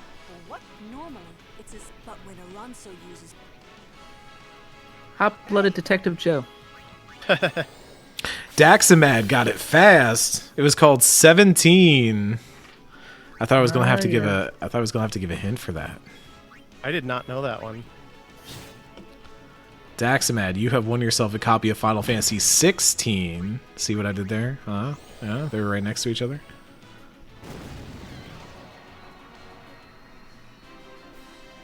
Very nicely done. Final Fantasy 16, I think, actually has a lot in common with this game. So if you are a Final Fantasy X fan, obviously the combat system is totally different, but the idea of the Aeons or the I'm blanking. What do they call them in no, not primals. I keep wanting to call them primal. They're just primals, yeah, me too. Now.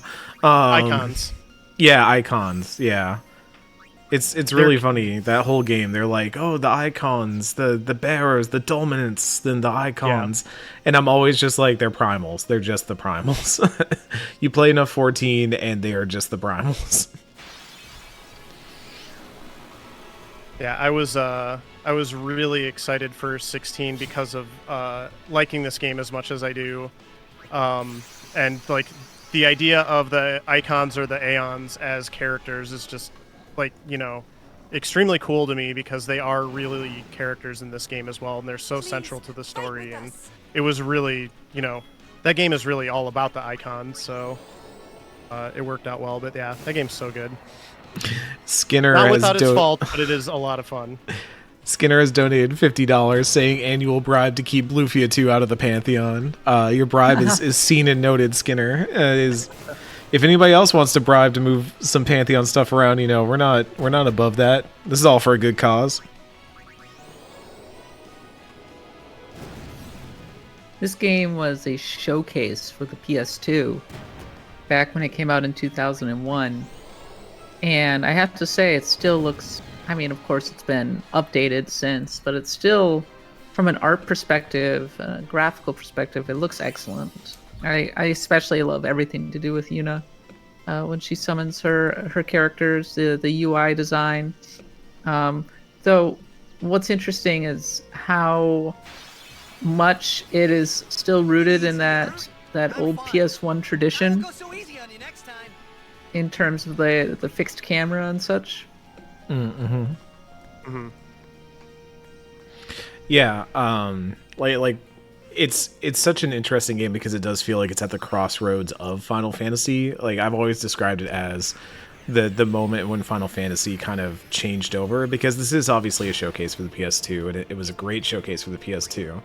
But this was the moment where I feel like you see a lot of old Final Fantasy, but also a lot of really new ideas carried over and started. You know, you have the fixed angles and camera and really interesting stuff that you're doing with how you're viewing the area, but then you have voice acting. You have these moments where you have all this stuff coming together that feels like such a higher production value than what they were doing on the PS1.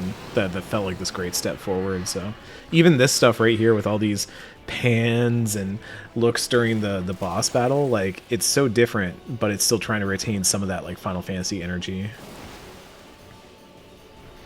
Yeah, the boss battles as set pieces in this game is definitely, I think, where you see a lot of that the most. But interestingly, one of the things that I really dislike about this game is like it basically has tank controls in a way that a lot of PS1 games still had sort of like tank controls, and it's pretty infuriating to try to get Titus to run in a straight line sometimes. And to me, that's like one of the signs to me that it is still a fairly early on, maybe transitional kind of game.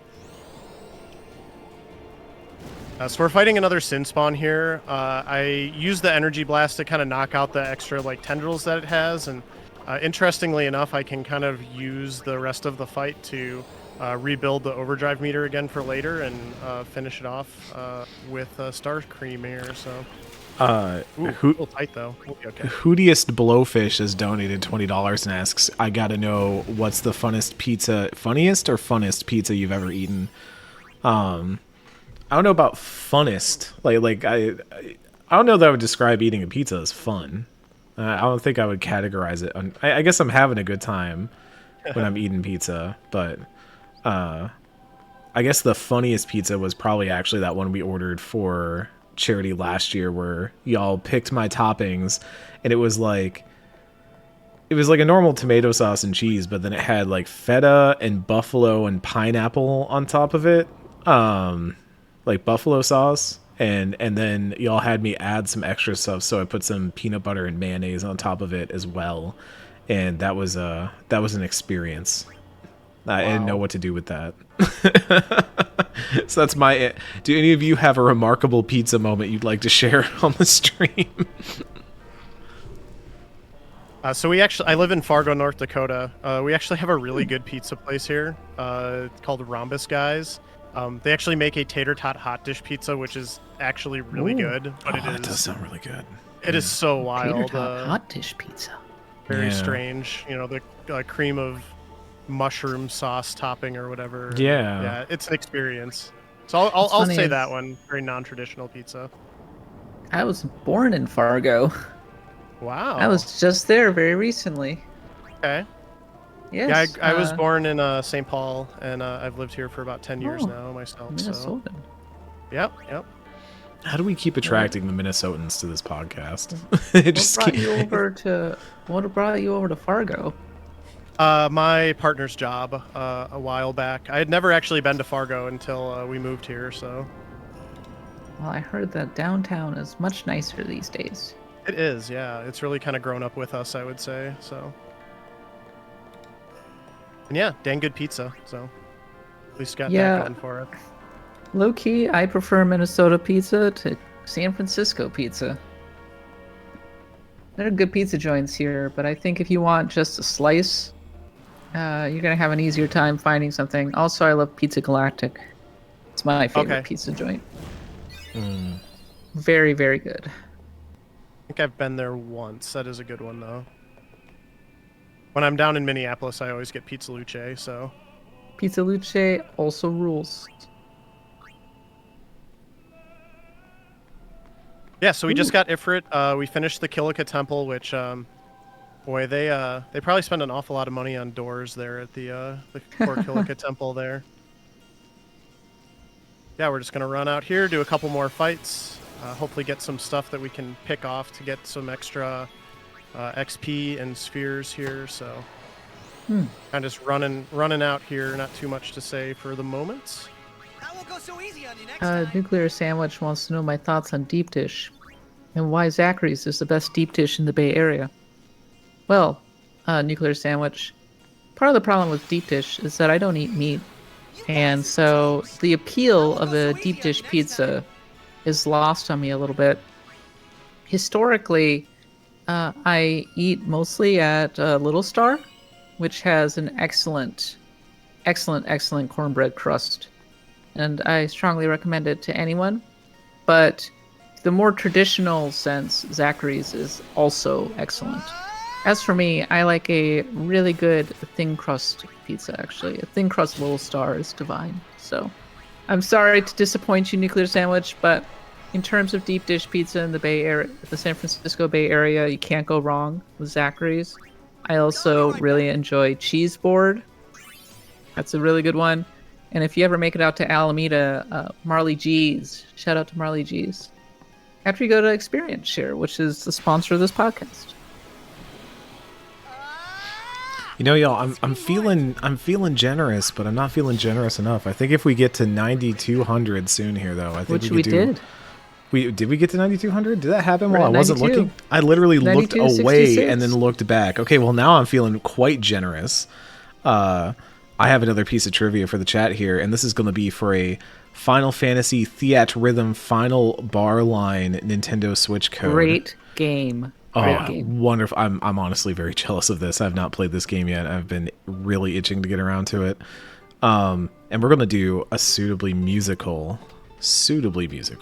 trivia question. Back when Final Fantasy X was in development, a media outlet, I'm not going to say it so you can't just Google the answer. A media outlet asked Nobuo Uematsu, who would sing the theme song of Final Fantasy X, give me the name of the singer that he jokingly said was going to sing the song of Final Fantasy X. What singer did Uematsu joke about singing the theme song of Final Fantasy X? Give me that, you get Theatrhythm for the Switch. Not Madonna, not Celine Dion. Oh, Jimmy Buffett's not a bad answer.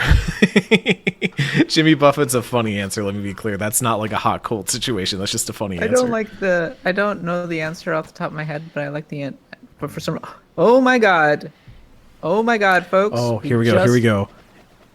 Oh my god. With the Jex shot, we fall on our ass, but we hit the goal.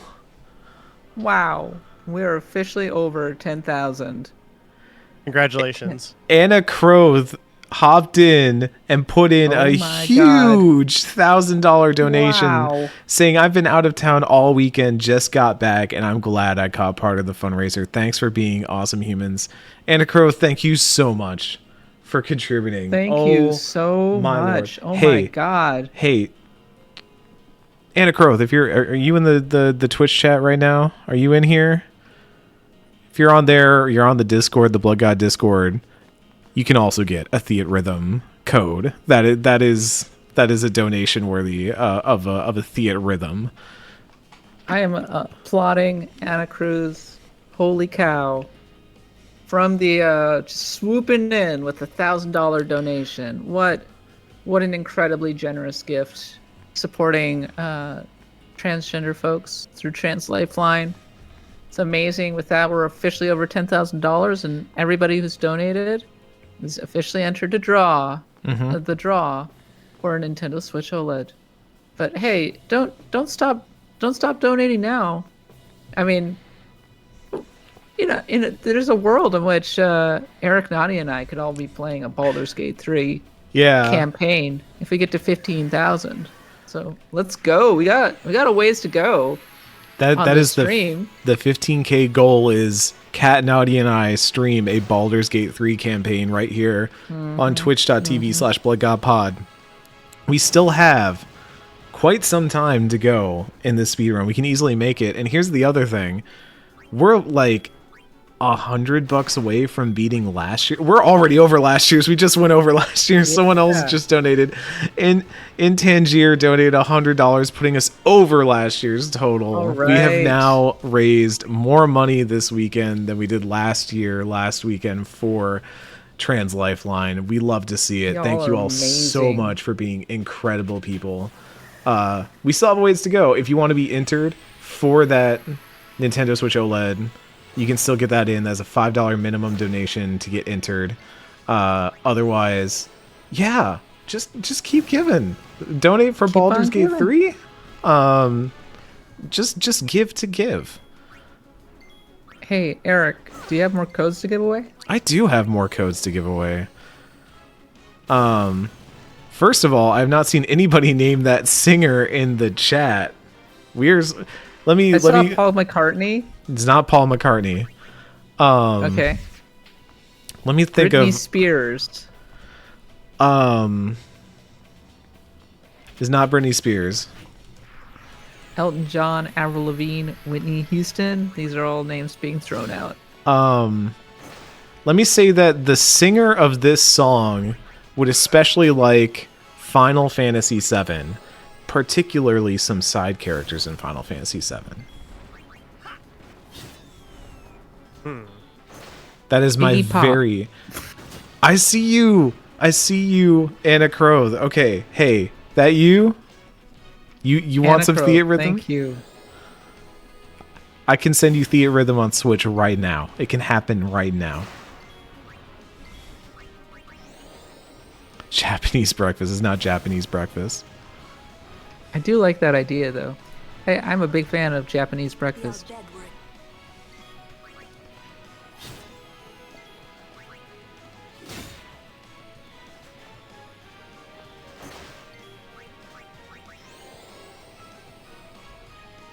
I'm trying to think of like pop stars that Nobuo Uematsu would even like gravitate towards. Here's my next cryptic hint.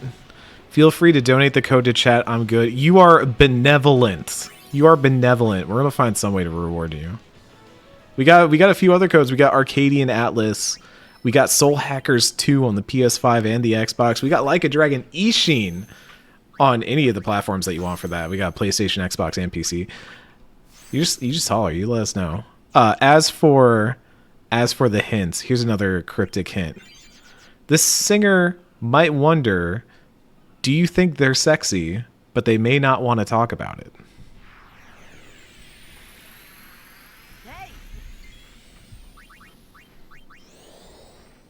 I do just want to apologize for the lack of music in this boss fight, by the way. But this boss fight's a lot of fun, so... I'm now really realizing... Good example of, like, no, the go ahead. environmental boss fights for this one. But anyway. I'm just powering up the crane here. Y'all keep doing the trivia. Lord Bobry got it. It is Rod Stewart. Rod Stewart. Nobuo Uematsu jokingly said that Rod Stewart would sing the theme song of Final Fantasy X in an interview with GameSpot. Lord Bobry, you win a Nintendo Switch code for Theat Rhythm. Why are you healing it? I was powering up the crane so that I could do this. By the way, for those keeping score at home, this is one time unit that has gotten kidnapped. It will not be the last. It is the first unit kidnapping. It will not be the last. She gets kidnapped a lot? She gets kidnapped a lot in this game. Mm-hmm. They have one of those boards, days since Yuna was kidnapped, and it gets reset a lot. Alright, so that is the Obliterator. I was kind of hoping for a lightning weapon for either Titus or Waka there. I unfortunately didn't get it, so no biggie, but kind of helps with the fight. And we're actually running to go do Blitzball right now, which is my least favorite part of the speedrun. So, but yeah, I need lots of good vibes in the chat for good Blitzball RNG, because sometimes the Luca goers just say no, and it's actually pretty important to the speedrun that we win the Blitzball game. It's not it's not like a run killer if I don't, but I will have to kind of dig into the backup strats that I don't really want to, so we'll see how it goes.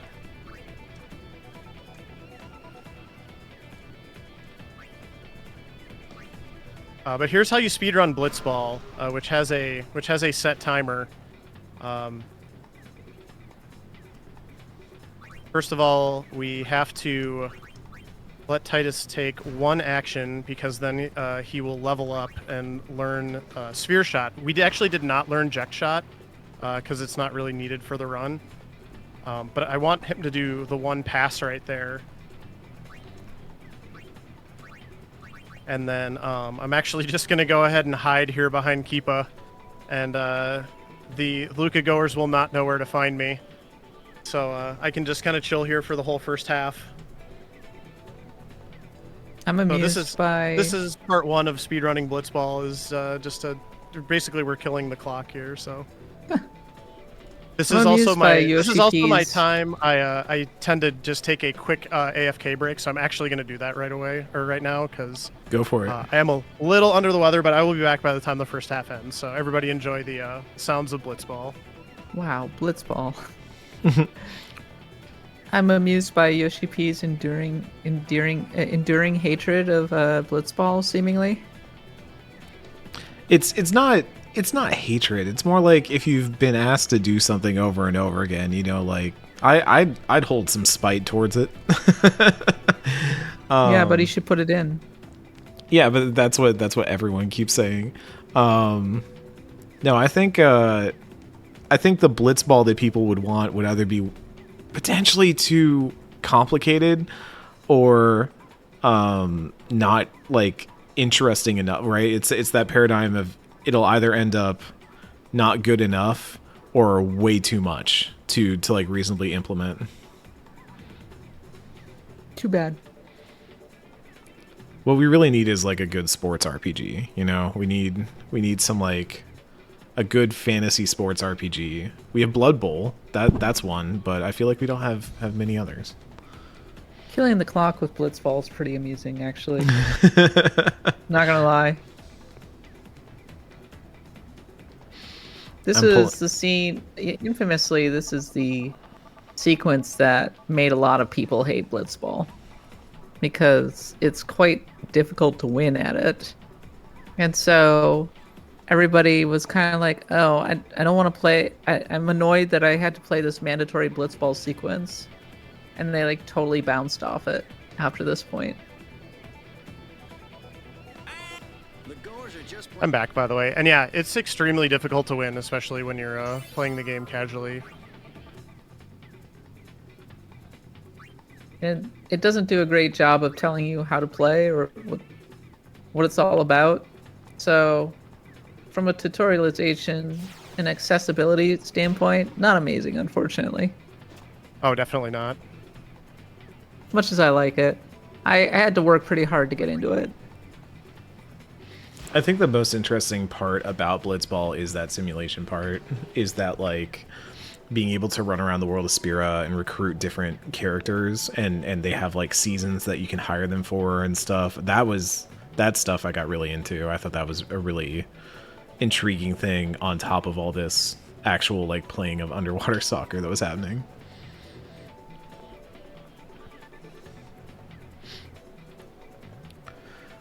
So I'm stalling again here, but I'm trying to basically wait until I can give Titus one shot at scoring a goal, and then it'll go to, at 3 minutes, it actually goes to a cutscene where Titus leaves and Waka comes in. So I'm just kind of waiting for that. And I pick on poor Abus here because he can't really tackle very well, so... He's just really bad at it. This is basically... He's all offense, yeah. This is legit. They just did Captain Tsubasa, but it's underwater. Tromed Love 87 says, amazing fundraiser. I'm going to have to catch up on some of the events later as I've been working all weekend, but glad I could catch this and gave $100. Thank you so much. It has been an amazing weekend. What a weekend. It's been a great time. absolutely flew by, I have to say. Or are we gonna give it a shot? This looks good. All right, boy. so we got the goal, and hopefully we can just ride it out Nice. here, because we're gonna get a little break here at the 3-minute mark, and then hopefully we'll be able to avoid them scoring, and we'll be able to get the ball back after the 3-minute break. So I like Lance Hart saying Captain Goobasa. Huh? Huh?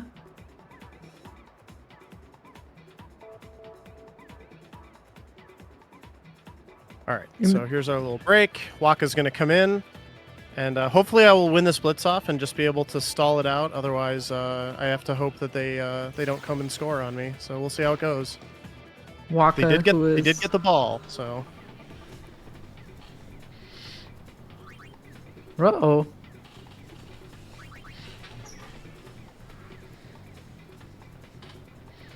Oh, he's shooting from here. Oh wow! All right, he's shooting okay, from Keepa. all the way back there. Come on, Keepa. Don't. Keep her strong. I believe in you. Okay, good. There it is. And we got the ball. Not great. Oh yeah, you are. Got it in traffic there, unfortunately. I'm just gonna go ahead and pass, and hopefully it will get through. Oh my gosh, that was awful. Okay, that's never happened before. Come on, get a challenge there. There we go. There we go. Okay, he's passing good. Yeah, this is a little bit of a. I'm a little scared now, but we'll see what happens here. I need defense. I need to regroup here. How is that? Oh, it's a one-man breakthrough because he's not trying to break the second. There we go. Bada getting the ball. I'm just gonna stall out here. This is very, very strange happenings, so we'll just kind of spend as much time as we can. We heard you were trying to stall. 3 people show up. Hey, at least they're showing a little bit of spirit here. A little tenacity. Not doing the spinning around in a circle thing that they normally do. Oh yeah, this is good. All right, so we're gonna win blitzball, which is, like I said, honestly kind of like the scariest part of the run, just in terms of it's gonna mess up your time if you don't win. So, What? How does it mess up your time? You don't get that strength sphere that I just got, and then you have to do a bunch of backup strats for quite a large portion of the run until you can kind of equalize it after the home section.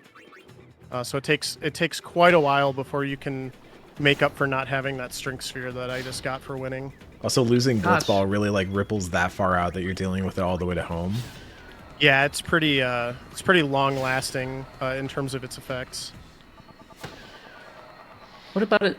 What about losing blitzball specifically slows you down that much? It's the strength sphere, yeah. Yeah, so you have to do some less optimal boss fights for one thing, where you have to do some different strats, and then you have to do some extra. You have to do an extra encounter in home to make up for the strength, and then you have to do some extra sphere gridding after that. So it wastes about, I want to say, probably 3 minutes if you lose, and it's not something that a lot of runners, including myself, are as familiar with, because unless I'm doing a marathon run, we're only about an hour into the run, and if I was going for a good time and I didn't win blitzball, I would probably just reset and start over. So.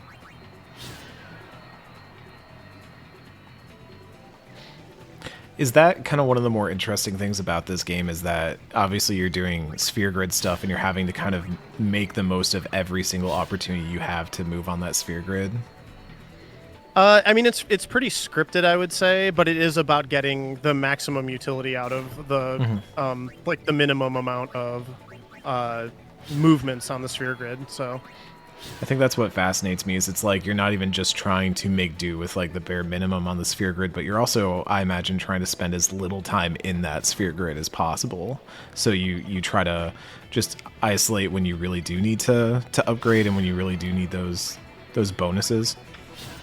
Yeah. Yeah, you don't want to do any extra stuff at all, for sure. And the route that is currently in use and has been pretty well developed by the community really does kind of just maximize the efficiency of what you get out of the sphere grid, and really just kind of focuses on the characters that matter. And everybody really does have a role to play, which is one of the cool things about this run. I mean, there are some characters that are used less than others, but specifically with Titus and Yuna, they really get kind of like a lot of time and attention in the sphere grid to make sure that they get exactly what they need. Oh, that is annoying. Okay. At least he got the haste off. I'm doing some research for the next bit of trivia here for a code giveaway, and this is not a trivia bit. I just want to shout it out. The developers experienced difficulty with the Titus and Yuna kissing scene as they were not used to animating romance scenes. Visual Works director Kazuyuki Ikamori stated that this was due to the use of 3D models for the scene. Due to negative response from female staff members, the scene was remade multiple times. Shoutouts to the female staff members of Final Fantasy X for getting that scene remade until it hit just right, because I do feel like that scene has lasted through the years as a high point in Final Fantasy, along with many of the other cutscenes that we have in this game. They clearly demanded better. They demanded perfection.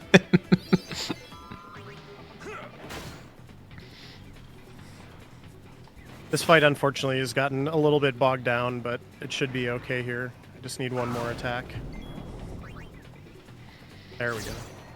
Is it part of the cutscene mod that is making some of the other battle music kind of loop through? Because I was hearing like the Blitzball battle music still there as you were going through some of that section.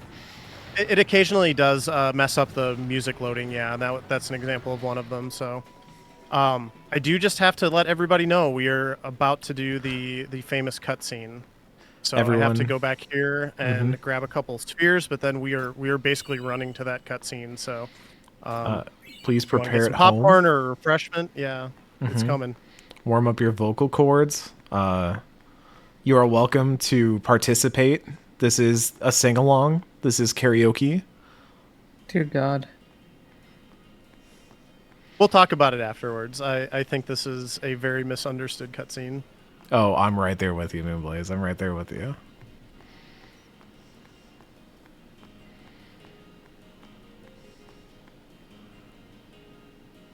Alright, so I just have to get through this screen, and then I'll close the cutscene remover mod, and we'll be able to watch.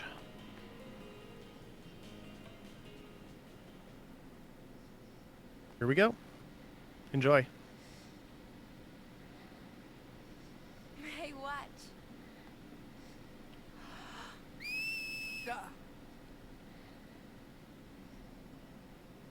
Hey, you got pretty good.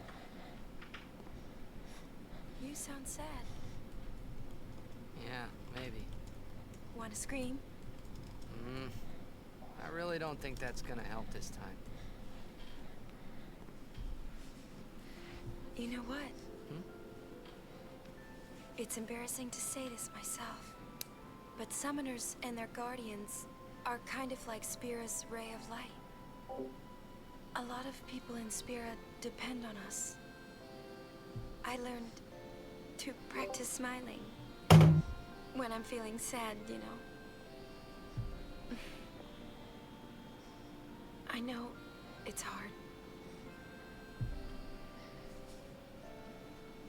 Yeah, I understand. I think. Right. Now let's see what you can do. Huh? Come on.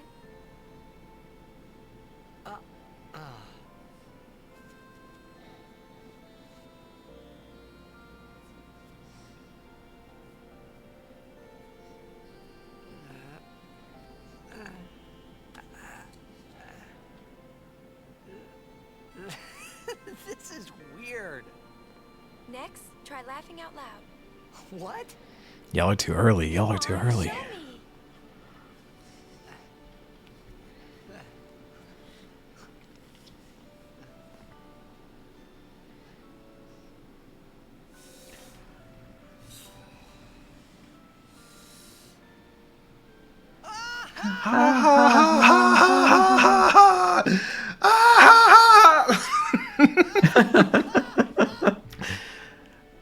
Hell, everybody's just watching. You probably shouldn't laugh. I love that line. Okay. Ha ha ha ha ha. At this point, he's just getting unhinged.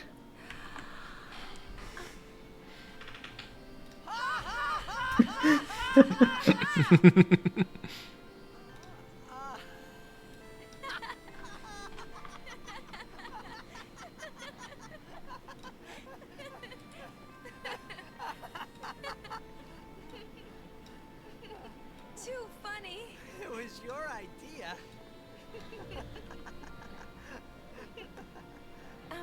Thank you. I want my journey. I think my neighbors might be pissed about that. I'm hearing their dog like raising a ruckus right now, and I'm like, uh-oh. We should get separated. Just whistle. I'll come running. I promise.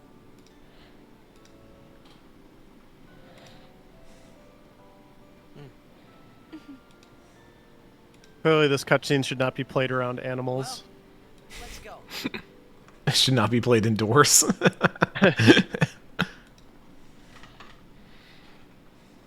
What are you looking at? We were just worried you guys might have gone crazy. Sorry. Well then, alright. Now, we will go to the temple at Jose.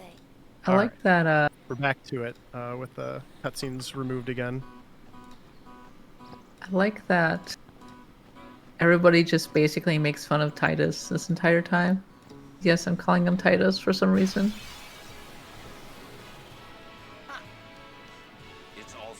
Well, I mean, he's still kind of doing the whole "look at me, I'm a hotshot, I know everything" thing. That's this whole tutorial right here, where he thinks he can take out this turtle guy, but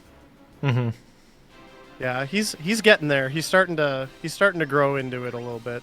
You just need bigger sword. You could have taken down Turtle Guy if you had bigger sword. And you know what bigger weapon Titus could have had? If someone in the chat can tell me what secret weapon lays in the data of Final Fantasy X. You cannot get it in-game, but it is in the data. Tell me what the name of the weapon is, and you get a Harvestella code for Switch. Wow, Sardin with like the frame perfect Buster Sword. There is a Buster Sword for Titus in the game data. You get Harvestella for Switch. Nice, I didn't know that. Quick moment here. I'm going to shout out all the moments where Kamari is helpful. He has learned self-destruct here, which we'll use in a little bit. Make way! I'll be right back.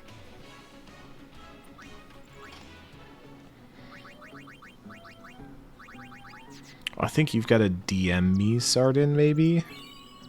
Oh, but I have also blocked it. I'm going to go on Discord. I will send it to you through Discord.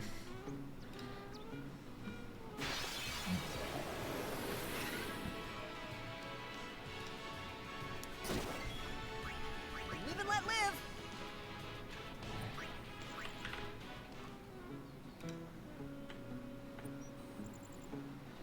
When I think of Final Fantasy X, I think of this road.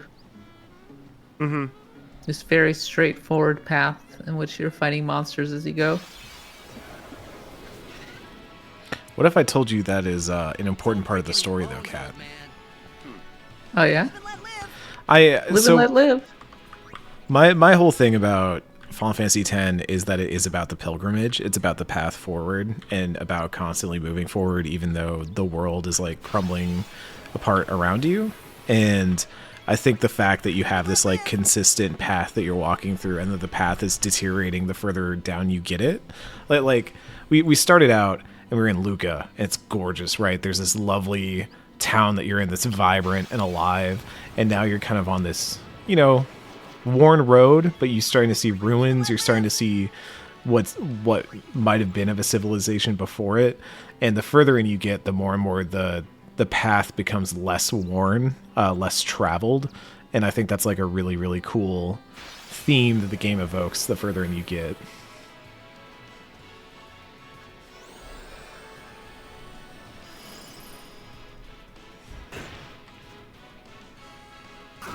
I think getting back to the cutscene too, one of the things that I really like about that cutscene is you really get to see the growth between those two characters who are very similar in a lot of ways. You know, Titus was the sort of hotshot blitzball player who,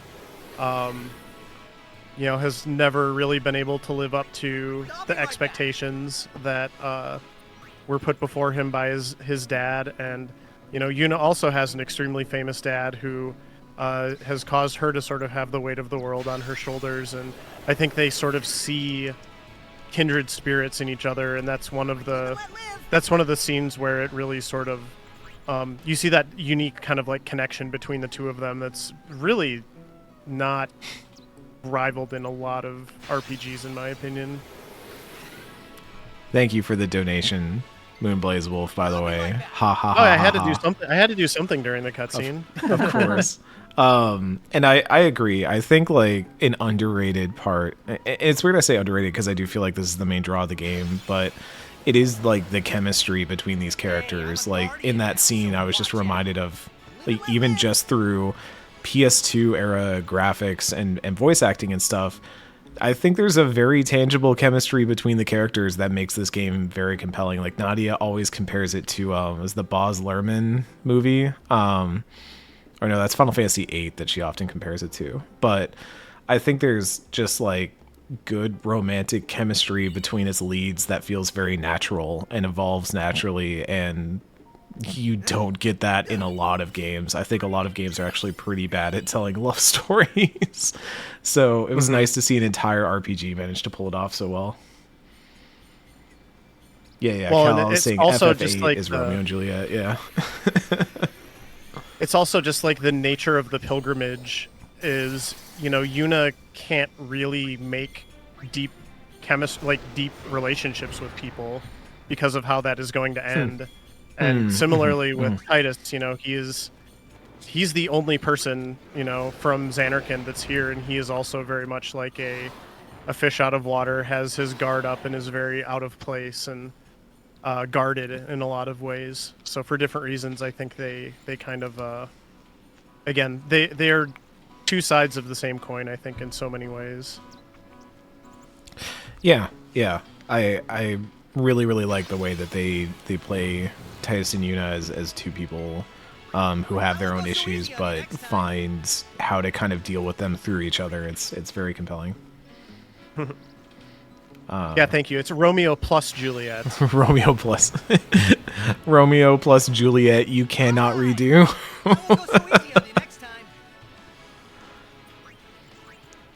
Oh, we're getting into some of my favorite part of this game. Honestly, I really love the Operation Mien part of this game.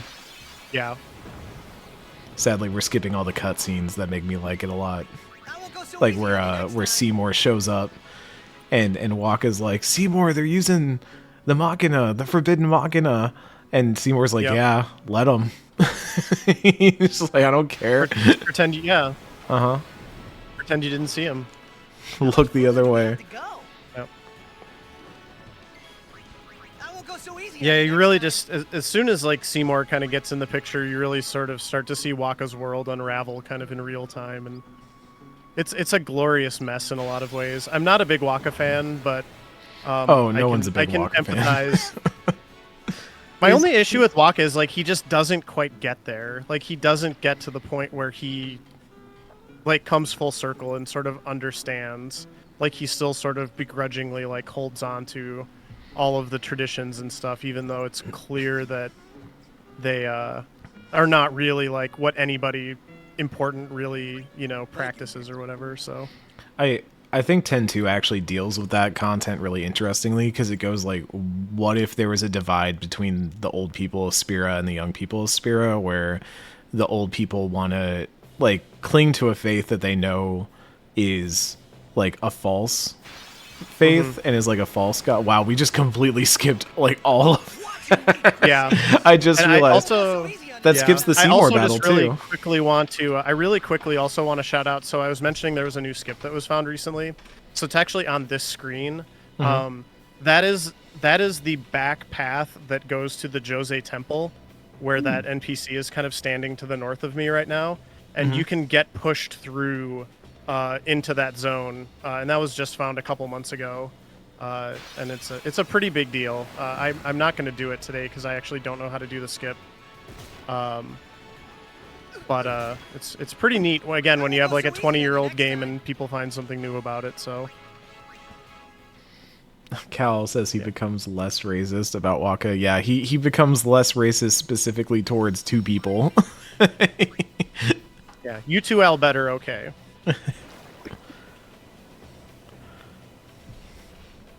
Alright, so I do have a little bit of work to do on this these two screens here. I need to get some levels for Yuna. This is a perfect fight. Hopefully things will go well for me here. I need to get some sphere grid levels on Kamari, Waka, and Yuna. And I need to build Valfor's Overdrive again, or Starcream. Yeah, we haven't seen our good friend Starcream in a while. Shoutouts to Starcream.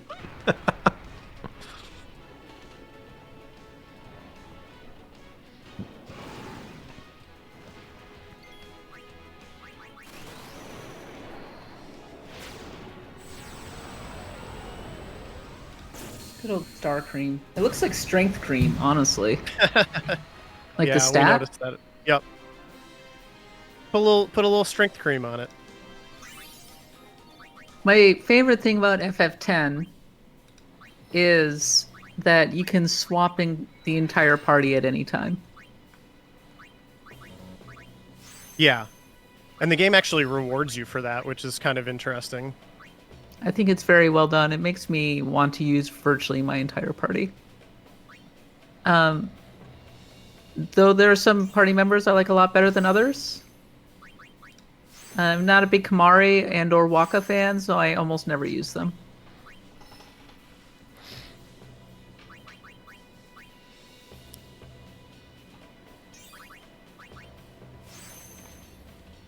I think this time around, when I was playing it for Normandy, I was surprised at how often I was using Waka. The status effect stuff is really useful early on. They kind of give you blind and are like, hey, yeah, you know, this is the dark attack. This is the thing you use to make physical attackers not hit you as often. But even some of his other stuff can surprisingly do some work. Mm-hmm. Yeah, the ranged attack in particular, the game gives a lot of bosses where that is an extremely beneficial way of attacking enemies. I do think that if I were to levy criticisms towards FF10, it does love its gimmick bosses. And I feel like a lot of the early bosses in this game are gimmick bosses. And it takes until you get to around this point where you start getting some bosses that actually feel like you're having to formulate a strategy and execute it. Whereas before, when you have like the blitzball machine, you're just like, oh, I need to do the thing and then I'll win the fight. Or even the underwater bosses where you just kind of have to just hit the thing over and over again to win. I feel like it's around this point that you start getting some bosses that really do encourage you to play the game and use all the tools you have available, like Starcream. Yes.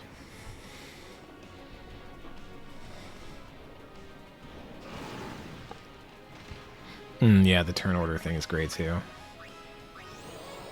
Yeah, I screwed this up a little bit, so hopefully I will get what I need out of this. But we shall see. Also, again, this is a banger battle theme. This is one of my favorite Final Fantasy battle themes. Interesting.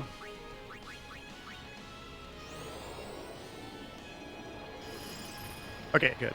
We'll see if Yuna gets her sphere grid level that I need for her.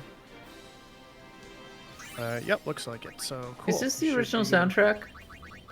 No, I'm using the arranged because it gives you the option in the HD remaster which one you want to use. So surprisingly synthy.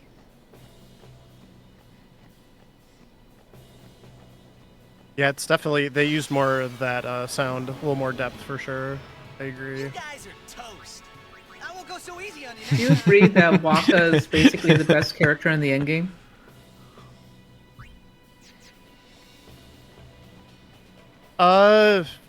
For casual playthroughs, it's really hard to say. I think a lot of people will probably gravitate towards the magic users in their casual playthroughs.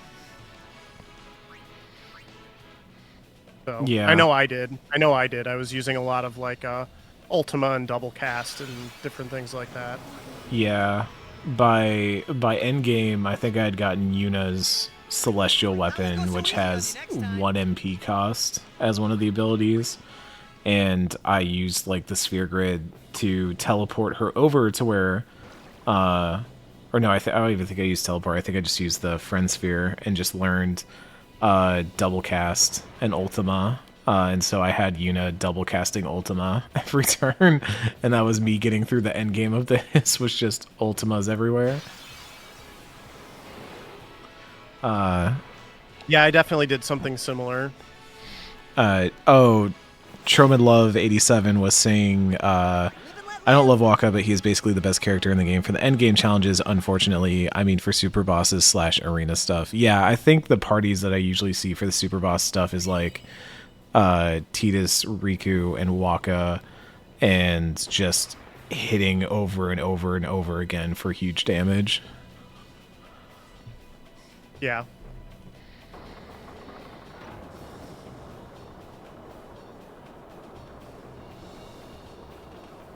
Not in the speedrun, though. We will not use Waka after really just one more fight.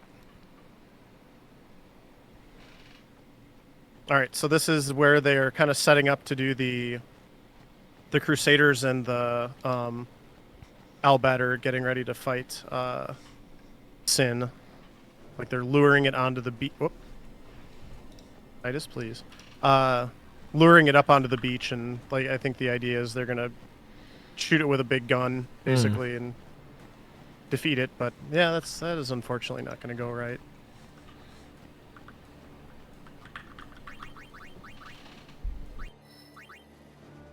Yeah, I think they can shoot things with giant guns in Final Fantasy and have it work out.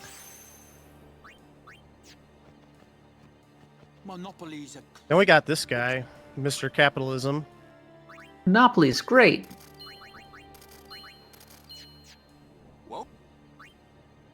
I'm doing some very specific buying and selling here.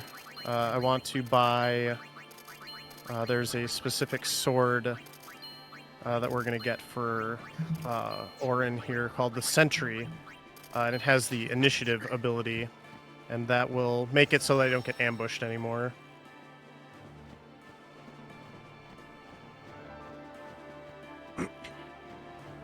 I should be good here.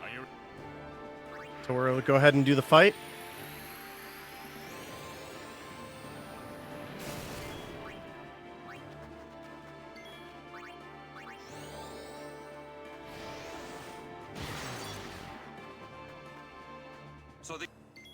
For those in the chat who are in the Blood God Discord, I'm about to do another code drop in the giveaways channel. So if you've not picked up some of these codes yet and want to grab something, I've got some Steam codes for Arcadian Atlas, Switch codes for Double Dragon Gaiden, and Xbox codes for Ishin and Soul Hackers 2, as a little thank you to all our wonderful patrons and Discord users who have been tuning in over the weekend, who have been keeping the viewer numbers up. Y'all have been fantastic, and I wanted to make sure we dump some codes just for y'all, because y'all have been here. We've seen everyone who listens and hangs out in the chat. Y'all have been great. And if you want to be part of that community, it's a great community. We love this community that we have fostered around this podcast. So please, if you want to join in, you can head over to patreon.com/bloodgodpod and join up there and get into the Discord and hang out. It's a wonderful time, a wonderful group of people who love chatting about all kinds of RPGs, and we super appreciate everyone who shows up.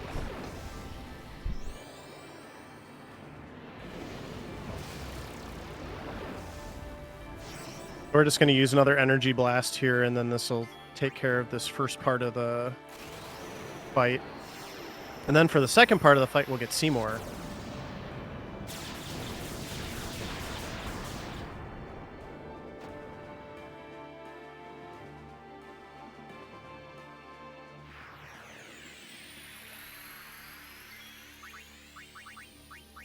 I like Lord Bob bracing. It worked for Shinra somehow.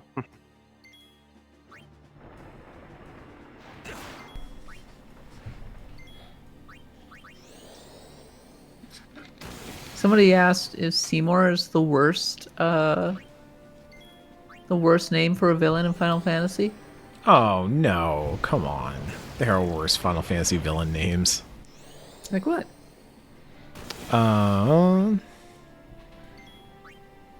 Let me think. Final Fantasy, who's Final Fantasy 12's villain?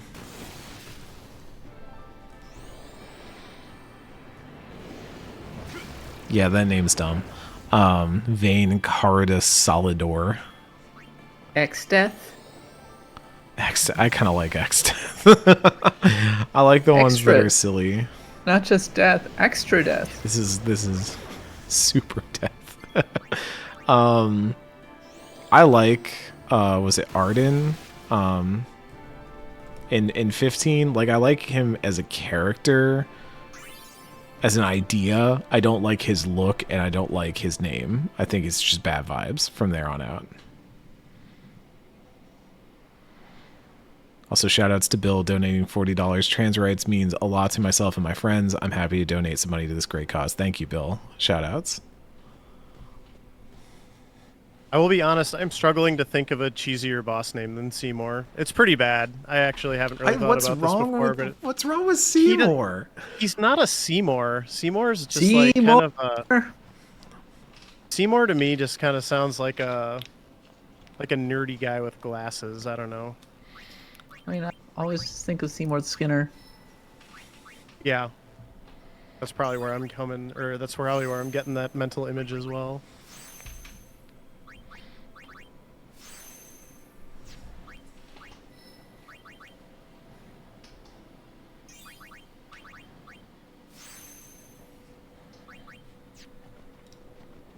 All right.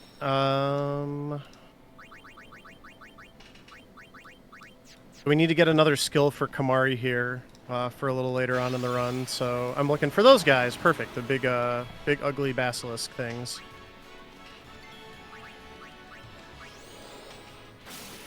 Stone Breath, which is extremely useful.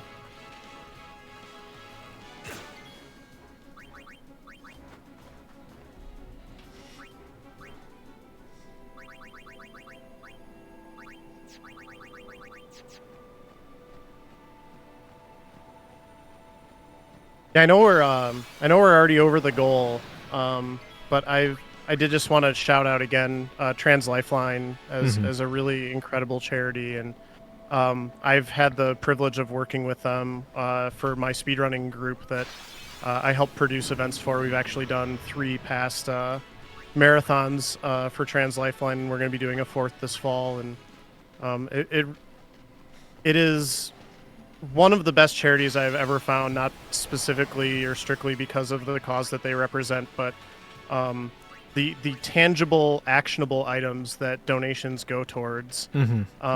So when I talked to their representatives, we had a similar goal, $10,000 for Trans Lifeline. It's like, well, what does that mean?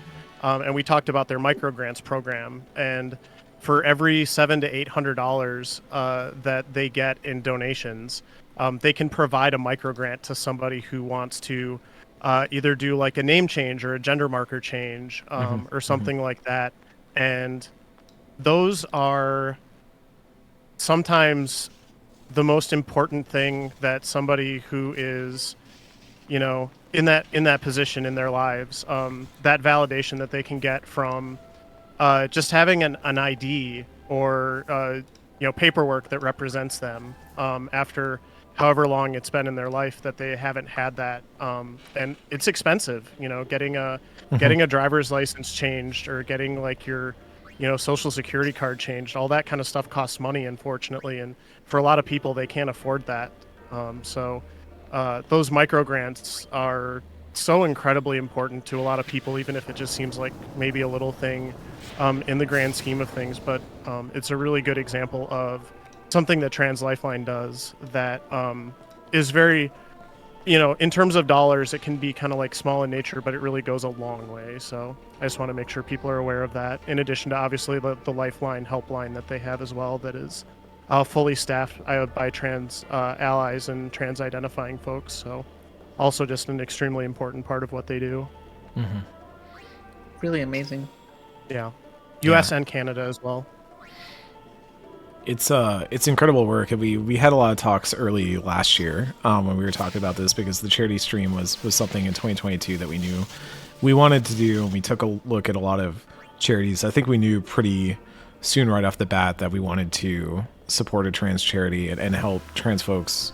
Because obviously, like, Kat, I think you said it very eloquently recently, that we are like not just a pod that's about talking video games, talking RPGs, but we're about offering something a little bit different and offering something for people who don't just want to hear the same voices all the time, don't want to hear the same people all the time, who want a different perspective than what you normally get in your video game podcast. I think we wanted that reflected in the causes we supported, and supporting Trans Lifeline now 2 years in a row has just been fantastic. They're a great charity, like Moon was saying, and do really incredible things. It's really just heartening to see the community come out and support that every year too.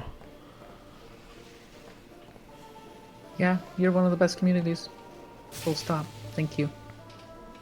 Means a lot. No argument for me. I've felt so incredibly welcome as a queer person myself, and that doesn't just happen. You have to cultivate that. So, really, really appreciative of everybody that makes up the community here, and I'm still kind of in shock. Like, I'm talking about this while I'm doing like this puzzle, whatever, because I've done it 1,000 times now. But I really appreciate you bringing me on as a community member to do something like this and be a part of this event, because I know how important it is. So we thank you for coming on and Absolutely. doing a speed run with us. It was awesome.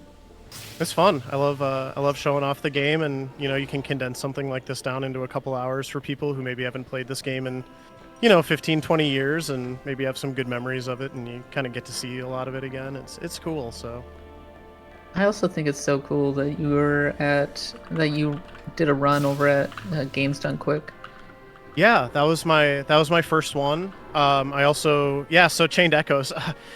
This game I actually ran a lot late last year. So I ran this in multiple marathons, kind of in the winter of 2022, and then Chained Echoes came out, and that was basically like my speedrun life for pretty much this whole year until now. And that is another great RPG, turn-based RPG that I love, and it would have been fun to show it off, but also at the same time, a lot of people still need an opportunity to play that game, and this is one that they're going to be a lot more familiar with. So can't really spoil anything here at this point. The game's been out so long, but yeah, Chained Echoes is a heck of a game, and it really allowed me to participate in speedrunning in some ways that I didn't really think were necessarily possible for me as someone who primarily speedruns RPGs. Games Done Quick doesn't generally accept a lot of them, and I'm really glad that they did, because it was definitely worthy. So, Ixion, we got an Ixion. Bub. Name. Glad I didn't blow past B-U-B. that. Yeah, B-U-B. There we go. All right, Bub. So yeah, it's been incredible, and I love doing this stuff for charity. That is why I got into speedrunning, and it's why speedrunning continues to be of such interest to me. Like, I'm not out there trying to get Twitch partner, or try to make a living doing streaming or anything like that. I really just do it to show off the games that I love and be able to participate in amazing charity events, big or small, whether it's something like Games Done Quick or some of the smaller events that I also have gotten to work with. So yeah, it's wonderful. We had a few more donos come in. Shout outs to Chris Carter, my boss over at Destructoid, donating $100, saying good luck, Eric and company. Thank you all so much. Chris Carter, thank you. We got Zubatman giving $30, saying directly inspired by Moonblaze Wolf. Shout out. Thank you all so much for setting this up. We know the podcast is a ton of work, but it's appreciated. Thank you, Zubatman, for showing up and being the awesome you that you are, and being around here. And Ward C, no comment, but $100 donation. Thank you so much. We're at $10,796. Like, this is all cream on top at this point, but if you got friends, you got family who maybe don't know about the stream, share it with them, share it around.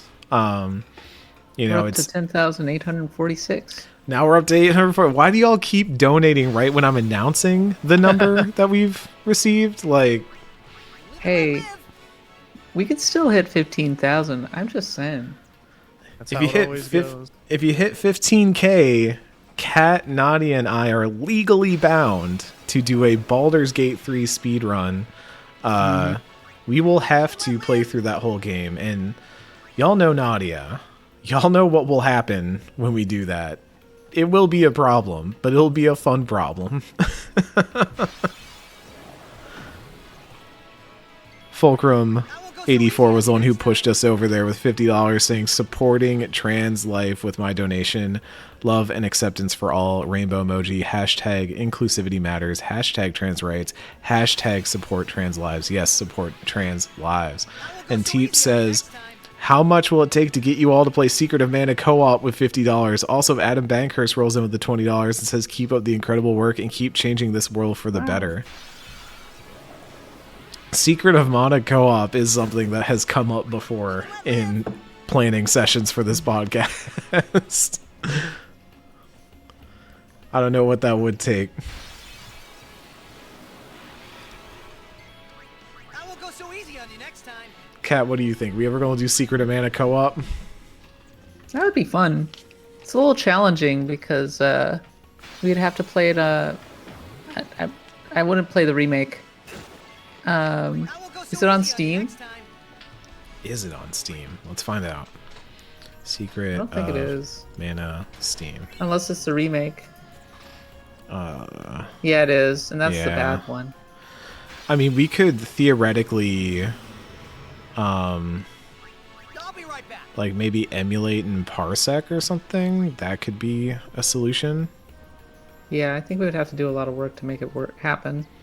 I mean, that's not that much work. It's not that hard. Yeah, that's true. But the input delay on Switch, oh, actually, it's not on Switch Online. Duh. Yeah. If we were doing Parsec, it would all be over a computer, which still might have some input delay, but not that much. Not as bad as Pokemon Stadium was, let me tell you.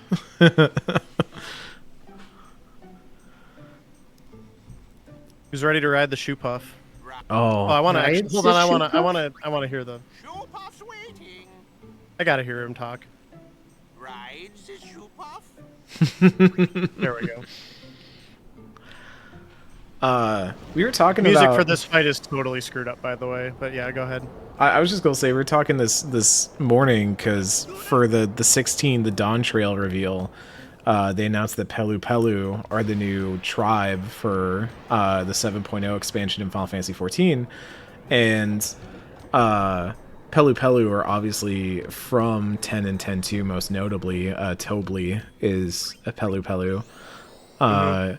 But we were joking that we missed out on the High Pelo tribe.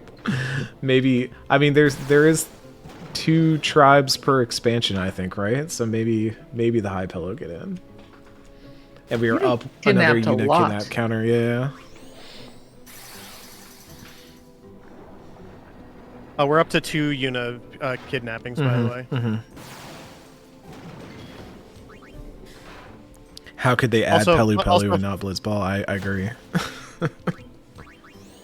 If you look closely, this is also the same as the Blitzball like training thing that I fought earlier too. It's just been slightly repurposed. Pretty funny. I think I've noticed that before, but I only just now get why that's an interesting thing. This video game.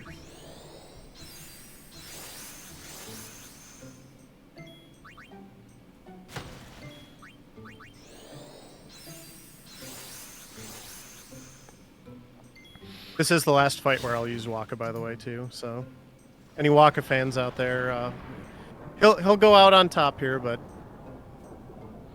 I'll try to give him the killing blow. I do love these underwater sections where you can see all these ruins and stuff. Yeah.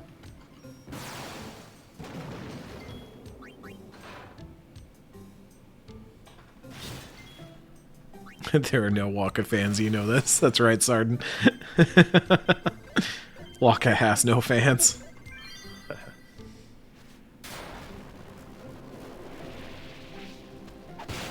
Well, he didn't get the killing blow either. That's okay.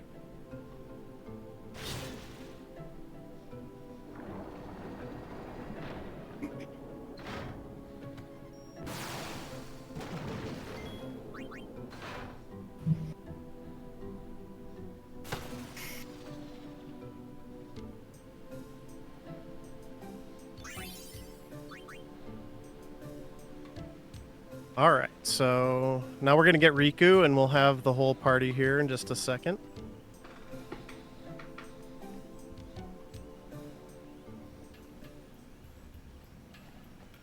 There's a pretty fun cutscene that unfortunately gets skipped here, where the girls basically like huddle up and convince Waka to like that Riku should come along as a guardian. It's pretty funny. Hello, Got friends. the Albed eyes. I regrettably have to depart before the end of the stream, but I just wanted to say goodbye and good night, and thank you so much for your super generous support of Axe of the Blood God. You're all amazing. And Trans Lifeline, thank you for getting us over $10,000. Excited to give away Nintendo Switch OLED, and good luck to Moonblaze Wolf on the rest of the run. See you on the pod. Till then, talk to you later. Good night, Cat. Good night.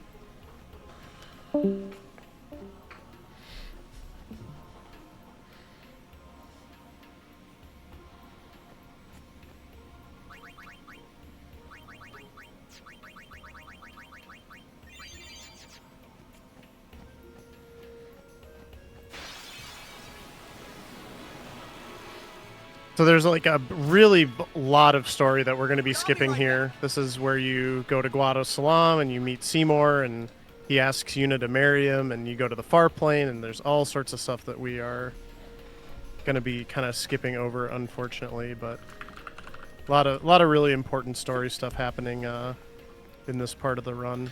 It's part of the game. Fine. We're not missing too much. That's fair. Yeah. Seymour wants to get hitched. Yuna doesn't, but Yuna decides that political marriage really isn't about love. You know, we get it all figured out. True. That is true. I do really like the cutscene where they go. They like enter a television sphere or something where Seymour shows them what Xanarkin used to look like, so they can see like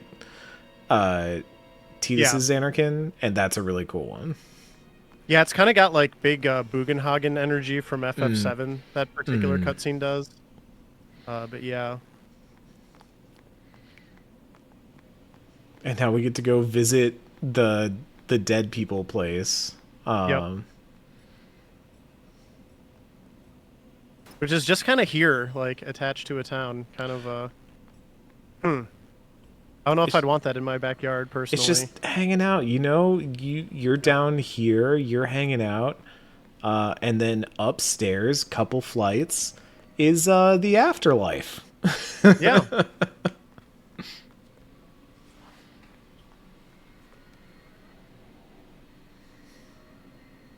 All right, so we just got a cutscene with Waka talking to Chapu and Yuna talking to her father. Kal-El has donated $100 saying add Monster Seed to the Pantheon, so a cat leaves and all the rules go away. Is that what this is?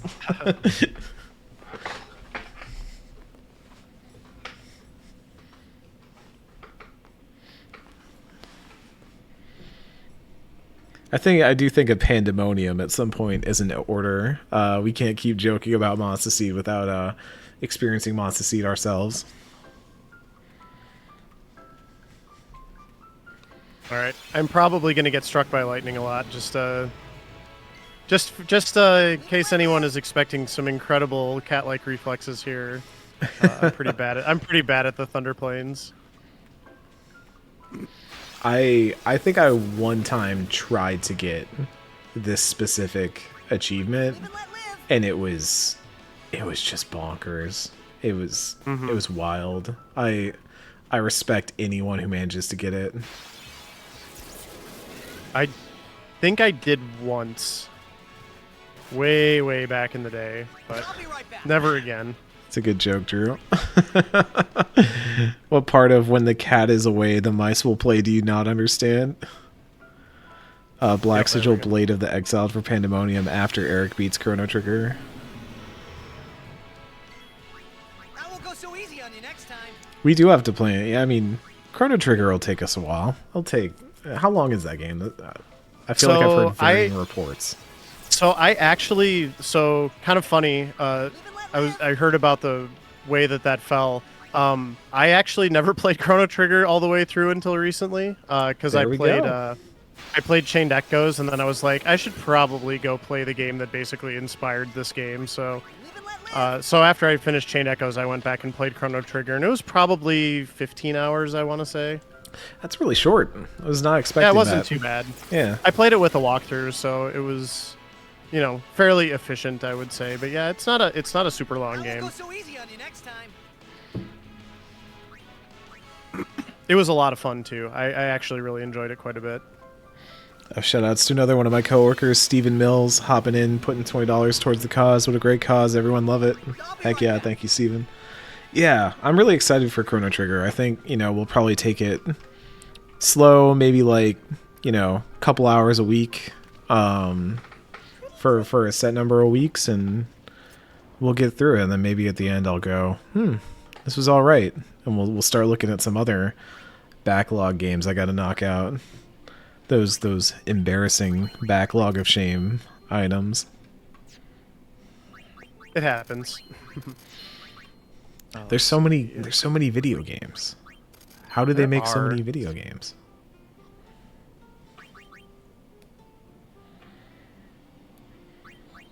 It is pretty absurd how many video games there are. Oh, I have more than enough money. I'm gonna buy some extras here. Okay.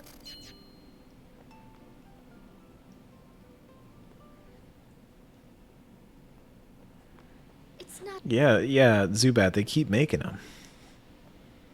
She's not going to move.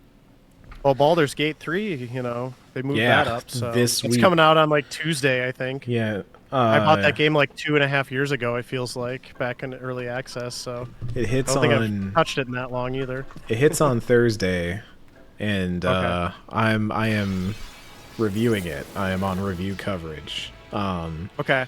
Don't expect to see my words for a very long time. I'm oddly excited for it, though. Oh, yeah. Yeah.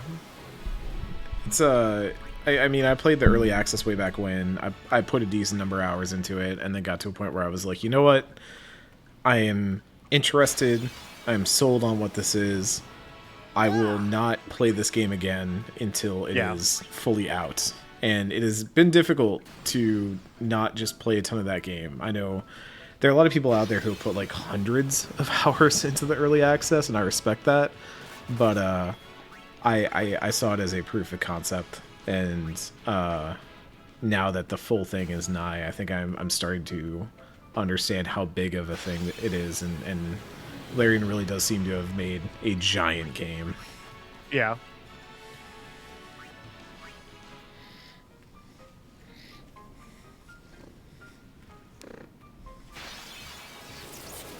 I'm hoping to get an encounter with an Iron Giant here. I've not gotten one yet, but I don't need to force it, but it would be nice if I could get one.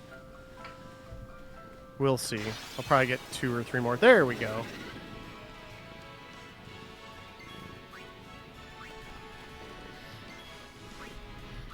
Trees Fall saying, I had the impression in my head for a long time that all JRPGs were 80 to 100 hours long, and it took me a long time to learn it's a much smaller number than I thought. I think it varies wildly, just like any game does. you know, you have some that are like Xenoblade or Octopath, which are like Octopath Traveler 2 is legitimately 80 to 90 hours long. Xenoblade Chronicles, I would say, is like 80 hours long. And that's only if you're like largely main pathing it. There's a lot in Xenoblade 3 I didn't see. But there's plenty of short ones too. I feel like we've done a segment on that in the past, like short RPGs. I know Final Fantasy IV is the one that we always tout as like the short RPG that is absolutely like bite-sized and you can get through pretty quick. But there are a lot of, especially from that era, you know, modestly sized RPGs that people definitely still love, but I think replay a lot, and maybe that is a testament to their staying power, is that even though they are shorter than some of the other RPGs, they have a great amount of just sticking power. Yeah.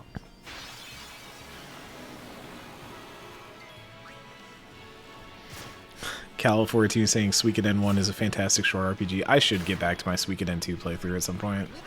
I was really, really enjoying it. And then I just kind of stopped. And it's one of those games where I feel like after stopping, I have to like completely start over once I go back. Yeah, Super Mario RPG is another good one that's very short. I agree. You're wasting our time. I am so incredibly excited for the remake that they're doing of that. I think I audibly gasped when I would just happen to be watching the Nintendo Direct when they announced it, and I think like a lot of people, I was just immediately captivated by the possibilities of what they can do with that game as a remake. We got a $5 donation from Criminal Justice in here, as well as a $20 donation from Ryan McBride. I'm also scrolling back a bit because I've been alerted of a donation that I missed.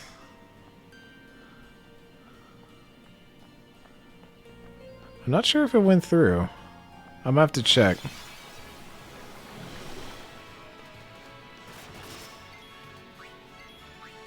Live and let live.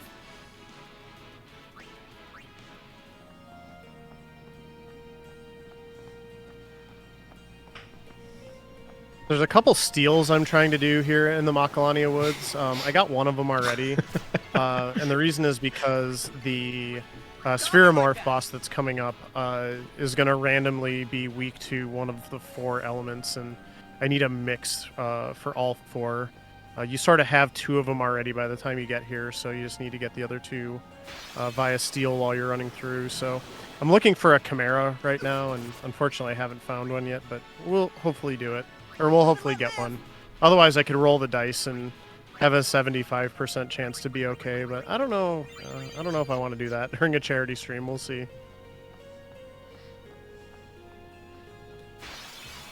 I do also want to shout out. I missed one way earlier that happened. Shout outs to my mom who donated $100 earlier saying free po. Shout outs to mom. Yeah, shout outs to moms. Video game moms are pretty cool. Sorry. I'm got a little bit of a cough here, and I'm trying to not cough into my microphone, but occasionally it might be bleeding through, so if it is, I'm sorry for that. Alright. No, it's all good. I haven't heard any coughs, so you've been doing great. That's good. So I'm gonna take like 2 more encounters to try to get that Chimera, because I don't want to. Yeah, you don't want to have to rely on some other strats. Hey, there we go. Yeah, there we go. Oh, these guys. Ugh. Alright, we're good now. I'll be right back. Very cool enemy design, by the way. Oh, yeah. So good. Pain in the butt to fight, though. Yeah. This is the first Macalania visit, right? We come back later, but this is the first Macalania visit, and a pretty good one. Oh, Owaka. I love Owaka. Yep. You can tell him his goods are too expensive, and then he lowers the prices for you so that you can buy the Sonic Steel, which is an absolute game changer in terms of the speedrun. It's got the first strike ability, and that guarantees that Titus will always have the first turn now. in any fight, including ambushes. So it really changes how we can route boss fights to kind of basically use whatever character we want in whatever order we want. It's one of the things I really like about this battle system is it just feels very malleable. The further you get in, your party keeps growing and expanding, and then kind of crossing over into each other's sphere grids to where you're starting to think into like really interesting team compositions and builds that play around in a way that just makes my brain itch in a fun way. Oh yeah. So it used lightning, which means I need to use water. So we're gonna use a fish scale here. I was so bad at this fight. I would always mess up the elemental things. I could never remember when it was opposite or same or anything. I have had experiences doing speedruns of this game where I've done that, and then it comes around to use Riku's mix, and I cannot remember what element it used on me. And it is, you're like, I think it was this, and then you're wrong, and you just feel like the biggest goofus in the world. But I make a point of it now to pay attention. But yeah, that's a lot of XP that our characters just got, so we're going to do some pretty major sphere gridding now. We're also going to start buffing Yuna. Yuna is going to get swole here. Heck yes. One interesting thing about the way that Yuna's stats work is all of her stats also affect her Aeons as well. So when you raise her stats, her Aeons also get a representation, or like a, trying to think of what the best way to put it would be, but you know, if you give Yuna strength, you know, she can punch more, but also her Aeons can punch for more, for example. More on that later. We're also going to use Kamari here as a second steal and use person. So this is going to be like the where we get, you know, Kamari's role kind of becomes to be a second Riku basically for a lot of the rest of the run now, which is quite handy, I have to say.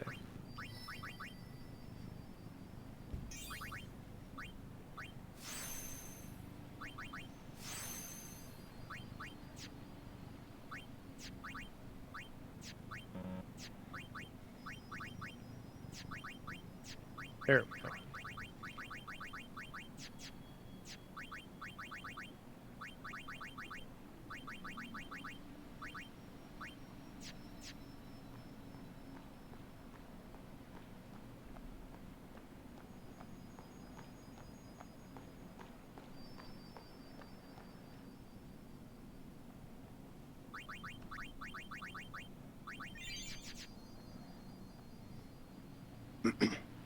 Hey, Firebird Lover, I see you in the chat there.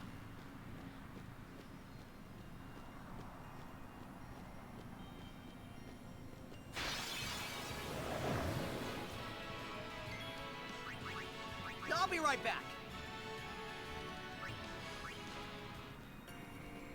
This is a pretty interesting fight coming up. This is the crawler fight. It's super scripted. Also, Yuna got kidnapped again.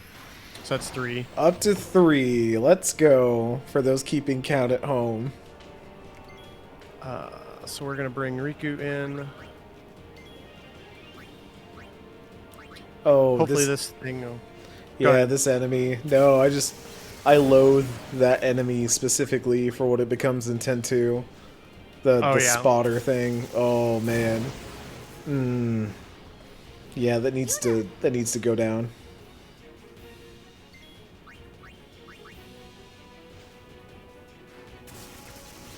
We're actually going to use its script, so it does a physical attack in response to getting magic used on it. So we're going to just quickly build Riku's overdrive again and use another mix here in a second.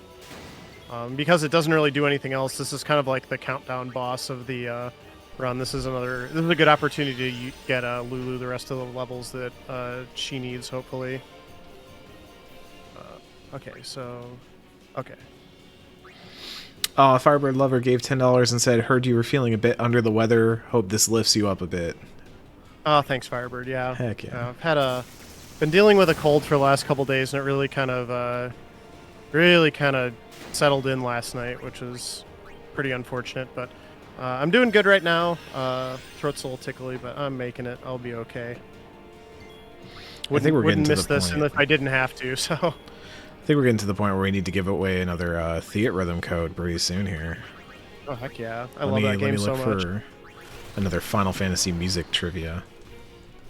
Definitely, please continue to give away the codes for games I already own while I'm in the middle of my speedrun so that I don't feel bad. Exactly.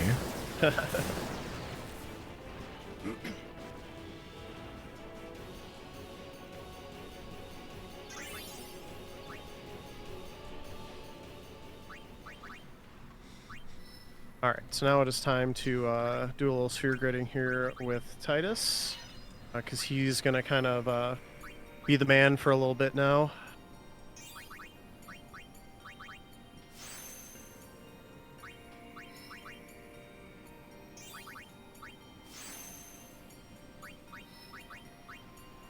This is also where we're going to use that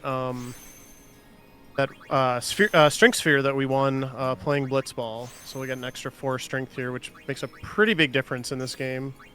4 strength is a lot.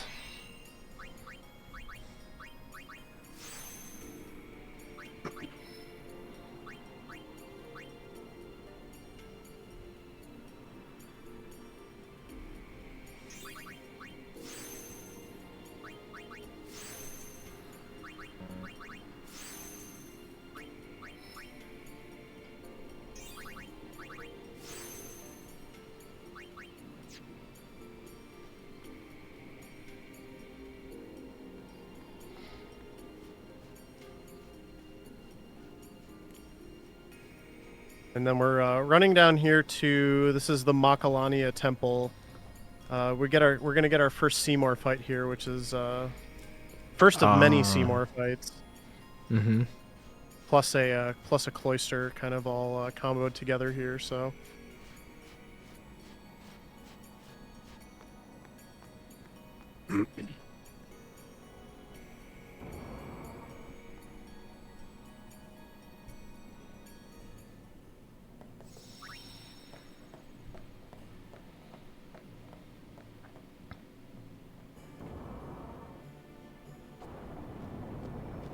You know what? Let's keep the music theme going. For a Theat Rhythm final bar line switch code, this is the first game in the franchise, Final Fantasy, at the time at least, to not be entirely composed by Nobuo Uematsu. Whoever can name me both of the other contributors to the soundtrack gets the bar line.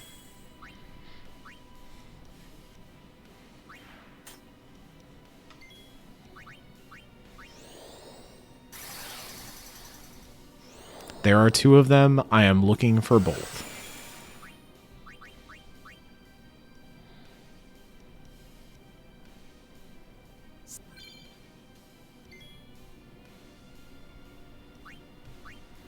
The 2 people who contributed alongside Nobuo Uematsu to the Final Fantasy X soundtrack.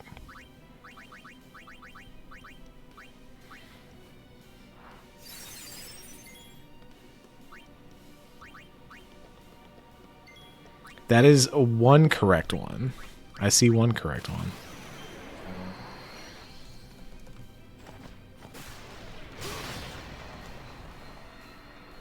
Rod Stewart, nice. Yeah, Rod Stewart. That's a deep cut right there.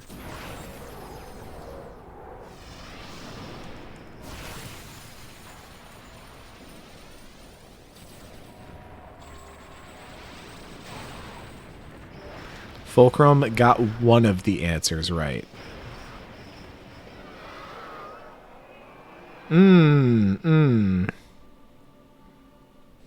There we go. That's what we're looking for. The answer is Masashi Hamazu and Junya Nakano also contributed to the soundtrack. Of what some may argue, some possibly even in this call right now, would say is a top 3 Final Fantasy soundtrack. Oh, absolutely.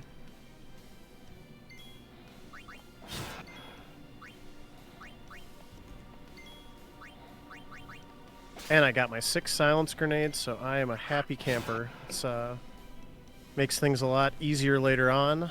And now we just got one more round here with Seymour. And he's going to use Thundara, which Titus has total protection from, but Riku, it's going to recharge her overdrive, so that is very helpful for me. Not so good for Seymour. Man, Titus is slapping hard for this point in the story. Yeah, we just put a ton of strength on him, so that'll happen when you do that. And now we have to actually complete the puzzles here to get out, which is kind of an interesting twist on things, I would say. Nuclear Sandwich saying, I'm still hoping for an RPG battle music tier maker next charity stream. I'm not against that idea. It's just I would have to think about how we would do that. I would have to think about... First of all, we'd have to slim the list down. We can't just do every RPG, right? Probably have to think a little bit about which one makes the most sense. Do we make like a top 25 or a top 35 that we kind of tier list out? And then we would need to have media on hand. We need to have all the soundtracks lined up. But that is interesting. I'll mark that down next to the Blood God Family Feud game that we will definitely do next charity stream.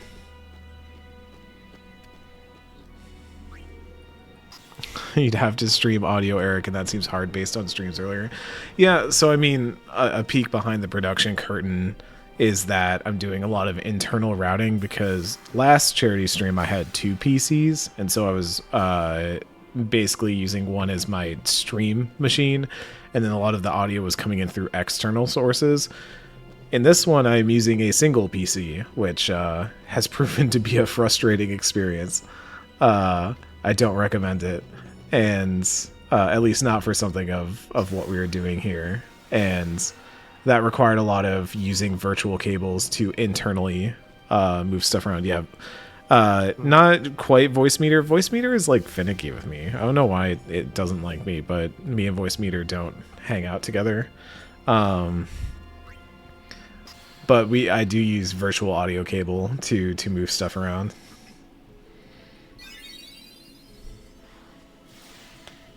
Admittedly, if I had had some more virtual audio cables set up, that might have been a possibility, but then we also run into issues of this computer being able to handle the stream output, which yesterday, I don't know if y'all noticed, but after King of the Castle, my computer exploded.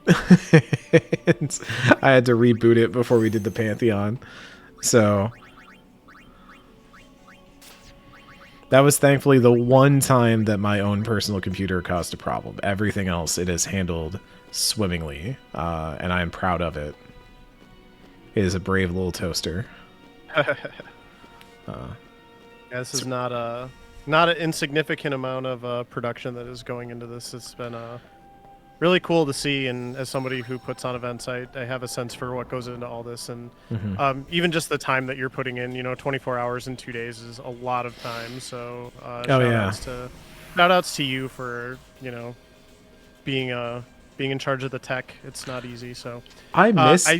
Speaking of tech, by the way, I need to outrun these Guado or my game might crash. So we will see. I don't think I'm gonna make it. I bonked pretty badly going around a turn there. So we will see. But yeah, just a heads up. If my game crashes, you didn't do anything wrong. That's my fault. Okay, good.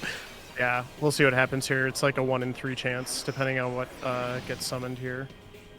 And I don't remember which enemy formation causes the crash, but we'll find out pretty shortly. I'll be right back. All right. Well, that seemed all right. Yeah, there we go. I think there's 1 that crashes it and 2 that don't. And I have unfortunately had a crash in a marathon before, so. Criminal Justice, yeah. Running on that screen is tough. You have to really hug the wall perfectly to not get that encounter. And for whatever reason, specifically with the cutscene remover, it is not something with the PC version of the game. It is with the cutscene remover itself. It crashes if you get that wrong encounter formation for some reason. But yeah, no worries there. We got through it. We managed it. Yeah. Yeah. Oh, thank you, Nuclear Sandwich. Yeah, Justice. There have been multiple points where I've thought about getting a physical audio board myself. We'll see. that might be something we look into, especially as we start to ramp up. Yeah, we're kind of ramping up streaming around here. It's been fun and I think most importantly a different way of sharing in this passion that we collectively share in the Blood God. Shoutouts to I'm dead serious when I say that every year my favorite segment is the Pokemon Crystal runs. They're always incredibly entertaining. Kat does a great job playing and piloting and always has incredible guests on. This year's segment was a banger. Every time I watch it, I'm just like, wow.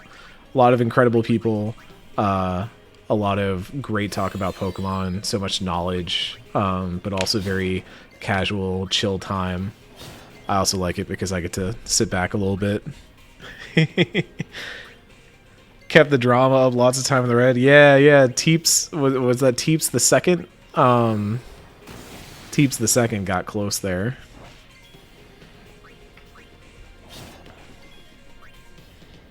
I think I'm safe. Shoutouts to CCII. Here's another donation to the Blood God. Thank you for this marathon for such a good cause. Heck yeah, we are up to $11,081. Thank you all so much for keeping those donations coming in. I mean, if we hit 15K, then Kat, Nadia, and I have to do a Baldur's Gate 3 stream. It's law. There's a lawyer standing behind me as we speak, holding the contract that we all signed. It will happen under pain and penalty.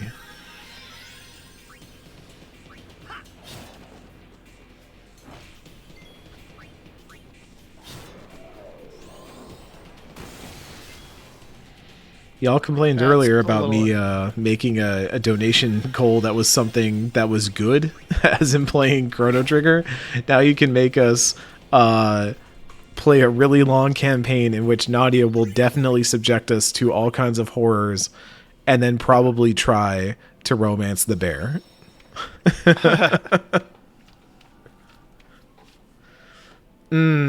Oh, this is a great segment. Underneath the Lake. Wonderful segment. Yeah. There's a level 2 key sphere hidden there, and if I don't get it, my run is over. I did not know about that level 2 key sphere. And now we're yeah, at there's home. a couple things like that. So yep, and now we're in the desert already. So we don't stay there too long. Just for context, for those at home, this is probably like 40 hours into the game, maybe? Like, easily 40 hours into the game, and we got here in 2 hours and 15 minutes. The power yeah, of if you're playing the game routing. casually with all the cutscenes and whatnot, it's definitely you're definitely pushing 30 hours at this point. So no doubt about it. You got to add in the 10 hours of blitzball management. You know, it's really that important. is true. Uh-huh. Yes, yeah, no doubt. It's unfortunate. It's one of the weird things about this game, though, that I think a lot of people also probably rightly criticize it for is it's very linear until pretty much you have the option to go to the final dungeon, or you can go do all of the side stuff. So there's unfortunately not a lot of side quests kind of like along the way. Right. Yeah, even some of the side stuff that you can do early is very kind of one note, one off things, like choosing who ends up surviving Operation Mien, doing some of the Belgamine, I think, the summoner that unifies. Yep. Yeah, there's a lot of not quite so big stuff, but then a lot of the really interesting side stuff opens right at the end, whereas 10-2 is basically a game about interesting side stuff and doing all of that and doing it as soon as possible and as much as possible before you do anything main story related. Yeah, I actually a little bummed because I did actually play through X2 not super recently, but probably like 2 years ago.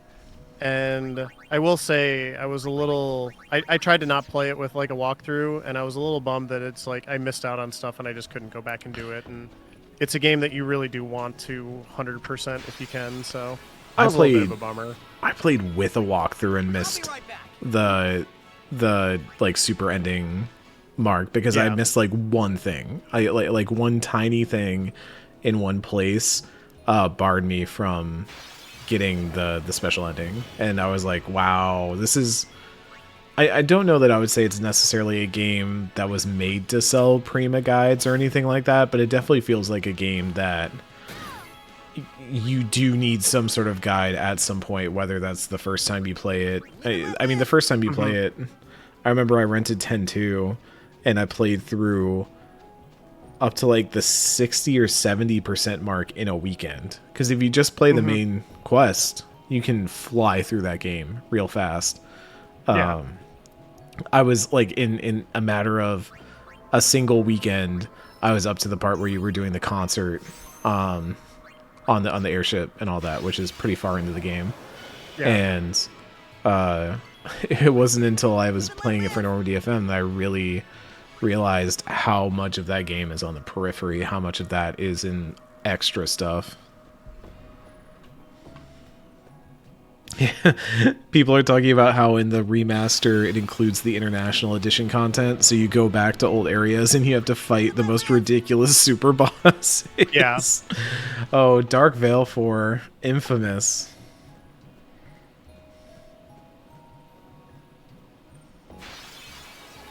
Hey, Cactar sighting.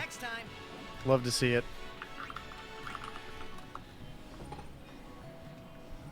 We do love the Cactuars.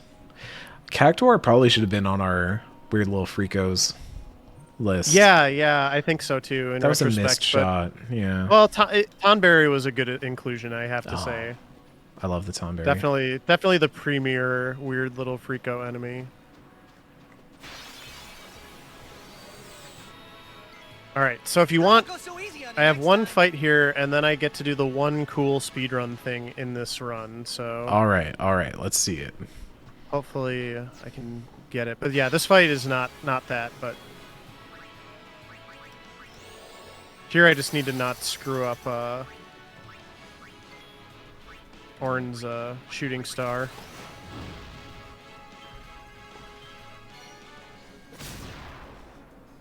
And it's out of here. So this has my first teleport spheres that are going to be kind of essential to getting Yuna into other parts of the sphere grid. And then home is just on the other side of this Sandragora, but I can actually skip the encounter by letting Riku push me through it. I didn't quite go far enough. I'll try it again. I can try it multiple times. Shooting star on sandworms is great. Oh man, that sounds amazing. All right, so I have to kind of go in, and then she pushes me the rest of the way through. I need to go like one step further. I'm kind of chickening out on it because I don't want to walk into the encounter, but you do have to go a little further than what you think you can get to safely. And then I did. Then I did one step too far. So, all right, I'll get it. It's just gonna take a couple tries, clearly. It's a cool strat. It's really interesting. The pushing stuff feels very almost like PS1-ish. Yeah. Basically, every skip in this game is some version of what I'm trying to do right here, where you use an NPC to push you through a trigger of some sort that you're not supposed to get through. Man, I'm having trouble with this right now. I can do the fight if I really have to, but I kind of don't want to, because it's just, like I said, it's cool speedrun stuff, so... Okay, I'm gonna try one more time, and if I don't get it this next time, I'll just do the fight. It's not a big deal, but...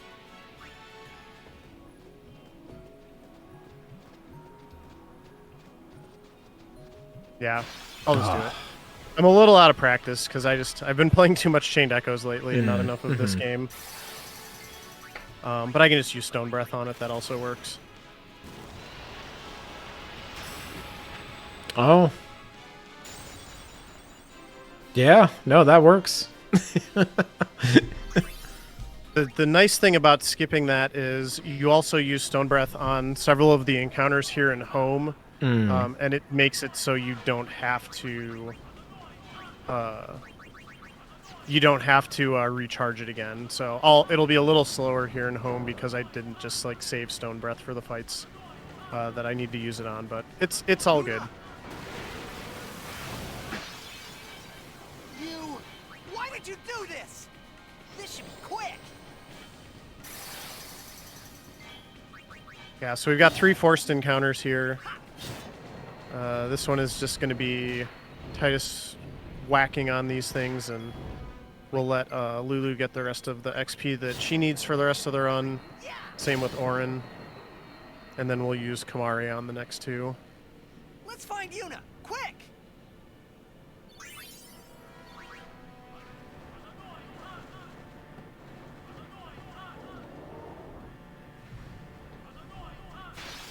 All right, so question to everybody in the chat. What is the guy over the loudspeaker saying? Because this is a point of contention in the Final Fantasy X Do we want to make community. this a trivia question for? Well, for I mean, I don't code? know what does it sound like he's saying is probably the better, better thing. So just listen. Yeah, Lord Bobbery knows the meme, but it does kind of sound like he's saying, "I'm annoying, huh?" So listen for it now. We'll get it a little more here. If anyone wants to say what it actually is, it does sound like I'm annoying, huh?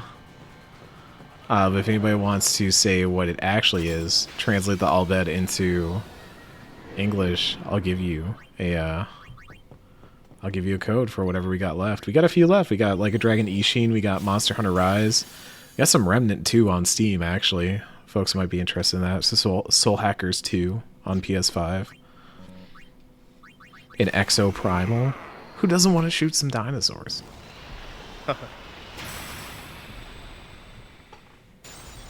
Keeps trying to say how Titus's name is pronounced, but someone from Square Enix keeps tackling him away from the microphone. It's a good theory. I like that.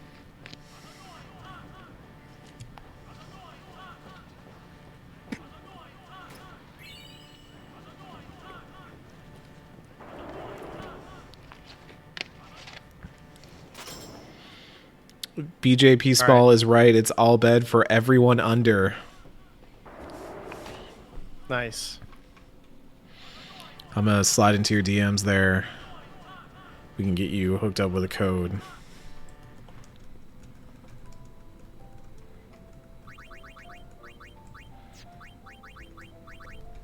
Alright, I need to check my spheres here, see how I'm doing on power and speed. I'm good on speed spheres. I need more power spheres. Okay.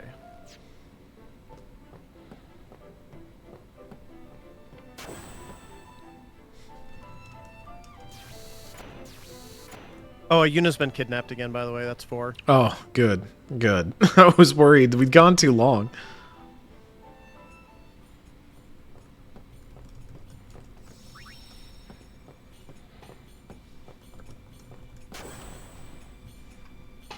I also saw that Milkmane was right after, so I'm also going to slide into your DMs, seeing what code you want. Y'all were neck and neck. Thank you. All proceed. And we also have a ton of codes to still give away, so I need to get rid of these. Thank you.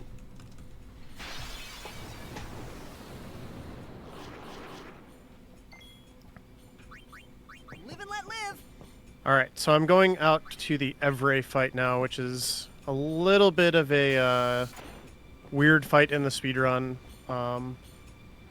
Fulcrum, your code should be in your whispers, just a heads up. Sorry about that. Oh no, you're fine. I'm gonna actually make a save here because my autosave will not be outside of the fight. So if for some reason I screwed something up and I need to back out of the fight, I wouldn't be able to do so. Yeah, here's hoping Evray doesn't be Evray. Evray, oh. This is such a cool fight, by the way, too. And I love the cutscenes around this fight. Mm-hmm. Yeah, this is a very, very good fight. All right, I complained earlier. Go ahead. Oh, I'm gonna make a miracle drink here with Riku. Which is gonna give me guaranteed criticals and.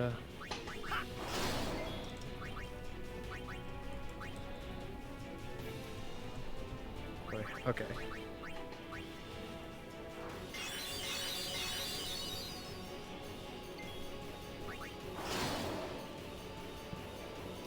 That is fine.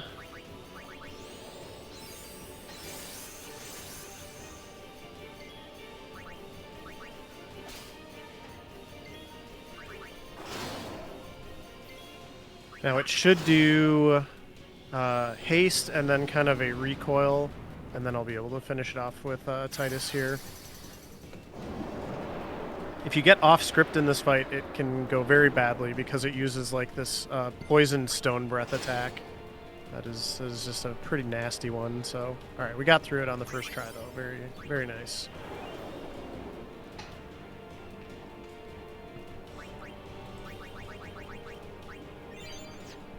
Now we get a big old gauntlet of guards here. So. I love that line. Mm-hmm. Stay right there, Seymour. I do think, again, kind of, okay, I was just double checking something in my notes. I think the best part of Seymour being named Seymour is Titus yelling Seymour. Mm-hmm. Mm-hmm. It is, comes across very, very well when he shouts it, so.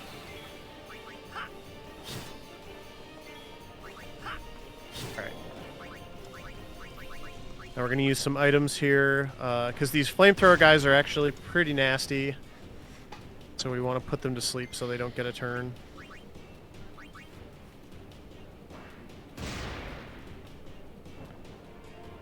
And after this, we get to do the Bavel Trials, which I think is probably everybody's least favorite section of the entire game. Oh yeah, puzzle-wise, mm-hmm. not even close. Yeah, yeah. Oof. It's pretty bad. Every time I've played it, I'm just like, oh, here comes Bavel.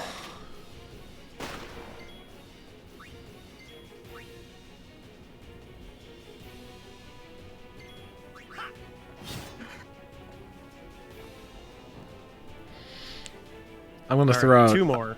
Go ahead. I'm gonna throw out another trivia for y'all.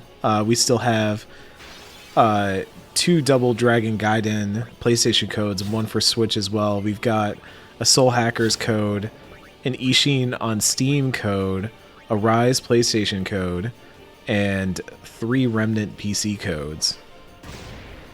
One of those can go to whoever tells me what song, while being in the soundtrack and purchasable at the Lucas Sphere Theater, is not played in the game. You don't hear it, but you can buy it. You can listen to it. It's on the soundtrack, but does not get played in the game unless you listen to it in the Sphere Theater.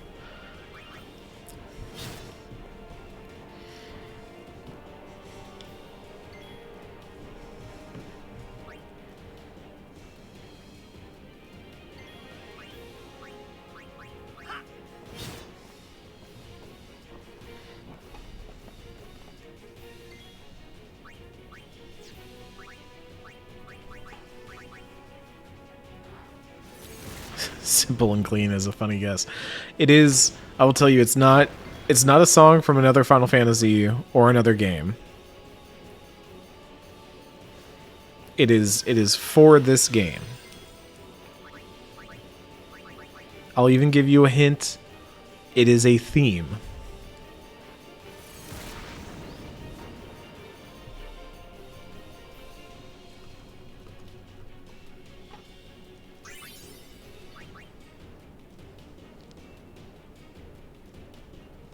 All right, I'm just going to be riding platforms for a while, so definitely keep on going with the trivia because I won't have too much to say for a bit here.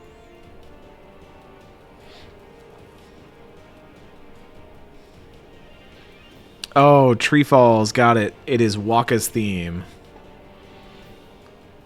Waka's theme never plays in the game, but you can buy it and listen to it at the Lucas Sphere Theater.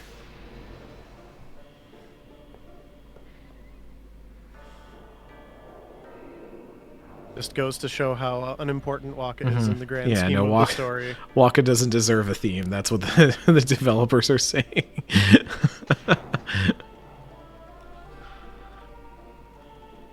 Ferric Fox says, congrats on smashing your donation goal, Blood God Pod. Heck yes. Hi, Ferric. Love you. I hope your stream was good.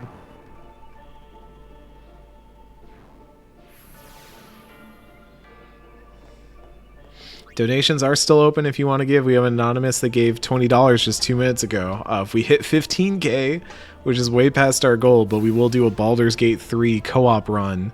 Kat, Nadia, and myself if we hit 15K. Let me slide into your DMs there, Tree Falls, to get you a code.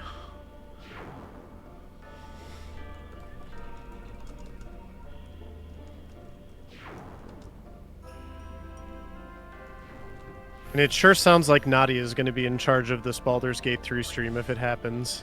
I mean, Nadia is just going to take over the stream. We know what will happen. Come on. Yeah. I can picture it in my mind so clearly.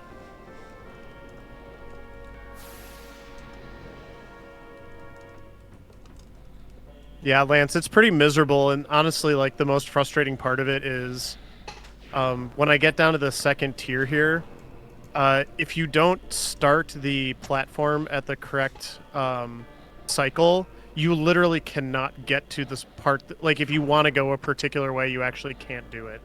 And it is very aggravating, to say the least.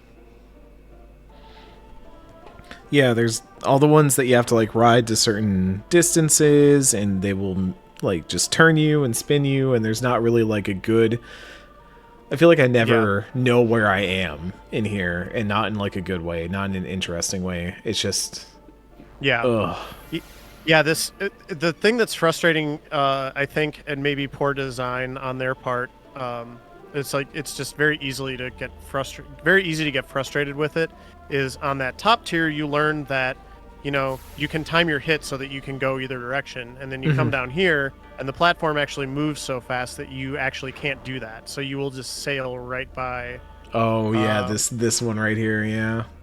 The first time you go down, and then for whatever reason the speed adjusts the second time. It doesn't make any sense to me, but yeah, like the initial start, it will yeet you too quickly.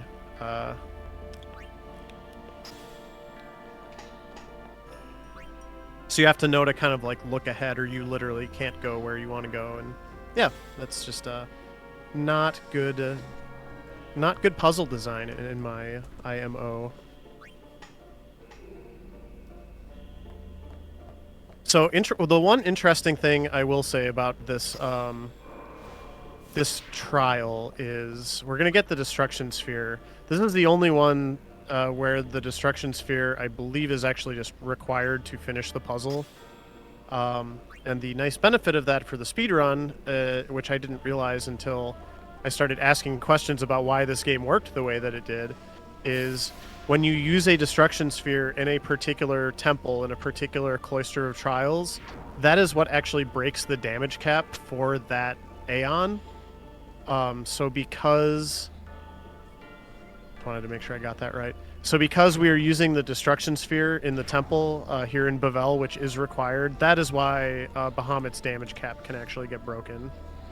And if you go back to the earlier ones, you can actually, if you do the optional puzzles to do the destruction spheres, then that's how you can actually break the damage cap on those ones as well. So just a little bit of interesting mechanical info about the game. Interesting. Another bit of interesting trivia that y'all can answer at home through the chat to get one of our remaining codes. There is a monster arena in this game, part of long Final Fantasy X side game, post game that exists, there are many different monsters that are all kind of retools of monsters that exist in the game, but there is only one completely original monster that only exists in the monster arena. Give me the name of that monster. Not a pink puff, is it? It is not a pink puff. Yeah, it is. Its design is only found here. Is the only place that this design is found is in the monster arena, making it the only original monster.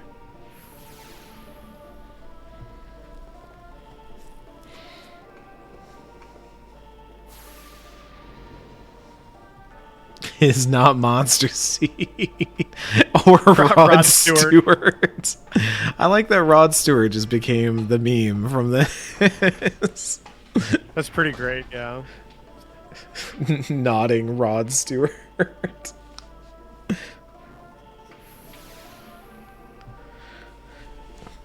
That is not a Prinny.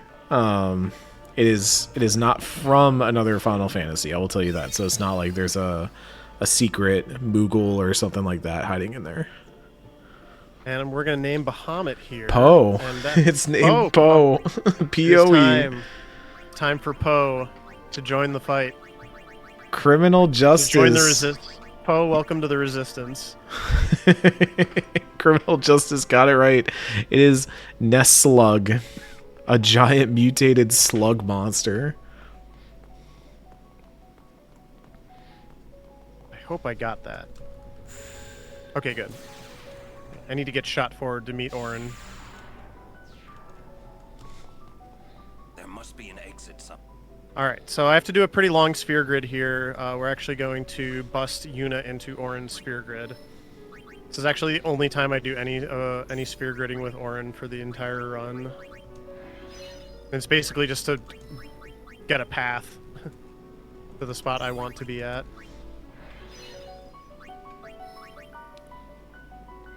Abby asks, Love is there a this music, stretch? by the way, too. Is there a stretch goal we're working towards right now? Yes. If we hit 15K, I haven't even updated the goal bar because we passed our goal. My goal for this weekend was number 1, hit 10K. Number 2, beat last year's total. We're well past both.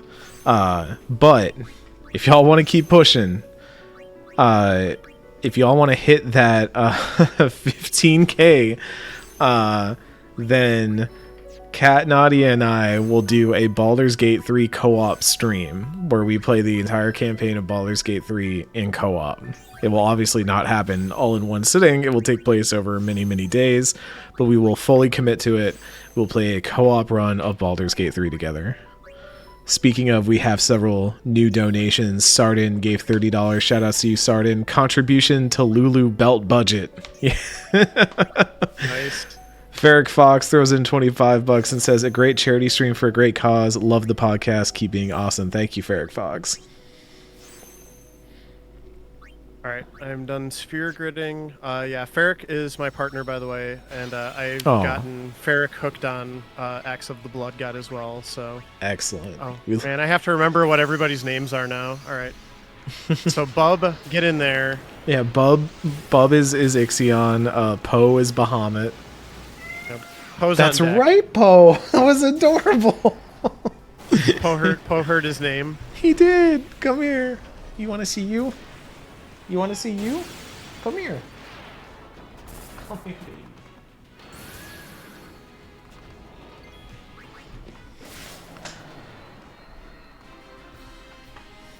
Wow, that's Bub Poe. That's not you. Soon, though. Soon, Poe. You get in there soon. Oh, I know what part you're on. This is also a favorite part of the game for me. Yeah, this fight with Asaru is actually really cool. Again, like story-wise, there's just a lot that we're not really engaging with because of the cutscene remover, but yeah. I mean, you've talked a lot about the journey, and this is sort of where the journey is kind of coming to a head in a lot of ways because we've basically been excommunicated at this point. Mm-hmm. So now the other summoners are kind of after us as well. It's almost like a bit of a John Wick sort of thing going on. Oh, I like that. You know Wick. I like that. Yep.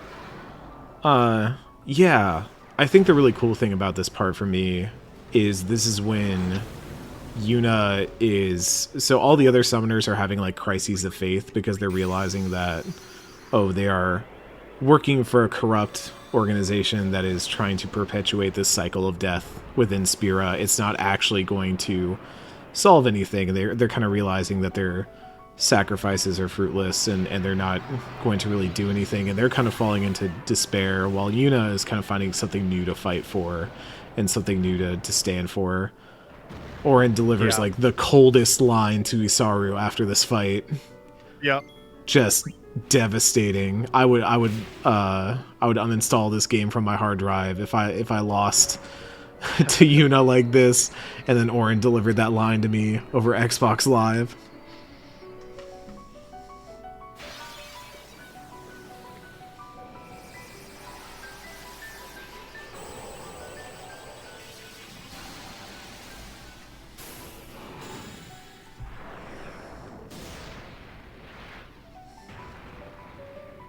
It's not.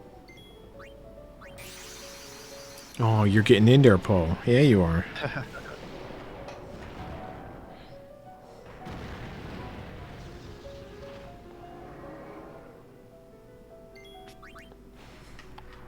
That is probably that might be my favorite Bahamut design. It's so good. I love just like this. I love like the scale of them too, because you actually can tell, and particularly in this fight when you're doing like the Aeon versus Aeon fight, you know, like Valfor is a little bit bigger, but then like Bahamut is just this massive, imposing, beefy boy. I like 14 Bahamut a lot too, but there's something about this Bahamut, the way he like stands upright with that kind of crossed arm stance, that is very, very good. Yeah. I like the I like how ornate the Bahamut is in this game. Yeah. It's actually very colorful, and a lot of times Bahamut has been a lot more like monochrome, I guess. All right, well, we can't do mirror matches, unfortunately, so Bub's turn. Oh, Ixion.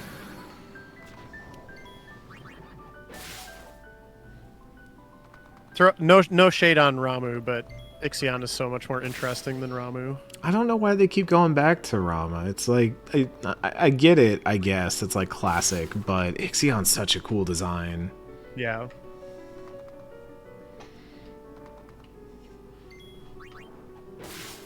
It's basically got a like lightning rod for a horn. The rules. That's cool. Abby, I see you saying, have you played 16? Yes, that Bahamut design is also very good. Like, Bahamut is always cool. Need more Quetzalcoatl from Final Fantasy VIII for lightning summons, yeah. It's a good one. I mean, I've stated on the record my favorite Final Fantasy summon is Leviathan. I will always like Leviathan, but I do like some of the more oddball summons. Yeah, for sure. I've always been very partial to Ifrit, and so a lot of games have had Fenrir, although not recently. So for obvious reasons, but yeah, I probably shouldn't spoil actually. So that was Yeah, I gotcha. My favorite boss fight in the game feels like a little nod to people who have played other Final Fantasies and know how these statuses work. Yeah, this is the obligatory. It's undead. You can kill it with Phoenix Downs and elixirs and stuff. Yeah, I think Valfor is the biggest bummer. Like, Valfor feels like a mascot for Final Fantasy X, and we have not seen Valfor in other stuff very often. I'm very hopeful that Dawn Trail might have a Valfor trial. Like that is my hope. That is my dream. I see Sardin talk about Yojimbo. Yojimbo, I forget. I mean, when I think of Yojimbo in other Final Fantasy games, I think of 14. He's like, he does the thing in the gold saucer where you can dodge the bamboo poles that he cuts. Anima in 14 was a bit of a letdown. I do agree. It had the one really cool moment. They did the one thing that you want Anima to do in that game, and that was neat.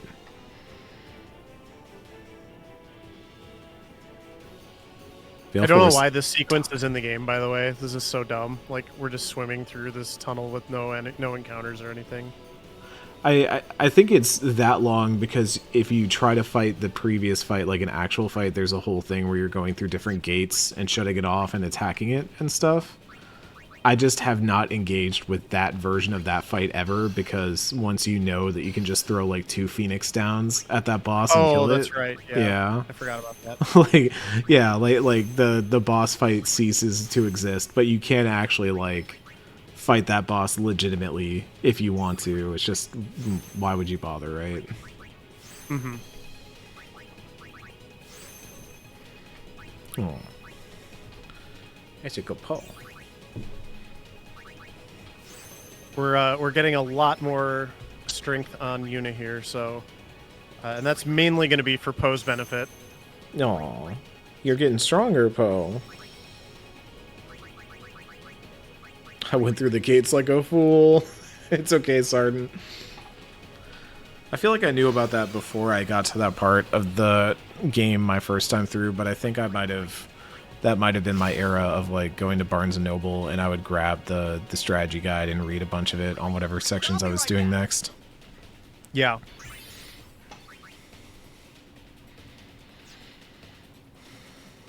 Back in the day and age of a physical strategy guide. Oh, I've had plenty of those. Yep. So this is fun. Yuna just hitting for a casual. Yeah. 3,600 damage.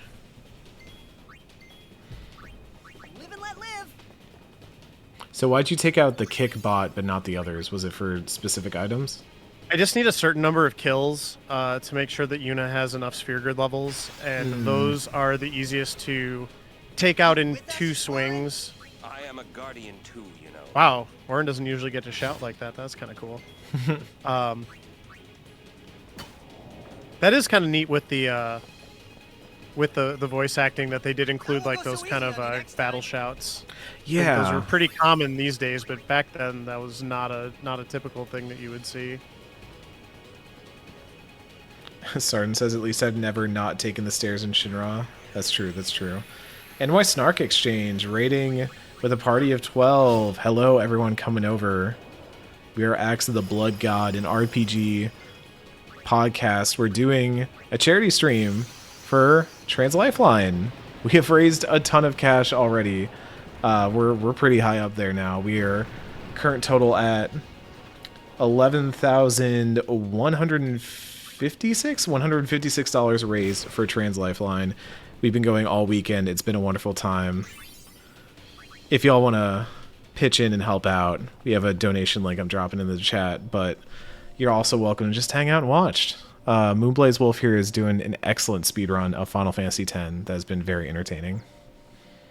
Yeah, we're having fun with a really fun, great classic Final Fantasy game. Well, and we're in the home stretch here because we're in the Calm Lands now.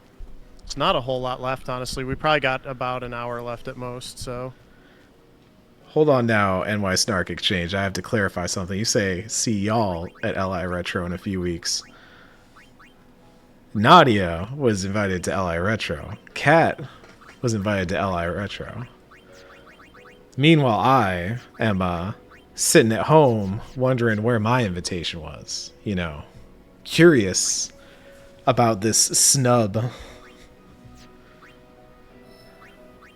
We'll have to start a competing retro convention.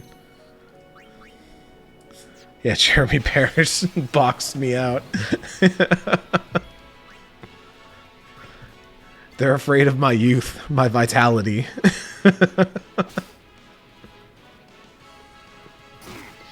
We should have made it a stake that if I beat Cat in Pokemon earlier, I got the Long Island Retro invite.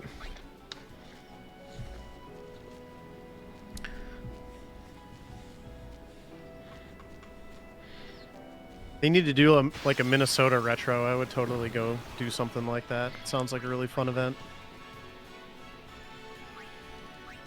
I know when that all got announced, I kind of peeked over at the event page, and I was honestly like just really impressed with everything that was going into it.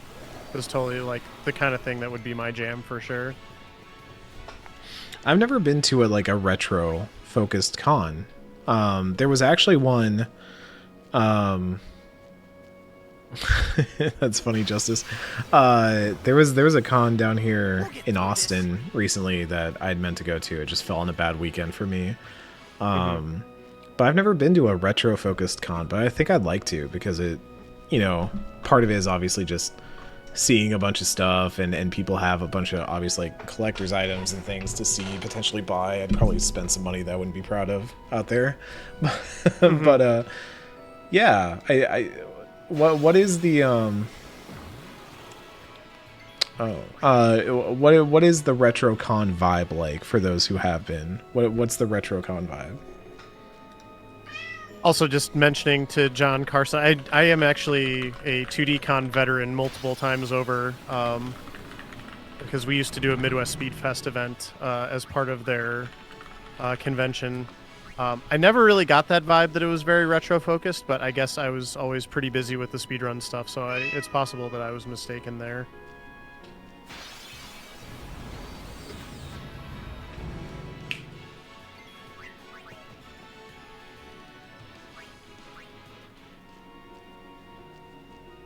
My favorite event in Minneapolis right now is actually, so in, I believe it's usually March, there's VGM Con, which is like a mini MagFest that they hold in the Twin Cities area. That is also extremely, extremely fun. But I'm a big video game music junkie, so I get really into those kinds of things.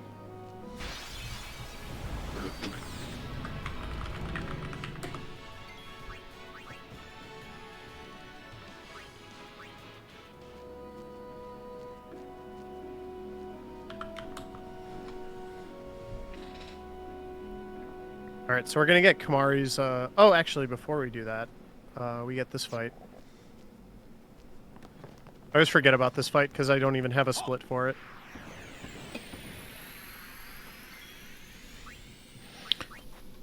This is Defender X.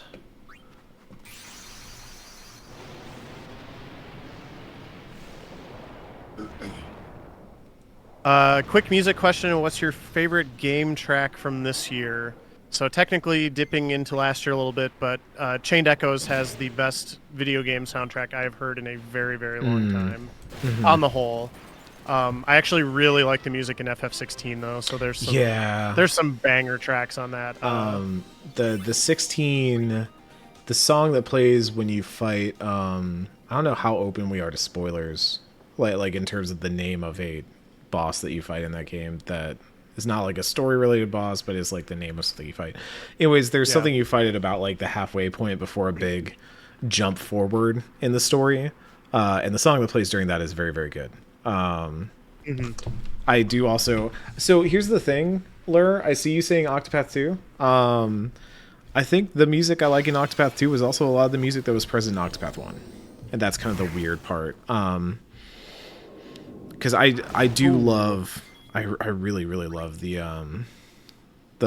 main theme of Octopath Traveler. I think it is like the best RPG theme that we have had in a long time. That being said, I don't know that other stuff jump out at me as fast, but it's also like been a hot minute since I finished that game.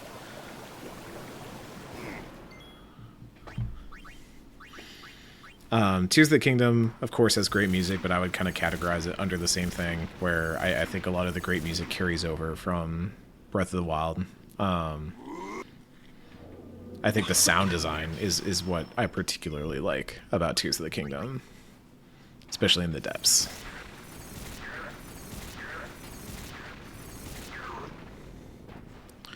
I do need to play Space for the Unbound. I know a friend of the pod, Michael Hyam, likes that quite a bit.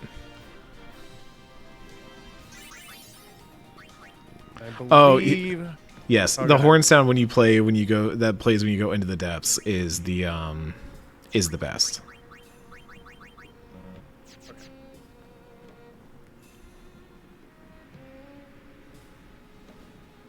All right, so I was a little flubby on that fight there, but we got through it. And this is a pretty major sphere grid that I have to do now. I was checking what drops I got from the 2 Ronso brothers.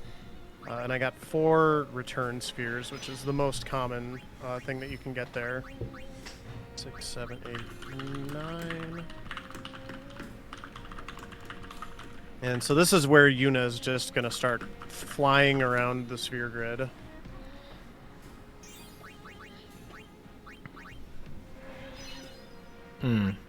Sharon and Sam, I agree with you. Like, I think the audio design in Tears of the Kingdom is absolutely fantastic.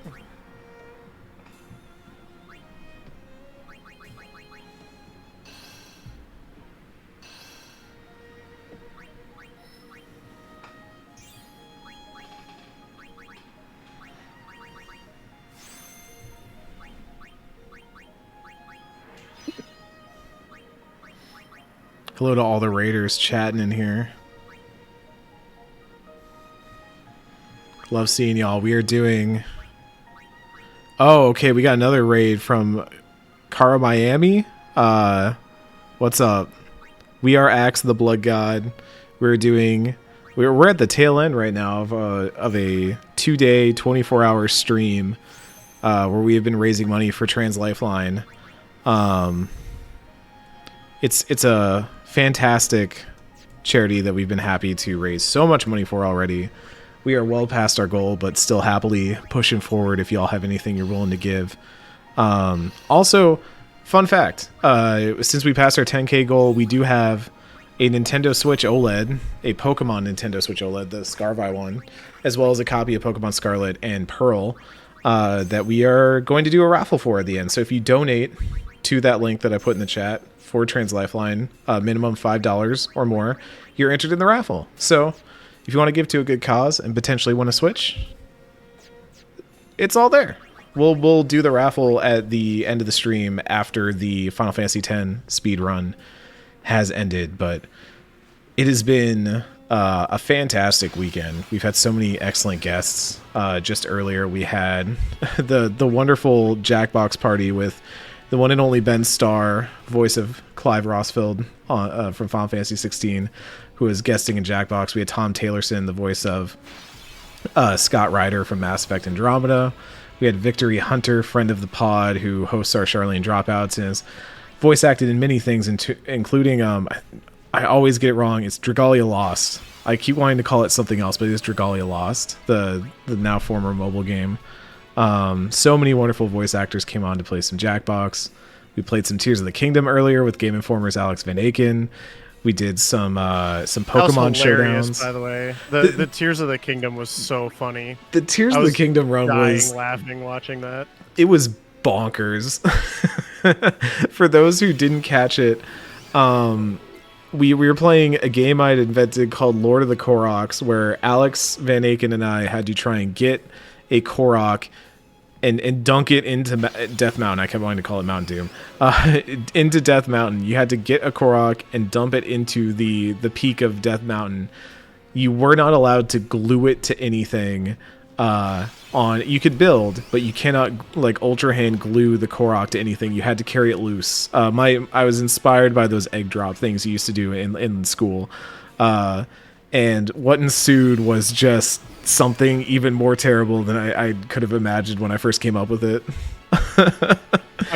My favorite was Alex had a fully functional Korok Uber for most of that segment. The Korok Uber was so good. It was so funny.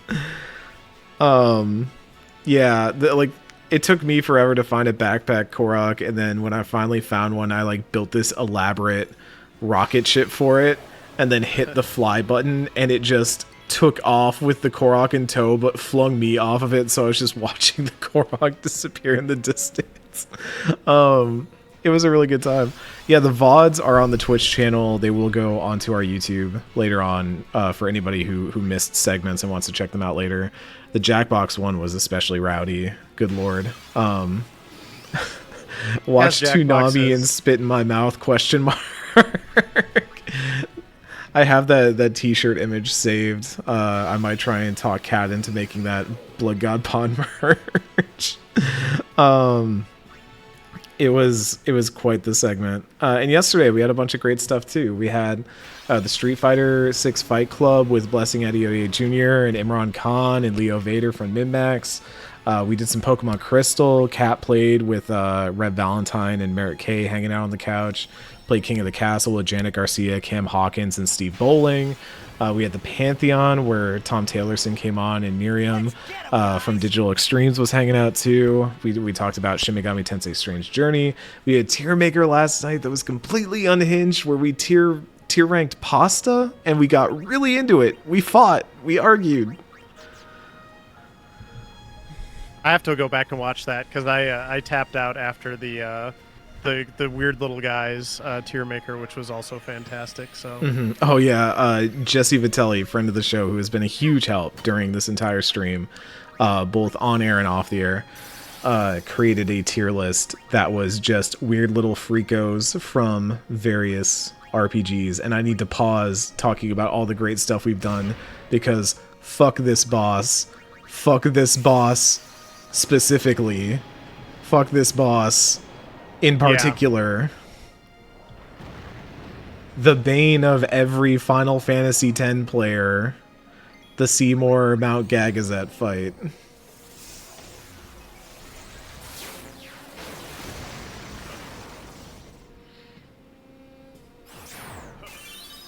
Yeah, this one goes into Death Mountain.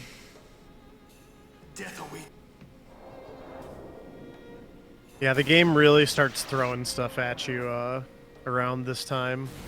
My hot tip for those playing at home, bio works on this boss. You can poison this, but I think you can poison every instance of Seymour.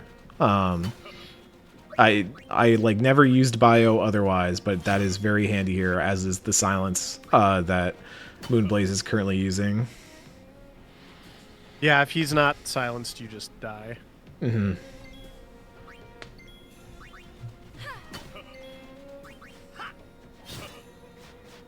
I do love the noise he makes when you hit him. Yuna bonking him with the staff is such a great noise. All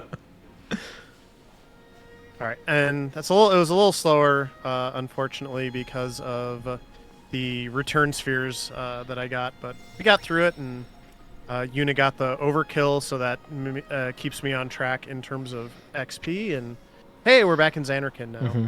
Thank you to the folks who donated. I see Cappy Fruit, Jader, and Jessica Starr all contributed. Thank you so much for bumping up the contributions we've made this weekend to Trans Lifeline. I'm also going to leave this open. I'm leaving the campaign open through like tomorrow, let's say in like the afternoon to evening. Just in case there's any people that were busy in the weekend, or heck, if you want to see if your employer will match you or something like that, I'll give it an extra 24 hours so you can hop in there.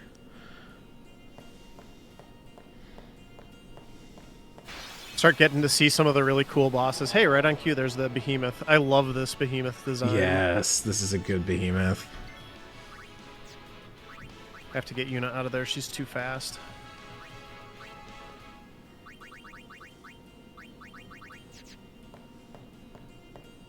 But yeah, we really only have a couple more areas because Xanarkand is right after this, and then it's just all the fights with Sin in the final bosses. So yeah, we're really kind of getting to the end here. I do have one more thing I will throw out there as something that I can do if folks want to donate, because I've done this for marathon runs before. And I'll leave it up to Eric for the best way to maybe manage this, but if anybody wants to donate for a specific character, I know I said a little earlier that Waka was on the sidelines now, so if you're a big Waka fan, for example, we can get Waka in there one more time. I can basically pick who I finish the game with, who I defeat the final boss with, except for Tidus. I cannot do it with Tidus, but I can do it with anybody else.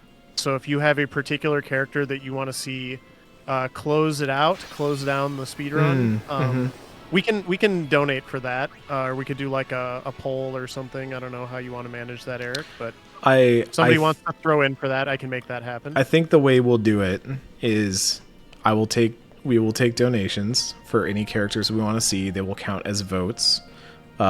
If we have differing dollar amounts, we'll do calculations there. And I will also accept votes to keep characters out of the final party. So if you think other people are going to try and put Waka in this, and you want Waka out, you can put money towards that too. Box out Waka. Seems like a pretty anti-Waka crowd. I hate that puzzle so much. All right, we got it though. The first time I did it, you clearly hit the thing and it just didn't count it. I blame Waka. It's all Waka's fault. So. It is Waka's fault. We know this. Yep.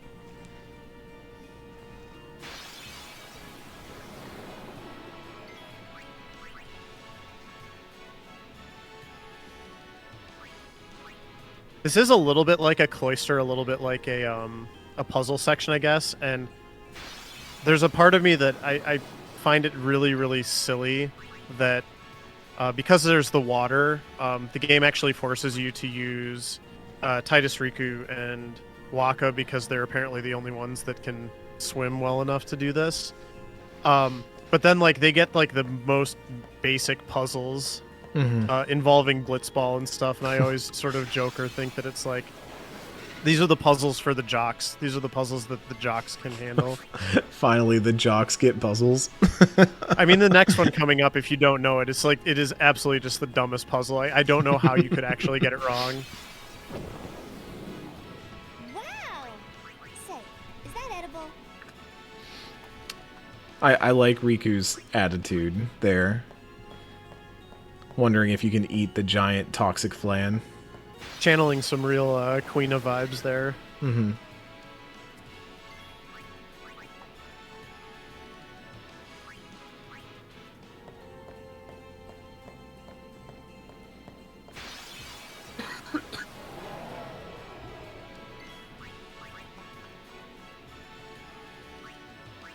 I think I've really come around on the behemoth being one of my favorite Final Fantasy monsters.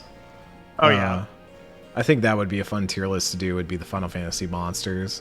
We talked about doing the summons before, but I think the recurring monsters of Final Fantasy would also be a good one. Yeah, I think especially after FF16, without spoiling anything about the game, they did a really good job of incorporating a lot of the classic Final Fantasy monsters as kind of like set piece monsters, like mini bosses almost or whatever. And I thought it was like really perfect, much better than like in my personal opinion, like the Hell House and FF7 remake, and you know, some of that sort of more fan servicey type stuff. I thought they did it really good in 16. So. Yeah, I think. Oh, right, this one. Yeah, this is just the select hole. Puzzle. I forgot about. And this I love one. like you can actually see the gears spinning in Waka's head on the last one. It's like, okay, I can't go in that one. I can't go in that one. I guess I'll go in this one. Yeah. Yeah, that's the jock puzzle, everyone. This is the puzzle where we send Waka into the bad hole. Waka now has to go into the bad hole. Yeah. That's a carryover joke from yesterday's stream, y'all.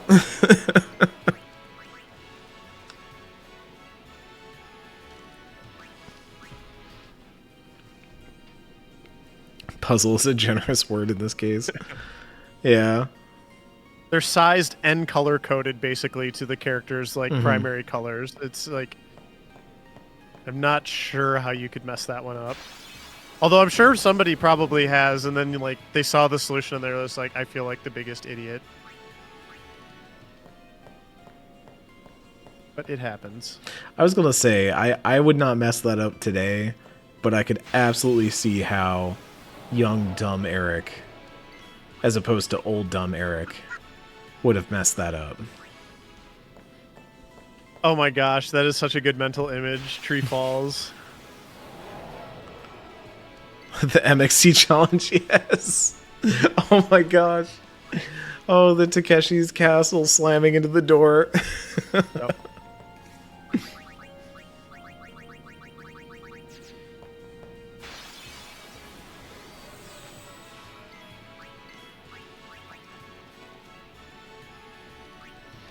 So, oddly enough, I did eventually beat the Seymour fight back there.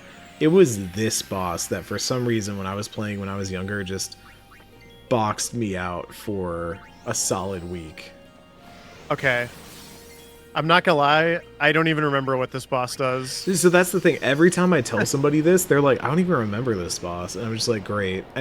I think it just has a move that can wipe you, and I did not figure out how that move worked. And then I finally did and got past it, but I was just kind of staring at it for a long time, being like, what do I do? How do I do this?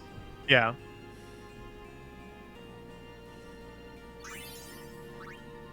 You one-shot it with Poe. That's how you.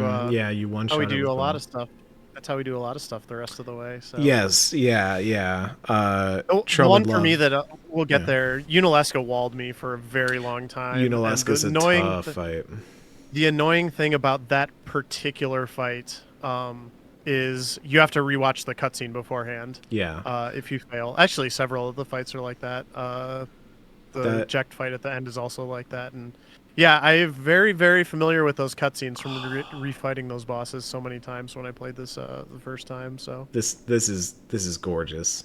This is the best screen in the entire game, and like they deliberately keep it quiet. That is not that is not something with the cutscene remover. They just like they give you that like moment of reflection at the end of your journey, and I just absolutely love that. And you come up here to where all this is, yeah. Yeah, and then they come in with 2 Xanarkand, and you just like get the feels. My favorite screen in the game is close to this. It's near this, but we're not there yet. I do love the vibes of this place, though. It's real good. Mm-hmm.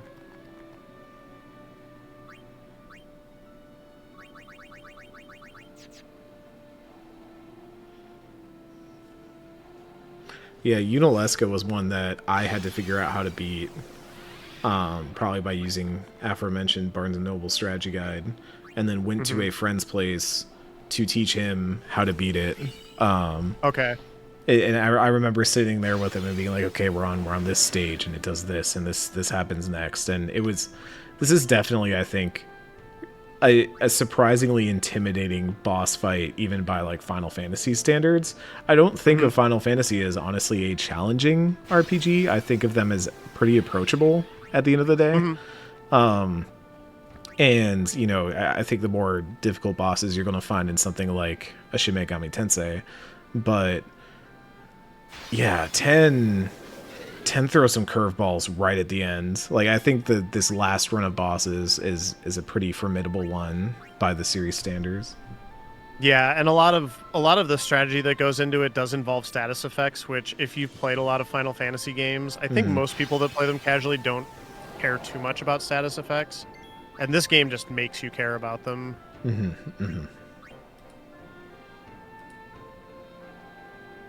Yeah, the Sanctuary Keeper, like, his wings will lock in, and he just obliterates you with a big laser attack. That's exactly what it is, Mr. Sarden. Or, I'm sorry, Promid. Chat moved on me while I was responding. This has been so much fun, too. Y'all are great. Yeah, the chat's been wonderful, hanging out, chatting, talking. I'm sure it's not just because I keep throwing codes at them.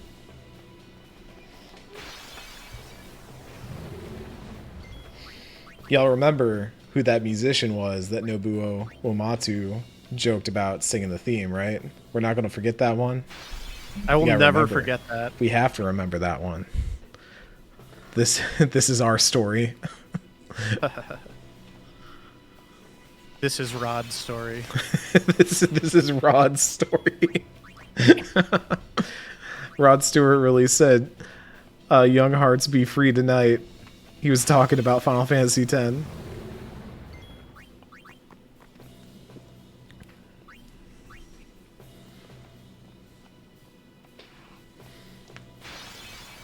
All right, I'm gonna give Yuna one extra fight here, just because I would hate to get to the last sphere grid and be a little bit short. So I remember loving this part of the game because up to this point, outside of the fight on Mount Gagaset with the Ronso brothers, it is impossible to get level 3 key spheres for some reason. I had like a ton of level 4, but no level 3.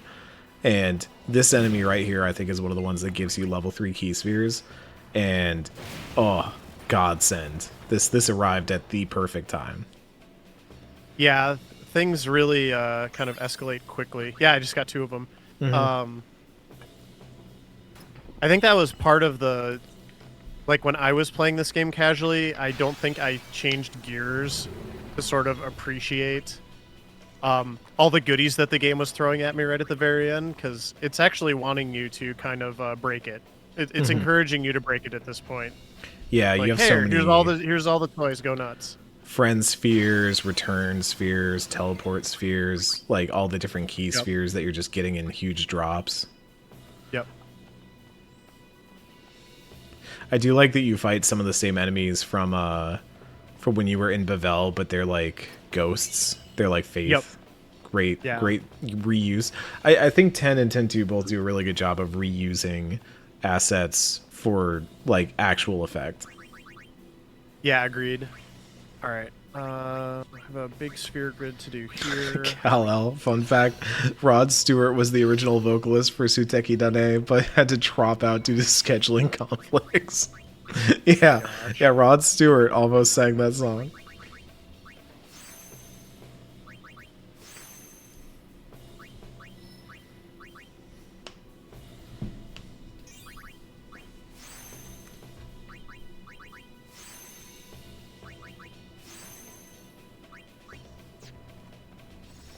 Shoutouts to Lur putting in another $10, rounding up this weekend total to 251 in honor of the 251 Pokemon in Crystal. Thank you, Lur. Sam Harrison also threw in $34. Thank you to this wonderful community for caring and making a difference. Thank you, Sam Harrison. A reminder that if you have not gotten those donations in, $5 minimum to win a Pokemon Switch OLED. Yep. That's coming up. And that does stack. I'm going to keep an eye on it. I don't want anybody throwing in like $55 in the next few minutes or something, but if you have donated previously in this weekend, that does count for something, so.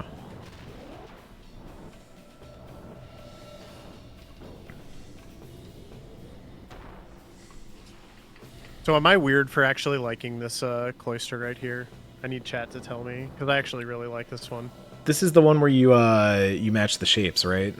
Yeah, you're playing Tetris. Yeah, I think there's really no stakes either. Like, if you make a mistake, you just try again. So I think that's part of it. I think it's an interesting one. It always took me a really long time to figure it out. And I want to say when I did this on my Normandy run, I managed to do it without a guide, but then I think there's a similar one that you do at another point. It might be the one for the destruction sphere here or something that yeah. Getting through it was fine, but it was a bit complicated to get through it and get everything. Sure, yeah. But yeah, as Sardin said, anything looks good after Bavel. That's true, yeah. It's like, okay, I can do this. This is a really good boss coming up here, too. I feel like this boss is where I see pieces of like where Chained Echoes got some ideas, because it feels like a very Chained Echoes boss that we're about to go into here. Yeah, for sure.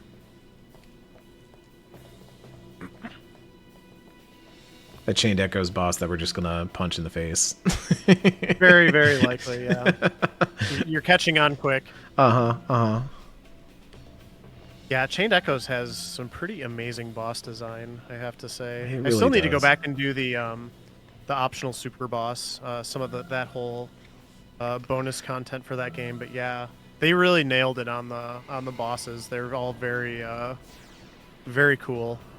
I need to finish that game. I am like right at the end. I'm at some part where I have to go into a desert or something to go do something there, and I have a feeling that's pretty close to the end from where I'm at. But yeah, that's one that I would like to finish before the end of the year, because I would be surprised if it doesn't make some sort of end of the year consideration for me, even in a year like this.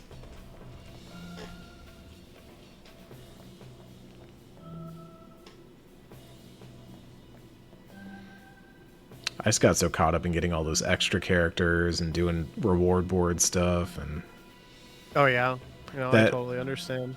The martial artist character that you can get that's one of the side characters is really cool. Really, really cool design. I got so lost, like in a good way. I will state very clearly. I got so lost in the reward board and a lot of the cool stuff that you could do, and just how visual the progress is in that game. I think is something that's like one of its really good strengths. I actually, I got to a point where I needed to finish learning the speedrun so that I could get it ready for GDQ, and I was trying to like not do that until I'd been able to finish the game casually, but I just couldn't wait anymore. So I did actually go and like learn the speedrun, and I finished the game that way, not really understanding what I was doing at all, or like why the story. And it wasn't because I wasn't playing the game casually. It's just I was at hour like 25 or 30, and I was just loving filling out everything that was on the reward board instead of just sticking to the main storyline. You know, that's the sign of a good game right there. Seriously. Yeah.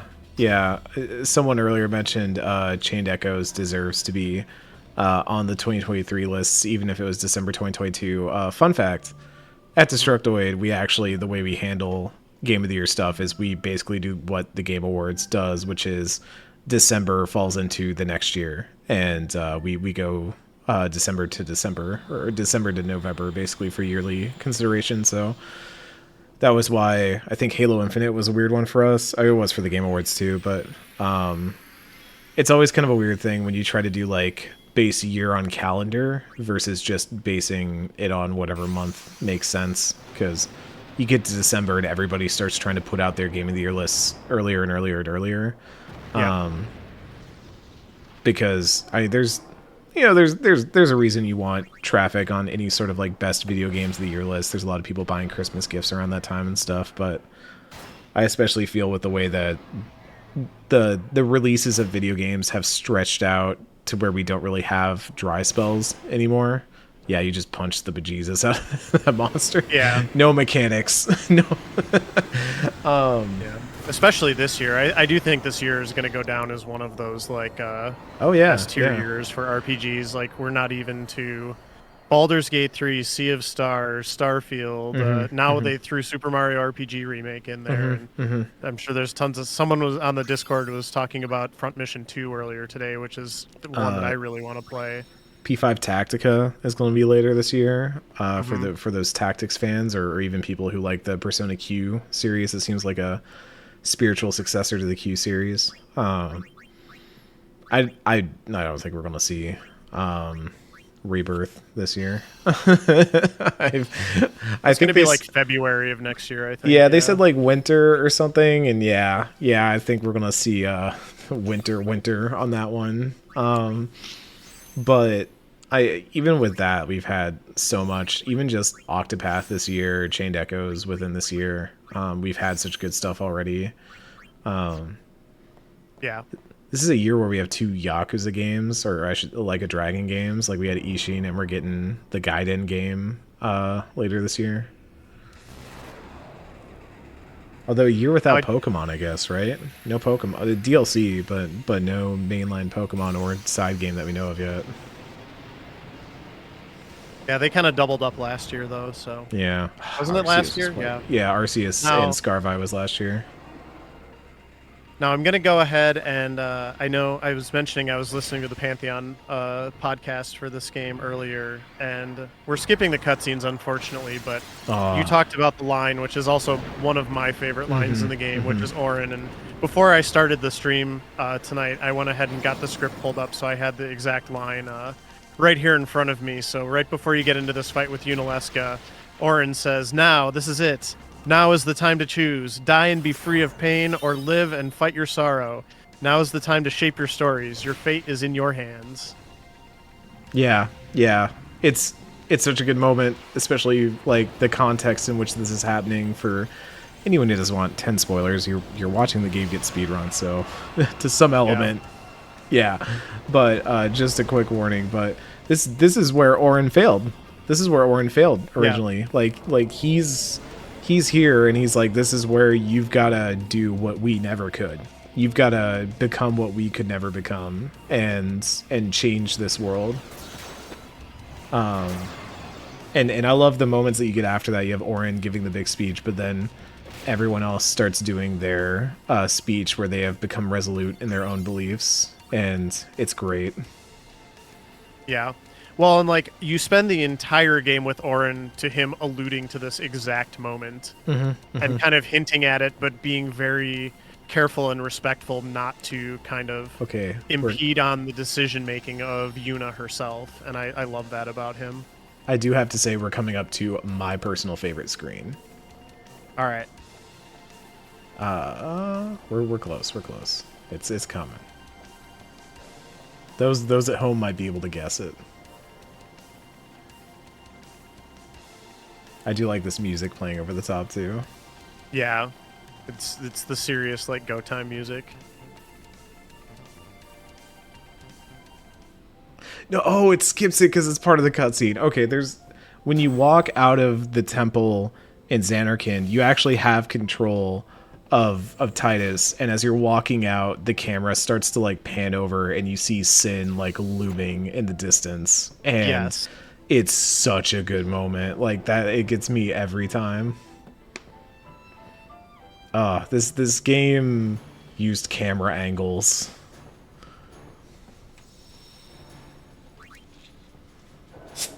Yeah, and then this is where they say, like, hey, you're at the end game.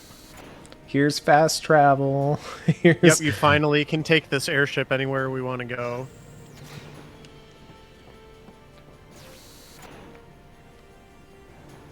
The first place we're going to go is we're going to go back to Bavel. Oh, so we do have some prep to do. Yeah, we have to go do this cutscene with oh yes, Aeon, yep. Mm-hmm. And can lock in our plan basically.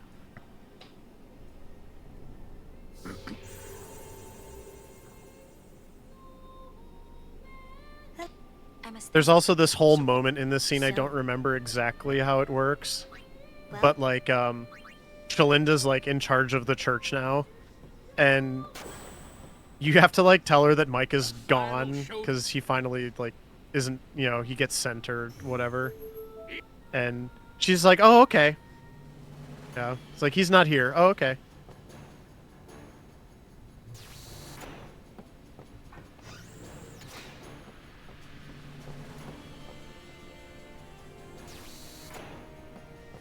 I'm going to be doing a bit of a running simulator here for these next couple of sections where I'm just like basically retreading the same path through the airship over and over again. Gotcha. Well, shout outs to Robo Riley for one last donation for the road. We do have a few more codes left, just a handful, just a small schmidgen. I'm looking for any trivia. Ooh, I'm Googling this one because I did not know this. I'm going to double check it.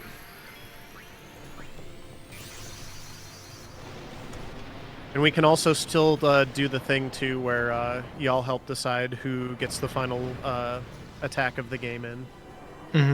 If you want to do some donations to try and get your choice of character in. Yep. Anybody other than Titus.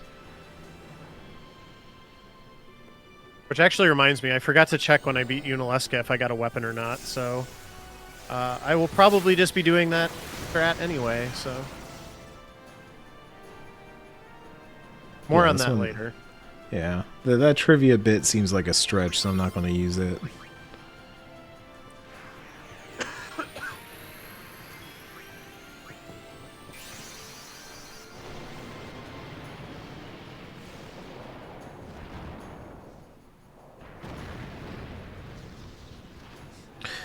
There's a lot of good stuff about how the mix works, with some of the mixes maybe not giving you all the benefits that you would want.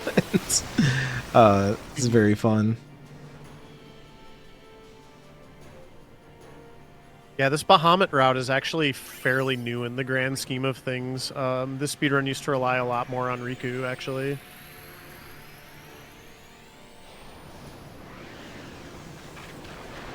Fun fact.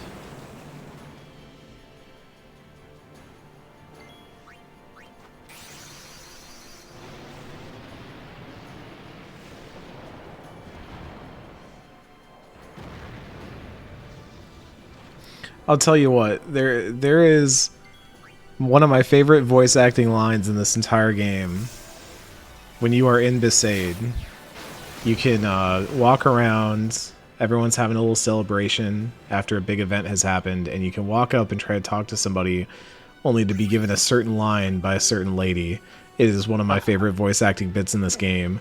Put it in chat, you get a code. What is the line that a lady says when you try to approach somebody? Yeah, Tromed Love. Stay away from the summoner. It's so good. Oh, it's very, very good. It looks like your whispers on here are blocked, so I'm gonna have to figure out how to get you your code.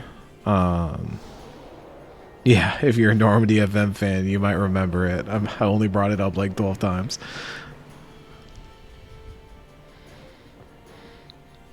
Sardin, you already won this weekend.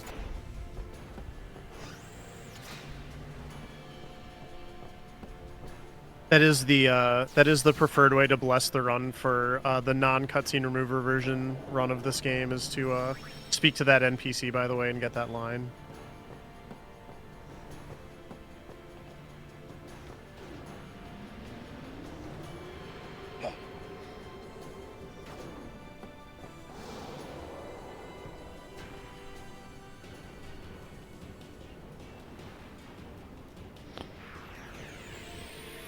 Alright, and this is the Big Daddy Sin fight. If you have Discord, I'm just gonna like reply to you with my Discord name, and you can DM me on Discord, and we can figure something out.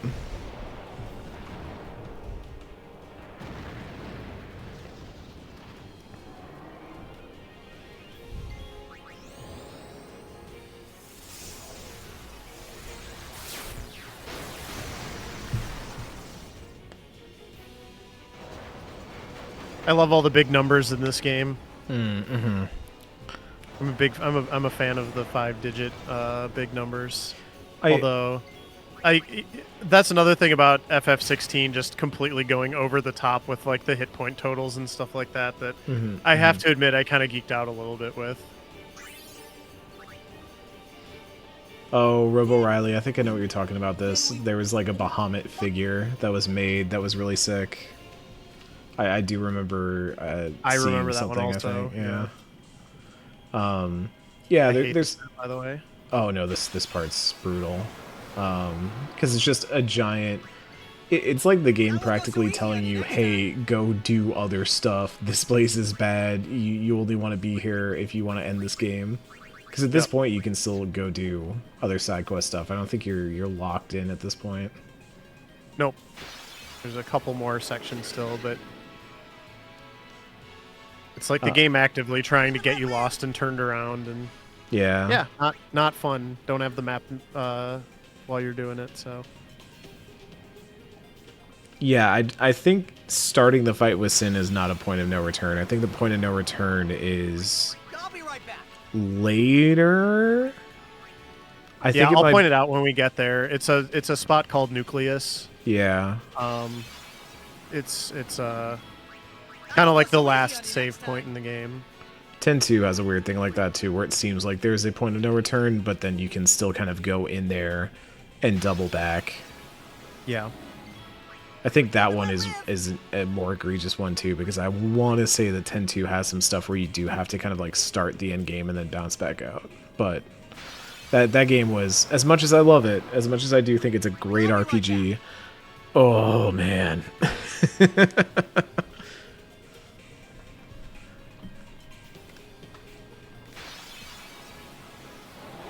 Yeah, I'm gonna at some point I'm gonna make my way back and play it again, because I do want to 100% it. But man, there were a couple aspects of it that left a bad taste in my mouth the first time I played it, and the way that they handle some of the progression-based stuff was rough. But I love the dress spheres. You are not wrong saying that is. Oh, the dress spheres are very so good.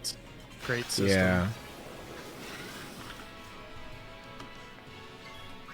I won't go so easy on you next time.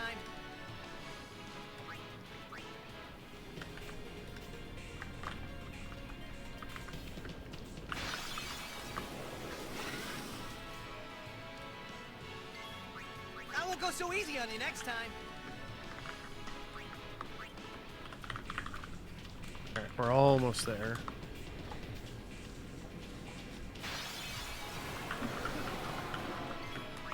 I won't go so easy on you next time.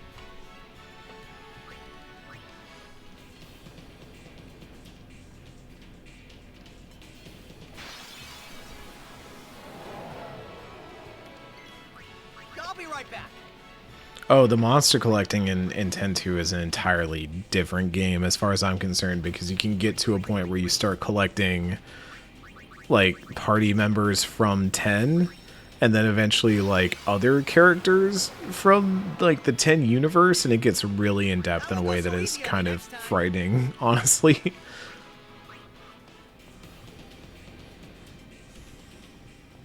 And here's the completely unnecessary Seymour fight. He just really wanted one more fight, you know. He made just these doesn't know when to really quit. cool. He made wheels. Look at his wheels.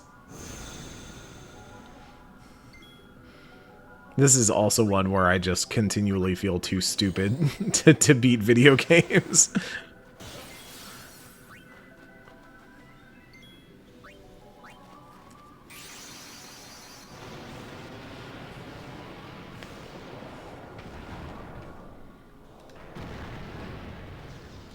Yeah, he kind of melts like him too, Robo Riley.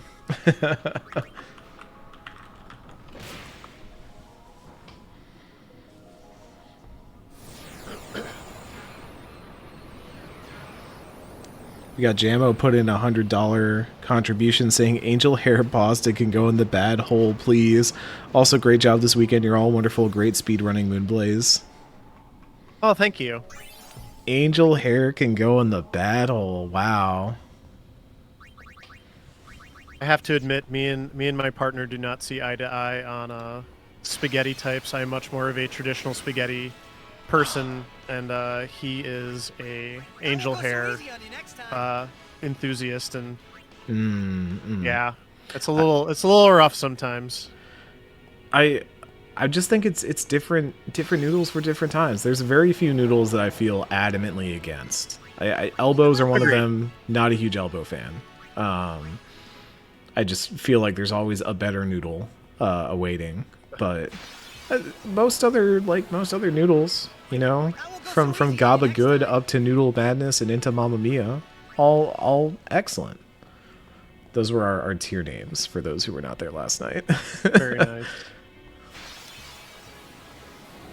Cruel Angel Hair's thesis.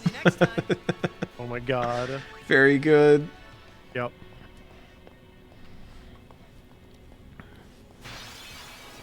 Yeah, I just want to say, because we're rapidly approaching the end here, but yeah, just thank you very much for having me. I'm a little like, I'm still struggling a little bit, I will freely admit, with a bit of imposter syndrome in a lot of aspects, you know, regarding speedrunning, as well as the inclusion that you all have shown me a couple different times now, and I really appreciate it, and I just hope that I can entertain people. That's, you know, what I always want to do with stuff like this, and I hope everybody is enjoying the speedrun tonight.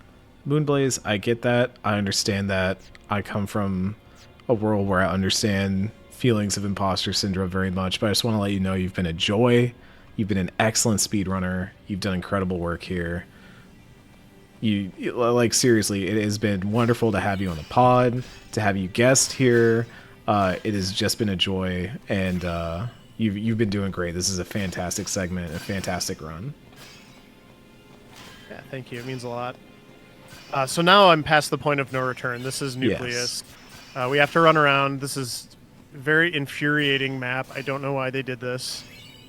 But hopefully I will do it well. And if you run into one of those pillars, you get an encounter. Mm-hmm. but I'm running around trying to collect these the 10 eggs. This is such a weird ending. Like, it's a very odd decision too, based on also what you're getting. Like, you're getting really good weapons, you're getting really good spheres, and then you're immediately in the final boss fight. yeah. Do you even have like time to equip this stuff before the final boss fight? Okay. Yeah, you get the menu before you run into it, but that's Okay. it. So, Okay. yeah, it's just a very odd decision, I would say. It looks cool. I will give it that. Oh yeah. Not really sure what the flavor is particularly, but So we want Titus falling down a hole, all right, but he's on the platform falling up the hole, or there's something going on. There's movement. I got 9 out of 10 before I got an encounter. I was doing so good. Oh, against a big behemoth too. The big cool boy. space behemoth, yeah. I do All like right, that so I they just give you have flee one- so early in the game. They're just like, look, here you go. We know how this is going to be.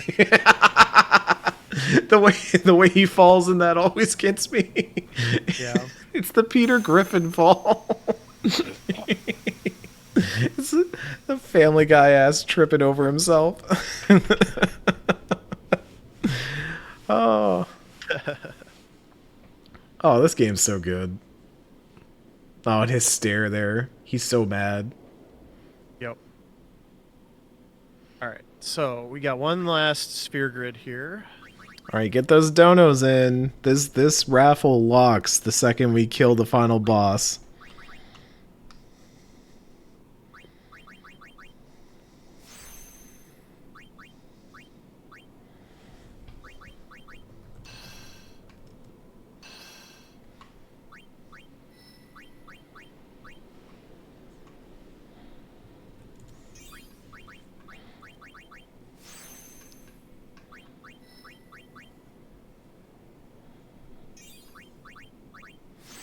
You have to sing along with the music when you fight Jekt. Started my days of being in a screamo band are far behind me.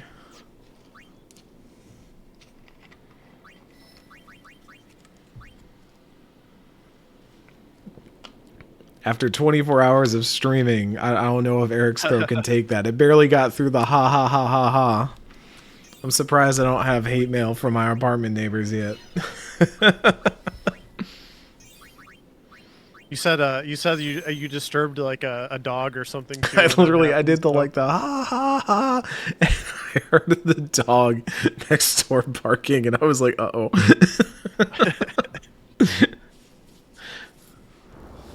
It's not the dumbest thing or the most egregious thing I've done as an apartment tenant, but it might be in the top 10. Oh man, this is such a good boss. This is the final boss of the game to me. The one after this does not count. It is, yeah. And the song is so good. We use talk again.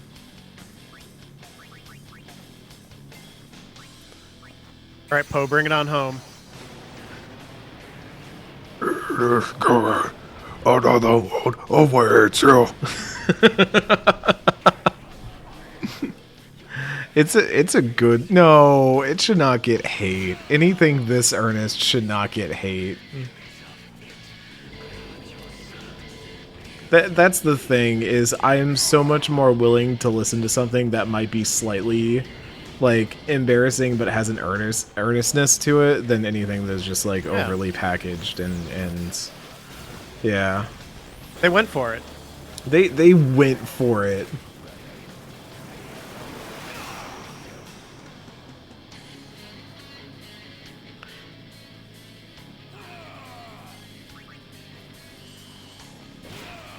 It was also just so cool to hear like the actual guitars in a Final Fantasy game for the first time. But Yeah. he did the good pattern, which is nice. That actually it was the preferred way.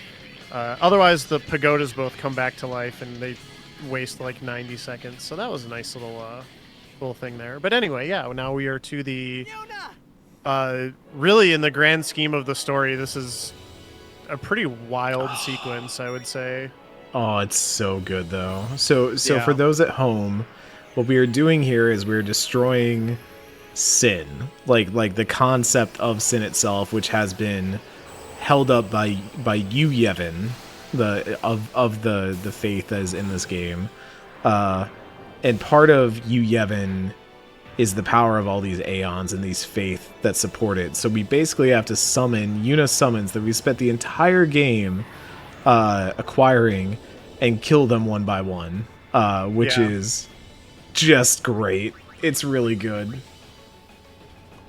Oh, we spare change it.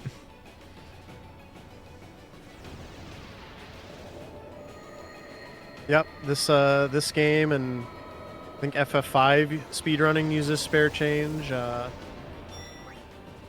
lot of the Octopath speedruns use something similar. It's not exactly the same, but it's basically throwing money at your problems. But yeah, this is like like the story dynamics are, you're kind of like closing the circuit. You're closing the loop, so you, Yevon, can't come back because we need to get rid of all of the aeons, and there's just something about it. It's pretty cool, pretty special. I know you are doing this for speed reasons, but whenever I do this segment, I always start at the bottom of the list and work my way back, so it's in like chronological order. So I work all the way back to Valefor being the last one. Because that just feels right. Well, and if you did go out of your way to get some of the optional summons and stuff, you have to do all of them too. So Yeah, you have to take out like Anima, Yojimbo, it's even more. Yeah. The Maga Sisters. Yep. Do we have a consensus pick for who's going to defeat you, Yevon? Let me see. I haven't seen anyone putting it. People have just been congratulating. People have just been happy. That's I think they're just eager to celebrate. It looks like Nuclear Sandwich says one more donation to round out a nice weekend is a $69 donation. Thanks, Eric, Kat, and all of the guests, especially Moonblaze Wolf for the killer FF10 run. Heck yeah. Oh, thank you. Yeah, I think this is going to be runner's choice here. I think you end it how you want to end it. It's my story. Yeah, in the words of an actual play DM, how do you want to do this? That's a crit roll joke. If there is one tangible way in which Kat Bailey has affected my life, it is that I now watch Critical Role.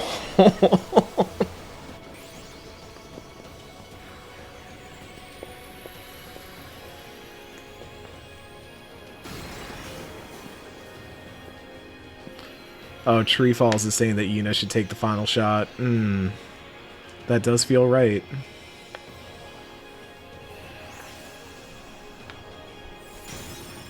We could do that.